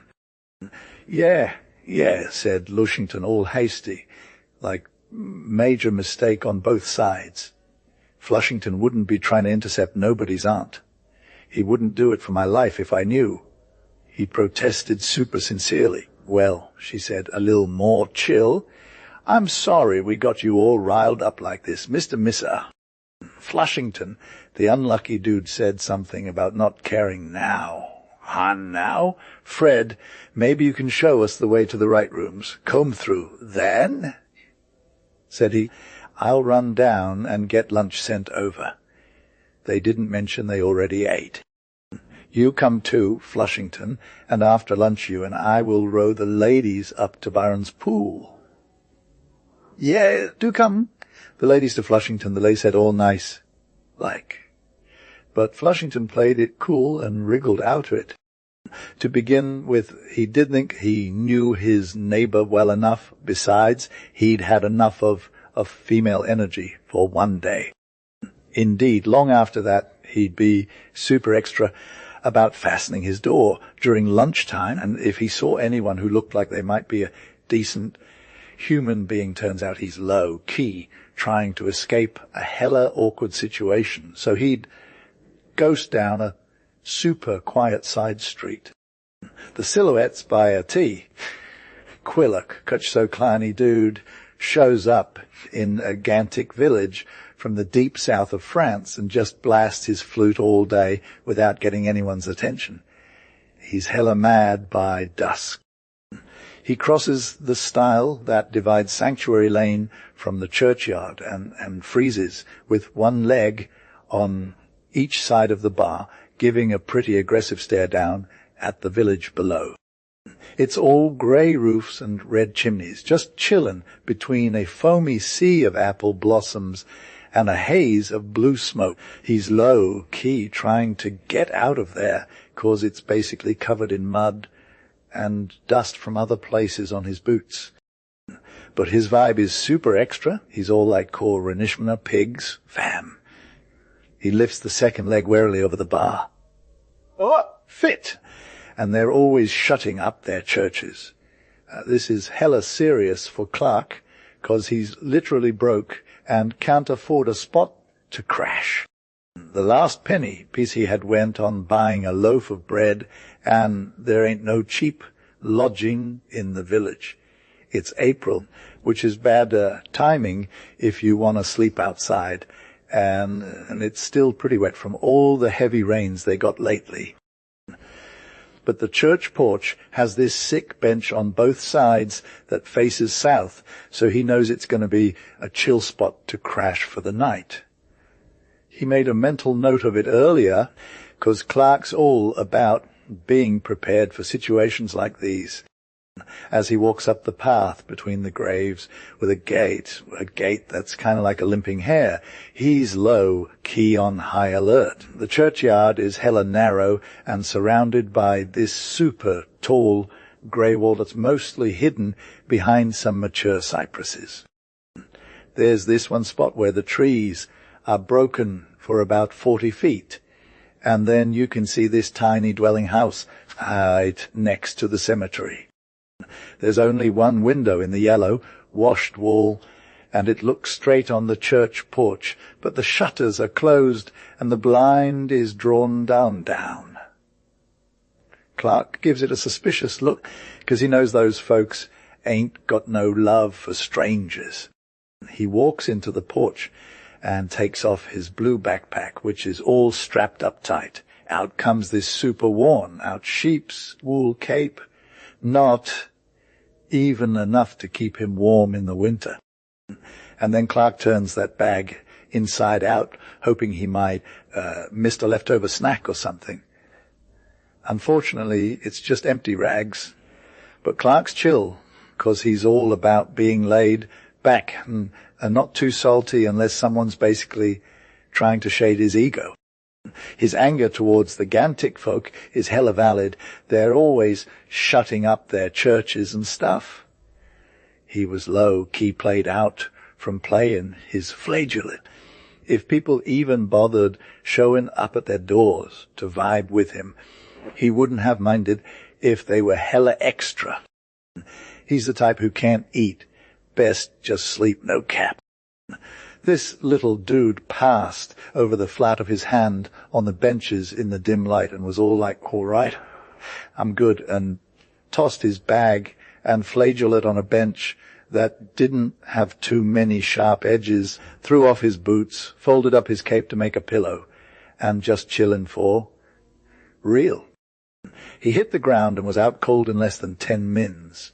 Outside, there were stars all over the sky, shinin' like diamonds or something, but the wind was trying to snuff em out. You feel? In the eaves of the porch, he could hear martins flyin' around in the crevices they came back to warm up in. But what got his attention was the window over the wall. It was open and the room inside was poppin', but there was a white sheet stretched across it like a filter or something. On the other side, 2 hands were making all these dope shadows, shaping M, moving M, and reshaping M faster than lightning. It was straight fire for real. The shadows were all kinds of wild rabbits, swans, foxes, eries, failafes, sailors with wooden legs, old women smoking pipes, bollet girls twirling, harlequin dudes doing their thing. And it was all just 2 hands and maybe a tiny stick or string, no cap. The flageolet player was dying laughing. He said the hands looked hella small and plump when they weren't together. After about 10 minutes, the show stopped, and a woman's face appeared in the shadow. Then she pulled back the sheet and was like, "Is that any better?" And the flageolet player started, and looking all around at the graves and into the shadows. For the first time, he realized there was a figure out there, chilling by the wall. He was about 5 or something, looked young as hell. "That was beautiful, Mom," he said. "You're getting so much better this week. Any mistakes?" The Harlequin and Columbine were kind of stiff. "I feel you. Never mind, we'll try again." She was about to say something when so like when the listener was low, key, trying to sneak out through the window, Clark just leapt over some graves with his bare feet and started waving his flageolet crazy. Right? No, Ma. He's all, wait a sec, fam, I got you. The lady at the window is like, who in the world is that? And she's almost about to freak out. Clark's like, I'm an artist, and I'm low-key hyped to meet you, Ma. My pops is all about the vibes, and he knows my mom is a total boss when it comes to art. She's on another level, but I got her back. We're gonna make some magic happen. Okay. Clark pulls off his greasy hat, grins, and shows off his white teeth while holding up his flageolet like it's the best thing since sliced bread. Sounds cool, bro. He's all, but my mom doesn't want to be all extra about this yet. It's a little secret, you feel. The lady's all, ward. Is it even allowed by law or something? Clark's like, since you know our spot is being exposed, I gotta tell you why we're doing this. My mom just got left by her partner and we're straight up poor. But she found out she can make a sick income doing music stuff at these underground spots. It's a little risk, but Richard, my dad, thinks it's cool that I'm getting educated, even if he doesn't vibe with the whole performing thing. But, for real, Clark says, we're trying to keep it on the low for now, 'cause we don't want to be all up in everybody's grill. We'll hit up London and start fresh when she's got her act together. But then Clark just drops to his knees, laughs hysterically, and starts wailing like a mad person. Girl, get ready to dance, fam. The stars are a-lightnin', and I'm feeling the vibes. Don't worry if we're both a lil crazy. That's just part of the magic. Yeah. Clark puts down his flageolet, takes a breath, and starts blowing. Next thing you know, Harlequin and Columbine appear on screen, looking all fly and natural, like they just rolled out of bed. The tune is straight fire, and it gets Clark pumped up in no time. His tiny dancers turn into a wild elephant, trippy fairies, flowers, and butterflies, the whole 9 yards. With each new move, the music speeds up, and it's pure magic, fam. I was low, key famished, so the woman spread her hands wide against the sheet, like she was asking for mercy. The dude tossed his flageolet over a headstone and rolled back on the grave in a wild fit of laughter. Above him, the rooks were hella lit, calling each other's names from their nests. "Monsieur," he gasped after a minute, sitting up and wiping his eyes. "Was it good this time?" "It was totes different. I must own that," he said. "Then could you spare some crumbs from the house? I'm starving." The youth came back in like 2 minutes with some bread and cold bacon, and was all, "Of course, bro," he said. "If we meet either of us in the village tomorrow, you won't even recognize us." The little dude bowed down. "You got it," he said. "With your mom, Monsieur, that I got to get an education or whatever. My bro Henry, by J.M. Barry low key, I never had a bro named Henry, but for real, I can't say he wasn't legit." He popped into existence in a hella weird way, and I can think of him now without any drama as a kid of smoke. The first time I heard about Henry was at Pettigrew's crib, which is in a sick London suburb, so convenient that I can get there and back in one day. I was testing out some new cabanas, remember, when Pettigrew hit me with the tea that he'd been lunching with a dude who knew my bro Henry. Not having any bros besides Alexander, I was like, Pettigrew must have mistaken the name. "Oh, no," Pettigrew said. "He mentioned Alexander too." Even that didn't convince me, and I asked my host for his friend's name. Scudamore was the name, and he'd met my bros Alexander and Henry in Paris years ago. Then I remembered Scudamore, and I probably frowned, 'cause I'm literally my own bro Henry. I distinctly recalled Scudamore meeting Alexander and me in Paris, calling me Henry, even though my name starts with a J. I spilled the tea to Pettigrew, and for now, that's where it stopped. However, I hadn't heard the last of Henry. I kept hearing from various people that Scudamore wanted to meet me because he knew my bro Henry. Finally, we met up in Jimmy's chambers, and as soon as he saw me, Scudamore asked where Henry was now. This was pretty much what I feared. I'm a dude who always looks like a teenager, even though I'm 30-something years old. There are a few people my age who still look like they're 16. This is the ultimate curse of my life. When I say something good or grab another glass of wine, old dudes get all salty and frown at me.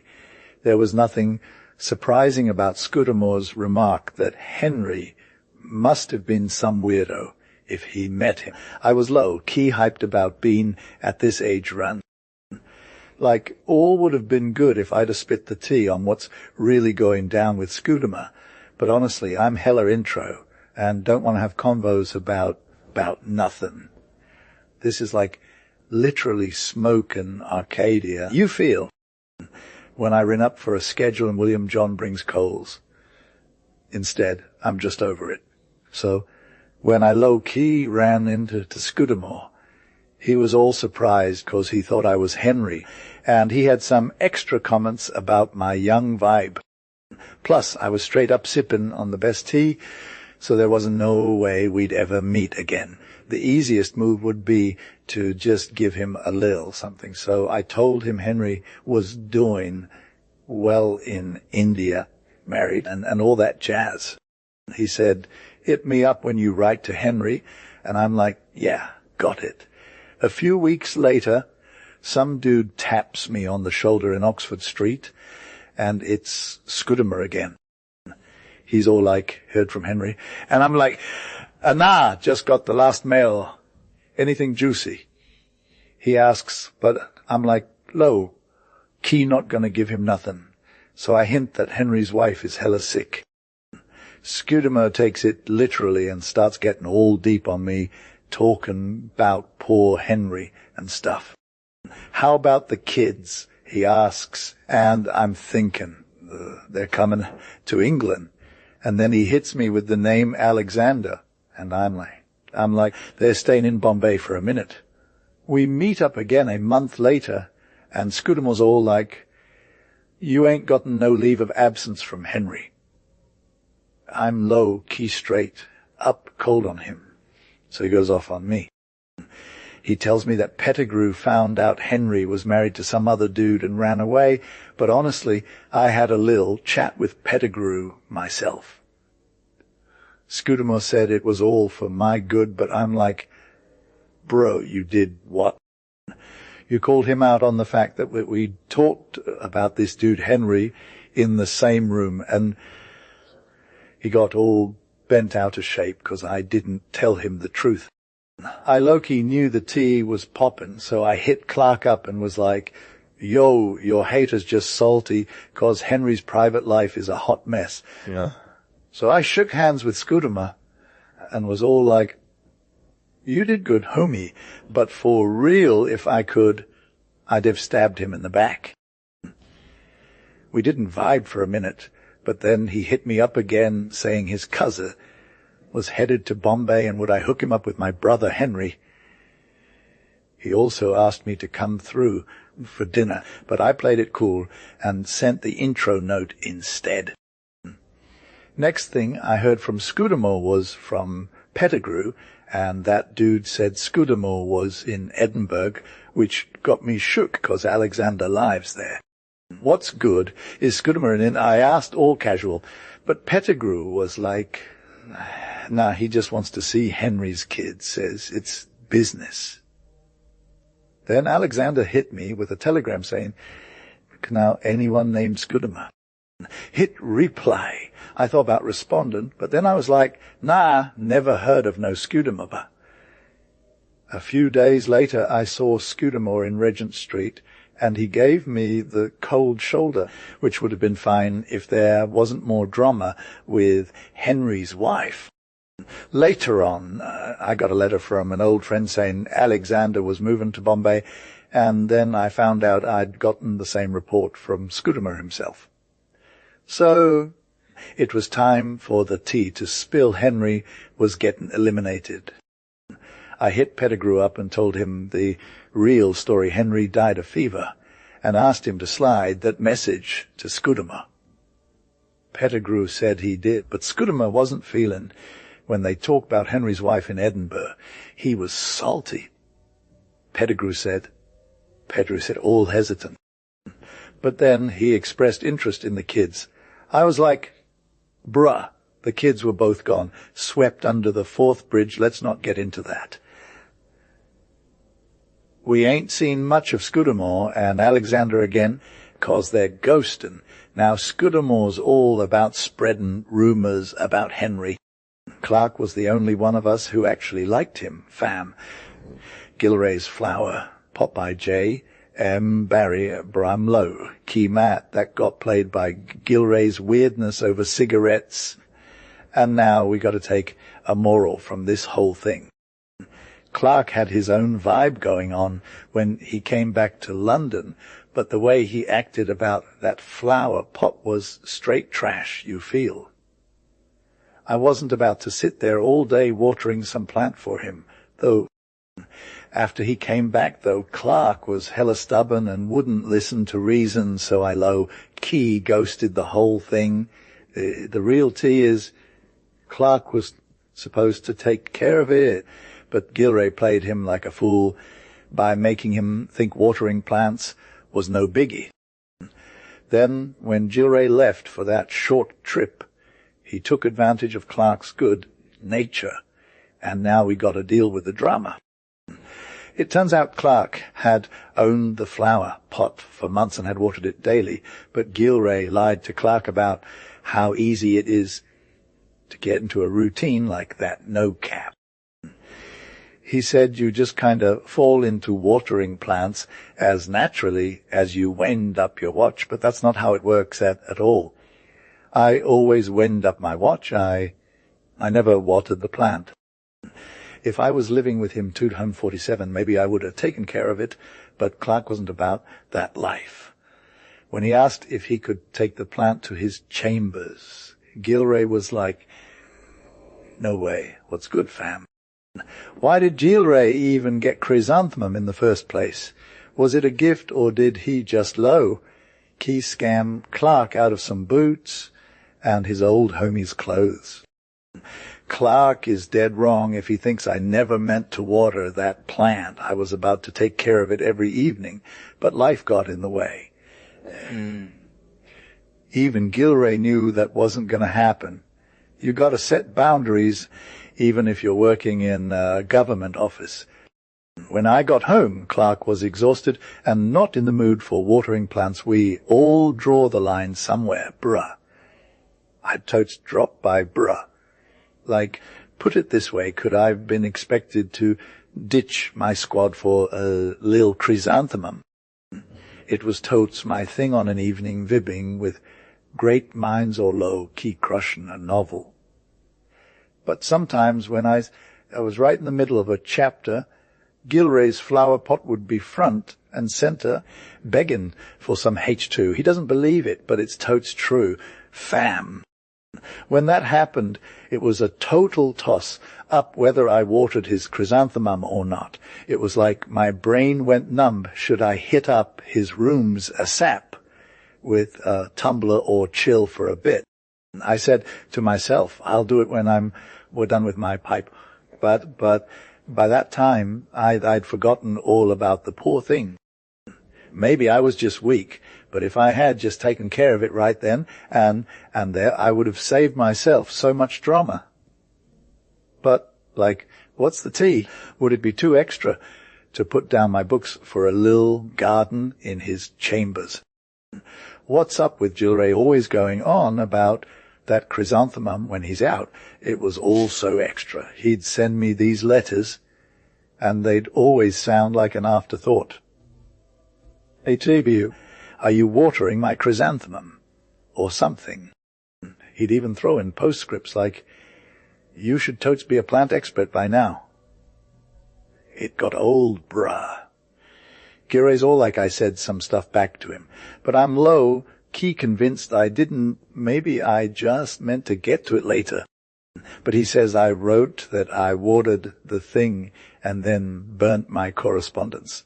Like, what even is that, fam? That would be so extra for a businessman. And don't even get me started on when Gilray started sending postcards about the chrysanthemum. It was all like, "What's up with the chrysanthemum? Come on, bruh." Some of those were straight up rude. One of them said, replay at once, "That's just low-key insulting." I answered chill, "No cap. Chrysanthemum is good." I knew Gilray was low-key going to be salty, so I was extra about watering his plant as the day he came back was getting hella close. One time, when I rang for water, I was like, "Brew, what's the tea?" When it got brought to me, I could even remember why I wanted it in the first place. Had I been low-key thinking about it, I would have left the tumbler stand alone and shown him the real deal when he came back. But William John was extra and put a decanter down beside it, and I was dead. Another time, I was hella close to getting the water when I ran into the housekeeper on the stair, and I had to stop and chat with her. So I missed my chance again. To show how extra I was about fulfilling that promise, I'll add that I got woken up by a major case of FOMO in the middle of the night, thinking I forgot to water Gilray's plant. I made sure to remember every morning, and I even used a chair from bed as a reminder when I rose, turning it upside down so I'd see it, and be like, "Yo, you gotta water that plant." Gilray thinks I was playing some wild tricks instead of just grabbing the water and going straight to his crib. What? And disturbing my neighbors, for real? No way, man. That's not what I'm about. When people risk their lives for some chick who wants a boob quit in a bad situation, that's one thing, but Gilray was not my ride or die. Now it's the day before he comes back, and I'm low-key freaking out about the chrysanthemum. It was my last chance to get it right. If I watered it once, I could say for sure that I had been taking care of it. So I jumped in a hansom, told the cabbie to roll up to Gilray's Inn, and 20 minutes later I had one hand on his door and the other holding this giant water can. I opened the door, almost dropped the can, but there was no plant. I rang the bell and was like, "Gilray, bro, where's the chrysanthemum?" And what did William John say? He just gave me a side eye and told me that plant was dead and had been tossed days ago. I went to the theatre that night to calm my nerves. Next day, I made sure to keep 100 with Gilray and avoid eye contact as much as possible. When we finally met up, he was stiff and polite, but then all hell broke loose when he brought it up with the servants, throwing out his flower pots left and right. I'm low-key devastated that I had to water them so fast. What more could I have done? The vibe between us was hella inevitable. No cap. This is def one thing I regret, but my mind's made up on another. I'll never do Gilray a solid again. Mister? O'Leary's Second Love by Clark Lever, you can totes assume that the crappy ending of my first fling served as a shield for me from getting hit with my next drama, and it actually worked for a minute. I never even talked to a young lady for 3 years after without my mind getting all reeled up in love and anxiety, fam. But, time is hella powerful, right? So 4 years later, I was so over my last fail that I started looking to try again. This time I chose someone who's the complete opposite of my ex, a sick, lively girl with a ton of spirit and sass, who ain't afraid to roast anyone, including her own fam. Her dad's a Reverend Dean, but he's low-key hilarious too, just like his neighbors. The Evershams had been super old friends of this rich aunt of mine who never even acknowledged me until I met them. But after that, she hit me up and told me I'd be her heir if I ended up with Fanny Eversham, and we're talking about a pretty sweet deal, 60 grand and all. She didn't stop there, though. She made sure the Dean knew my name and put in a good word for me, so now I'm the accepted bay of Fanny, one of the hottest girls in Dublin. We were chilling out at this sick country house about 3 miles from town, where I used to spend most of my days and nights just vibbing. It was all happy and perfect, except for 2 major flaws. Fanny's got a bad taste for roasting her friends, and my future-in-laws are super into politics. I can roll with the first one, but the second one, that's just extra. The Dean always brings up some dry commentary about men who don't have opinions or those who keep their thoughts locked away like a kid's piggy bank. It's just so extra. Got all that, though secretly vowing to spend my life after marriage out of the Dean's diocese fam. Time kept moving, and eventually I got what I asked for. Our wedding day was set. Not even yars, like I play God, by my second love, Clark. It's so wuck, fam. We'd chill in the morning, hit up all these shops looking for wedding gear, laces, blondes, velvets, and satins, low-key littering every corner of Deansbury. And there was totes a carriage in every coach. Maker's Yard I checked out, trying to get the springs right. Low-key on the special request from Mrs. Eversham, who was all like, "Yo, Clark, you're getting married to this Bala, and it's a big responsibility." And my squad at the Kildare Street Club was all feeling me, too. A lot of the stuff I had to cop was straight up essential. We talking about a saddle horse, Clark. She loved riding, and she was all about keeping it independent, but also told me we got to ride 5 times a day for the next 5 weeks, and I'm just over here thinking, horse isn't my vibe. I ain't never been the type to get on no horse, fam. I got love for horses, but reddin', that's just not me, you feel, and buy and feed in, and maintain a horse on my own dime. Ich, man, it sounds like a whole lot of work. But Fanny was low-key extra. She wasn't even gonna let me get out of this, whether she knew something or not. I ain't knowin'. I pleaded with her to delay, but she just kept pushin' for that ride. And when I finally came around to acceptin', I felt like I was puttin' myself out there for some major ridicule, 'cause if I didn't get it together, fam, people were gonna roast me harder. But then I realized taking lessons in ridden was the only move left.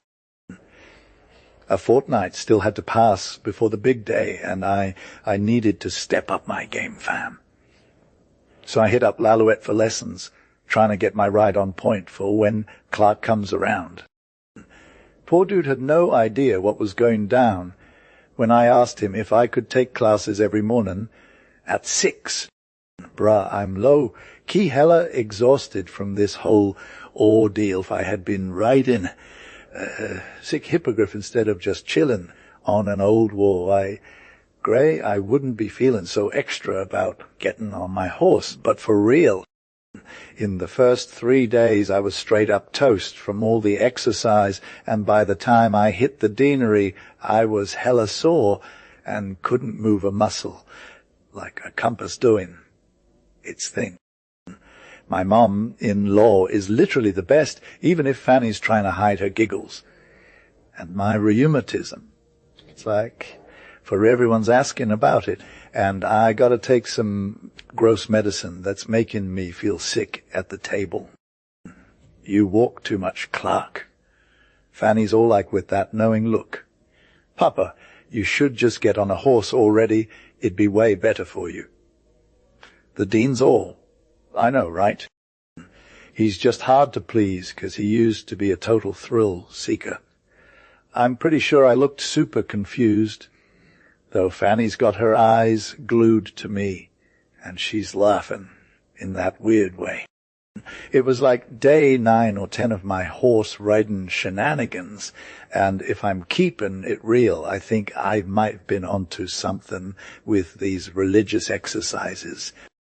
There's this review at the Phoenix Park, and Fanny's dying to go, but the dean won't let her without a chaperone, so I had to agree to take her.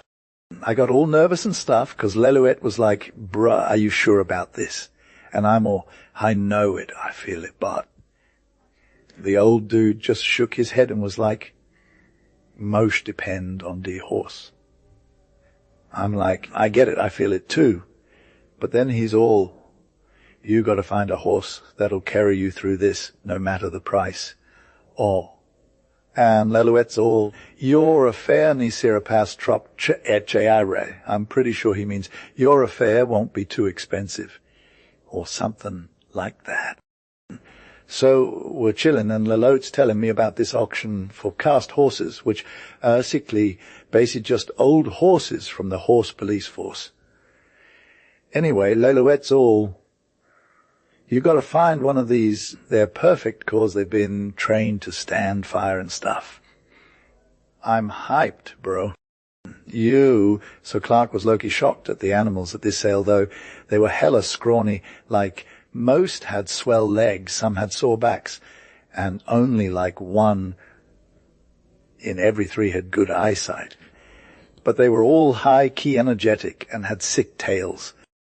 The old French dude said, yeah, that's your vibe, as he showed off this long-legged, fiddle-headed beast with a gnarly spaven in its legs, ring bone, and some wind-up issues. The animal gave a solid cough of approval. So, like, the sale started, and nobody was down to pay £50, but then a hackney coachman is all £5, and it's open for bidding. Clark bids against himself, not realizing he spoke last, and it's like £7 guineas, please. Dicer turns around to some invisible dude in the crowd and is all, you'll be low-key regretting this. Everybody else is confused as heck, trying to find out who this knowing gent is, but they can't seem to locate him.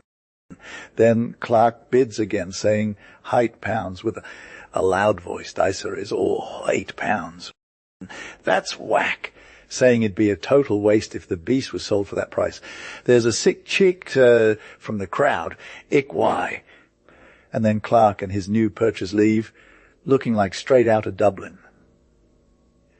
So, what's up with these weird letters on the animal's back? The guy says they're to show it was a police, but if you ride with ladies, you got to turn it around. Anyway, this morning arrives and Clark is stoked to be on his yachting trip that started 4 years ago. He asks his servant about Marius, who reminded him of the classic dude from the Kildare Street Club. Clark's countenance is straight fire. His nose is Loki Roman fam. Marius is doing lit, sir, minus the cough and some issues with his hind legs. He's like, he'll carry you smooth. Clark, smooth. I'm dead serious, if that's all. Here's the tea. Man, Simon has been around horses for a hot minute, knowing my mom since she was running the kitchen. He's got the goods on where to get the best feed and how to give your horse a sick massage. So I'm feeling confident about this ride. I'm hyped. Bro, it's a fire July day and I'm repping my chords and tops like they're straight out of the gram. I hit the ground running, getting that ramblin' trot on, which is like super key for timid horsemen and med school dudes who are trying to chill. I roll up to Stephen's Green, and it's a whole vibe. My squad's waiting, and they're low-key, hey, hella hyped to see me. I see some homies of Miss Eversham, some young dragoon officers I ain't never met. But we've been with Fanny, laughing hard, you feel. I'm trying to find out if this is real life or a joke, being around these peeps who are straight fire on their horses, while my steed is just a hella hot mess. I'm thinking. Every eye that's on me and Marius, every whispered convo about me and my ride. It's like they're all trying to keep me from getting the respect. No, Fanny's got her glass out, inspecting Marius like he's a puppy. He's cute, I guess. A young lancer is low-key trying to diss him, saying he ain't got it to charge with. The whole squad is getting in on the joke, and I feel like homies. Then someone asks if Marius is a fencer or a boxer. To judge from his near eye, I'd say boxer. Another dude chimes in. Now we're getting to the tea. Fanny's roasting my ride left and right. An old gent tells me I should have never gotten on him in the first place, but then I throw some shade, tell him they might not be as straight fire without a few drinks up their sleeve. It's if we all kept it real, society wouldn't be so extra, you feel. The squad starts to vibe with me, and we're low-key having a good time. I low-key dissed this old dude for a quarter hour after everyone else did. All right, we're out of here on a sick pace, and now I'm hyped to get at Fanny's level, you feel. We roll up to College Green, and those student leaders stop dead in their tracks. Turns out the whole street across from the bank is packed with a wild mob of people going ham on each other. It's just another one of those stupid fights between the uni crew and the townsfolk that usually ends in drama. People are getting all up in each other's grill, waving their fists and screaming about politics. And it's like a real life scene from a video game. The numbers start jamming our way out of there. So we're just chilling as witnesses to the chaos. Everyone's shouting slogans and waving signs. Eventually the uni kids are all, hey, cops, can you throw some shade on this? And just in time, too, a squad of mounted coppers is coming down Dame Street like a boss, looking straight fire with their fancy helmets. they're all charge. And suddenly Marius is off the chain, dashing into the fray like a total wild card, flailing his legs and getting low on everyone's bad side. I'm just sitting there thinking, self-preservation is key. So I watch the whole thing go down while keeping my cool. It's all good for like 2 seconds before everyone's all mad at me. Then people start whacking bricks and stones at my head, trying to take me out.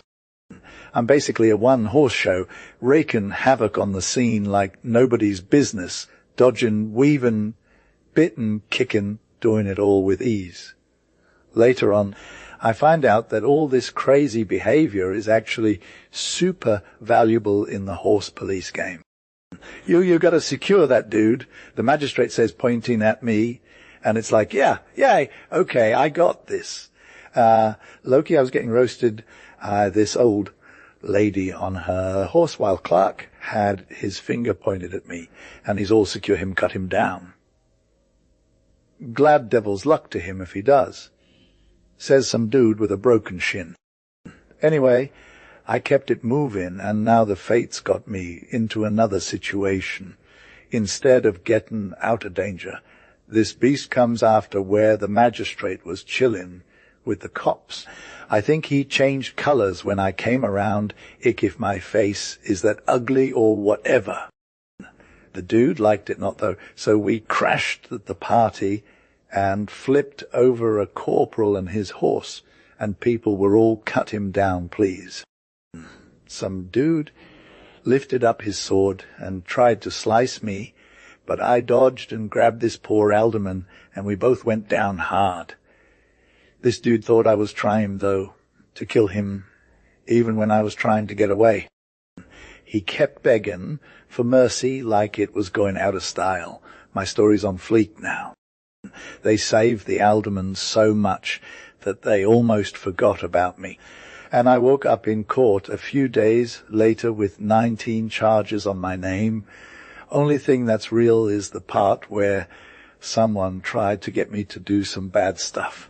I don't remember too much of what went down because I was out cold from getting beat up. Friends told me I almost got sent to hard labor, but fam had my back, so I didn't go down. And let's be real, if they hadn't been looking out for me, I'd probably still be pounding oyster shells. All autumn, I remember the day the alderman showed up in court with a patch over his eye, though it was super extra. Then this little judge gave me some bars about how I used to be respectable and come from good fam. Literally brought tears to people's eyes. I'm low-key done with horseback ridden now, though 4 months in the slammer and paying a fine to the king was not my vibe. I gotta let you know that your house hangouts are straight up cancelled, fam. The gifts, you got my daughter when we didn't even know who you were for real. Went to the hotel and all that's good.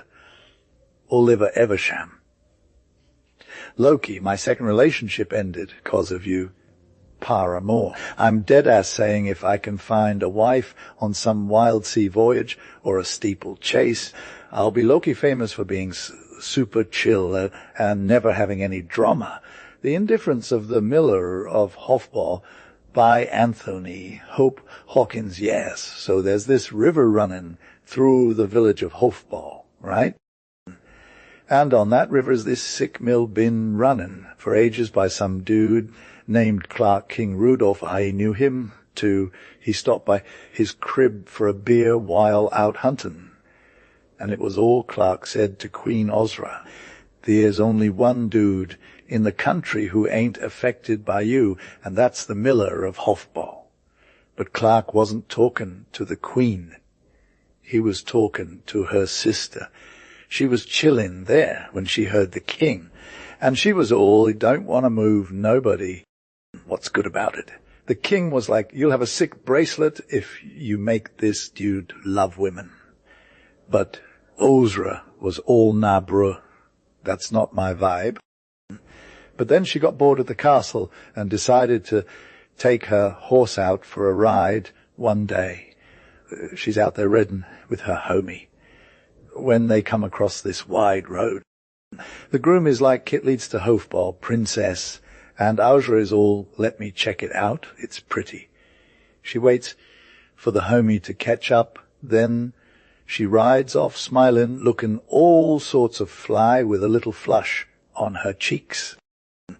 Next thing you know, she sees the river, and this Millsuet Clark is chilling outside his crib, puffing on a long pipe.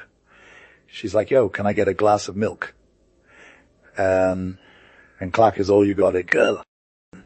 Loki, Clark, was chilling at his mill, vibing with his scarlet cap on, just living his best life in the sun. He didn't know Audra from a can, never been to Strelso or Zenda, and only hit those spots when the princess wasn't around. Also, he had sworn off traveling far for real. So, yeah, when she was all like, there's milk in here and stuff, Clark just kept it moving, sipping on that cold pie juice while gazing up at the sun like a total dude. Audra was all about getting that milk, though passed by him like he wasn't even there and gave him the side eye for being extra lazy. She grabbed the pail, filled it up with milk, and then came back to give it to Clark, who was still Loki vibing.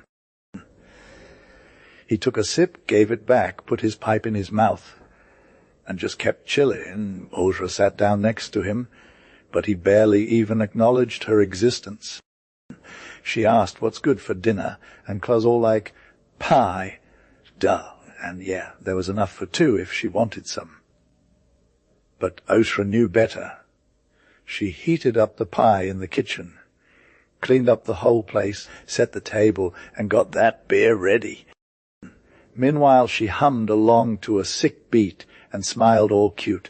When the meal was done, she told Clark it was time, and he groggily got up, stretched, and followed her into the house like he just rolled out of bed.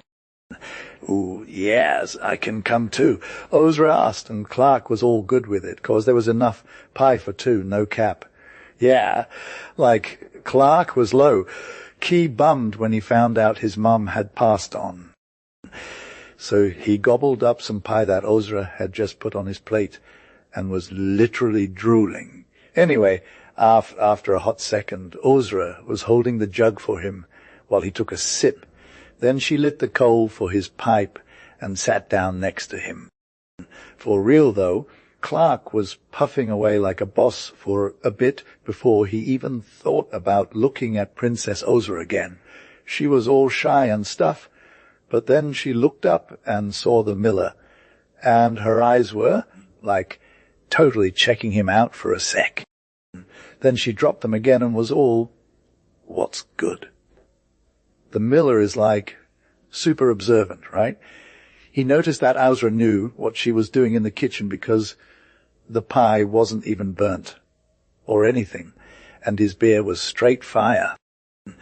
He asked her where her pops was at, but she was all, my dad passed away, in a super demure way. The miller is like, oh yeah, okay, that's cool.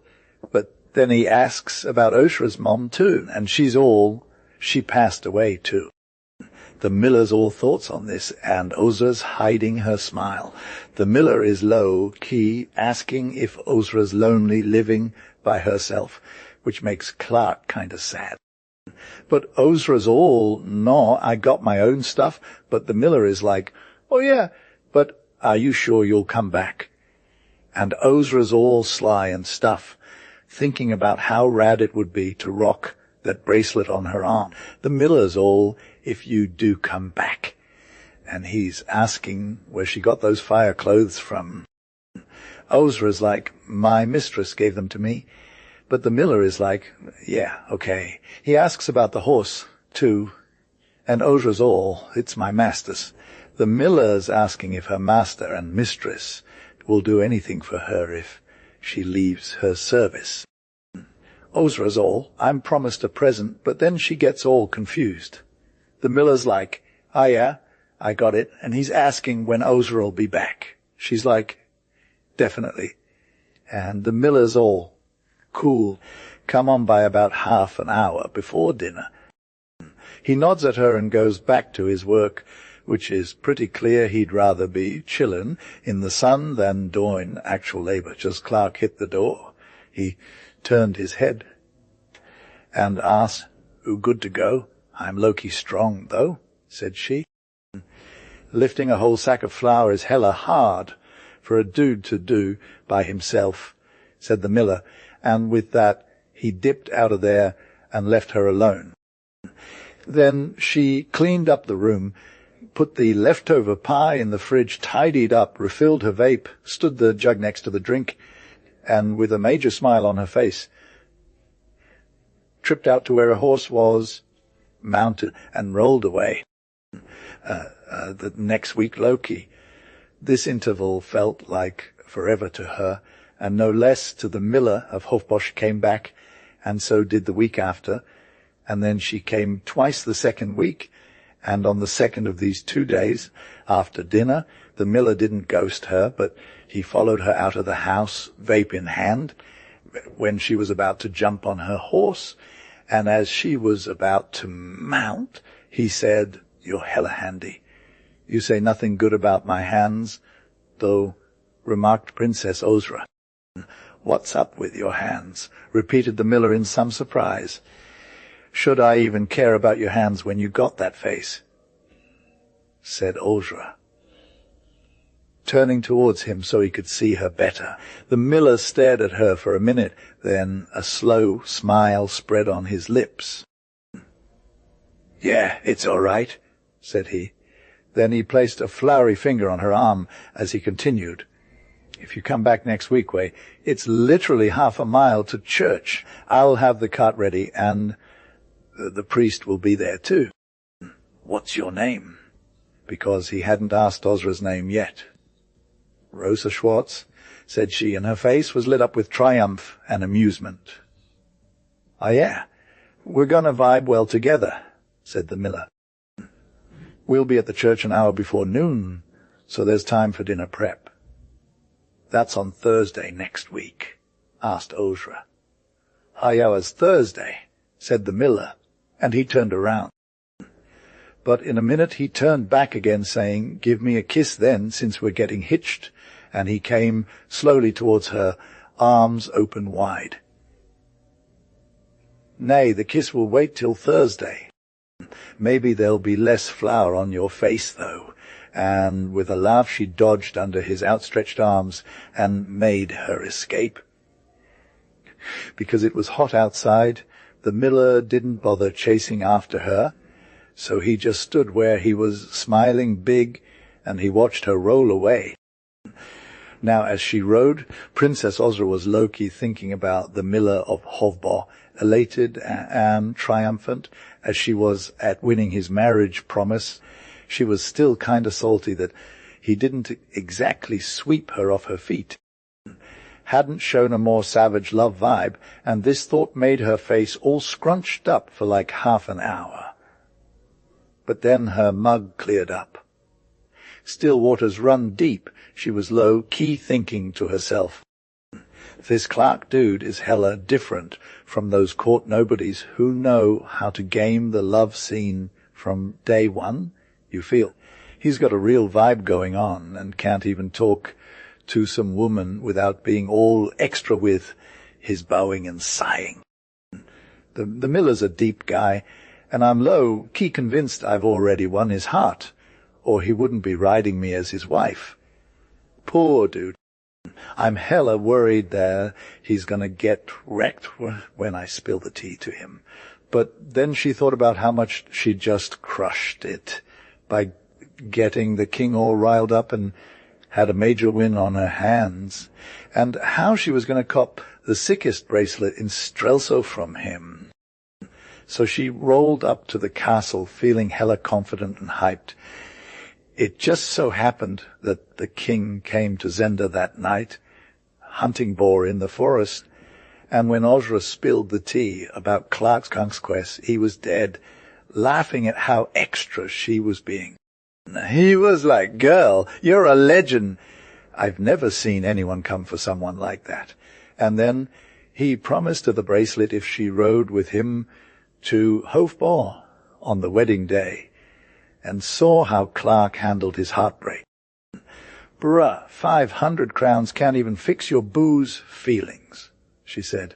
"His feelings just gotta heal themselves like any other dude."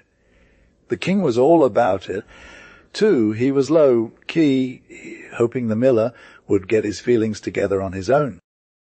But Ozra was hella salty that Clark had been playing her dirty and wanted revenge. She was all, "At least I got him back, even if he didn't appreciate me." The king was like, "For real. He's going to be so extra when you tell him the tea." So they were both hyped to ride to Hobart together on the wedding day. But bad luck, right? Some high-ranking officer showed up out of nowhere and had to interrupt their vibe.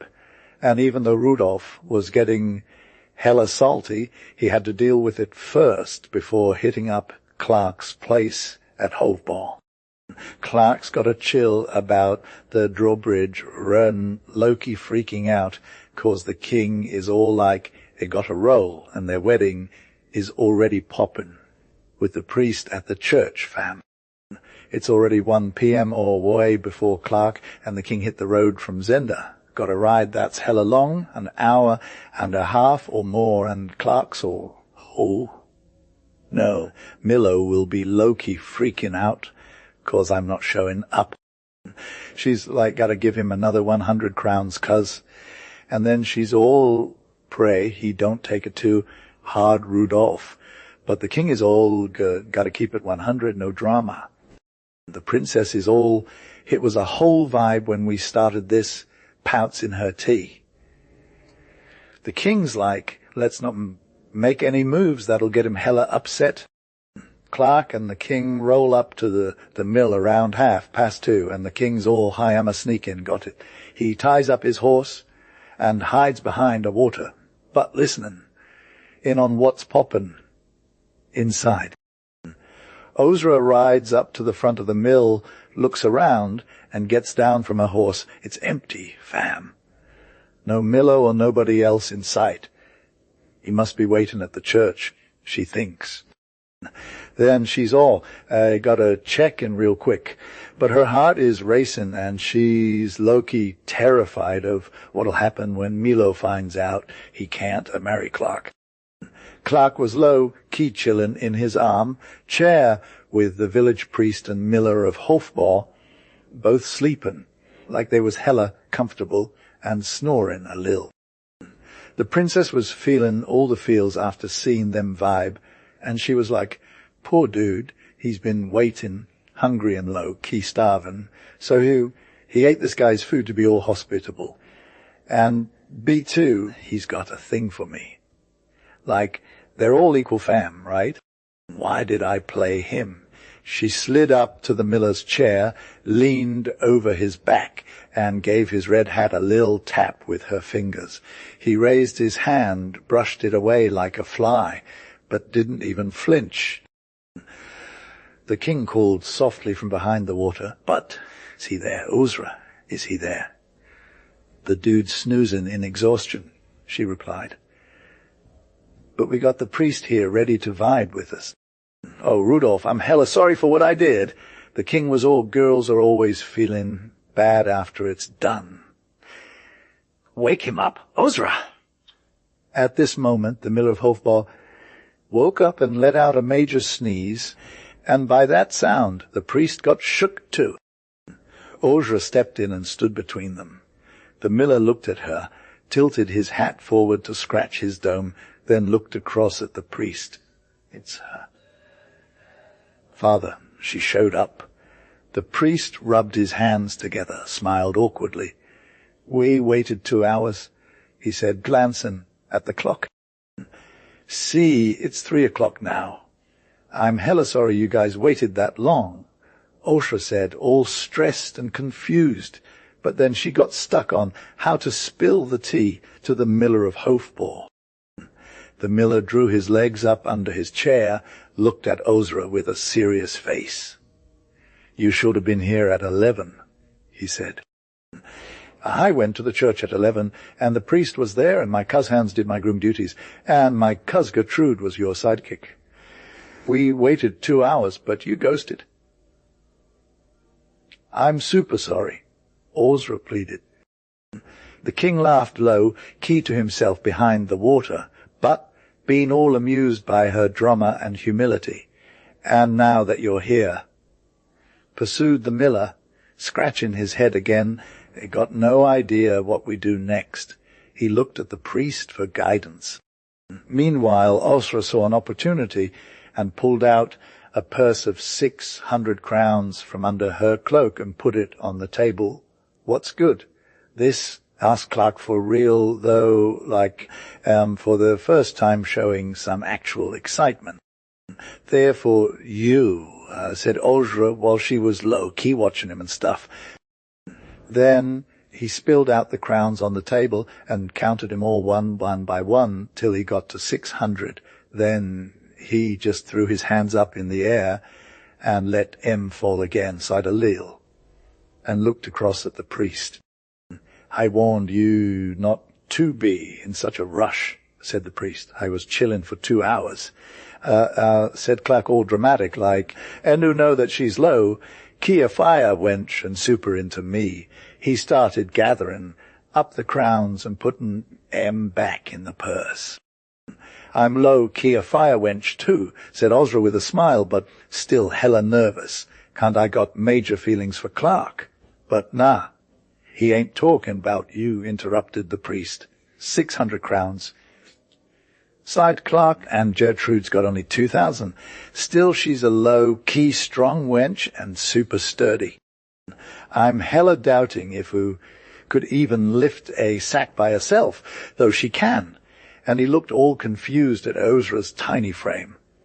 I don't know why you bringin' up Gertrude, said the princess, all petulant, like, what's Gertrude to me? I'm pretty sure she's not even on her radar, said the priest, smelling all peaceful, like, and folding his hands together on his lap. Still, I told him to chill for a hot second. Waited 2 hours, said Clark. And Gertrude was all like you ain't comin', and that she'll take care of me better than you, 'cause we're low-key related and all. And she was all dramatic about her cousin marryin' some stranger. And since it's all good to me, if I get what I want, I'm just about the same wench either way. Bruh, said the Princess Osra, and the king was so hyped that he got up from behind the water butt and leaned on the window sill like a boss. Resh fam. And your tote's done, said Osra, snatching up her clutch in a major tantrum. And you and Gertrude canned... What's good with Gertrude? Came at this moment from the door of the room where the bags were hanging. The princess turned round faster than a whip, and she saw in the doorway a shorty and super broad girl with a flat nose and small peepers, but her big mouth was smilling, all good vibes. And as the princess looked, she let slip to the ground a sack of flour that she had been carrying on her sturdy back. Yas, Gertrude is Loki doing well, said the miller, looking at her all cozy. She's hella strong and down for it. Then, while Gertrude stood wondering and staring with wide eyes in the doorway, the princess swooped up to the miller and leaned over him and cried, Look at my face, look at my face. What's good with this face? It's fire, said the miller. But Gertrude is he. There was a crash on the floor, and the 600 crowns rolled out of the clutch and scattered all over the floor and into every corner of the room. And Princess Osra cried, You gotta see what you're doing. And then she turned away, for her lip was shaking, and she wouldn't have the miller be all up in it. But she turned from the miller only to face Gertrude's wife. Gertrude's small eyes lit up with sudden genius. You're the other girl, said Gertrude with a major laugh. And was that your dory? It's hella lit. I'm glad you didn't come in time. But see, I'll grab it for you. Nay, don't get salty. I dare say you'll find another hubby. She passed by Osra, patting her on the shoulder kindly as she went, and then dropped to her knees and started picking up the crowns, crawling after them all over the floor, and holding up her apron like a pro. And Princess Osra stood looking at her. Yes, you'll find another hubby, nodded the priest encouraging. Yes, you'll find another hubby, assented the miller all chilled. And just as one girl is pretty much the same as another, if she's handy and sturdy, so one hubby is as good as another if he can keep a house over you. Princess Osra said nothing.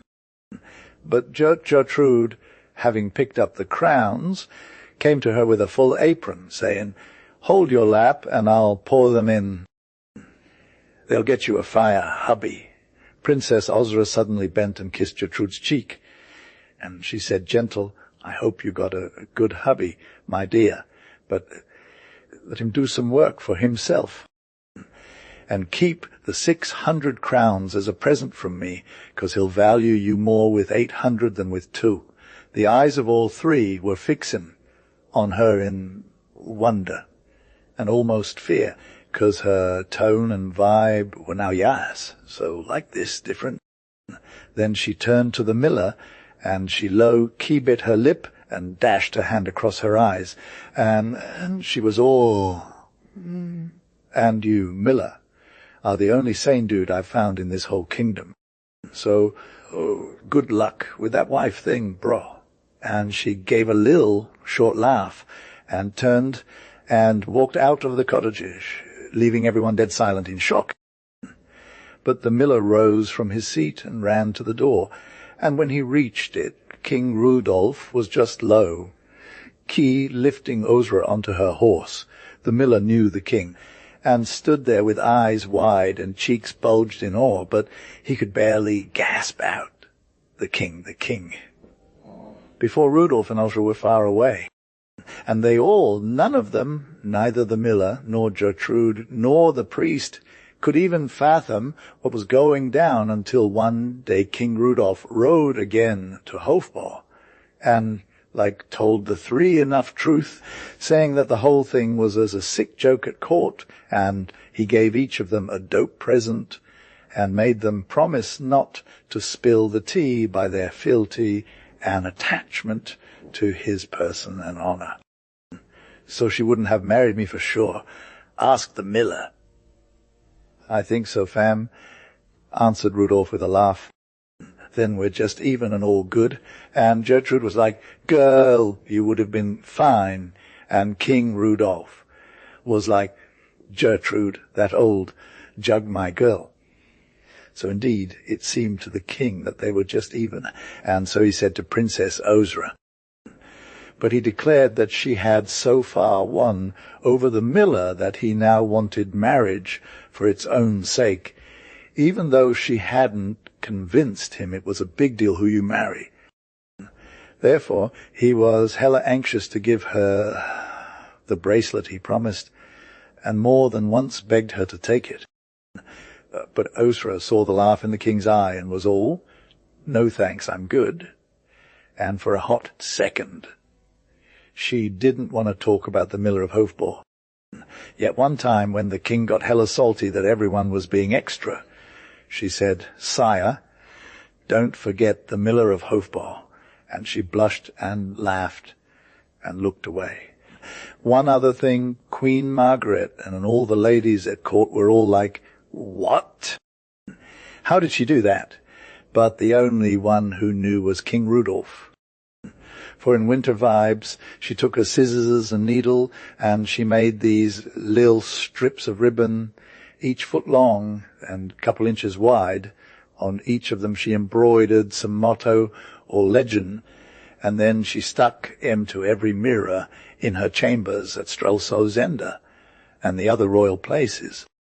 Here is the rewritten text in Gen Z and Gen Alpha slang styler. Clark had these fire vibes going on, like whenever she was feeling herself in the mirror smiling or showing off some happiness. She'd look up at that legend and freak out a la Lille.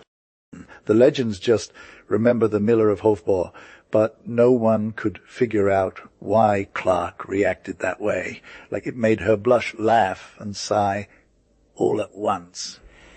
The waiting women were super confused because they didn't get it. So there was this dude, Mr. Bessel, who was part of this sick research firm in St. Paul's churchyard. He was all about psychical research and thought transference. And he lived in the Albany with his squad. He was trying to test if you could project a ghostly vibe out of your own body, kind of like a digital twin or something. So he teamed up with this other dude, Vinci, and they did these experiments where they'd sit in different rooms, focus their minds on each other, and try to send vibes through space. Mr. Bessel had mastered the art of self-hypnotism, so he could kind of zone out and then suddenly appear as a phantom in Vinci's room. They tried it like 5 or 6 times without getting any real results, but on the 5th or 6th try, Vinci actually saw Mr. Bessel standing in his room. It was super vivid. Bro, Mr. Bessel had a white face, anxious expression, and his hair was all messed up. For a sec, Vinci was too hyped to move or say anything, and then it seemed like the ghostly vibe glanced over its shoulder, and poof, it disappeared. They'd set up cameras to capture any ghostly activity, but when Vinci finally snapped one, he was too late. It had already vanished. He was super lit about getting a glimpse of Mr. Bessel's ghost, so he jumped in a cab to tell him the news. But when he got to the Albany, his outer door was done, and the inner rooms were all lit up and stuff. It was like someone had just left you. There's this crazy disorder going down in Mr. Bessel's pad. An empty magnum of champagne is all over the floor, and his neck got broke off from this ink pot on the bureau. There's a bronze statuette and some choice books on this octagonal table that got smashed, and someone drew some wild stuff on the wall with their fingers. One of these delicate curtains got torn down and lit on fire, so the whole place is straight up disorganized. Mr. Vinci shows up thinking he's gonna catch Mr. Bessel chillin' in his easy chair, but for real, his eyes are wide as hell when he sees all this mess. He's like, "Fear is Mr. Bessel," and asks the porter if they know what's going on with the furniture. The porter is low. Key shook and doesn't say nothing, but he comes to check out Mr. Bessel's place anyway. When he gets there, all this settles it. Mr. Bessel's gone wild and says he saw him running out of the gates into Vigo Street with a hateless head and dishevelled hair. The porter's like, "I saw him laugh, but it was hella creepy. Fam, this laughing thing where his open mouth and eyes are bulging." He waved his hand all crooked like, and just said life in this fierce whisper. Mr. Vinci is dead, and the porter can't even come up with nothing else to say. They sit there, staring at each other like, what's good? Why did he leave? The porter's thinking, maybe it was some wild toothache that made Mr. Bessel lose it, but why'd he just blurt out life as he passed by? Mr. Vinci is shook and can't even figure out what happened. He leaves a note asking if anyone knows where Mr. Bessel went to, and then heads back to his own crib in Staple in straight out of his head. Clark got low. He shook after that hella shady move by Mr. Bessel. He was trying to chill, but he couldn't even get into a book, you feel, so he took a short walk and got super distracted. Almost got hit by a cab on Chancery Lane, and then he just crashed out at his crib. But for real, Clark couldn't sleep 'cause Mr. Bessel's apartment was stuck in his head like a bad memory. When he finally did drift off, he had a hella vivid dream about Mr. Bessel all wild-eyed and stuff, with this intense fear vibe going on. It was trippy how the dude in the dream looked all pale and shook up. But Clark swore he heard his voice calling out to him, though he thought it was just his imagination at first. The whole thing stuck with Clark, and he was all bent out of shape, trying to sleep again. He was basically trembling in the dark, low, key terrified of what could be lurking outside, you know. But then he finally calmed down enough to roll over and try to snooze again, only for the dream to come back even more fire. Clark woke up with this strong conviction that Mr. Bessel was in a total emergency situation, so sleep just wasn't an option no more. He tried reasoning it out, but he was all in, fam. He lit his gas, got dressed, and hit the streets to check on his Vigo Street, where they usually hung out. But he never made it. Bruh. Some weird vibe led him off course down Long Acre, and then he stumbled upon Covent Garden, which was just waking up.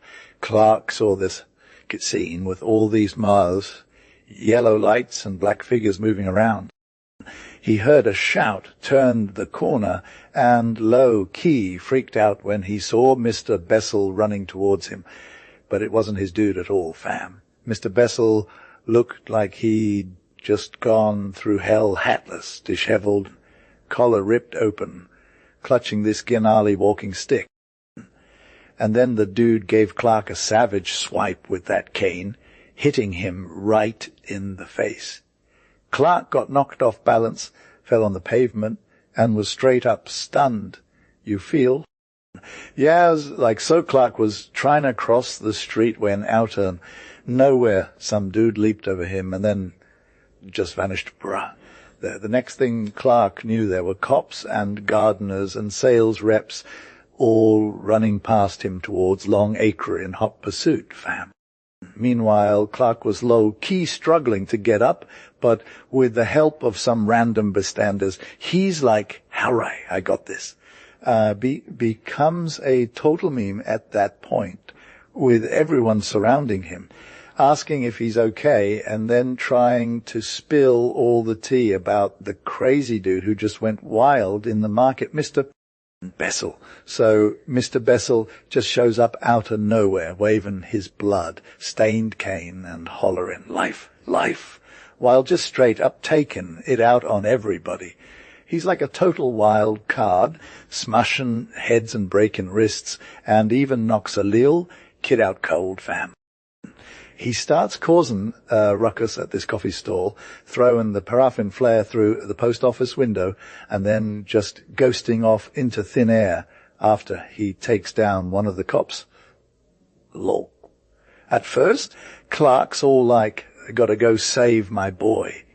But his body is all slow down, homie. And he can't even muster up the energy to join the chase. It's not until they catch wind that Mr. Bessel eluded them that Clark starts freaking out, wondering what went wrong with his friend's experiment with thought transference. He's trying to figure it out, but honestly, nothing seems to add up. He can't fathom why Mr. Bessel would be all pale and sad, faced in his dreams if they were just messing around with some mind games. Clark's brain is like, "Hold up, fam, this whole situation is hella weird." He's trying to wrap his head round it, but honestly, he don't know what to do, so he just locks himself in his room, lights the fire, and spends the whole night trying not to fall asleep so he can avoid more wild dreams. It's like Clark feels this vibe that Mr. Bessel is trying to talk to him or something, but he's all, "Nah, I ain't got time for that." Finally, around dawn, his body starts protesting, and he gets some shut-eye anyway. He wakes up super anxious and with a wicked headache the next day, and there's nothing in the papers about Mr. Bessel's drama. Lol yars, Clark came too late for them. Mr. Vincey's vibes were low, key getting worse, and after a whack visit to the Albany, he went to Paul's churchyard to hit up Mr. Hart, Mr. Bessel's partner, and his squad, and basically the only one who knew what was good. He was hella surprised to find out that Hart had been seeing some wild stuff too, the same vision. Fam. Bessel all white and messy, waving his hands around like a total weirdo asking for help. I was just about to go look him up in the Albany when you showed up, said Mr. Hart. I was low-key sure something was off with him. As they vibed about it, they decided to hit up Scotland Yard and get the tea on their missing friend Clark. He's going to get caught for real soon, said Mr. Hart. He can't keep going on like this for much longer, TB. But the cops were all, nah, bro, they confirmed everything Mr. Vincey had seen, and then some. There was smashed glass everywhere on Tottenham Court Road, a cop got jumped in Hampstead Road, and some woman got assaulted too. All these wild incidents went down between 12:30 and 2:45 a.m., and Clark's energy just kept escalating. He was running wild through London, dodging every cop move, and still looking fresh. But after that hour, he just vanished into thin air, fam. Witnesses were hella common, though dozens of people had seen him.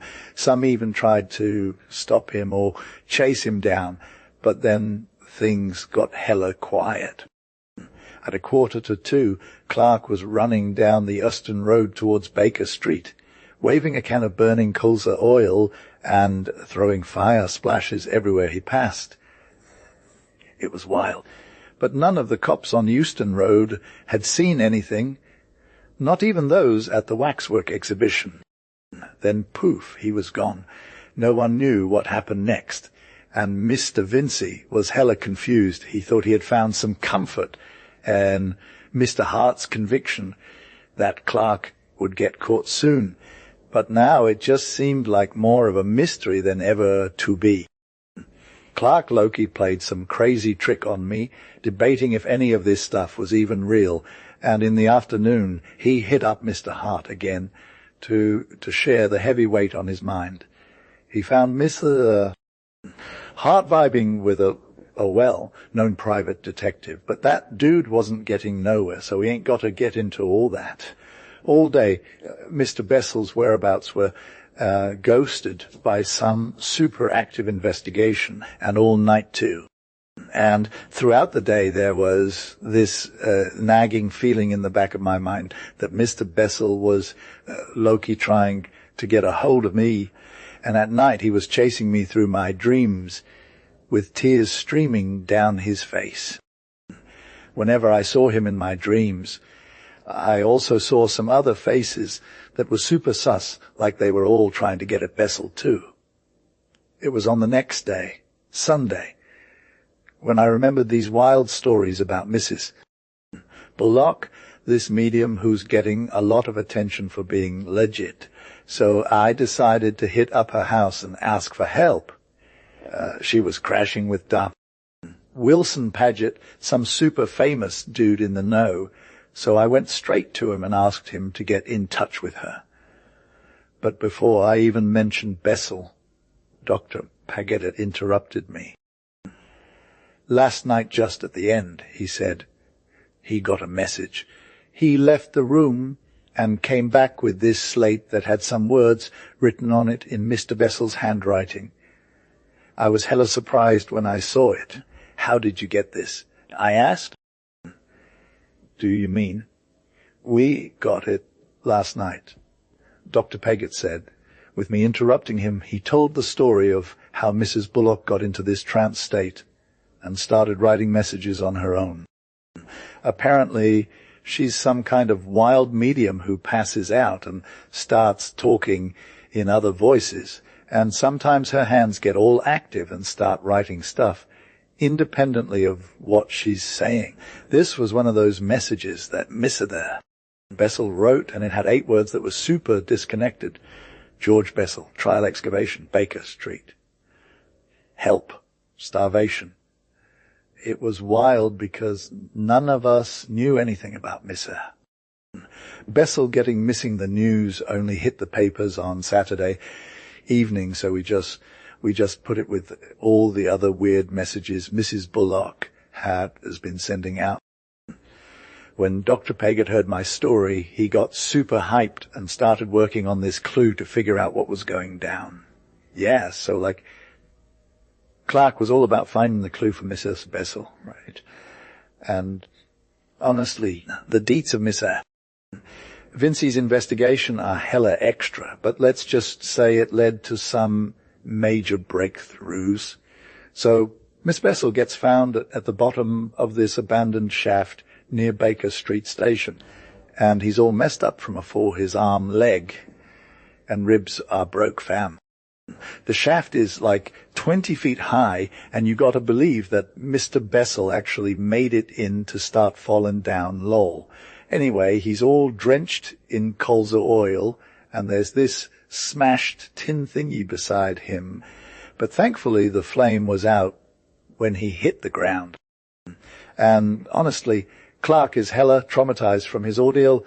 He starts weeping hysterically when he sees his rescuers. So they take him to Dr. Hatton's pad in Upper Baker Street. Yeah. And they're all about getting him some sedatives and stuff. But, like on the second day, Mr. Bessel is all, whoa, I got a statement, right? And he's been repping this same story over and over. He says he left his body. Fam, he was doing these experiments with Mr. Vincey, trying to get out of his own body, but it didn't work at first, lol. But then, like, suddenly, he's all, I did it. And he's talking about this release feeling where he just kinda disappears. You know, it was hella instant, fam. He says he was just chilling outside his body, seeing his own body near him, but not in it, lol. He felt like a whole different person, all impalpable and whatnot. And honestly, he's stuck on this story. Nothing shakes his confidence that he actually left his body, fam. I'm low-key still trying to figure out what's going on in my dome, fam. I saw the Albany and Piccadilly and Regent Street and all the rooms and places in the houses. It was straight fire and so bright I could see every tiny deep spread out below me like a mini-city from a hot air balloon. Every now and then some vague shapes like smoky vision geth made the vision a little hazy, but at first I was all, nah, I got this. The thing that threw me up is that I saw these sick insides of the houses too. Not just the streets, little people chillin', eatin' and vibin' in private houses, men and women sippin' drinks and crushin' it at restaurants and hotels. It was like watchin' a whole hive go on lock. Mr. Besseltote spaced out, forgot about Mr. Vincey, and just kept observing these things. He's all curious, so he goes up to this dude walking on Vigo Street with his shadowy arm. I'm trying to imagine what that even is. But he can't touch the guy, no matter how hard he tries. It's like his finger passed right through the dude. There's something holding him back, but he can't figure out what it is. He compares it to a sheet of glass, like when you're a lil kid trying to touch your reflection in a mirror for the first time.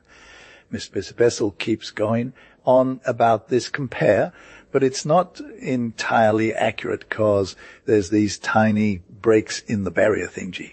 It's hard to explain what's going on in this whole situation. One thing that really stuck with him was how quiet it was, like we're talking zero sound fam. He was in a world without a peep. At first, Miss Bessel was all chill and observant, but then he starts thinking about where he is and how weird it is. He's out of his body, literally. He thinks he's also out of space in some way. It's hard to even explain that part.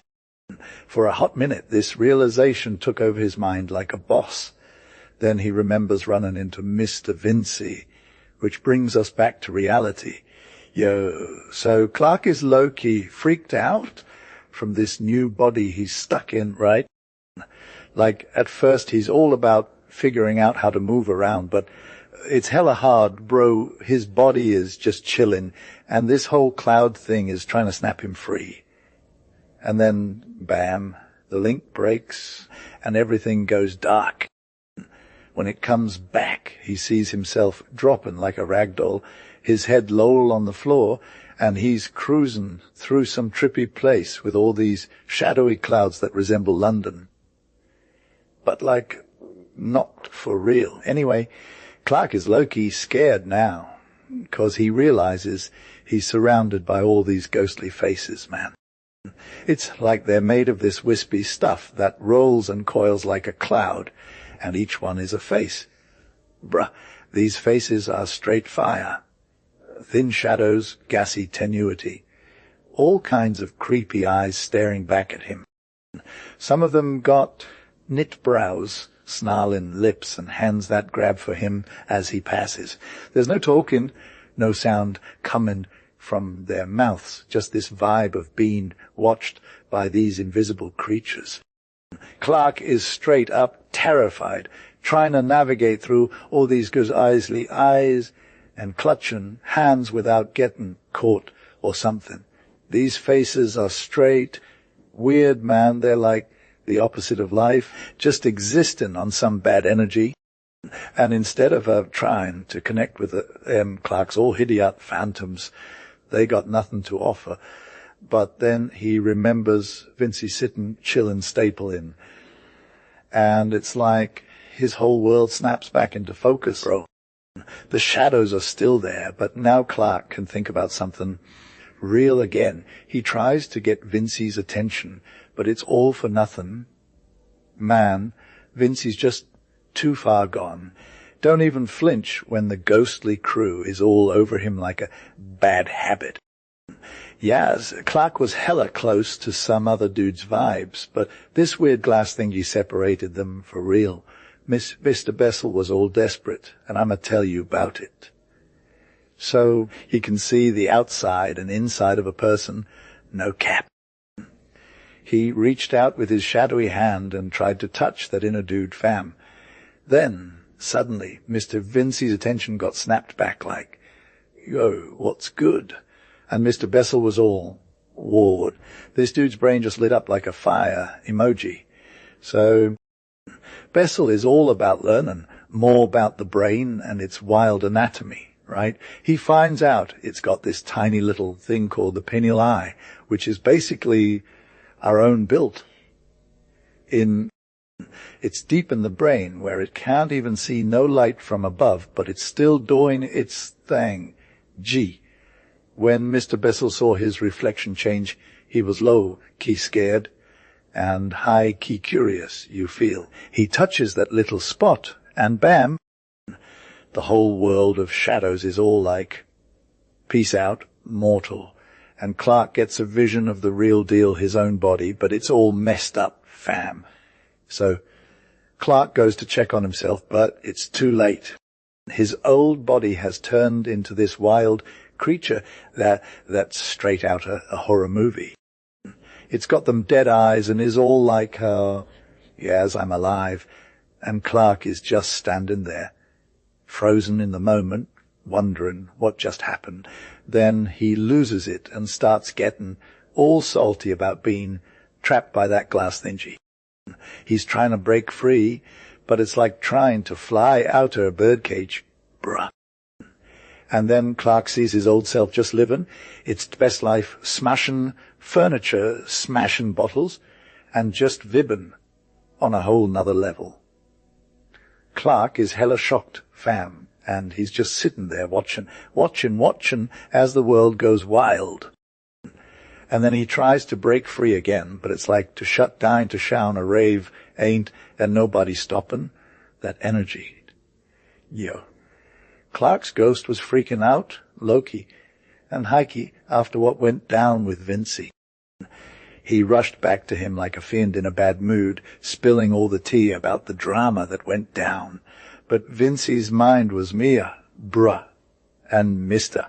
Bessel's ghost was just chillin' while he tried to get his life together. So Mr. Bessel is all peace out, I'm good, but then he's like a wraith trying to catch up with Vincey in Holborn. He got turned down hard, fam, and ended up back at the Burlington Arcade, where his crew was low-key freaking out. Now we can see how Mr. Bessel's getting, know what I'm saying? This dude at Clark's body, but it wasn't even him, bruh. It was some evil spirit from another world trying to make a move on this mortal realm. For 20 hours, that ghost was running wild, vibbing with the energy of that other world. He was trying to get in touch with Vincey and Hart, but he didn't know how to communicate. You feel. His fingers was all like, yo, help me out, fam, but they just couldn't get through. For a hot sec, Mr. Bessel was able to vibe with Vincey and make him see the ghost, but even that wasn't enough. The dude still didn't understand what went down, you know. So Clark's mind was all, I'm going to die in this shadow world forever. And his ghost was just trying to survive, trying not to get caught by his possessed homie. But, fam, the ghost was surrounded by a whole squad of spirits, trying to join the party and make some chaos. They were all about that life after death, you know. Coveting mortal bodies so they could live out their wildest dreams. But here's the thing. Mr. Bessel wasn't alone in that world. He met other ghostly dudes who'd lost their bodies too. And they were all just trying to find peace, but it was hard, you feel. They couldn't speak, because that world is hella silent, but Clark could sense. Fam. They had human bodies, but they were all messed up, and they looked so sad. But the real question is, how did they end up there, bruh? Clark couldn't even get the deets on that other world, you feel. He had no idea where all the bodies were, or if they were still low-key raging about the earth, or if they were just ghosted forever, you know. That they weren't even actual spirits, though Doc Wilson Paget thinks it's all just the rational souls of men who are hella lost in madness on this earth. Then Mr. Bessel found a spot where there was a crew of those low-key silent spirits vibing together, and he got the tea that below them there was this bright room with 4 or 5 quiet gentlemen and Mrs. Bullock, the medium just chillin' in a chair like it's nobody business. He knew her from the pics to be Mrs. Bullock. Oh, she's all about that medium life. And he caught on that those brain structures of hers were lit up and moving around like crazy, similar to what he saw in Missa. Vincey's brain with his pineal eye thing going on. The light was hella wonky. Sometimes it'd be full on bright, and other times just a faint glow. It was moving slow around her brain, you feel. She kept talking and written with one hand like she didn't even care, but Miss Bessel saw that the shadows of those dudes around him were all trying to touch the lit regions of her brain, and there was a whole crew of shadow spirits from that other realm just thriving. Every time someone got into her brain or another dude got pushed away, her voice and the written with her hand would change up like crazy. So it was all disjointed and confusing for most part, bits and pieces of one soul's message, another soul's vibes, and then she'd just be talking about some wild fantasies from those other souls. Then Mr. Bessel got that it was the spirit touching her brain, and he started getting low-key determined to reach her. But he couldn't cause he was on the outside of all that drama, you feel. So he dipped out for a sec to find his bod, and it took him ages trying to locate it in Baker Street. He was hella worried it had gotten killed, or something. But then he found it at the bottom of the shaft, all writhy and cursing with pain. its leg, arm, and 2 ribs were all broke from the fall, and that evil spirit was all bent out of shape, 'cause its time was so short, and it hurt like crazy. So Mr. Bessel comes back to the room all fired up now, and sees one of those dudes looking at his watch like he's thinking, the stinky ant's about to end already. Then a bunch of the shadows get all dejected, 'cause they thought their time was almost up, but then you knew Mr. Bessel would roll back in there, no cap. And Bessel was low-key extra on his willpower, and he was trying to push back against the other vibes that were trying to bring him down, right? And then he got a little too much of it, and literally took over the woman's energy, you feel. And at that exact moment, it lit up like crazy, and she, Loki, wrote this message that some doc dude was trying to preserve. And then those other dark energies and evil spirits gave Midas Bessel's space, and he couldn't get back to her no more for real. So he's chilling at the bottom of the shaft, watching this evil spirit vibe in the stolen body. It had all messed up, just writhing, cursing, and crying, learning a major lesson about pain, G. And then, like around dawn or whatever, the brain was glowing bright, and that evil spirit came out of the woodwork, and Miss Bessel was all peace out, and he got back into this body he thought he'd never get back in, no cap. And when he did, it was like boom. The silence just disappeared, and he's hearing traffic and people talking overhead, and that whole other world of energy just vanished, you feel. And Mr. Bessel is just chilling, vibbing with his heart full of love and happiness, 'cause he made it back to the good life, so I'm at this Brunswick hotel in the East India Docks, and it's like 1853 or something, and it's a super wet and hot afternoon, fam. I just got done being on the tramp all day, trying to find some shipboard gig, but nobody wants me, bruh. I'm literally broke, only got 2 shillings and 3 pennies in my pocket, and when I pay for my ale, I'm basically out of cash. Gee, there's these nautical dudes just chilling at the bar, drinking their booze, and I'm just sitting there thinking, what's good? I want to get to Australia, but nobody wants me on any ship, period. Captains and mates are all like, get out of here. And even these crimps are just laughing at me, because I told Em I wanted a spot, and they're all, nope, you're good, hayseed. So Clark's life was pretty lit, fam. His dad was a hella devout dude who never got more than $230 a year from all sources. Clark was a big old clumsy dude with no squad and literally 0 interests, bruh. He hated being tied down to a desk job, so he wanted to just ghost the world and sail off to Australia. He was chilling in the Brunswick Hotel, staring at the floor like he didn't care about nothing, when suddenly some dude approached him. Clark looked up and saw this young blood who had that whole know-you going on. It was Jem back, his old homie from church. Yo, Mr. Peploe, Jem said with a slow grin. What's good? Clark was like, Ward, it's William. Then they vibed some more, and Jem asked if you remembered him from back in the day. They had that mutual respect thing going on. So Clark invited Jem to sit down. Jem brought over a cold ale, and they started talking.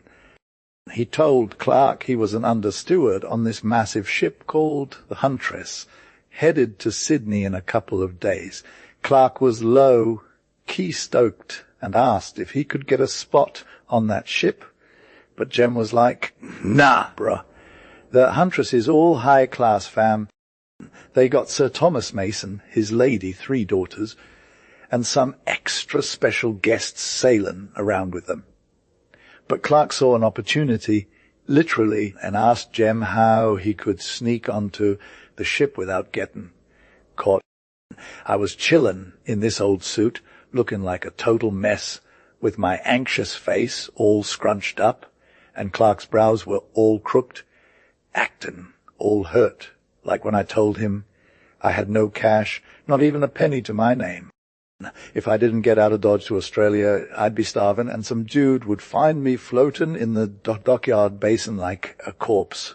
We sipped on L for at least an hour low, key vibbin', talking about all sorts of deep stuff. When we said our goodbyes, I was down with Clark on what to do next. The Huntress was this massive ship, 1,400 tons or whatever.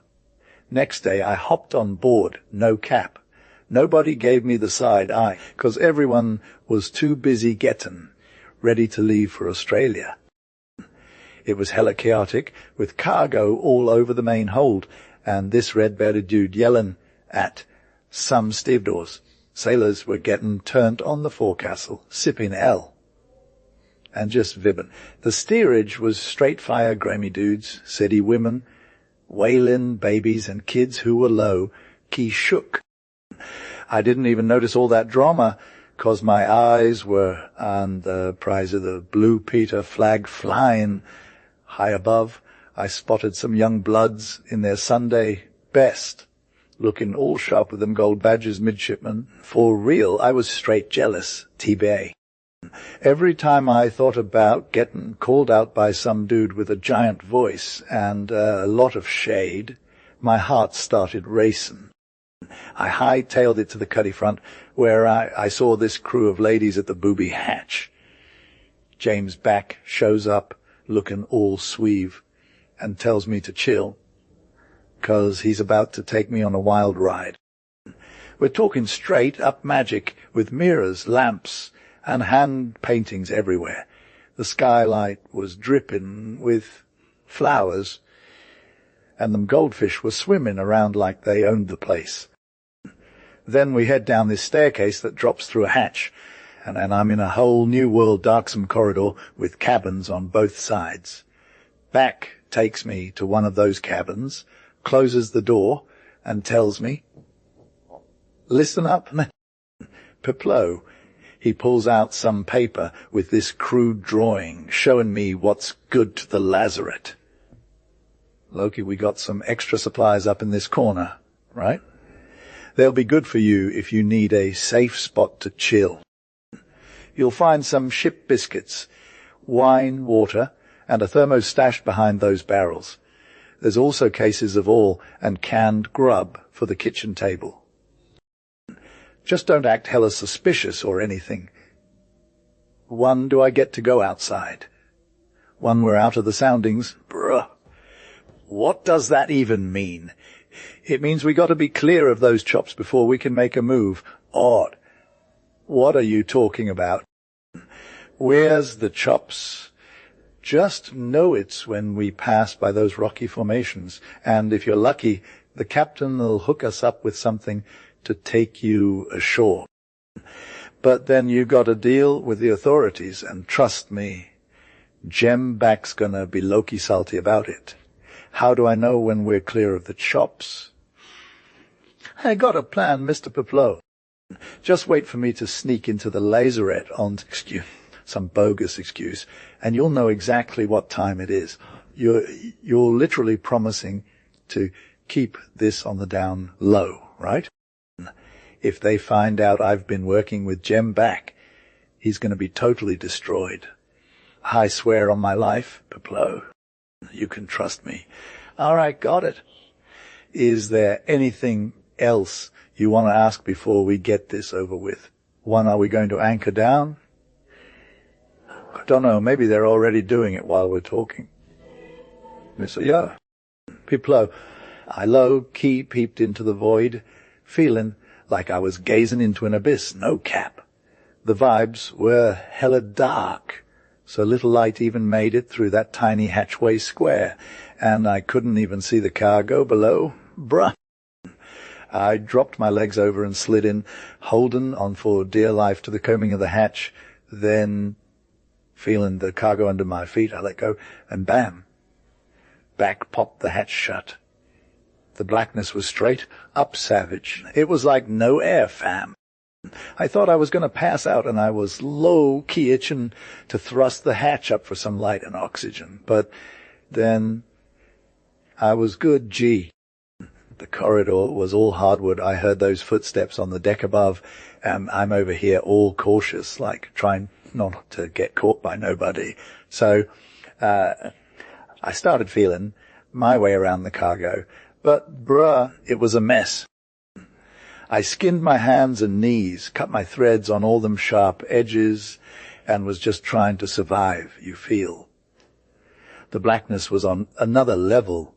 Even the darkest night or an electric storm wouldn't compare. But, like, I had that sketch back, drew of this spot in my head, so I kept it moving, crawling around in the direction I thought the casks and my food were at.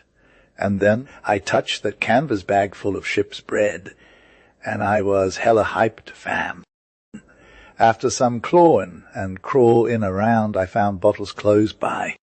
So I'm feeling around these black areas with my mangled hands, trying not to hurt myself no more, and I find this little hideout between the casks and the ship's wall. That was the spot Back told me about. Gee, it was like a little sanctuary in the dark. I just sat down, catching my breath, thinking and collecting my wits. But for real, I had no way to make light, so I was straight up terrified of setting the ship on fire.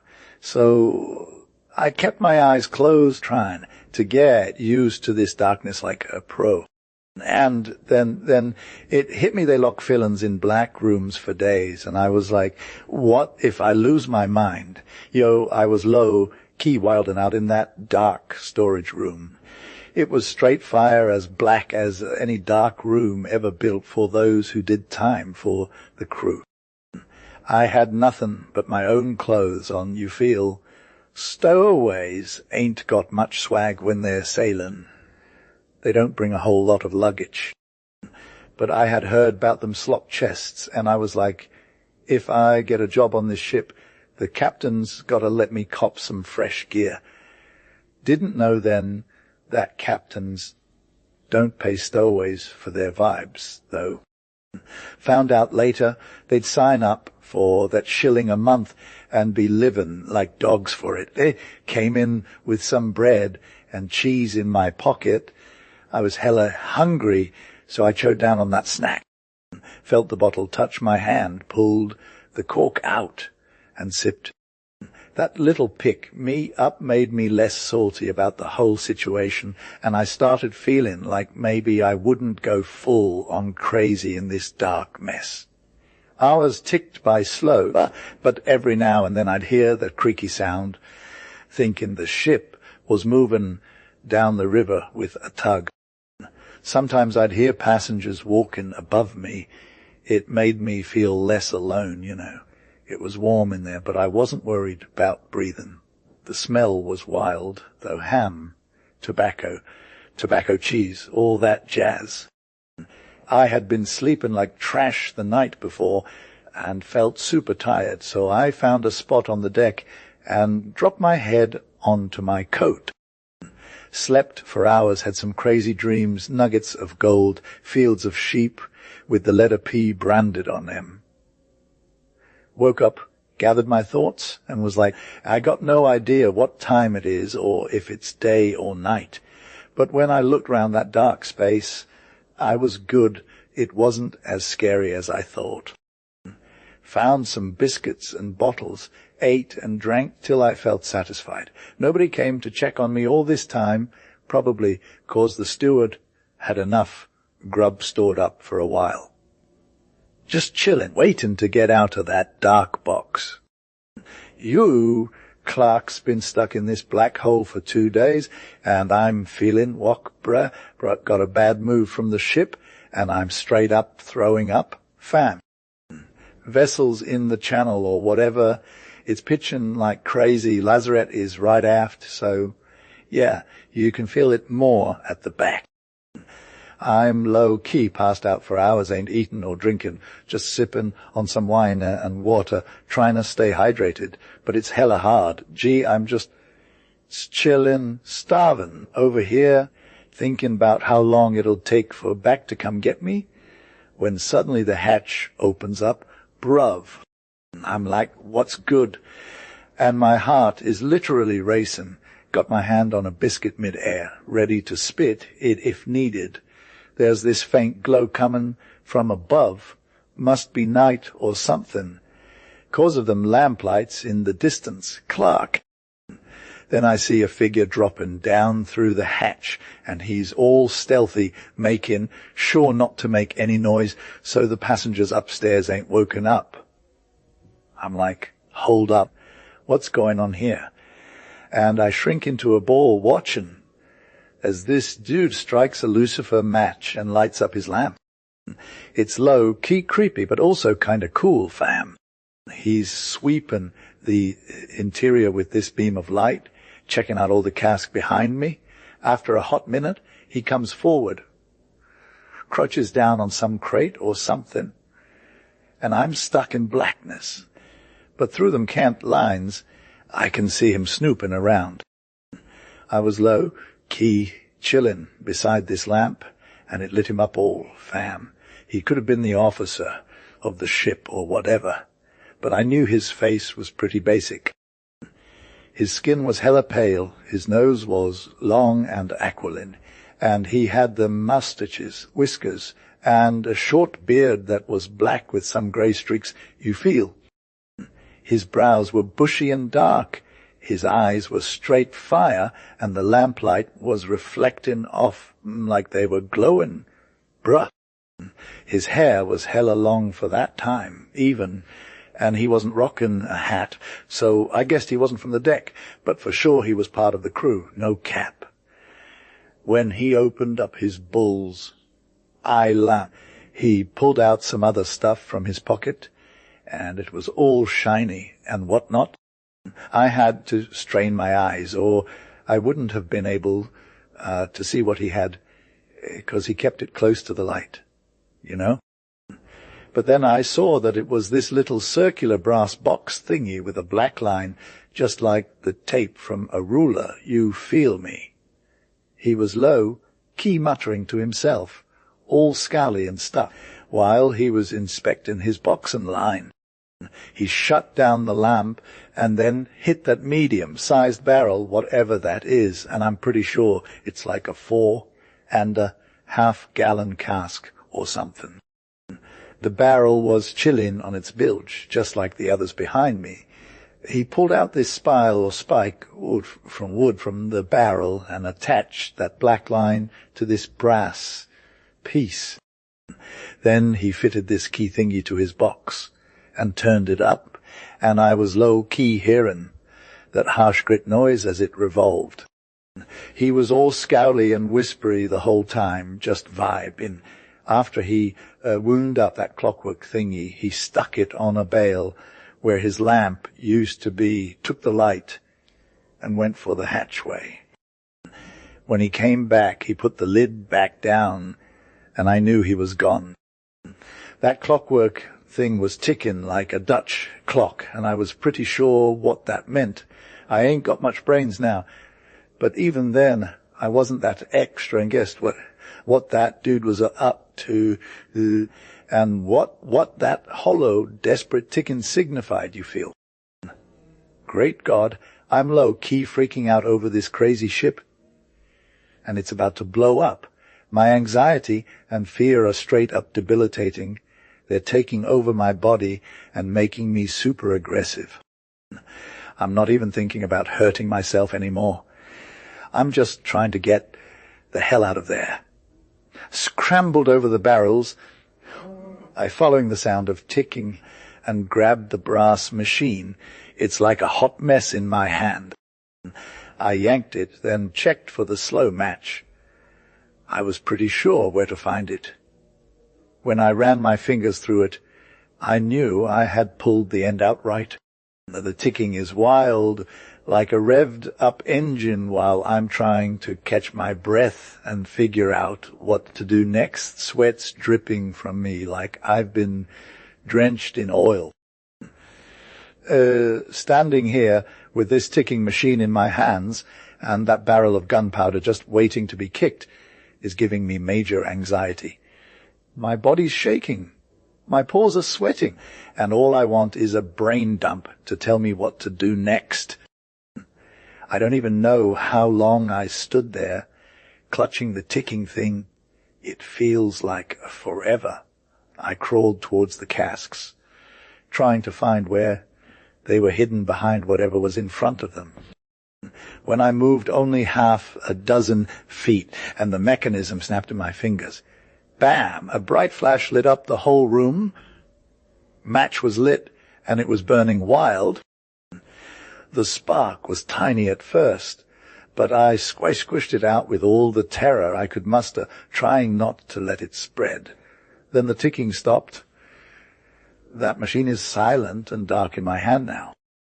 I waited for a sec to chill out, and then thought, time to get out of here. So I pocketed the brass box and match, but getting out took me way too long, like 30 minutes. I fell into crevices, stumbled over edges, and almost broke my leg twice. What a hot mess. But being tall helped me feel the deck above me and catch myself when I touched the edge of the hatchway. So I pulled up the cover, got out, and started walking down the corridor. It was a mess with people boots everywhere. Then I made my way to the quarter deck and almost face planted from the wind. It was like a whole new world after that stinky, stale air. There was this clock on the poop when it hit 2:20, but like nothing was popping on deck or in the waist. You feel. The whole ship was sailing straight before the wind, and the sails were all lit up under the stars, looking hella pale. I went up some stairs to get to the poop and saw these midshipman Weben on one side, while on the other side there's this third dude who was just chilling. 'Cause he was solo, you know. That meant he was the officer of the watch, so I slid over to him. He straightened up when I approached and was all like, "What's good?" "Who are you?" I'm like, "I'm just out of your lazarette, homie, and I dropped tail about 7. The ship from getting its stern blown off by some wild machine." The second mate was all, "Ward, what's going on here?" And then he calls out to the other midshipman to come check it out. So the second mate tells them about me and my story, but they're like, "What's this? You think you saved the ship or something?" And I'm all, "Yes, sir, I did." Then I start spilling the tea. I was trying to get to Australia, but I couldn't afford no passage, so I had to hide out in the lazarette. But then I saw this dude fit a slow match into some gunpowder barrel thing, and then it all went down. Fam, I pull out my pocket piece of trash the machine and hand it over to the second mate, and like right when he takes it, the captain shows up on deck. He's this tall, deep-voiced dude who's all calm and chill, but also super in charge. "What's poppin'?" he asks, and then he asks about me. The second mate spills the whole story again, and the captain is like, "Okay, let's take a look at this thing." He grabs it from the second mate, steps over to the skylight where there's some sick lamp burning, and starts fiddling with it. He pulls the trigger, and bam, there's this bright little flame that fires off a match. I'm all, "Got you covered, Captain," because I grabbed that fire between my thumb and forefinger, like a boss. The captain is all calm again, but then he tells these midshipmen to go get the chief mate, okay? Send the boatswain and carpenter Loki aft. He was all chill with the second mate, like, "Let's keep it quiet, fam," because they didn't want to freak out on the ship. Then he asks me to describe the dude who fitted the sick device to the barrel. I'm good, so I give it a shot. The captain is all like, do you recognize this G? And the second mate is like, nah, bro, I got no one on board who matches that description. I'm low-key freaking out, like, gotta be on this ship, so I give the deets again, trying to get the whole crew hyped. But then the chief officer shows up, and it's all hustle and bustle, so my story gets retold real quick. The carpenter grabs a lantern, and we all go take a closer look at the contraption by the light. No cap. This thing is straight fire, says the chief officer. Captain's like, well, yes, sir, I got a feeling it's alive. He tells us to keep it on the down low from the passengers, 'cause we don't want to freak them out. Then he sends his misser, Morit, and the boys to check out the lazarette with him, but he also reminds them to keep their fire in check. The three of them head off to do their thing. Captain then checks me again, and I'm good, no cap. He's all about getting the deets on the dude who fitted that device, 'cause we don't know what he said or how he did it. But I got nothing, so I just sit tight. And then he sends the chief steward to check if there's anyone matching my description, and it turns out there is John Howland, a low-key shady steerage passenger. Go check on him, says the captain, and off the steward goes. The boys come back, and Mr. Morit is all, yup, that's where he said it was, with a barrel of gunpowder ready to rock. Captain's like, all right, get it out of here and stash it in the magazine. He's all calm and collected, 'cause they just had a close call. Then he asks the second mate if there's any more gunpowder down there, and Mr. Morit is like, nah, that's it. Captain's all, Ward, how did this get on board? And the second mate is like, God knows, dude, it low-key deceived me, right? Unless there's some dude trying to play me for a lumper in this job, does he even know what he's talking about? Clack said, turnin' on me. At this moment, the steward comes flying out of the corner and is like, dude, we got a problem, Captain. He says to the captain in this super shaky voice, some dude just died in his bunk with a throat cut so bad it's straight out of a horror movie. The captain's all like, come on, Clark, let's roll. And the whole crew, minus the carpenter and second mate, goes down below. We're walking along the hallways, keeping isht, 'cause the captain told us to tread light, making sure not to peep. The mate, the midnight lantern is shinning bright, but it's still kind of dark in here. The steward brings us to this cabin that's almost right at the back of the ship and throws open the door. There's this bracket lamp just filling up the whole room with light, and we got 2 bunks under the porthole. One of 'em got some dude lying on it. That's the same dude I saw in the lazarette. His throat is all messed up, and his right hand still gripping this razor like it was nobody's business. Is that the dude? Asks the captain. Yeah, that's the dude. I'm saying, shaking like a leaf and feeling straight trash about myself. Steward, go grab the dock, says the captain. Can't tell the carpenter, we ain't needing no iron here. Now my whole tragic story can be summed up by translating these 2 newspaper clips I got pasted in a common book. The first one's from the Sydney Morning Herald. It goes like this. After describing how the huntress arrived and all that jazz, they're talking about this crazy incident where some dude named William Peploe gets caught hidden out in the lazarette. He sees some other dude sneaking around, attaching a match to a barrel of gunpowder midships, and on top of it like it's no big deal. When the other dude leaves, Peploe's all heroic and takes the machine on deck.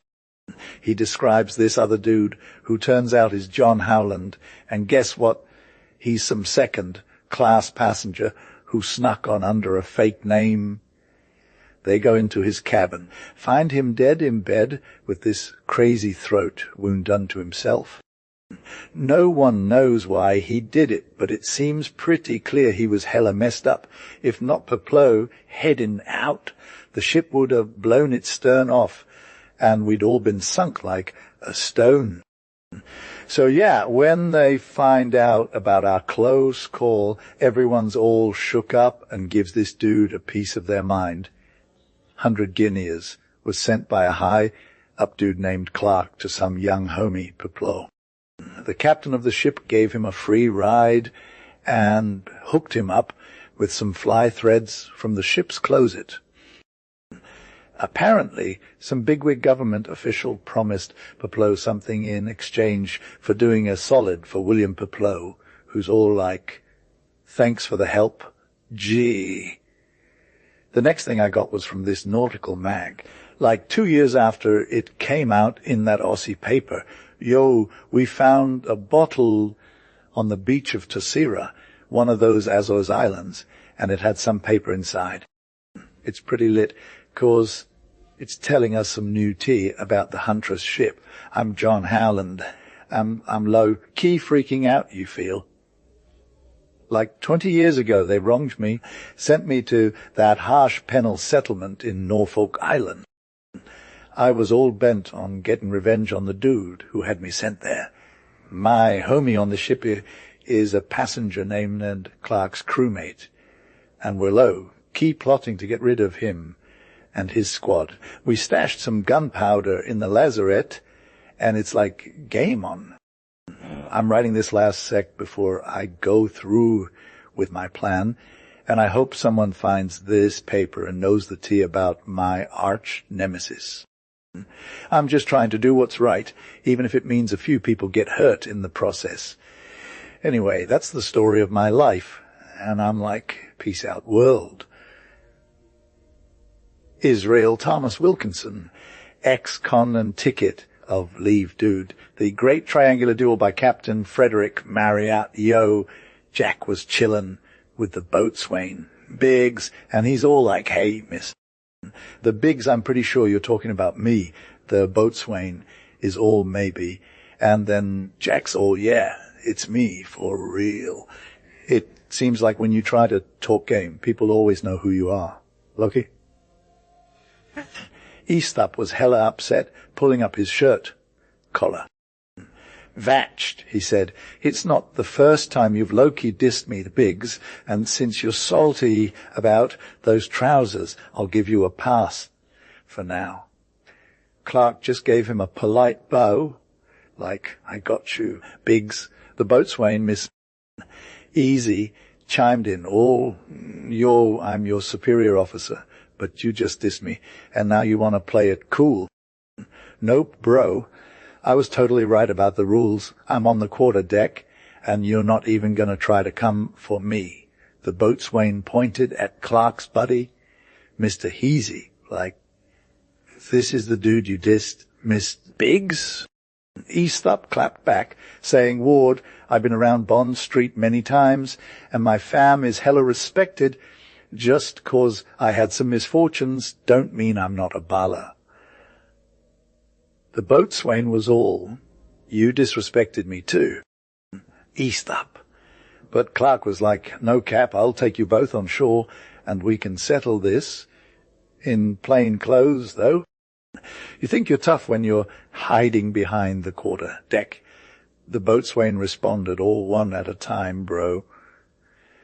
But Clark was like, Not one at a time. I'll take both of you on and show you who's bossed." If Mr. Easy thought he was his superior officer, he needed to step up their game. Otherwise, Clark wasn't afraid to throw down. Mr. Biggs decided to fight, but he had to find a second. That's when he went after Mr. Tallboys, the gunner. Mr. Tallboys was all, "Okay, I'll be your goon," but he was extra salty about it since Clark had been winning at navigation lately. Meanwhile, Jack just chilled with Gascoigne, not saying a word to anyone else. It wasn't like he could trust Jolliffe or anyone else with the tea. But when he finally spilled the beans to Gascoigne, his homie still thought it was hella rude of Clark to take on the boatswain. But since the challenge had been thrown, Jack couldn't back down now. Gascoigne was all, "I got you, bro, I'll be your second." Yaz and Loki thoughtless about the consequences. Mr. Tallboys hit up Missa. Gascoigne taking him down a peg while the boatswain was vibbing with a glass of rum, and Clark was just chilling outside playing with a monkey. "Mr. Gascoigne," said the gunner, "I've been hella confused how this duel should go down, but I finally figured it out. You see, there are 3 people fighting. Had there been 2 or 4, it would have been a no-brainer, but we got to make it work with this triangle thing." Gascoigne was shook. He couldn't even imagine what the gunner was talking about. "Are you aware of how equilateral triangles work?" Gascoigne asked the gunner. "Yeah," replied the midshipman. "It's got 3 equal sides.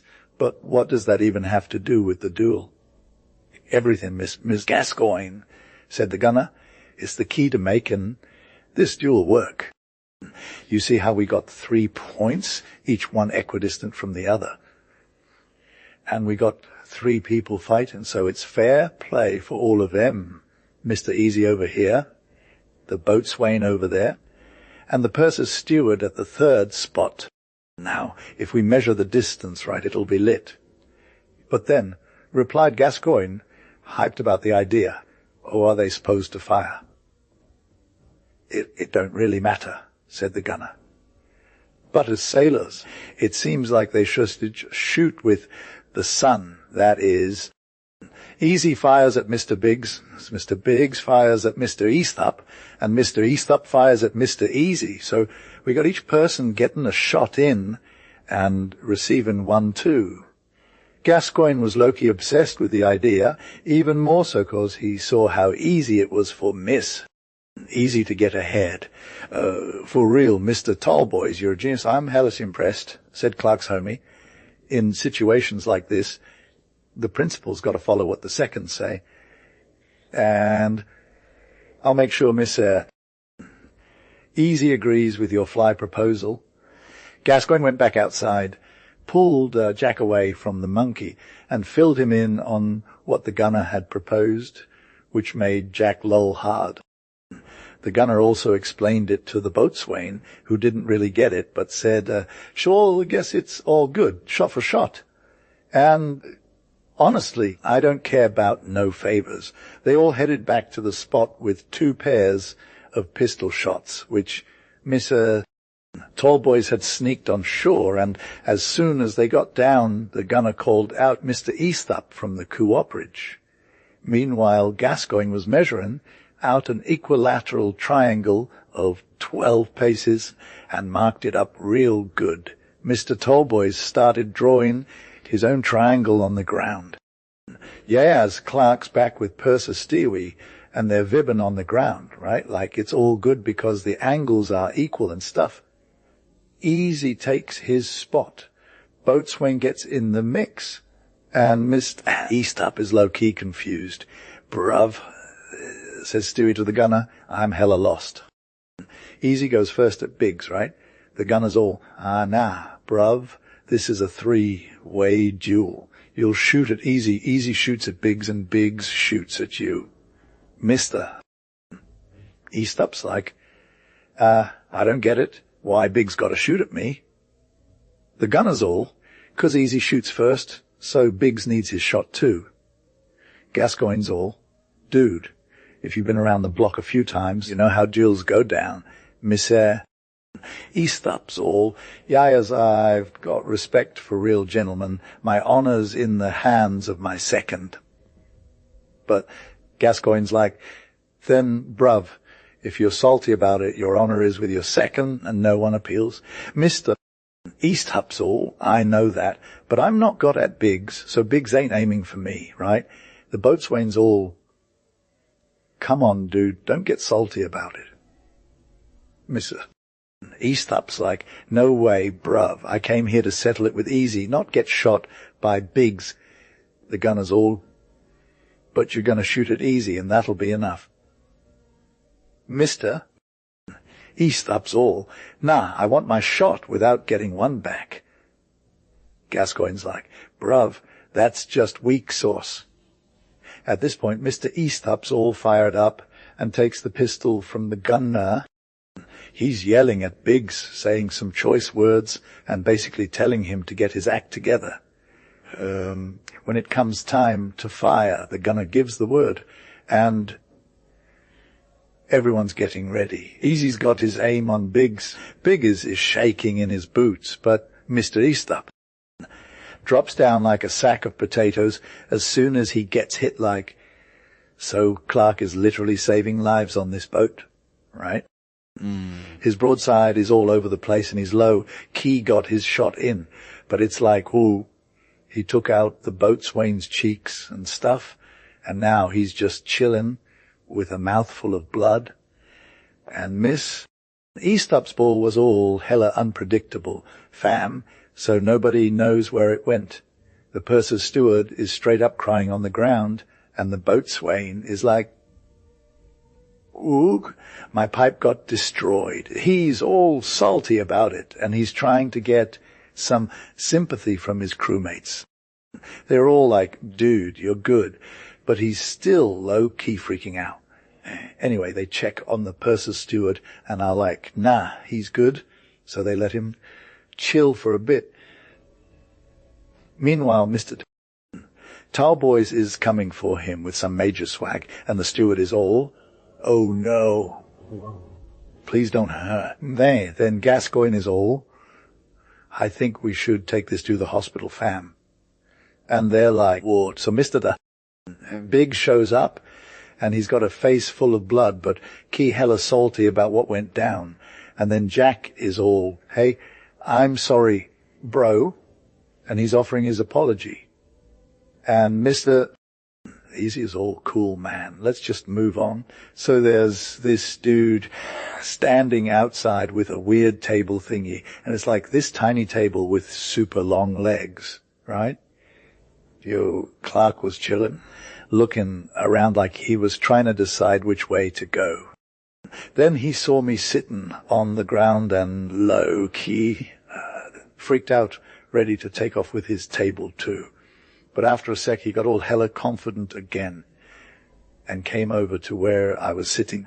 The whole table thing exposed. He's all like, "Glad you're here, my dude." I'm all, "Thanks. And we're chillin' about how nice it is outside." Then he's all, "It's a sick day for sure." I'm like, "Told ya." He says, "Now you feel me." And then he throws in the whole thimble and P game thing. "So, you want to play? You put a sovereign on my table, and if you find the P under one of my thimbles, you get 2 sovers. I'm like, "What's up with that game?" He's all, "You don't know what it is." "No biggie, I got you." He places the table down and's all, "Just put a sovereign on there and find that P. But if I lose, I lose, right?" he says. But then he stops me 'cause I ain't got no cash. He's all, "You're broke?" Okay, that changes everything. And then he's all, "Guess I gotta find a new customer." We exchange some pleasantries and he asks if I'm out of work. I'm like, "Yay, been laid off." He gives me the side eye, but doesn't say nothing. Then he's all, "Hey, Clark, can we chill for a sec?" "For sure," I say, getting up. He walks over to this dry pit and sets down his table, motioning for me to do the same. He's asking if I'm looking for work, and I'm like, "Yeah, need something ASAP." Then he's all, "I got a gig for you." And I'm thinking, "What's the job?" He says, "Be my bonnet." I'm like, "Bonnet? What's that?" Yo, so we got exposed, fam. People who get their money hella broke usually go ham, calling us cheaters and stuff. And some they even and try to knock our hats off our eyes, like living for real, some custom as a straight savage, knocking over tables and causing all that drama. I've had 3 tables this day already, and the other 2 were messed up by people who ain't got no chill. So we're usually just trying to vibe with people who know how to play it cool, you feel. We want someone to be our squad to support us, even if they don't know nothing about us. Like when some customer says, I'm being cheated, the hat got to come through and say, nah, bruh, that's not true. Everything's good. Or when my hat gets knocked over, the hat got to be all, I never saw you before in my life, but I won't let nobody get played by you. And when someone kicks at the table, the hat got to be like, I ain't going to sit for that, fam. This table is nice, and I want to play too. Then I'm like, thanks, my G, whoever finds the cash wins. And then the hat starts playing, and I just let them win, you know. For real, the hat represents the dude who's got your back, even if they're the one covering you up. The man was all, I see you're woke, and you're about to take over as a top-notch bonnet. And I'm like, what's the pay? The man is all, you'd be making around 40 to 50 quid a week, fam. And I'm like, is that even possible? He's all good vibes, ain't it? But I'm like, no way, I don't vibe with this job. He's all not bonneting. And I'm like, see what you did there. He tells me it's not super hard, but it takes natural talent and practice, like for real. So he shows me some sick tricks, like how to move the thimble around with a pellet, and we're playing this game where he asks me if it's funny. And when I say, yeah, he's all ward. And then the man starts telling me about some pointers connected to the game. So I guess that's what being a bonnet is all about. The affirmative, he said, I'm hyped you're feeling it. Come through and let's get that dough. Then he got up and set the table, but he was about to leave, noticing I wasn't moving. He asked what I was low. Key doing. Just vibing on my own. I said, I'm good with just chilling here. You're not going to play.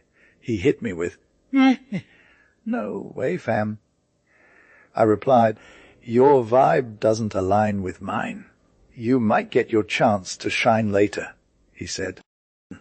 That don't matter, I said, and I started low, key dissing an Armenian noun while sitting with my legs over the pit. Brew, that's not a real thing, he said.